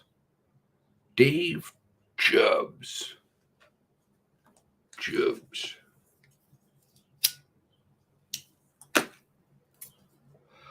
Sir, during the meeting at Amherst yesterday, I took a few notes. So we would not forget any of the points brought up by any of the members. The summary below is your information. Dwayne, members asked if they would have an opportunity to provide input on senior management on what took place prior to an inquiry.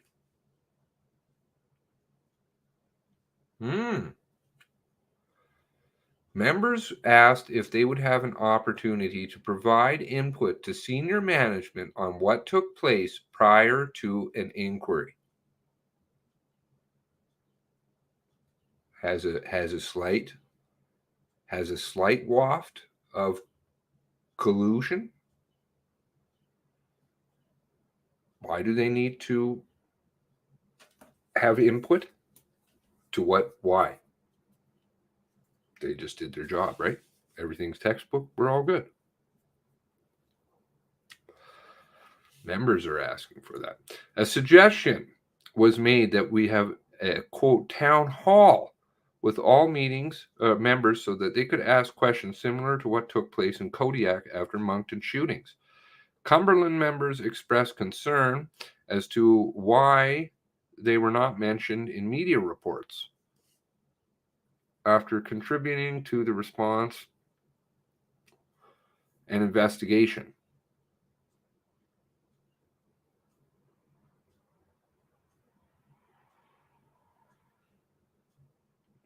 That's interesting. Why would they be upset? A suggestion, maybe it's just they want it to be acknowledged. A suggestion, mandatory time off for members to have relief teams come in and give members a break without them having to ask for a break. Suggestion for designing, oh no, here we go with this goop. Tabletop games for training based on, come on, can you guys get off the games? Really, this is getting lame now. Tabletop exercises for use for training based on, how about you just learn to do it and go in? Some members said that they were not contacted by peer. I think this is peer-to-peer support unit, and they felt, as a result, they felt isolated. This is similar to what happened to them after Moncton and Tatamagouche shootings. Not so good. A question was asked to why the shooter chose PC car number on the vehicle. It is an Oxford detachment number. A suggestion was now made to change the number 28 on the car. So now Oxford no longer wishes association to 28. Interesting. There may have been a delay in dispatching Cumberland members to the call in Wentworth. The call might have been put on hold. Quote, put on hold by the OCC. Okay, this is something I've been noticing trending in all the stuff that I'm reading. Hunter Road is kind of absent. I know I've said that a few times. Those of you who are reading through it, I'm sure could agree. It seems to be kind of gone in large part.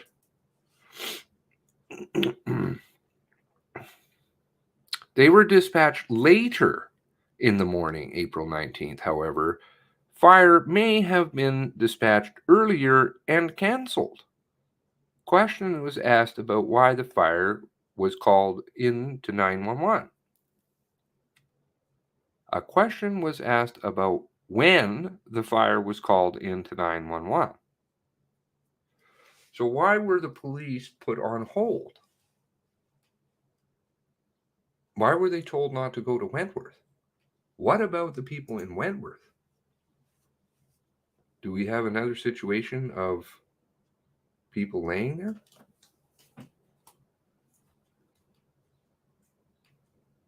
Without assistance?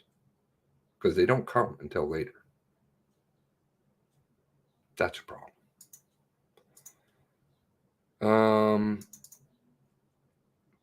Heidi's training. Bridget Leger to Steve Ettinger. I believe he's retired now. To CC Archie and Brant Johnson. Don't know who he is. Good morning. I do not have access to my training record. On second thought, I believe carbine course was completed in 2018. Sorry about that, Bridget. Bridget Leger .Ukraine. Excuse me? Heidi's training. What is that there? Ukraine. I don't have access to my training? All right, well, I shouldn't be hasty. Let's see what the rest of this reads. During my time, okay, good morning. During my time East Hants, Heidi was offered carbine course for the second time. On at least one occasion, she was not able to attend. That was the course I ended up going on because we, East Hants, had no one else available to send. The course was spring of 2017. During my time in East Hants, we only had a couple of members who were not carbine trained. For every new carbine course, the untrained constables were looked at first, and if they were not put on the course, it was because they were either they could not attend due to medical reasons or were not able to attend. Bridget. Steve. Sir, here's the information on the records that include Brant's messages on slotted in for course. I will reach out to Bridget Ledger to see if she has any records on her days in East Hants. I understand that you're speaking to Lindsay on the phone regarding Heidi's training records. Could you be a little background on since Heidi failed the carbine course due to 4 safety violations June 2018.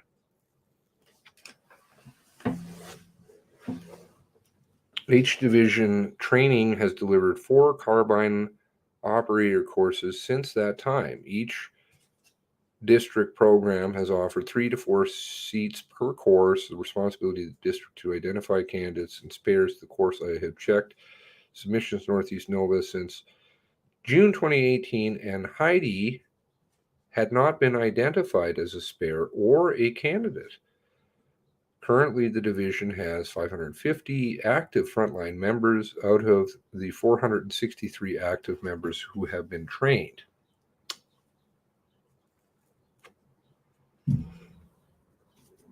H Division has had members attempt the course for a second and third time, and they were not successful. However, Heidi's name was not submitted after her first attempt.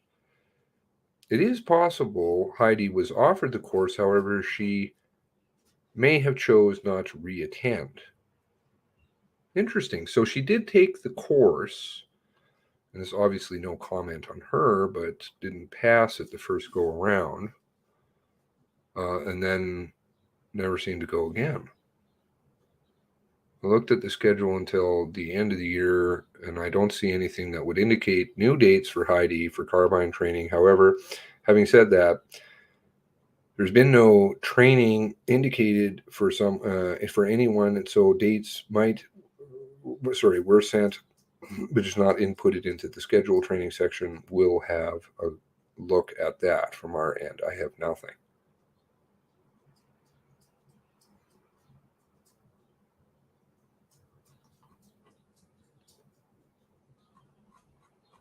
Interesting. I didn't know she had taken the class. I don't think they really talked about that, but obviously that's probably not. But who is this Bridget Ledger .Ukraine? Is she no longer in the RCMP? Yeah, probably they don't want to besmirch her, and it is really nothing, right? People take things and don't pass them all the time. Bridget, but why did they not offer it to her again? Ledger. Let's see if we come up with something. Bridget Ledger.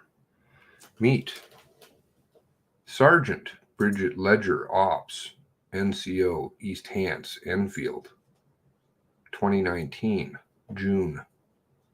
Interesting. So she got transferred? Was she there during all this? And then went to Ukraine?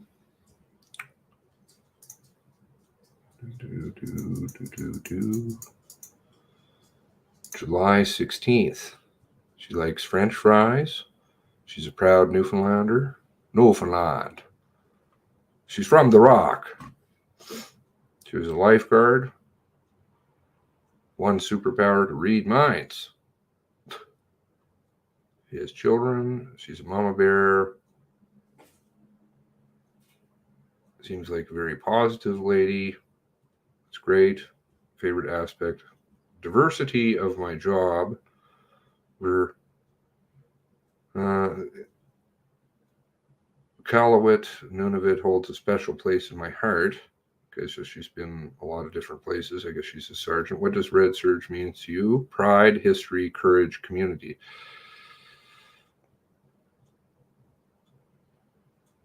I don't even know who this person is.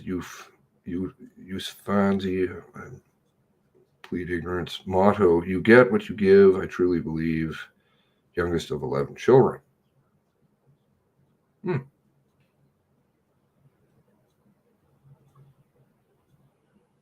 Very interesting. So this is 2019, July. So was she still posted in Enfield at that time? Was she a sergeant? Let's see what else I can find. Should be.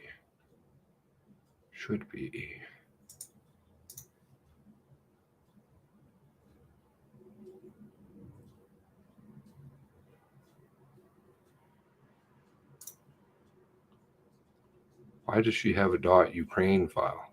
Ukraine and RCMP get along very well.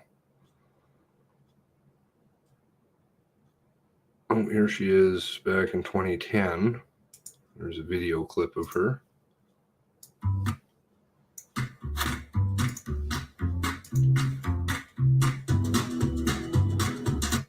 Sergeant Bridget Lazier, can you tell us just exactly what has led officers to this location on Hiram Lyons Road? Oh. Since the disappearance of Randy Mercer Road in October 1999, our members have continued with that investigation. As a result of the information gathered during the course of the last 12 years, brought members to this location here on Myron Road today. Now, is the situation similar here to what we saw approximately a month and a half ago on Onslow Mountain when officers were present there? Again, that investigation as well was part of the missing person investigation. Spooky. The disappearance of Randy Mercer Road. We are here today to continue with that investigation. What can you tell us about the arrest and subsequent charges laid against Mr. McCabe? Information gathered during the course of this investigation has resulted in Jerome McCabe, aged 43 years of Salmon River, being charged with accessory after the fact to murder and the homicide of Randy Mercer. Accessory after the fact, so that leaves it hanging out there that somebody else is still a suspect for the actual murder. Is there a suspect in mind? In this investigation, we continue to follow numerous leads. This investigation is still open and still very active, and we are still pursuing numerous investigative avenues. That would indicate that perhaps there may be more charges in the future?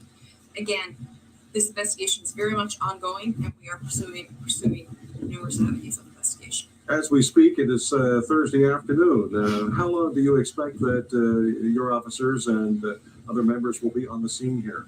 Our members are at the scene. Their goal is to ensure complete and thorough search is done of the area. They'll remain on scene as long as required to ensure that all information is gathered from this area. We are hearing that a medical examiner has been called to the scene. Is that accurate? Again, I can't disclose any of our tools or individuals who are assisting in this investigative matter. When do you expect that there may be an update on this matter? Again, we will be continuing this investigation, and if anything serious develops, we will be putting out a media release. Thank you very much, Sergeant Bridget Lazier of Rcmp. Thank you.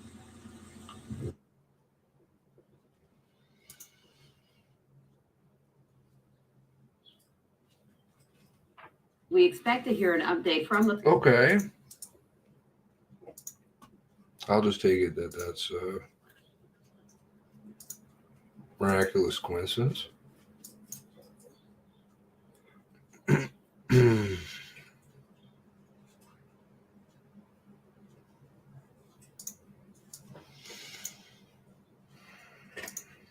Sergeant Bridget Lazier, can you tell us just exactly what... Yeah, okay. Yeah.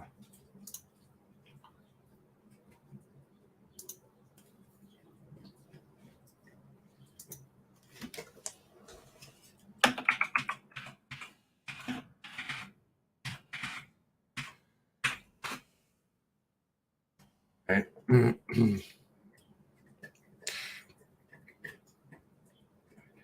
Yes, no, most certainly. When did Heidi stop? I have no idea. Well, you're way better on this stuff than me. I don't know, but perhaps other people in here do. You guys would all remember. I've heard a lot of people refer to her being in the news.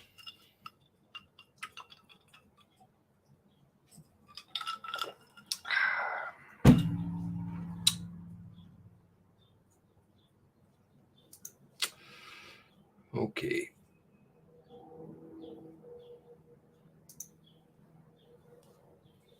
There are no coincidences in life, but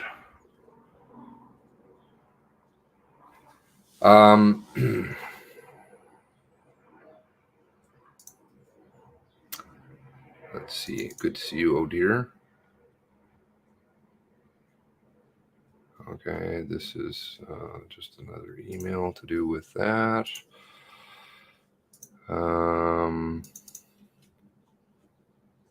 Archie Thomas to GW check. Okay, here's another one of these weird ones. Dummy texts, dummy recipients. I don't even understand this. I've seen a few of them. I think I've discussed this with oh dear some. Perhaps you can remind me what the hell she said. I'm sorry. because there were a couple. As mentioned, here is the message from Sergeant Bridget Leger. So I guess she's still serving. She must just be serving maybe in Ukraine now. Okay. Let's see what that is. Leah to Archie, to Bears. For your information, province of Nova Scotia sent us this. DOJ was asked by a reporter to review, and this is their response. Kala Council reached out to us by request for municipality Colchester to do a review of policing services. This was the response we sent to her. Draft response update. Many municipalities and Indigenous communities in Nova Scotia and across the country contract Rcmp to provide policing services to their communities. When a municipality wishes to renew or change the terms of their contract with the Rcmp, they normally advance or request the Department of Justice, DOJ, in turn would work with the Rcmp to conduct a review of its services. Such reviews are routine for any municipality in Canada that contracts the Rcmp. The municipality of Colchester made the decision to conduct a review. As such, they are in a position to speak to the scope of what they want to consider, and when the council approved the decision, DOJ's role, support the municipality and Rcmp with conducting any such review. May 27th. I always like that one former member, long time, who spoke about how Rcmp was in very bad shape. I know.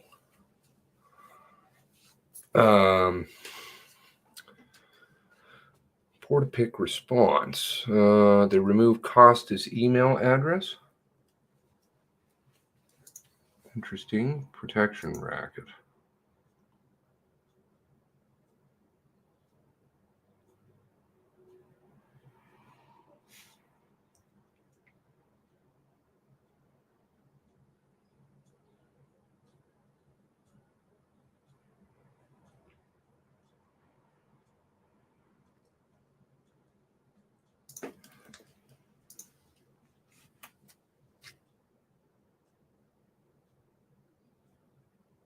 Appreciate you sharing this.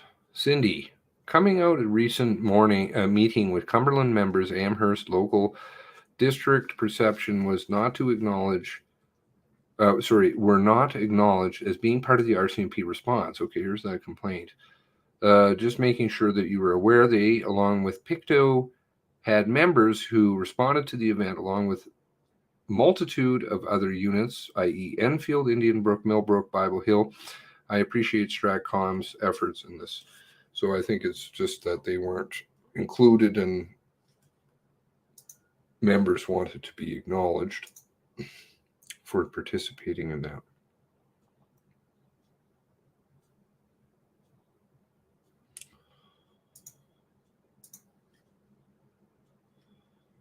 All right, let's see what this is.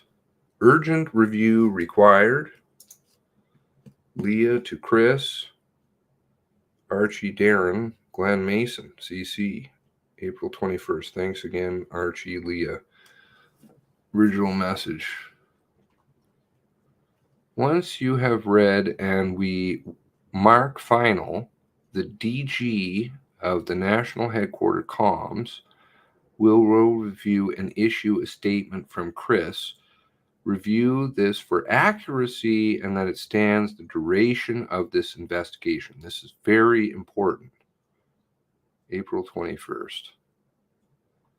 See, they're very good at cleansing out problems. So red cars and this kind of thing should not be there. Leah, in speaking with Halliday, belief Command Triangle has active shooter early stages. It was felt for a variety of reasons that the shooter was still in the local area. It wasn't until 9:44 that it was determined that the shooter was mobile and the shooter shot himself at 11:28. Archie. Wow. No, I would say it was sometime very early in the morning that you figured it out. It was something that transpired. Whatever the hell that was is yet to be uncovered. 9:44, my ass. The shooter shot himself at 11:28. Archie says this on the 21st. Okay.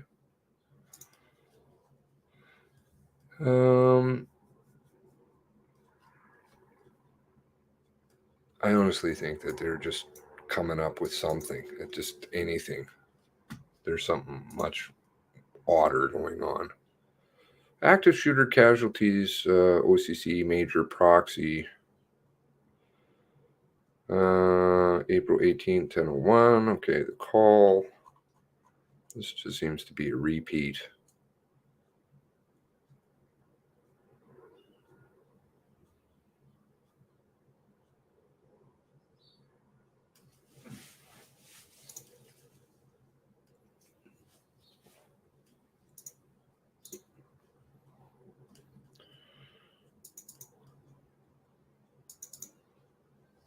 Shot himself, yeah. Shot himself, and they didn't know he's mobile until 9:44. No.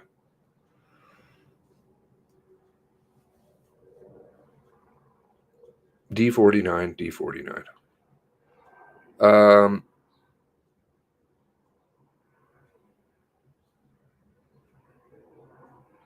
This one is Lab 1070 completion assistance. Jonathan Kenny to a whole bunch of people. Addie, Steve, Ettinger, Dave Morin, Penier, Archie.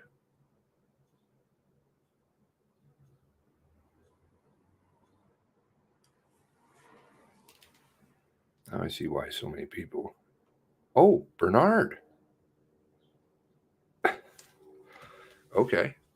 April 29th.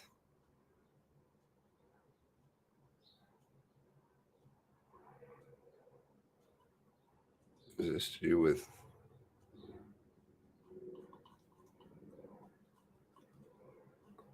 Onslow?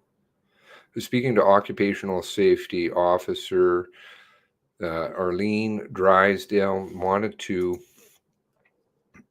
acknowledge receipt of tasking Lab 1070s. We'll ensure that they are processed once you are able to complete them. Wanted to give you some information at the beginning that might be helpful as you move forward. When reporting for traumatic exposure is concerned, following 2 ways. Okay, so this looks like proactive near miss. Circumstances investigator. Only 1 report is required. Multiple employees. Injury reported. Okay, so this looks like trauma stuff for members, I would think.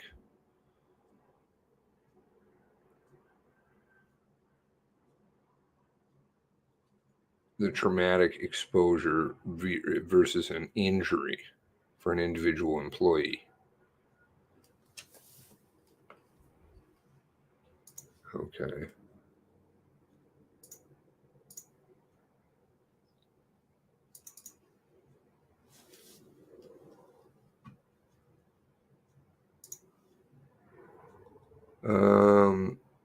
I got your name from Archie Thompson. Thought I'd send this to you. Stephen McKay to Angela McKay. Different McKays. Pictures, looks like, were attached. PNG image. Okay. My friend was in the process of doing some business with Wortman. Oh, yes. Officer Stephen McKay. Okay, so he comes up in the warrants. And I was able, okay, this is interesting because I think actually maybe I might have something on this. Just give me a second.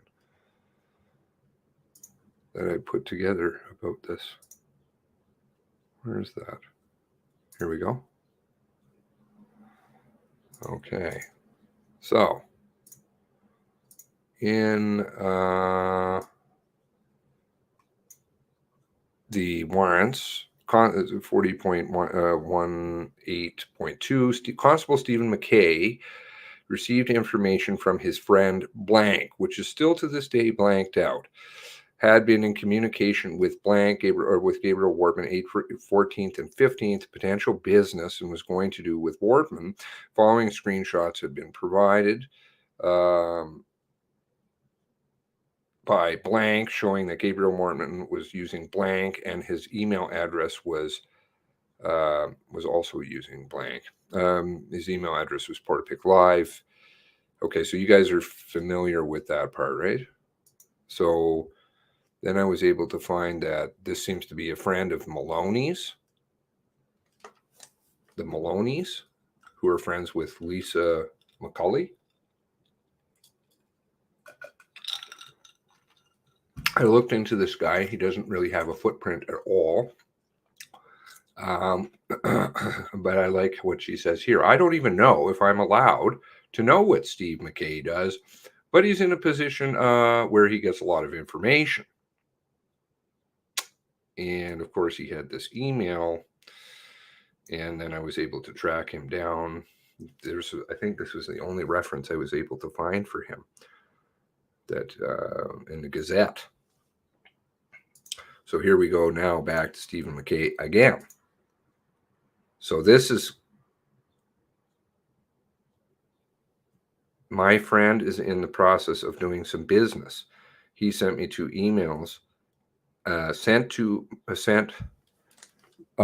are the 2 emails that Wortman sent my friend Elliot McNeil.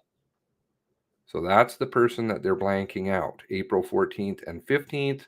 Let me know if you need anything. So this is interesting. So now, National Security Enforcement Section. Oh. Todd, are you still on here? What's National Security Enforcement Section? Is that federal? Sounds like it. Security.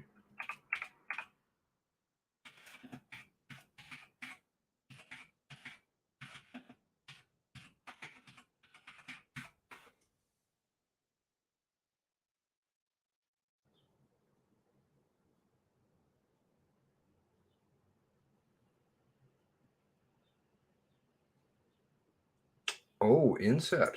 Is that part of INSET? It's a division of INSET?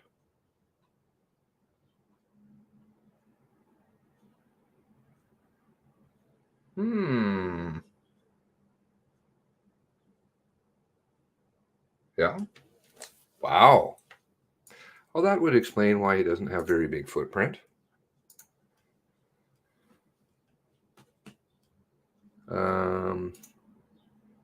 I don't know if you are familiar with INSET, but that's terrorist shit. Through centralized control structure, national security, criminal investigation center, blah, blah, blah, blah, blah, blah, blah. Integrated National Security Enforcement Team, that's INSET, and National Security Enforcement Sections are located in divisions across the country for a threat of terrorist criminal activity, penetrating or preventing, investigating. So very interesting, this guy. That's why I'm not finding anything on him.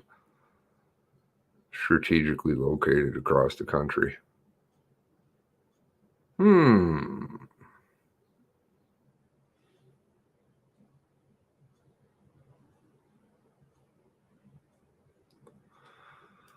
Terrorist financing investigations.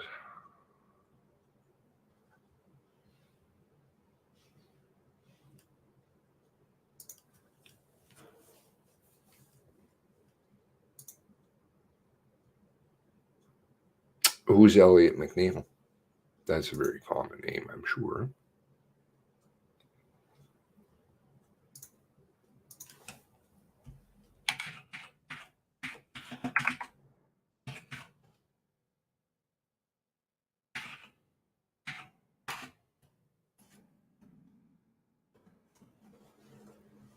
Okay, I have an Elliott McNeil that pops up right away.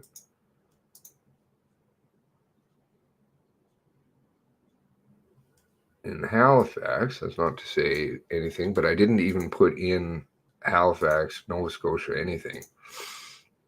I just put in Elliott McNeil and this came up first. Halifax, Nova Scotia, various board positions, entrepreneurs, organization. So kind of a blank on that one. Oh, interesting.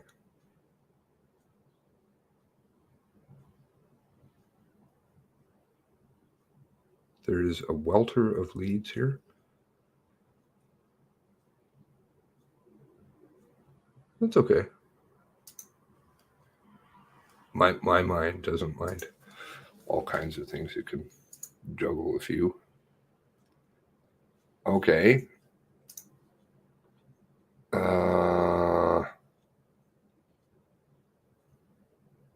Okay, so here's another one. EO Canada, second hit. Again, I don't have anything about Nova Scotia even in here. Elliott McNeil, owner of Bruno Builders, is the founding members of entrepreneurial organization Atlantic Canada. Okay, that's the same fellow. This is 10-year anniversary learning and growing with this group. It's not been easy as an entrepreneur, but it's easier when you have the right tools you can be proud of. Our next, he's got a YouTube. Goals are outdated. Here is why. When we say I don't care why. Project for a morning, we're actually Project. My name is Elliott McNeil, and I'm the president of Bruno Builders. We're a design-build construction company that helps entrepreneurs and homeowners reimagine and expand their space. Our other exciting company, Bruno Group Properties, is a leading real estate development firm currently focused on reshaping downtown Dartmouth. Because of EO, Downtown I've made lifelong Dartmouth. friendships, I've gained incredible clients, and I've met business leaders from all around the world. And Being a Wharton. great leader and scaling a business is not easy. Building culture, team, strategy, all while maintaining focus, very challenging, yet so rewarding. EO forces me to hit pause once a month, step back and consider the bigger picture with a group of other entrepreneurs in a confidential forum setting. I'm a proud founding member of the EO Atlantic chapter here in Halifax, and I've been lucky enough to serve on the board several times. And I can truly say without EO, I just wouldn't be where I am today. Bruno. Are you all familiar with Bruno? Anybody?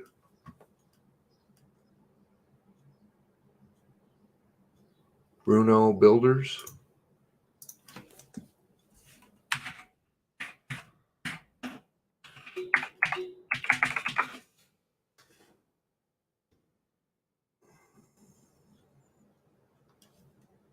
What?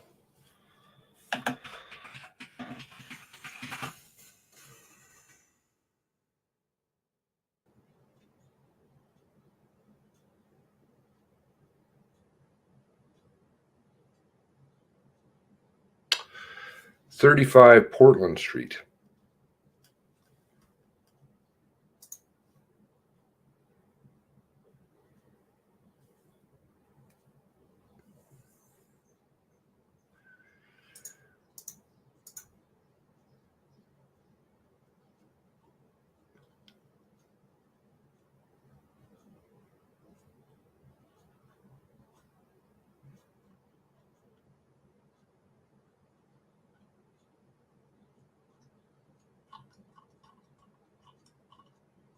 Uh-huh.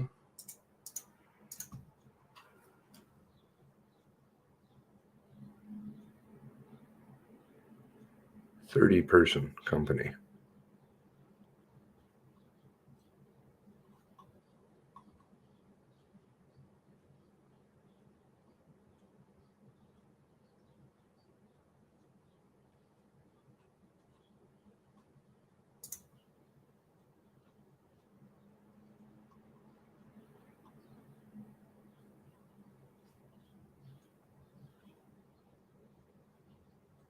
EO. There's that.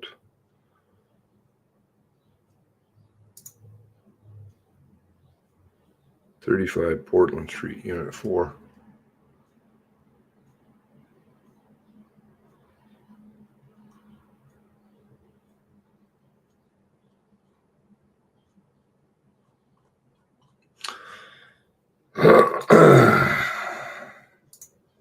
So I really, I mean, obviously you're doing business and then you're going to go off and snap.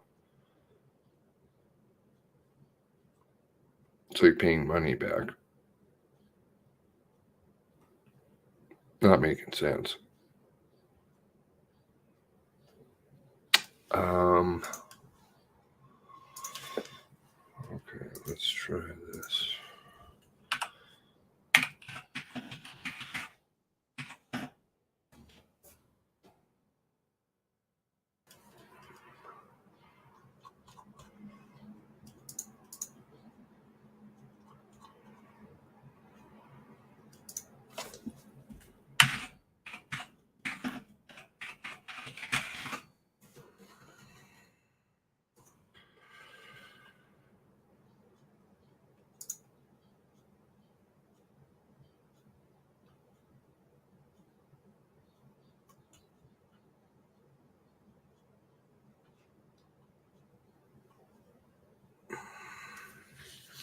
(2014)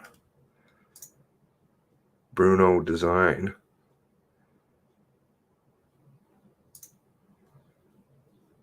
Bruno Elliott is his name. McNeil.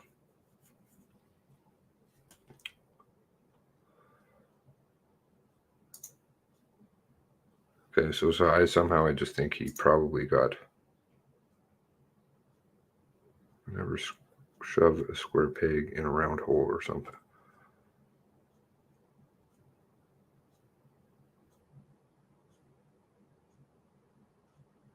Interesting. Okay, so he was doing business with him before he died. That was where the condos are being built? Is that the condo article?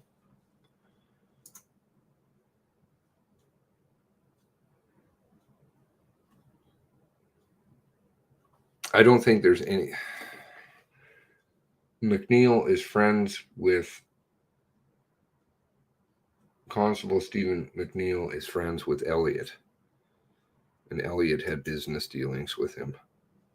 So it could just be a nothing, but there are a lot of kind of close connections to police and all this. All right, this is a nothing burger on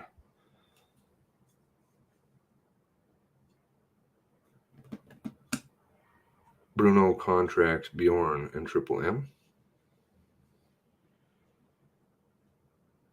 All right, great digging, Becca.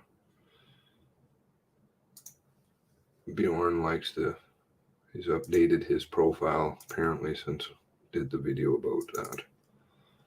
He's now dummy texts, dummy text, dummy text, dummy text. I don't even know what the hell these dummy texts are.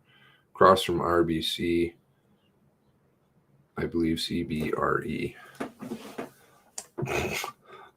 Okay, now you're talking Chinese to me.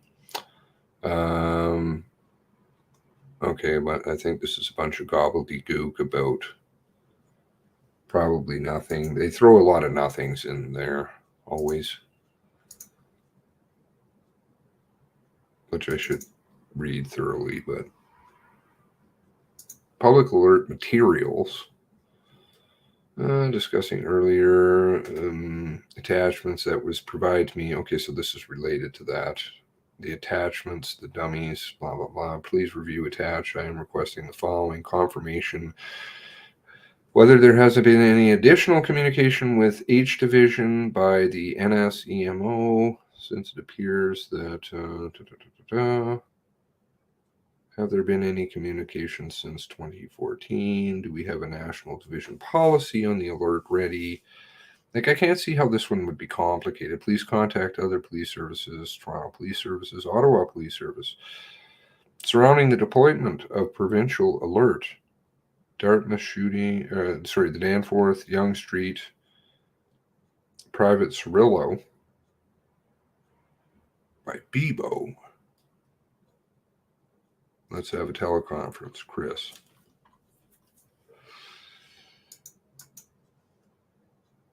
Who is Bruno? Bruno is the fellow who was doing business with Wortman and bought the place, and he was doing business with him before on April 14th and 15th. And he's friends with Constable Stephen McKay, who is part of terrorism investigation squad, RCMP. STO search resources, Northeast Nova MCU and crime scene, and requesting STO search resources tomorrow. This is the 23rd, sent on the 22nd. Possibly into Friday the 24th to large scenes. Okay, this should be looking for shoes and jackets and all kinds of other goo. I fully recognized that STO tasked by ourselves elsewhere backfill. As a result, reach out to both JDiv and LDiv. Is LDiv PPEI? Shortly. Dankos, Rob Bell. Okay, so there we go. Inspector Rob Bell. And there's his position. OIC H&L Special Tactical Operations Officer, East Halifax District. Interesting. Okay, so this is the fellow who was up at the command center. Is Rob Bell. There was a white shirt there, which they don't really talk about very much, that was floating around in the background later in the morning. And that was Rob Bell.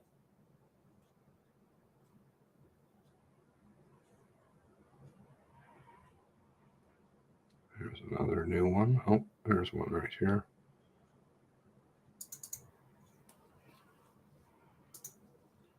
Okay, Julius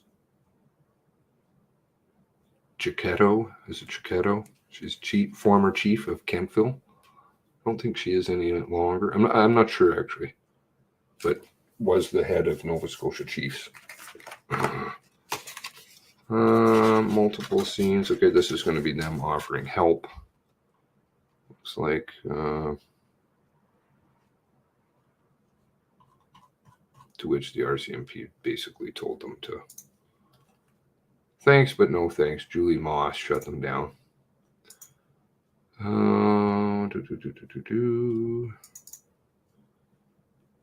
Forward afternoon. Tim Mills. To the real Don Moser.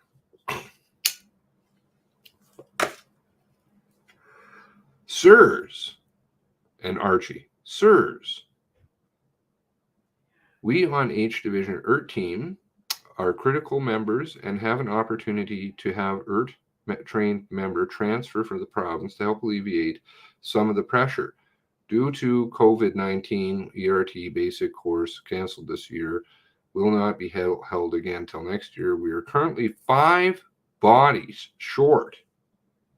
13 out of 18. Ooh.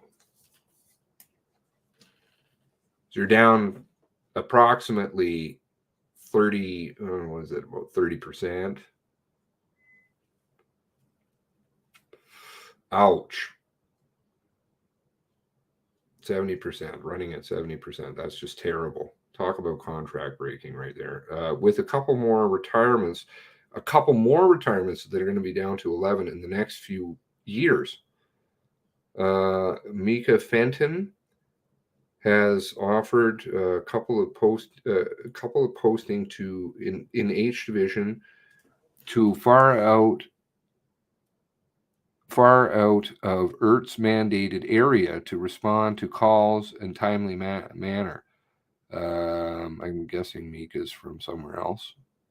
Jeff West thought there should be a spot available for him. Traffic services just before Portapique call, that doesn't seem to be look promising as it once did. With the potential huge change over taking place in Enfield detachment, is there any consideration to have Constable Fenton posted to Enfield Northeast as Northeast Nova only as one ERT member for the area? Has only one ERT member for the area, Corporal Mark Johnson, Indian Brook. Oh no. Wow, that's bad. This would be a win-win situation, both ERT and Enfield detachment looking for bodies, ASPP. Enfield just lost out terrible. But, this is going on across the country now because of their horse shit. But Nova Scotia is an absolute, just was decimated. Hope you're doing well. Couple of weeks. Afternoon, Tim from Mika. Out of respect for everything that you guys did have been going on at the moment, and you guys have dealt with in the last couple of weeks, I wasn't planning on bringing up with you or Jeff West for a period of time. However, unfortunately, staffing has forced my hand to reach out sooner than later. I received a message from HDIV staffing last Tuesday following possibility Port Hawkesbury, in particular Port Hawkesbury 4-year and Essakana. Oh God, I've heard the name before. Essakana.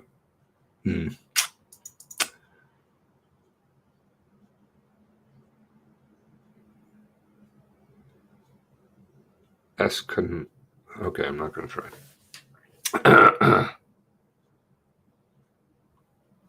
You have a question?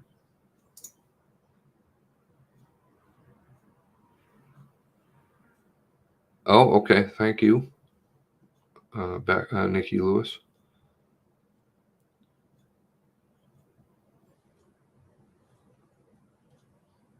That's a Cassoni. Okay, anyway. Sydney members, 4-year, I've reached out staffing request. I clearly have had some family stuff. Forced out to reach you. I apologize. Possibilities, traffic position enough closer to make ERT a possibility moving forward. I understand, appreciate. So again, when you're stuck in this position and you're shorthanded so much, do people get sufficient training, or do they just kind of throw bodies in there to fill holes?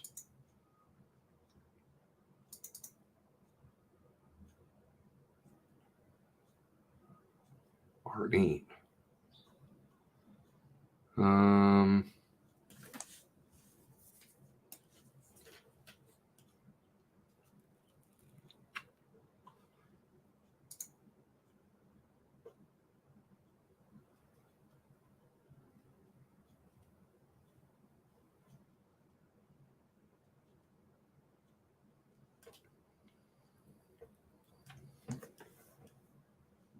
Escasoni, Escasoni.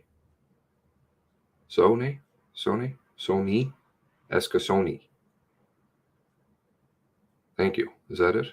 Escasoni? That sounds more familiar.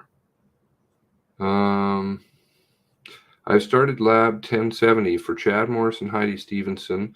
Okay, this is coming from labor standards, basically.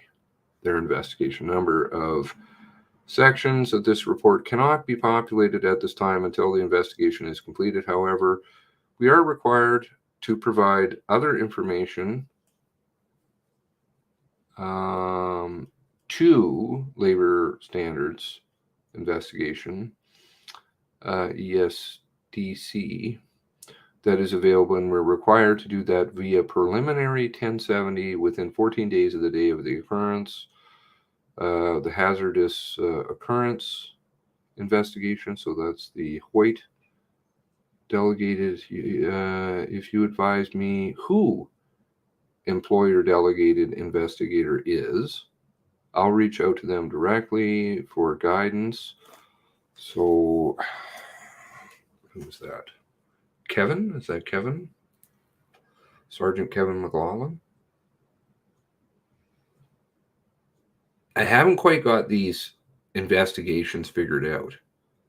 And they didn't like me talking about Kevin McLaughlin, who's from Cortez Island, and a whole bunch of shit out on the West Coast, a cover-up that's going on out there. Third 1070, psychological impact. Deep psychological impact on this membership. Da, da, da, da, da. Do not hesitate to call me. Arlene, occupational safety officer.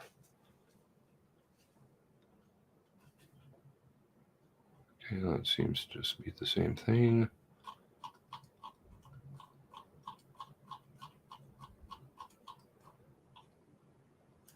So John Robbins coming up, and John a lot more now, right? And I've never been able to figure out exactly what he was doing. He was obviously very falsely representing himself.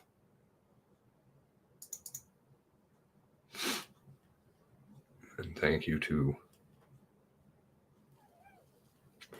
the person in the background who helps a lot. So they recognized the name right away. And I asked them, which then set off all of the shitstorm. And that's Bergerman and Butcher, Gray, and Robin. Poof. All just from a business card. Isn't it crazy? 1,300 hours to notify. Okay, so this is more investigational stuff.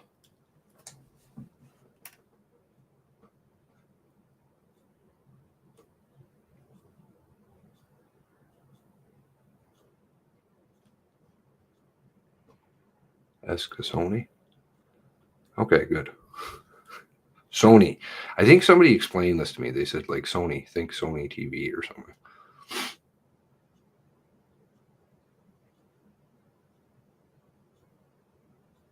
Do not release scene.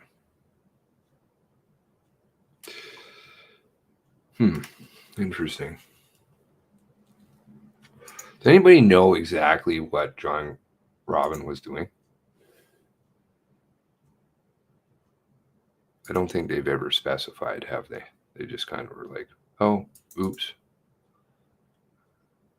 And then even then, it's weird because the Butcher part, I just threw that out there as maybe as a bit of a bluff. Wouldn't it be strange if he was doing, I mean, obviously the evidence was there, but that he would be involved with the disclosure, and boom, just happened to be right. Oof. Lucky.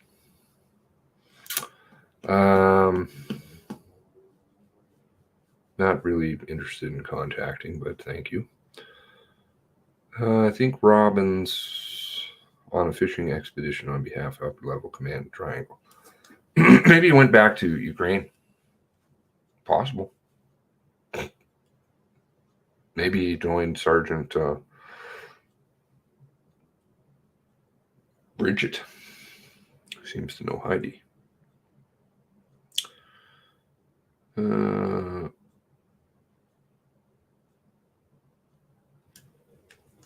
What? April 19th, 8:52. Wortman, picture Wortman 2. FYI from HRM, we cannot confirm. This may be from Enfield going off at end of shift, or another officer traveling through area or suspect vehicle. Additional photos are attached. There was this sighting down there. We cannot confirm that this may have been an Enfield member going off, or an officer traveling through the area or suspect vehicle. Additional photos attached. HRM advises that 427, one of the MBRs, was stopped near exit 7 marked towards Enfield, took towards Enfield at the time, looking for an SUV. I don't know if this was I've never been able to quite figure this one out. I think it might be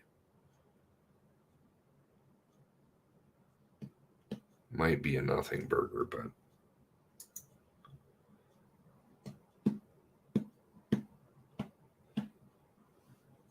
yeah, no. And then it was Sharon that called, and I was like, "Oh, do you happen to have his card?" "Oh yeah." "Do you mind sending me a photo of that?" "Sure, no problem."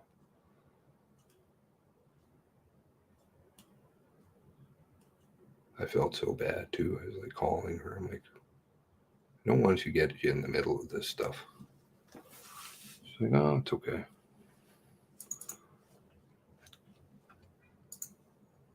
I don't think anybody realized how big it was going to go, though. Sit rep comms, multiple homicides.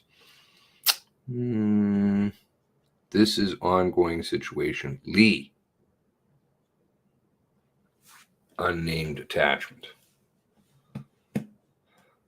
Okay. Of course, we don't have the attachment. Chad coming back from Portapique. I don't know. Chad is a real mystery. I think he is down there that night. And I think he knows a fuckload more about all of this. I think he's been there before. But that's just an opinion.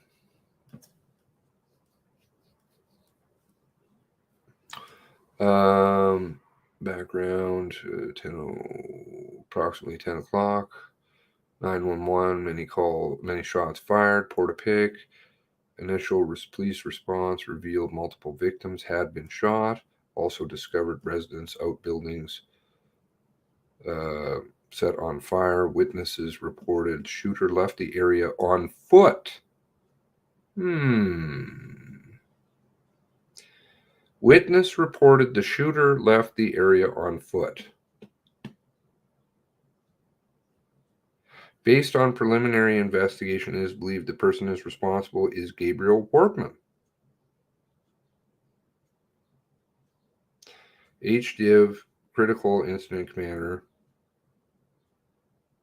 Dispatch, current status, CIC, in command at scene. What time is this at? 9:30 in the morning.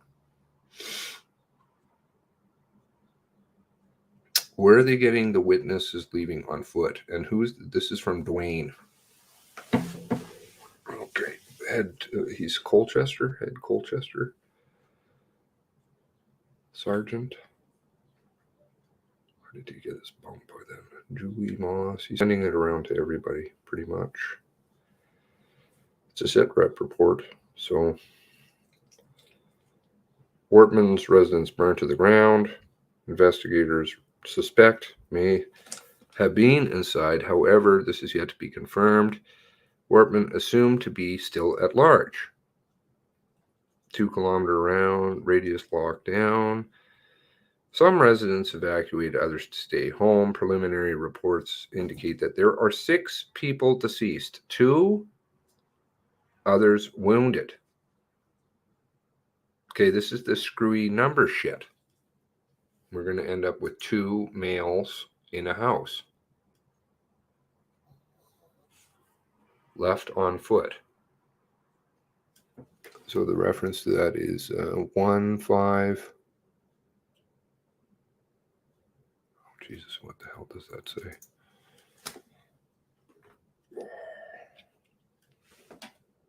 $15960.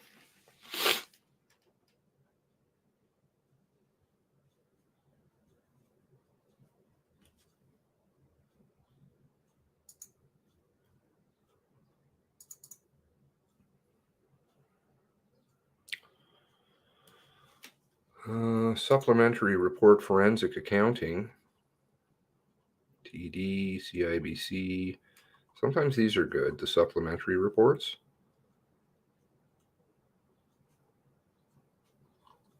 And usually the things that are italicized can tell you that maybe they're not getting everything, or in gray.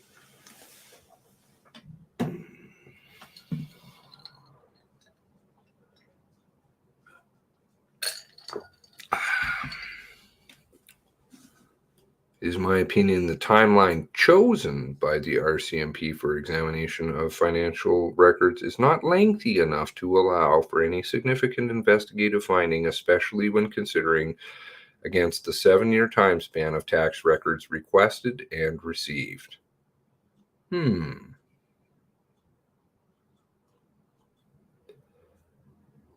Follow-up to financial investigation. What were they hoping to accomplish? What banking timeline? Why was the banking timeline limited to 2 years and 4 months? Was there any request for further supporting documents that made forensic accountant during their review? For example, an 8,000 Canadian dollar draft was deposited into personal TD account of perpetrator. There is no information on the draft in relation to the payer. Did forensic accountant request a production order be sought on Scotiabank to learn more details about the draft? If not, RCMP review documents prior to submitting those to forensic accountant. Were any accounts linked to Berkshire Broman located? If not, what attempts were made to locate these accounts? Why are RCMP accept tax return documents from accounting firm without a production order being sought? Huh? They didn't get a warrant? Was a legal opinion obtained to determine if the disclosure of the documents by Macmillan accountant was legal? Uh-oh. Macmillan accountant just turned them over? The scope of the mandate the forensic accountant was to review and summarize banking records of Gabriel Wortman, Lisa Banfield, Northumberland Investments, Atlantic Denture period encompassing. So again, why are they looking at Lisa if they don't think that she's a suspect? December 1st, 2017, and she's on these accounts. I know that she is. May 7th, 2020. Review, summarize 2017 basically. So 2018 till 2020. Summarize tax returns behalf of Gabriel Wortman, Lisa Banfield, 2013 to 19. So why do we have the discrepancy in the years? Review, summarize financial statements, Northumberland, Atlantic Denture, 2013 to 19.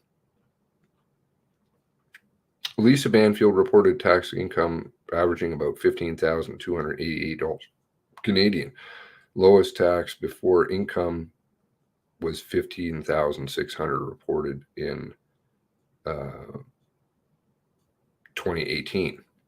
So it looks like she never had to pay income tax.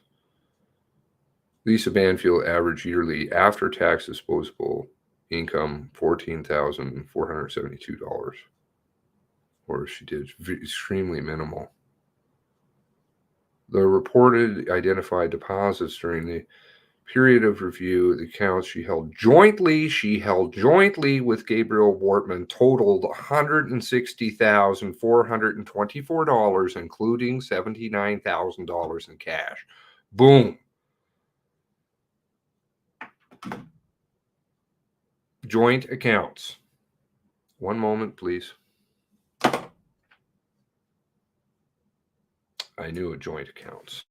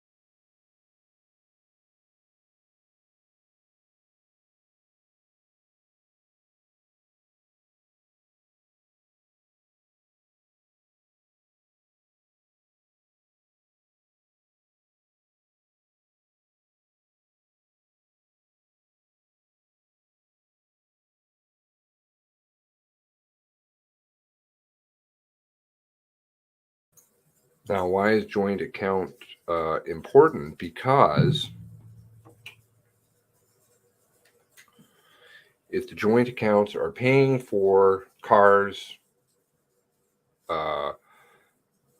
things to equip the cars, how are we to say that he actually paid for it himself? How do we not know that she paid for it? Email accounts, how can you ever tell exactly whose that is? You can't.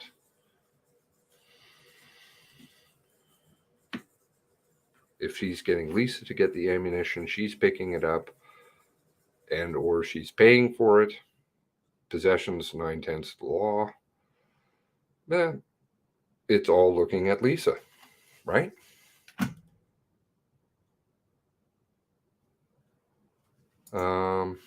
Joint personal accounts of perpetrator and Lisa after examination of CIBC and RBC held jointly. Okay.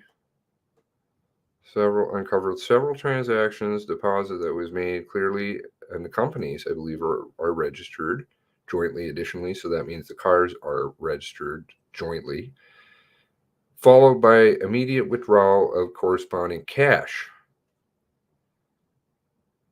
Okay. Perpetrator income, 2013. Perpetrator reported annual income averaged $36,855. No.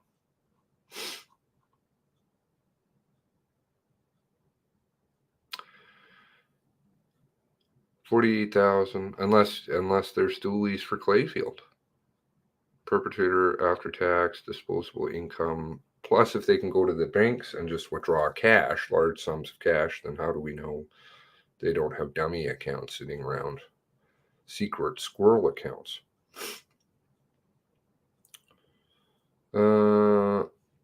Gabriel Wortman, in addition to his salary, Gabriel Wortman had an additional $232,907 deposited into his personal accounts and an additional $96,753 deposited into his accounts held jointly with Lisa Banfield. These deposits included cash deposits, $86,785. Fair amount of cash. Over a period of what? 26 months. Go away, bots.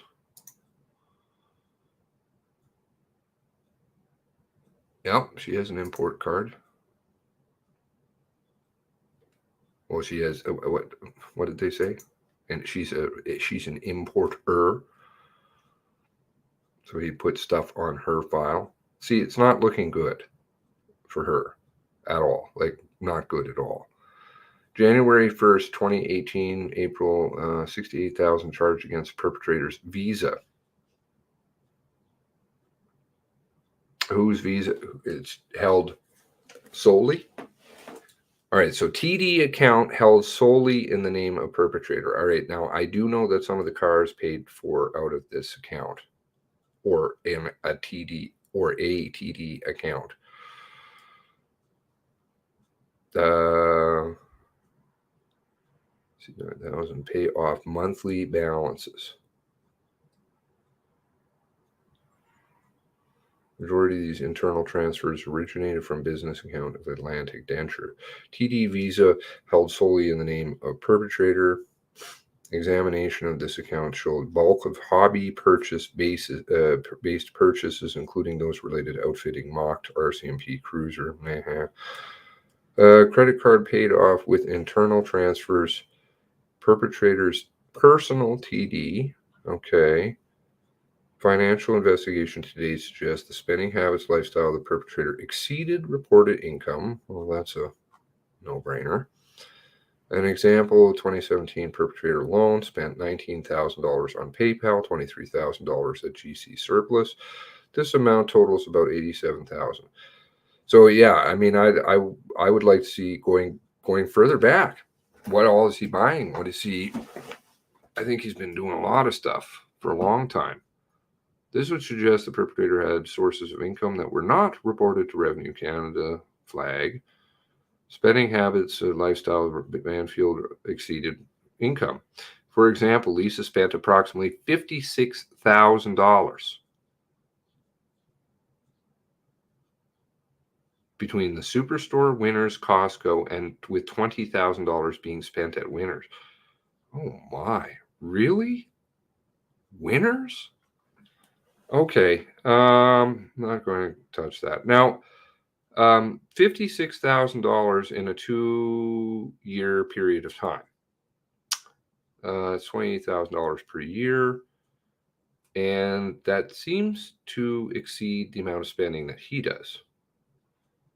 This would suggest Lisa Banfield had sources of income, Revenue Canada, but they're sampling it, so I don't really know. The evidence of tax evasion, joint personal account of the perpetrator and Lisa Banfield. Tax evasion jointly. So why is she not being investigated for that? Several internal banking transfers, Atlantic Denture joint CIBC personal account, perpetrator and Lisa Banfield following immediate cash withdrawal corresponding amount. This activity is consistent with typology of tax evasion, money laundering. These transfers were not part of Lisa Banfield's regular paycheck. Now, so was money flowing from, were there transfers to the TD personal account from joint accounts, which then paid for things? Like, can you remove her off of this one? I don't think so. Personal tax returns perpetrator Lisa Banfield categorized them as single. It's my understanding perpetrator Lisa Banfield would have been involved in a relationship met the definition of common law. Required marital status tax return. This returns living together in conjugal relationship for 12 months. But if you're not really living together, what is that? An interview with the accountant completed personal tax return perpetrator Lisa Banfield undertaken to gain an understanding of following questions. What knowledge, understanding they had of the relationship between the perpetrator and Lisa? What information was provided and direction given in relation to the tax returns prepared? Who gave the direction? What documentation was provided to support the expenses claimed by Atlantic Denture? Did Lisa Banfield meet the accountant virtually or in person during tax preparation? Why are they not asking about him? What was the accountant's understanding of the entities, businesses? What advice was given to the accountant in relation to tax mitigation strategies for Lisa Banfield, the perpetrator, and their associated businesses? So the cars are underneath them. I mean, so much of this is just, she's got her fingerprints over everything. What was their understanding of the use of the associated businesses? What specific services did the accountant provided for Lisa Banfield, the perpetrator, and associated businesses? What understanding or information do they have related to the Berkshire Broman Corporation?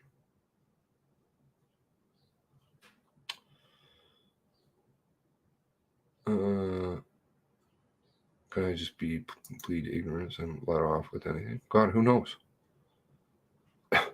Sure. All you need is hearsay.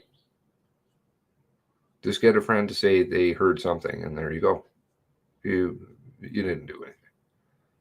I think everything's joint ownership. Her notes seem insanely. She seems insanely happy he's paying her car bills. Now, there's weird stuff in those notes, eh? He will pay off. By the way, the accountant lives in Shuby. Macmillan, okay. Hello, Tara. Financial audit of Gabriel Wortman. Yes. And why don't we go back 10 years, say? 10, 15 years. I mean, listen, you're going to spend millions and millions of dollars. This one's not going to be too hard. They got all that. Banks keep records. Oh dear. You have just to say you were abused. I can say I heard about it from someone who heard it from someone else, and you'll be good to go. You scheming women. That's not so good.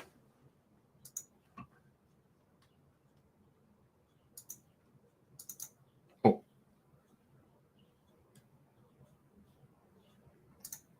Okay.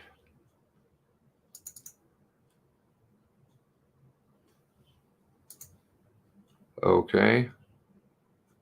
That's looking great. I don't know what the hell this is.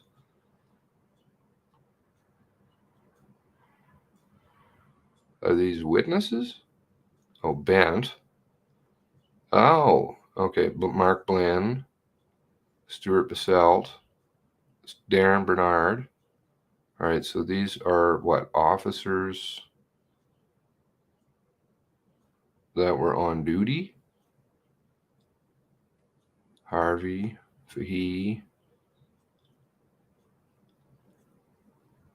What the fuck is that?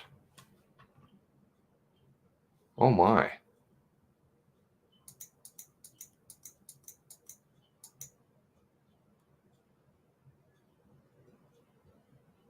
Okay, this looks like GPS.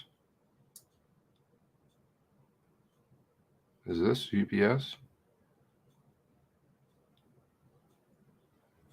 Yeah. Have you seen this, oh dear?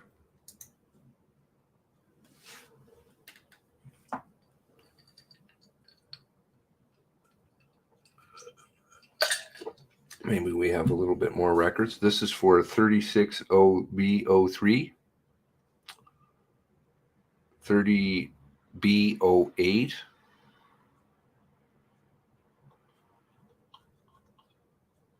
49D06. No, not GPS. I guess it doesn't have. Yeah, yeah, doesn't it?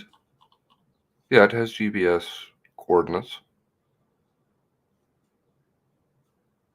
Trevor or Snow. It's just some points though. Member 2. Oh, okay. Well, here's Skippy for a ride along with Ashley at one point.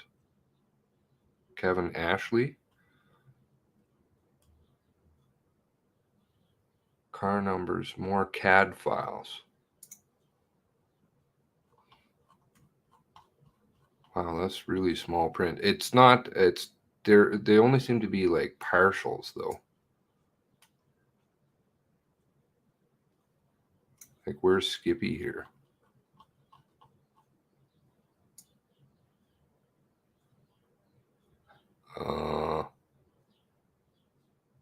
Yeah.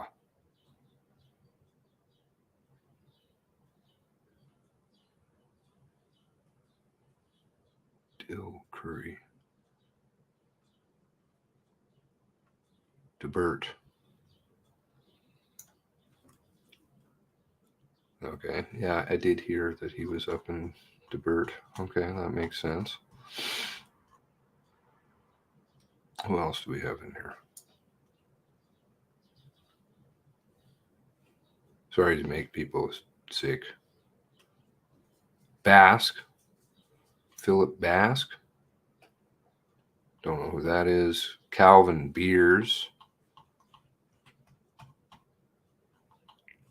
Bernard. And like, do these match what they've given us? Do some of these? Because they're just little bits and pieces. Stuart Basselt. Any of these names jumping out for you that something you don't have already?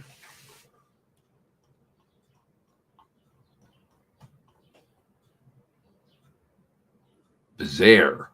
Cat Bizarre. Or Bizarre. Bizarre Cat. Ow. Before tweet. And then Brian Harder. Okay, that sounds like just odd. Mark Blinn. This is 15571.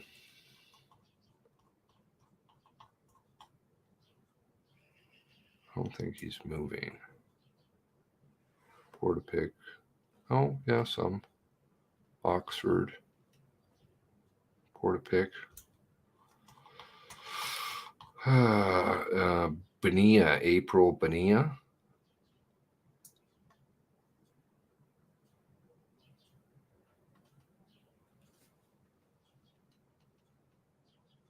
Matthew Bray. Oh, so these are all alphabetical.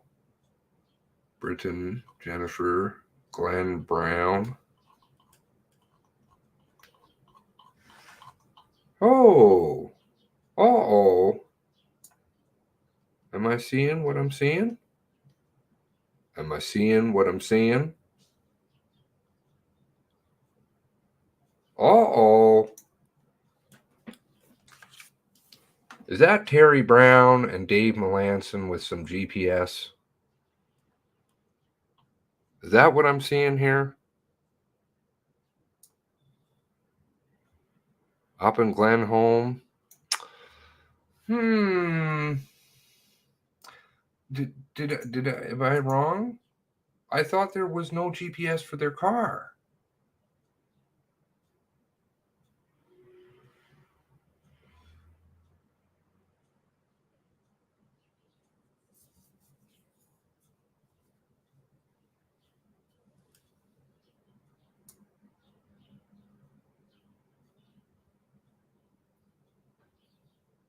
Okay.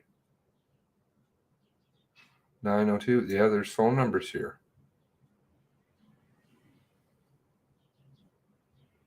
Ooh. Am I right? There was no GPS, right?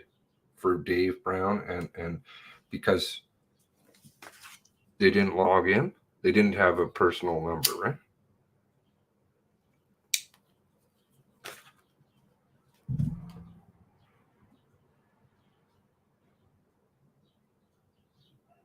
Can somebody just tell me I'm not crazy? Oh, there's GPS because they had TMR2 personal radio.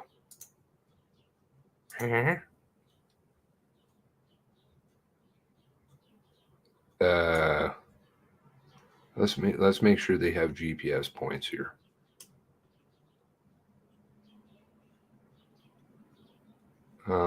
Where's en route? Glenholm. Okay, hold on a second here. They don't. So I should not be so hasty.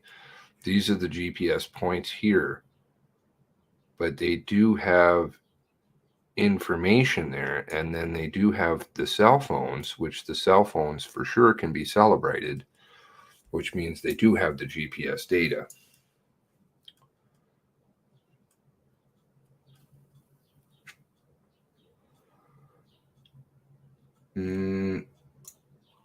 Or Terry Brown, it's not there.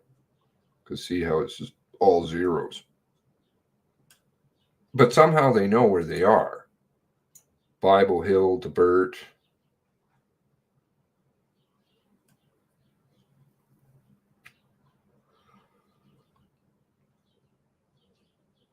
Portapic Loop.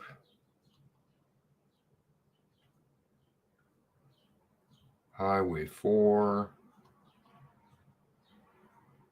Well, that just gets a little bit more interesting, doesn't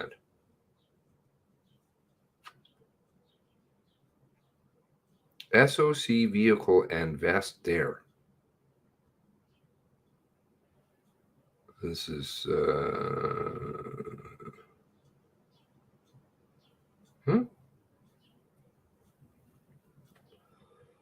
Does it give times?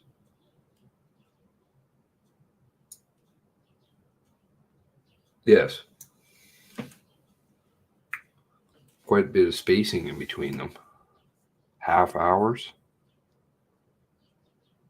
Half hour, then same. Then 1 hour. then 2 minutes, then half hour, then 3 minutes.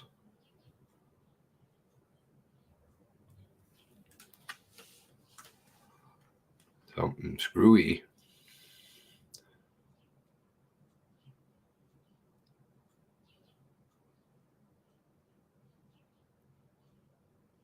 Looking at a document that captures all official traces of agencies, Gabriel Warman traces last majority. Oh, the hits that they get on. Yeah, that thing is totally out of order too. It's a right mess.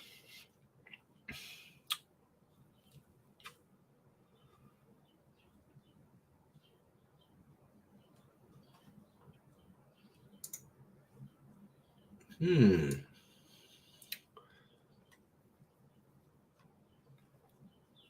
how many cell phones do they have there? 2?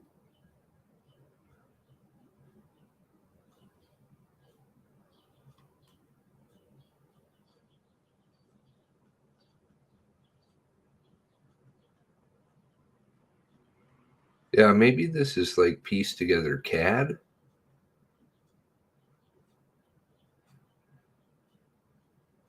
(05D02) is their car.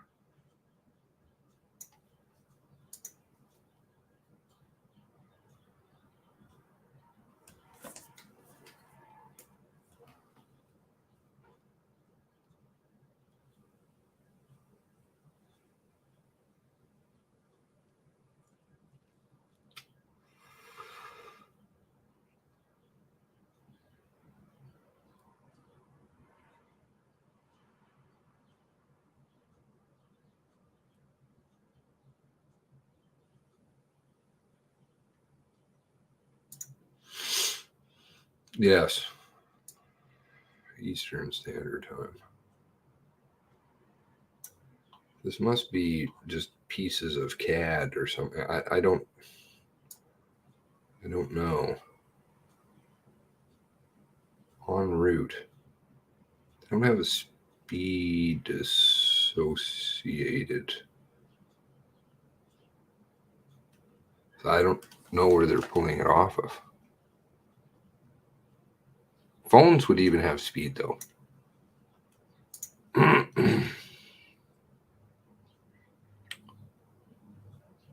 Who's some other people that don't have GPS that we're looking for?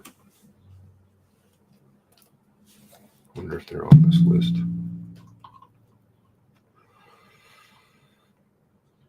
And does this go away? Whatever. Does this list match? 45 Cobequid, 530.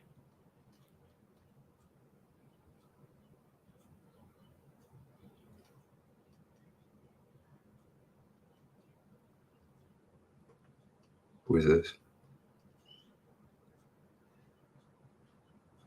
Justin Buggy. Justin Buggy goes to 45.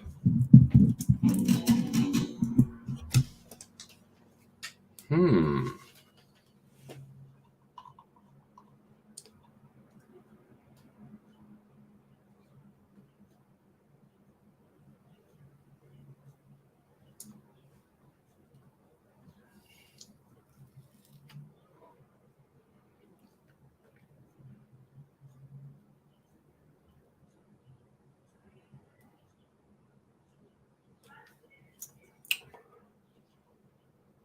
$7.30 on to 46.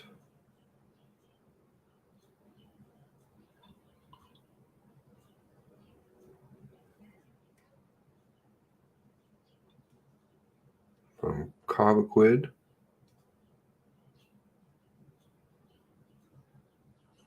to Ferris Lane in a minute.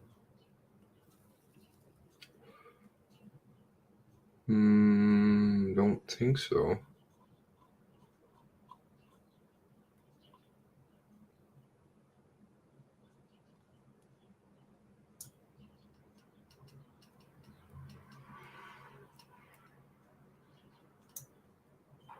Dow. Hubli has GPS here.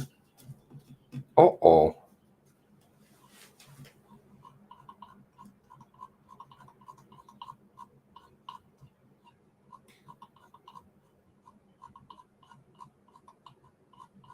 Canning, Cody, Jordan Carroll.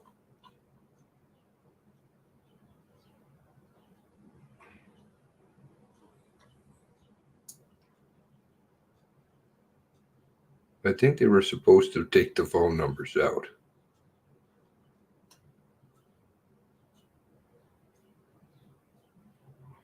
Okay. I won't do the phone numbers.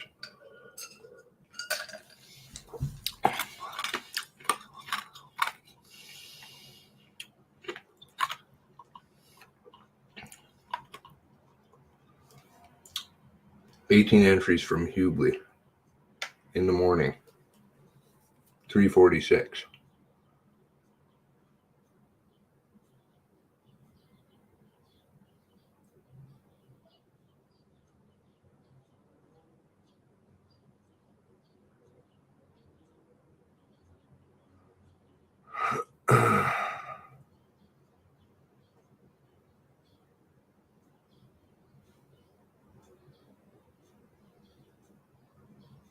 Yeah, I don't think the phone numbers are supposed to be there.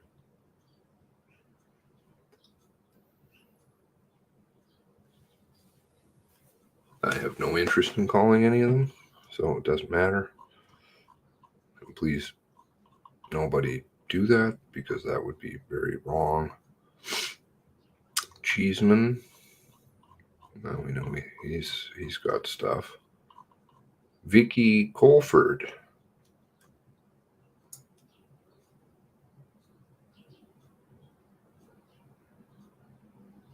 Eh? 10:05 at 123 Orchard Beach.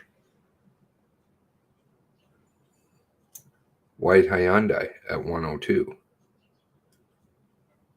This must be notes that they're making.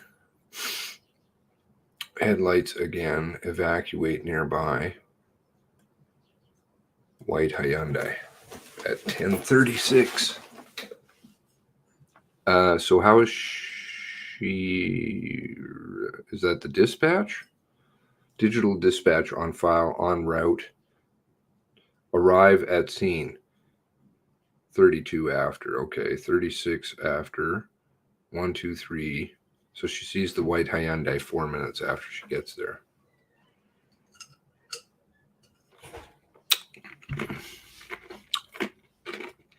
$10:44. Her first encounter with the victim. That's a bit late, isn't it? Like 18 minutes.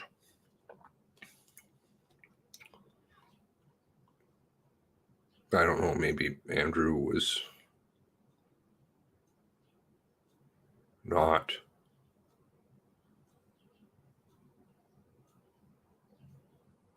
directly there. I don't understand. Staging area.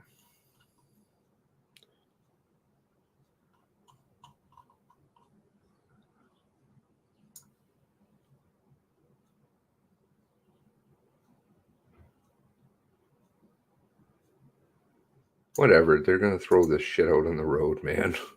They're throwing out all kinds of stuff. Kitty cat ladies and cars running around the road. They're shitting their diapers. Just laugh. It's all a joke. Austin Como. Brina Counter.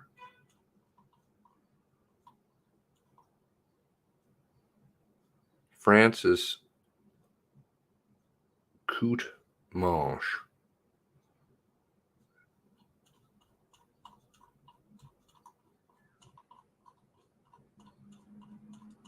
I don't think. Well, this is definitely interesting. Rena Curry.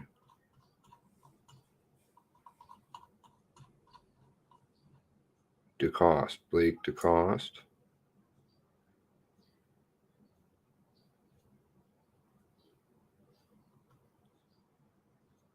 arrived at scene.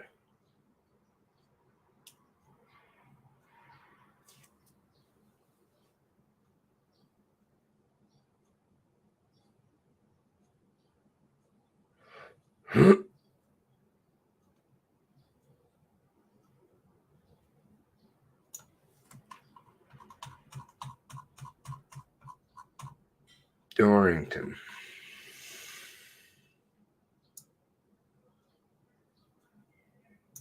Male leaving in a pickup truck. Uh-huh. That's 36 after.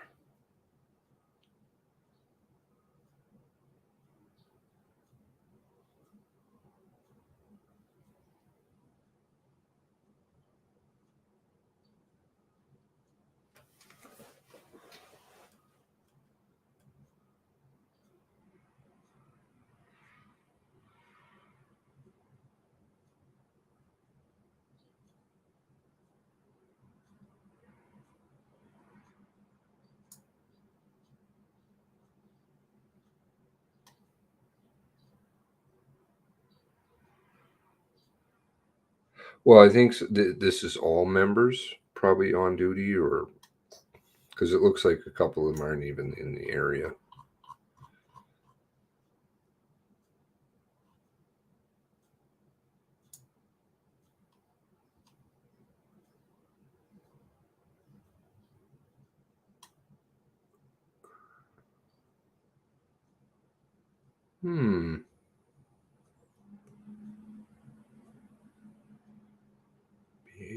BH09. This is radio.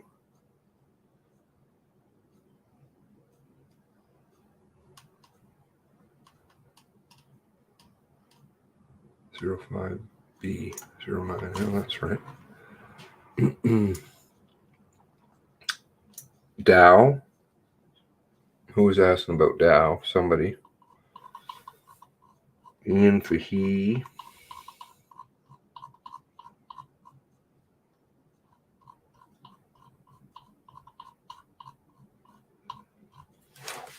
Maybe we can see the verification of the pickup of Lisa.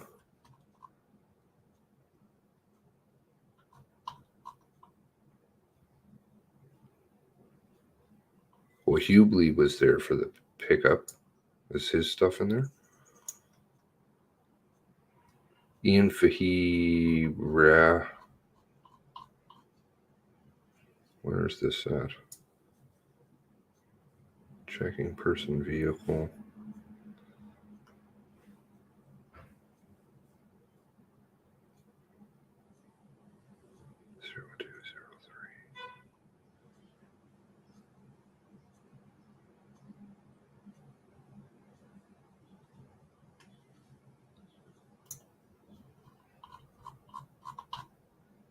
Coleman's not with him, and then Coleman's back.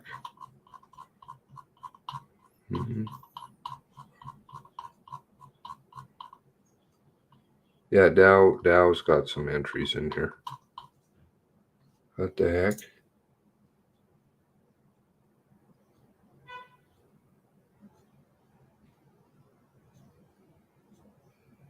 $10.16. Is that when they're dispatched?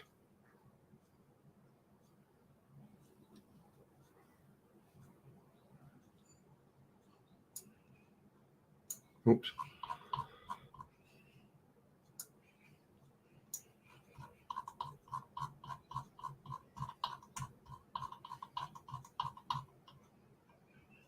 Dow.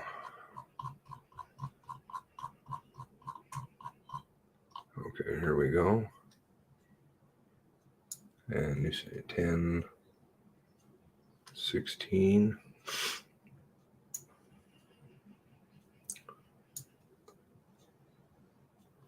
Okay, is it dispatch call? Digital dispatch, en route, digital dispatch. En route, digital dispatch. Arrive at scene at 10:47.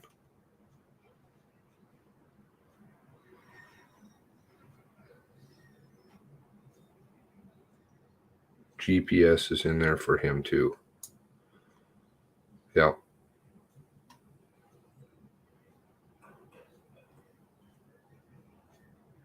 $36B03.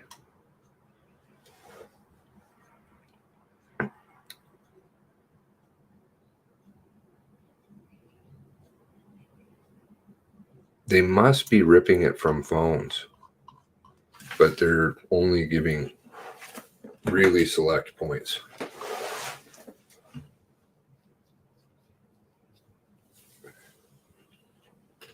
I don't think they have to rip it from phones because they know. They have the program, whatever that shit is that they say they don't implement.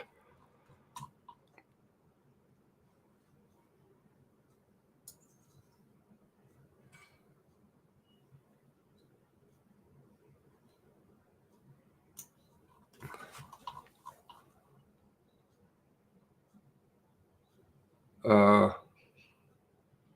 15571.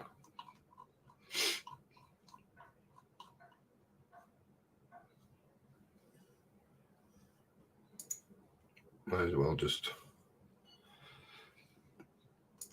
I don't want them having a shit though, because they've got the phone numbers in here, right? So they're probably going to get pretty upset about that one.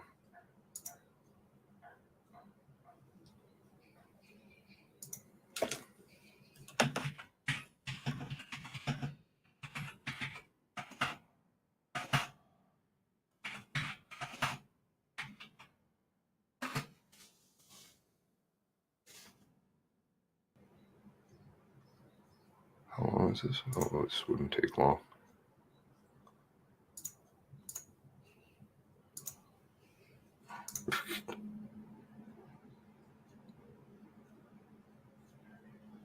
Oh, come on. Really? Oh, there we go.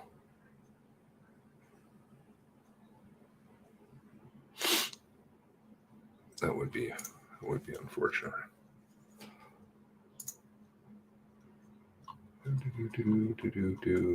Do.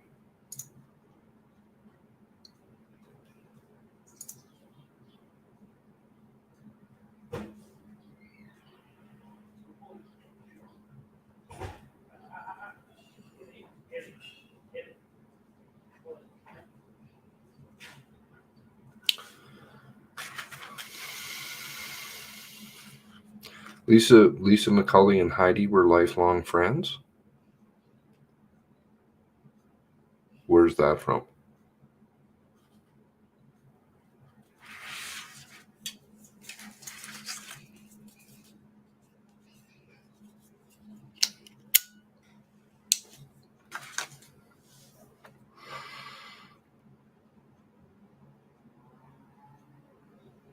Galbraith.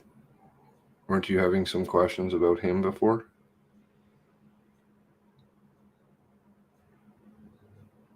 Rodney McDonald. Okay, there's fucking 3 amigos.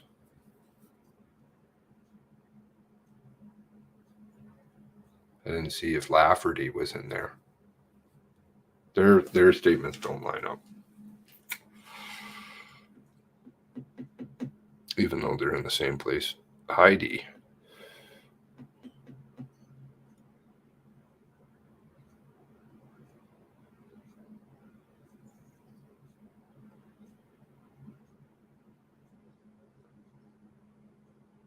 Lily. Yeah, good question.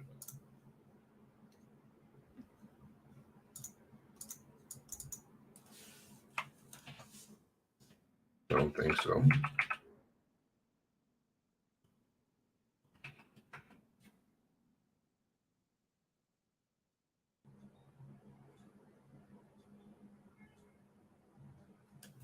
Not looking like it. Nope. Good question, though. Shows Dow in Spring Hill. Yeah, well, I noticed when it said that Ferris Lane and 45 and 1 minute separation, I'm like, I don't think you can get there in 1 minute. So maybe digital dispatch officer accepting via MWS. Not via personal radio?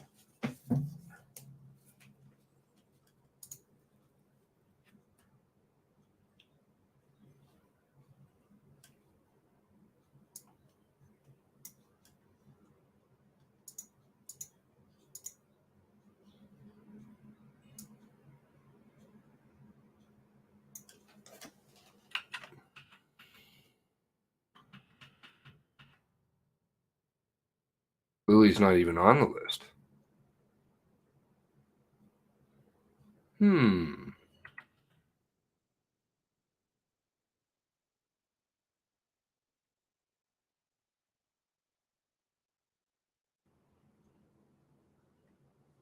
Who is with Lily? I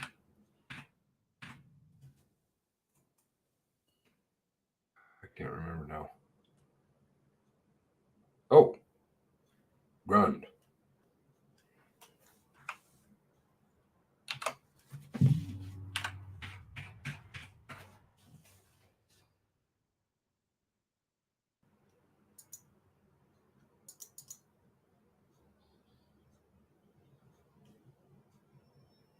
To get kids.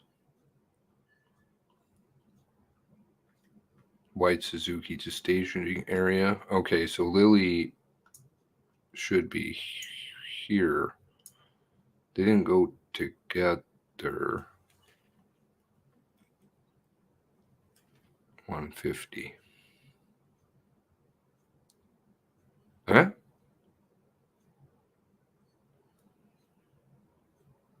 Is it an hour and 20 minutes?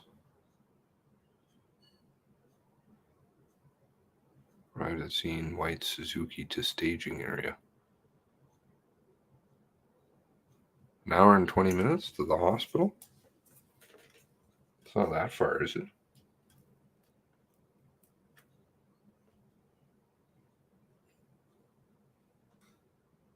Yeah, Grund.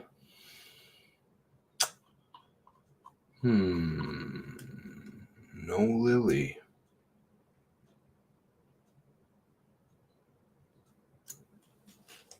Harvey's stuff doesn't work up in Wentworth. Hilbert, Hunter Dean, Natasha.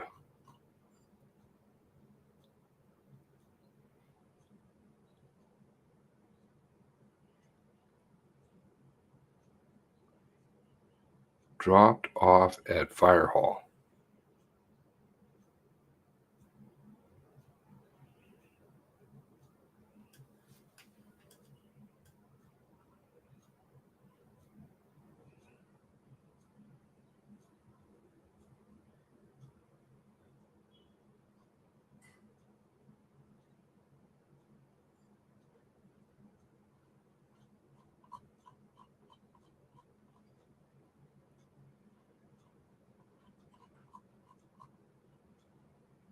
Kershaw, Ben Kershaw, Michael Kerr.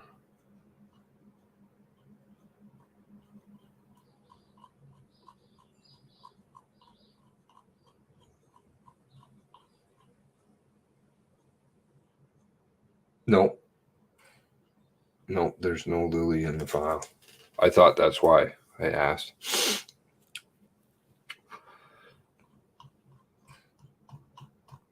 Recall is slow, but I guess not too slow. I did catch it in time. Trent Lafferty. Three Amigos. Rirt. Brown Loop.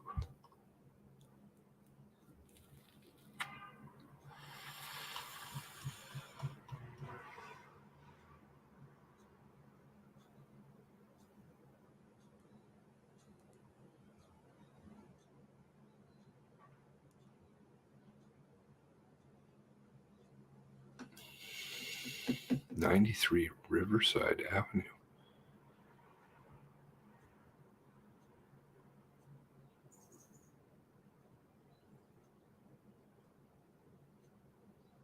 I don't know. This stuff doesn't line up.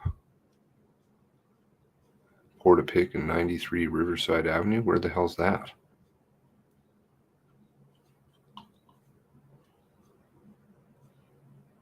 Cedric, Livingston, Heather Laurie, Addie McCallum.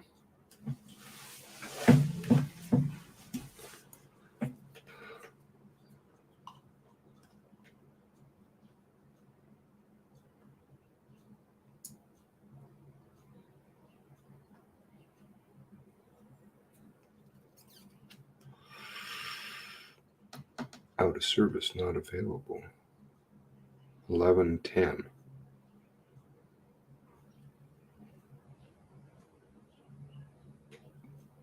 Hasn't booked off at Portapique Beach Road and Highway 2. 11:10 at night.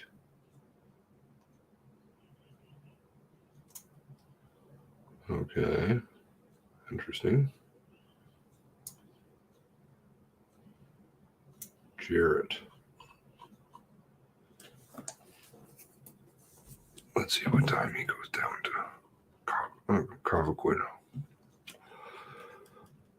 Deceased male inside door. 4:47.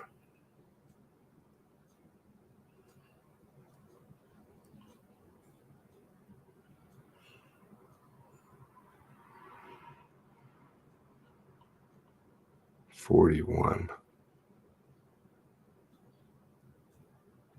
4:53.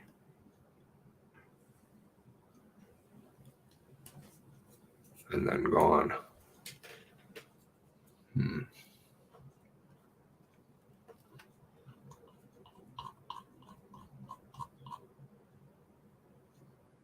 Rodney McDonald. Three Amigos.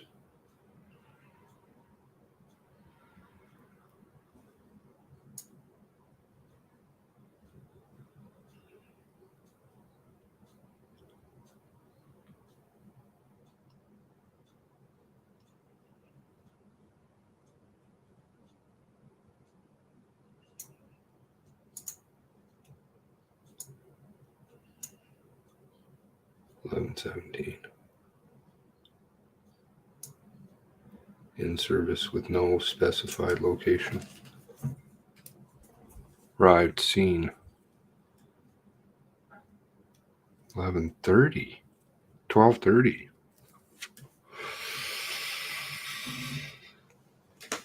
It seems late. Commissionaire.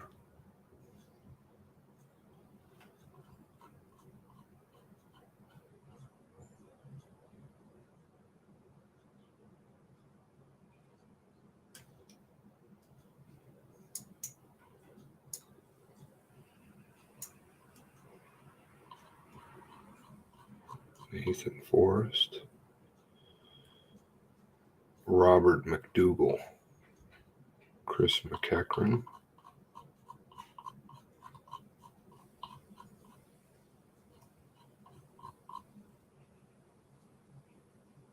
Catherine McLeod.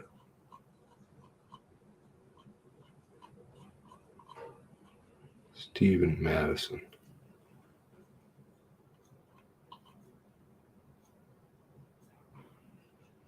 Barry Martin. Dean Martin. Will update talk group.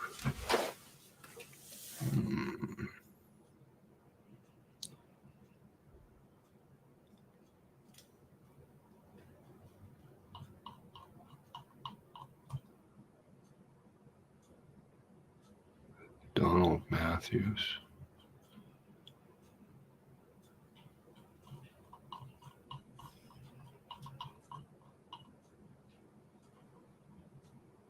Tim McCready.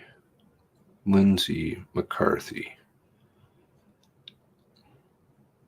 David McLean.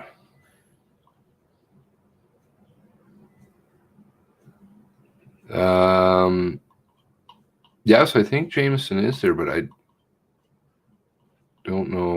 why I missed it. Maybe she's just referred to. Yeah, no, I think we went through her. Chad Morrison. No yellow stripe on pants. 2 Colchester Regional. 1137.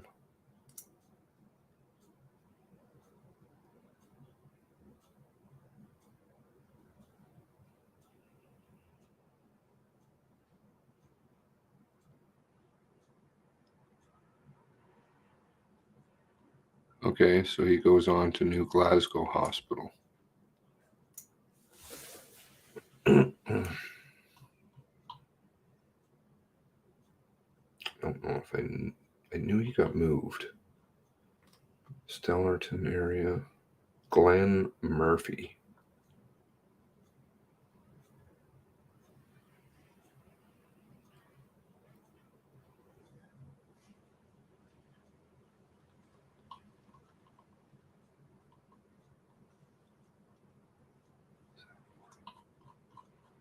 It's too bad. I would have liked to see what Morrison earlier.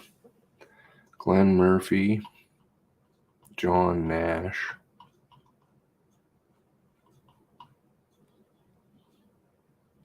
Kari Pettinger.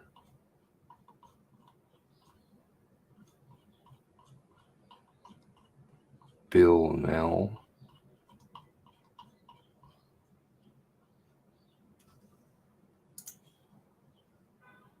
$7:40 he starts.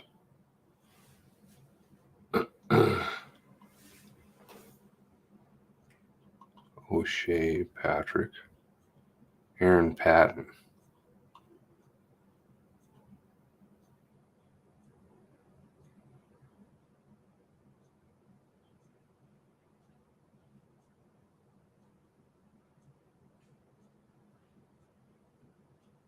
I do want a deceased person. Movement.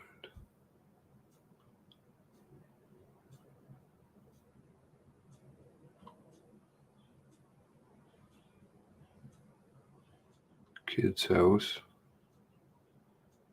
11:36. Home on fire. Back to kid's house. Ferris Lane.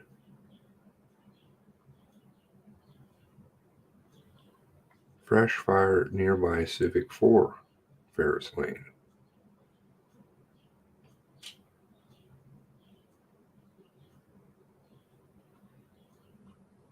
On foot.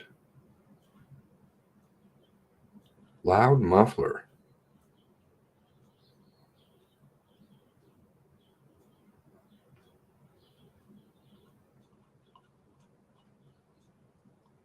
Paul Corey. Christine Pelly.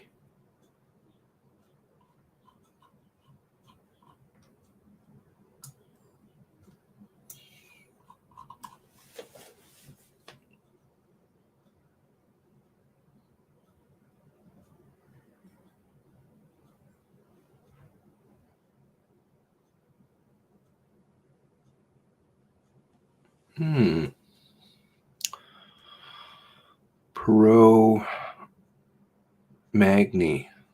Sam. Going to the hospital with Chad. I thought it was Arsenault was with Chad. Rodney Peterson. Okay, so Addie McCallum should hop in here at some point.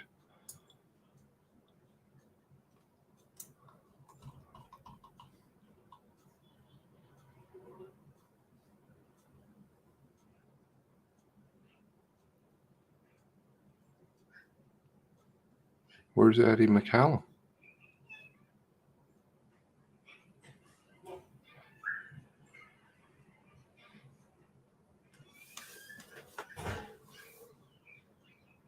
Huh.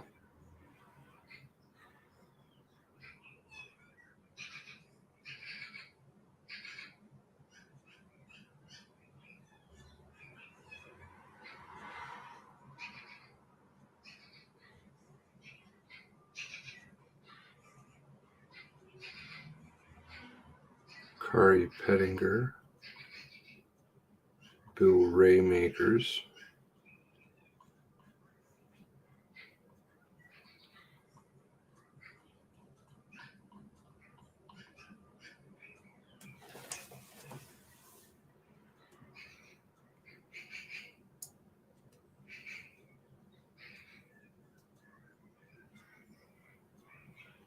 Plains Road,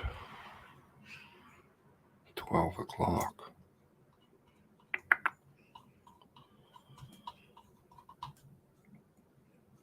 But Addie should be in Peterson's car, and he's not.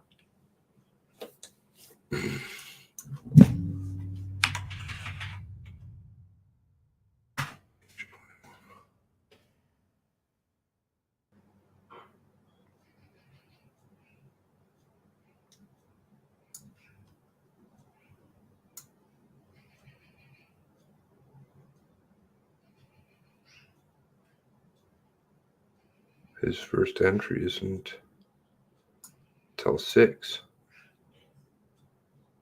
Right? Oh, wait.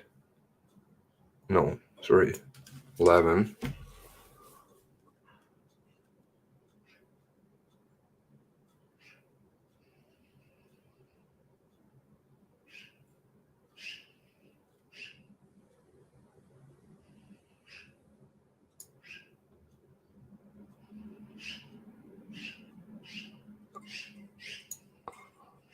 That doesn't make sense. Addie McCallum is with Rodney Peterson. And it says here that he's down in Portapique.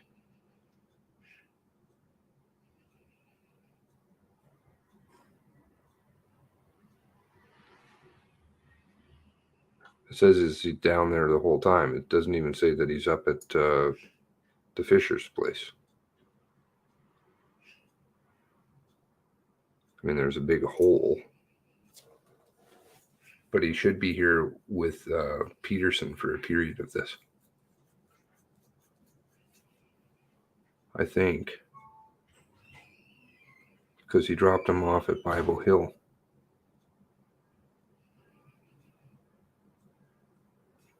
Or, wait a second. Wait a second. It's not Peterson. Bernard.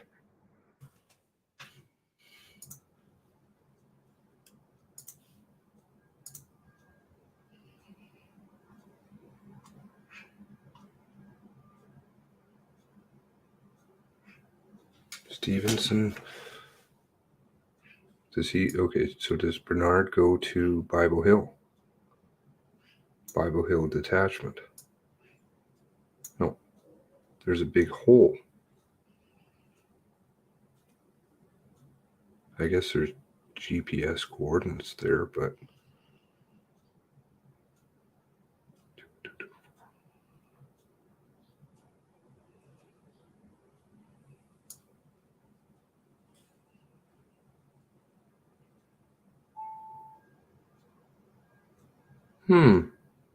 Addie McCallum.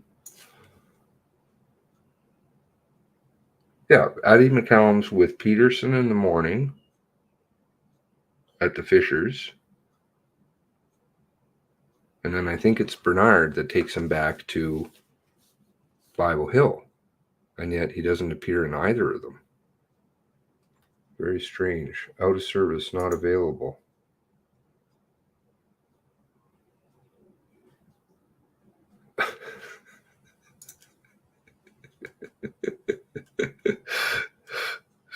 Oh.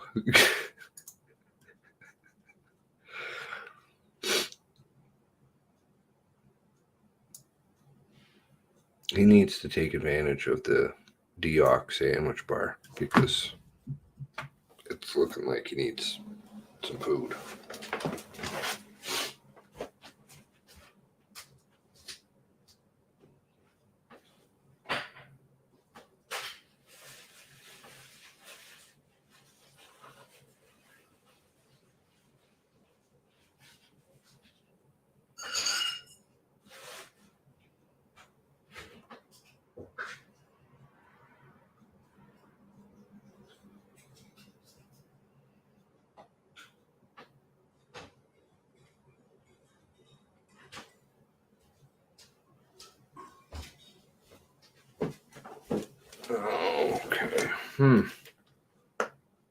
Well, I don't know. There's Jameson there.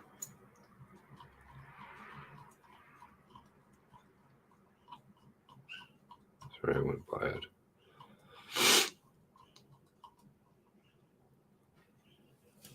Vehicle moving.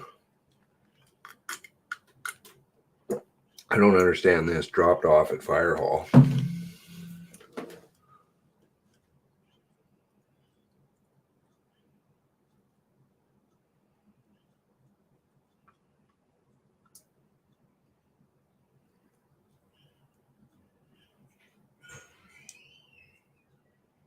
Arrived at scene. Huh?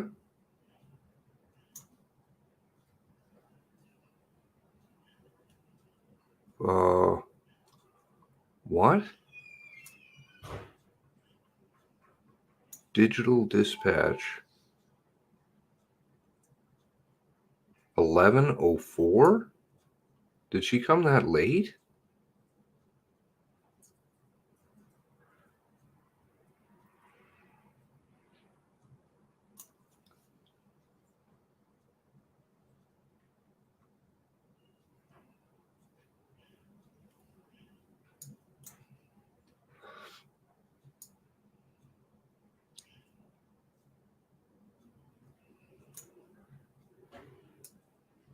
I think Freckles did. Freckles, I think, yes, he did say some very interesting things.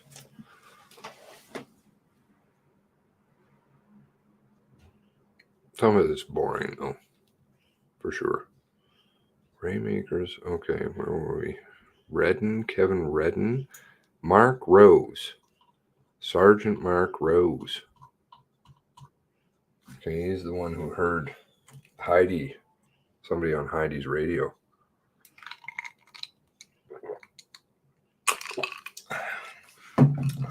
He would know her voice.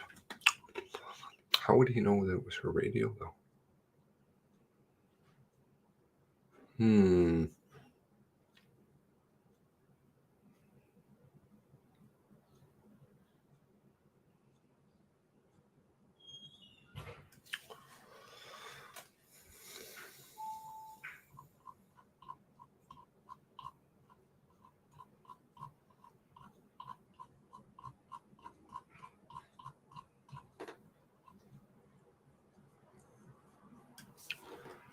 ID 635.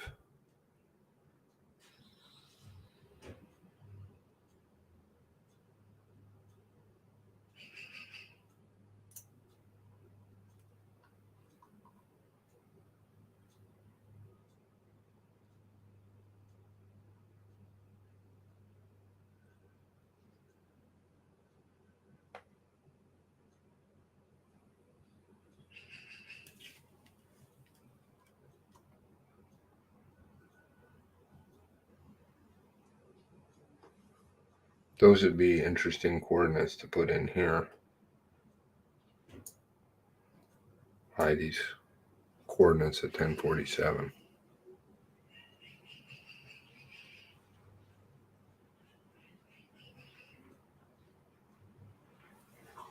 Says she's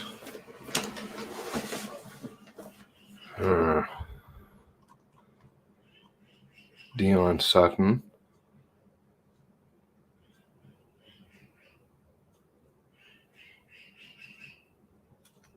Fishers.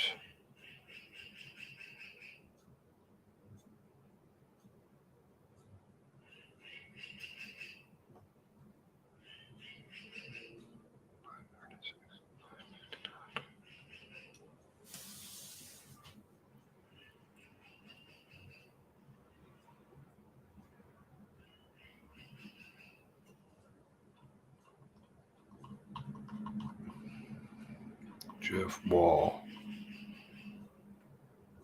David Wagner. Enfield. Yeah, there he is. Same last name.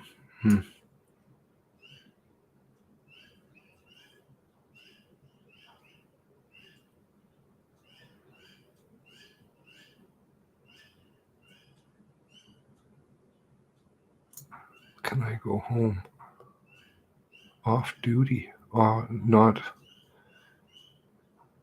out of service, not available.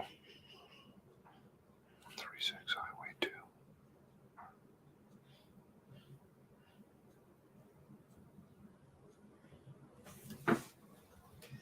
2. That's strange.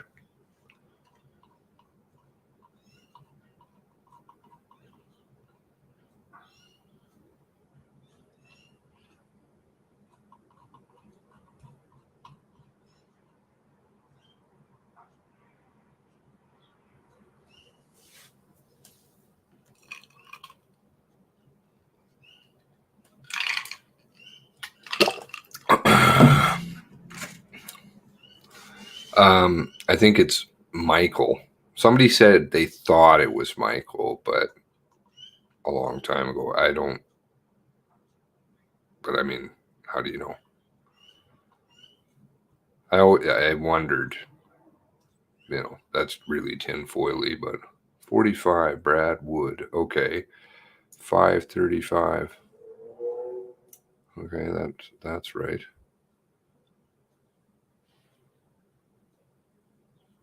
Transport Stevenson to Halifax.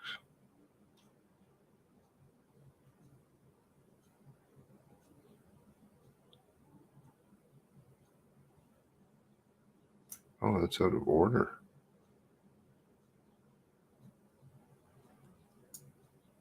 What?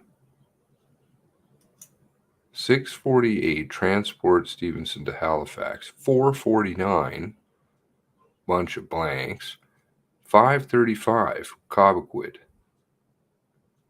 655 blank, blank, blank.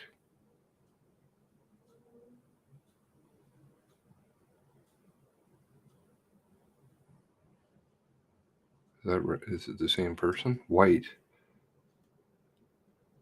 Oh, no, it's a different person. I see. That person only has a couple entries.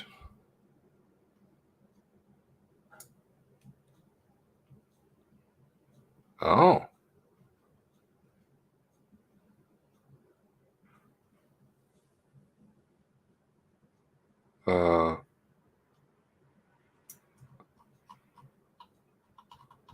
Who are these people?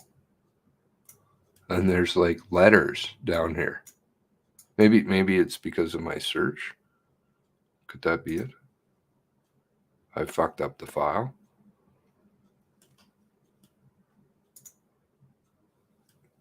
What is this? 15,571.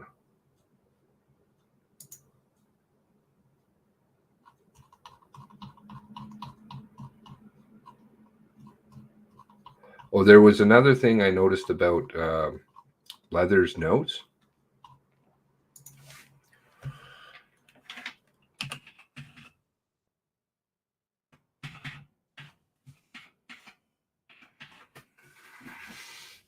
Document that links members with unit IDs. That's what that thing is called that I'm looking at, or we're looking at.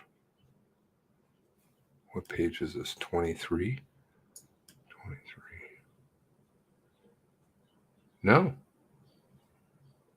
Is that right? 23. No, there's units on here that have nothing on it.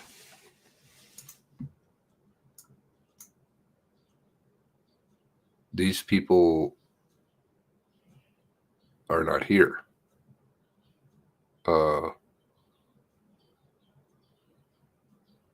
Transport Stevenson to Halifax. Transport Stevenson to Halifax. Different entries. Commercial Street. Pictou Road. Odd. On Stevenson's notes, or sorry, Stevenson's notes, Leather's notes.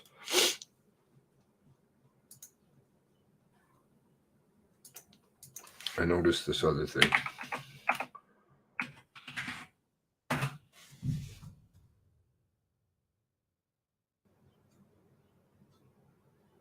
was trying to explain it to somebody today via text. This is not easy, though. Where's his notes? Handwritten notes. Okay.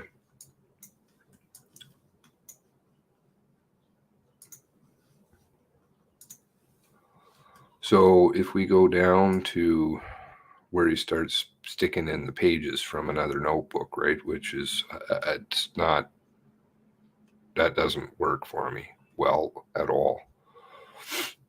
But where is it here? 53, is it?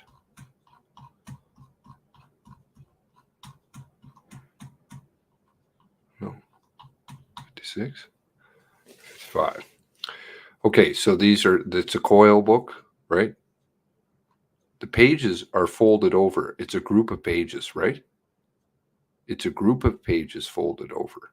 And I said when, like, maybe that, there's something obviously underneath this that we're not seeing. But if it's folded over, then it has a crease, right? These pages don't have creases on them.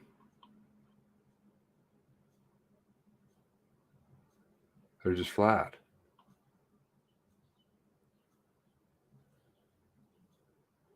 So did they take the pages, lay them in a book, and the very last one, they folded up the pages? Do you follow?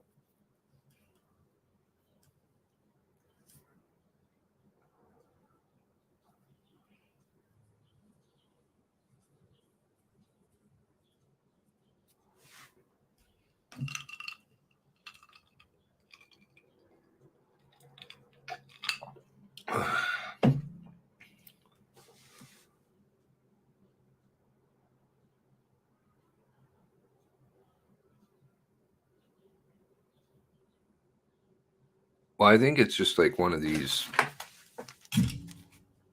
notebooks. I guess it doesn't have the same, obviously this one doesn't have the yellow line in the middle, right? But it's just one of these with no hole in it. But so if you take the pages, see, I took a group of them out, right? And then you lay them down in a book. Take one down, you lay it down, right? You're taking them, laying them down. And then, but the very first one is a group of pages, because you can tell, right? There's a bunch here. So what they do is like this, right? It's like that, right? Now, if I try and lay that down and you scan that, you're going to see what? The crease. But there's no crease.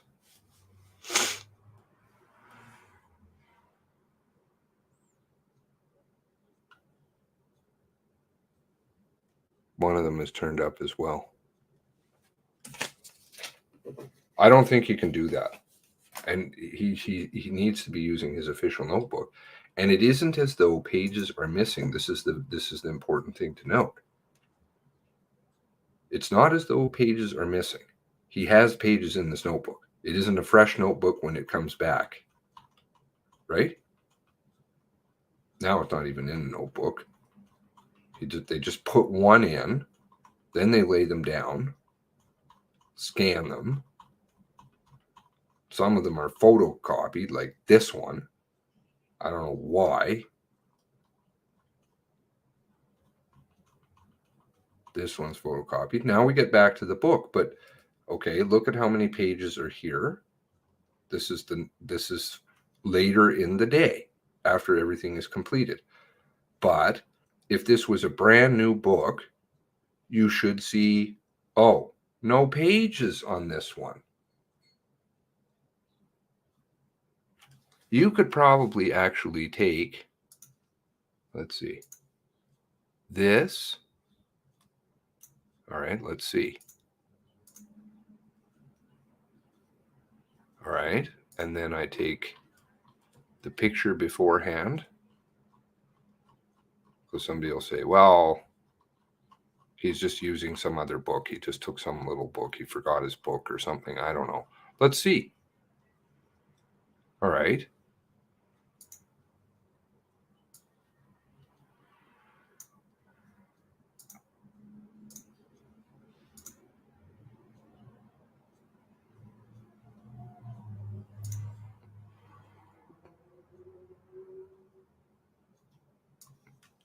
Actually, no, I'm going to do it this way.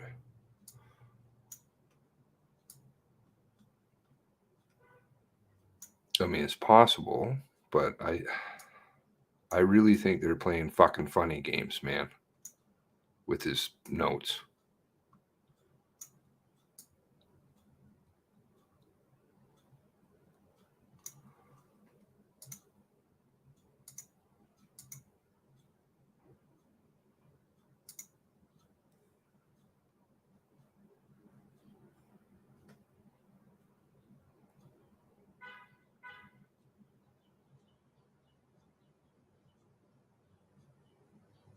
I don't know. Does it look like there's more pages on the right?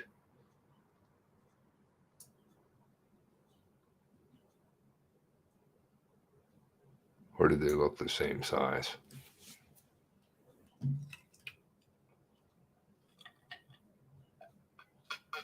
Do you think crooked stuff is going on? Why are pages out of the book? Because he's writing in a different book. He's not writing in his official notebook. He should be using his official notebook. Instead, he did use the official notebook, and then he's doing this thing, which is a no-no.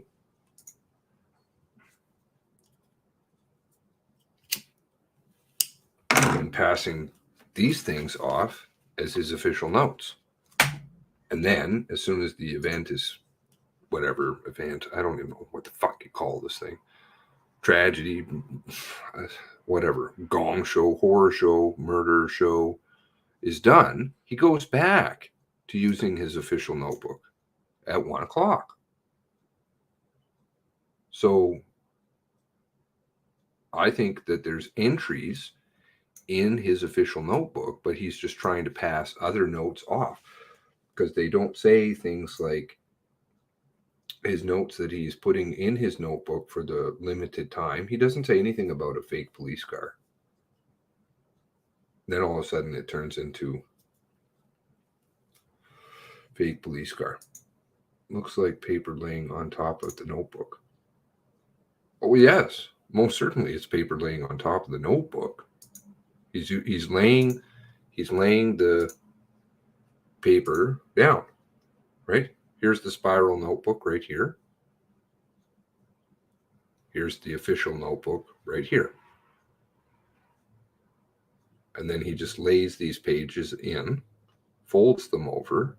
So that has to be the last move that he would do because the crease would show up. Then they're scanning these other pages and saying this is his official notebook. Well, I don't think so.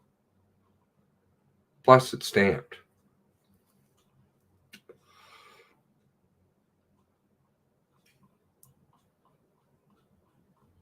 Then they'll go from color. Plus, there's a couple of spots in here where it looks like something may have been fiddled with. Then it goes to black and white, like a photocopy or a black and white scan. Why?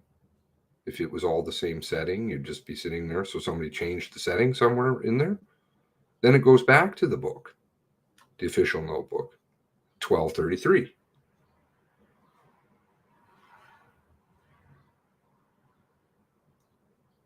Orange posted is where to insert extra pages. And I was trying to explain this to a family member. I'm like, this is not good. There's a variety of problems with this book, but trying to explain it without seeing it is very difficult. So they didn't really follow what I was talking about. I'm like, I think they're fucking with and I'm going to ask, actually. I'll call somebody tonight and ask. I don't think that they can do that. So, I mean, I thought, well, ask him about how does that work? Do you always have to record in your official ledger? I think it's called a ledger in their case. They call it a ledger for officers. And so, do you always have to write in your official ledger? Yes.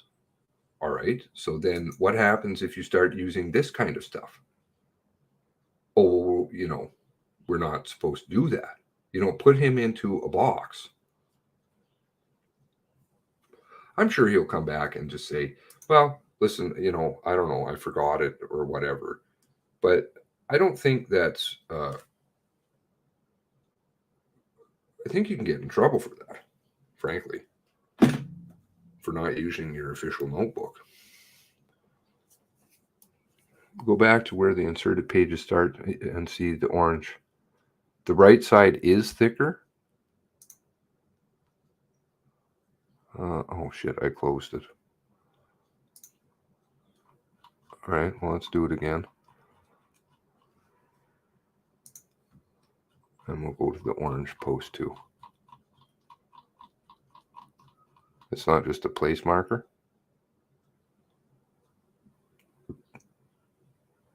All right, so this doesn't change the scale of anything.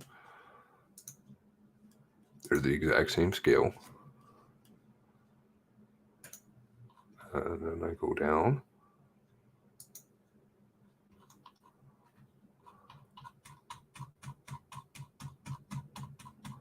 And of course, this is the entire thing. And then you're going to come back and write here. Seems a bit shady. All right, so this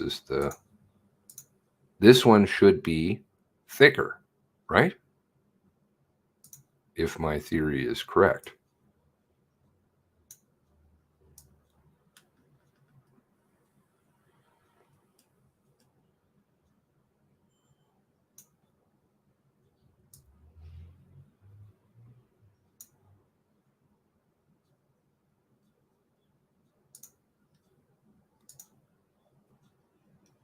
If they appear to be the same size,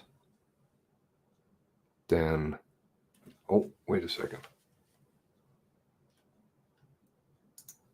No, that's the wrong side of the page.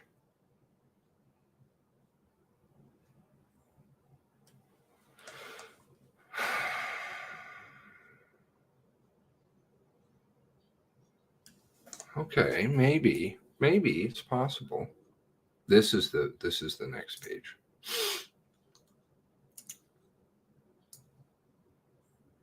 Because we got to deal with the left side of the notebook. Okay, so we'll delete this.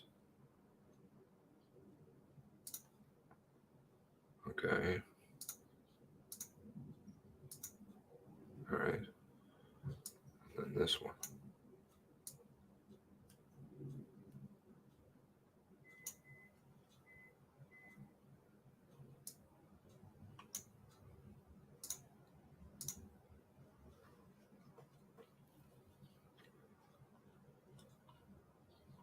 Are they the same size?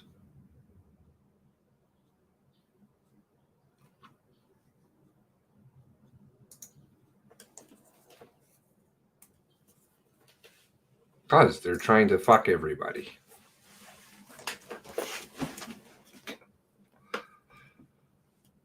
Well, you know why. If they're doctoring notes, that's why they're going to do this, right? Just throw some other notes in there that fit the narrative. There you go. Bingo bango.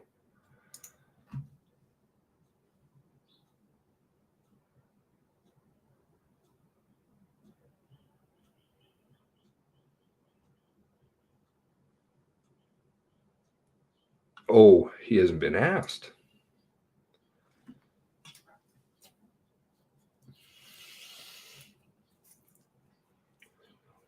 Papers puzzle. Wow. Let's go.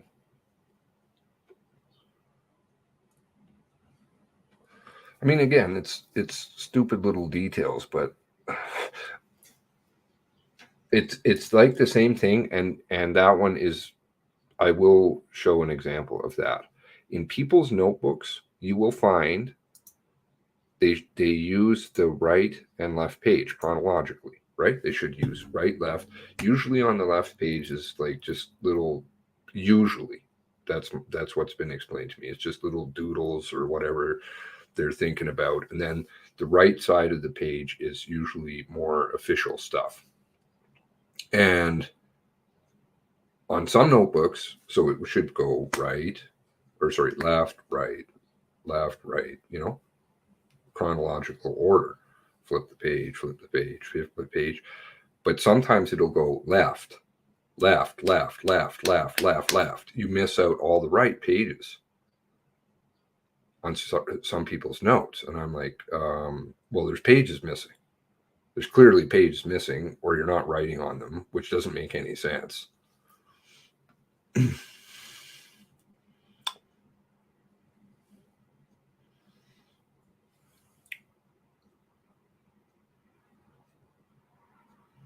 Anyway, it's off topic, but I just wanted to raise it again. Probably I should wrap this up. So it was almost 12 hours. Wow, look at how many of you guys are hanging around. It's awesome. Not sure how many of you are fuzz, but good day to you too. So we don't have any entries then for those people, but they have phone numbers too, I think, don't they? They do. So they know who these people are, and then there's like letters there. And this is what does appear. It's not my scanning stuff that's done this.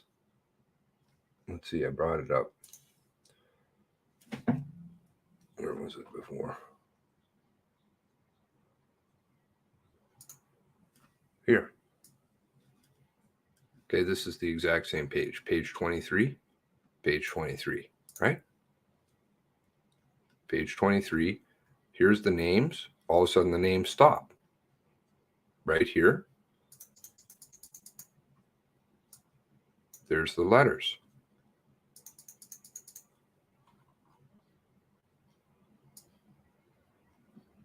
G and N. G and N.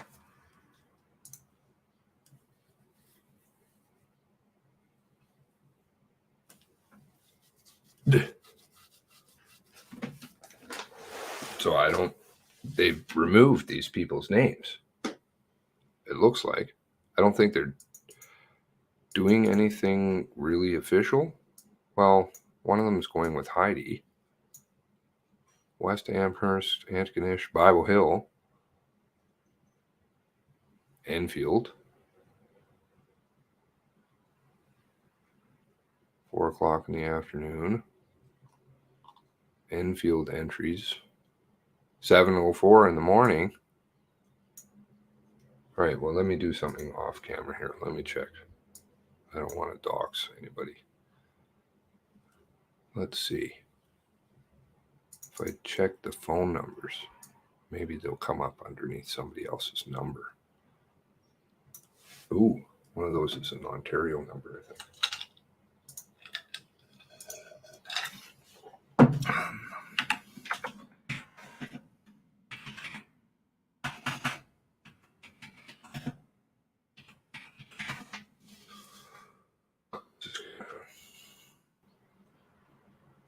There's Saskatchewan area codes in here. There is, who is that?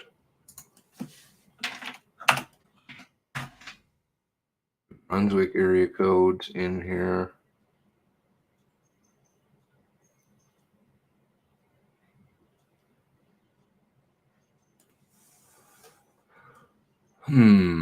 Let's try that. Let's just try somebody who's Enfield, PH.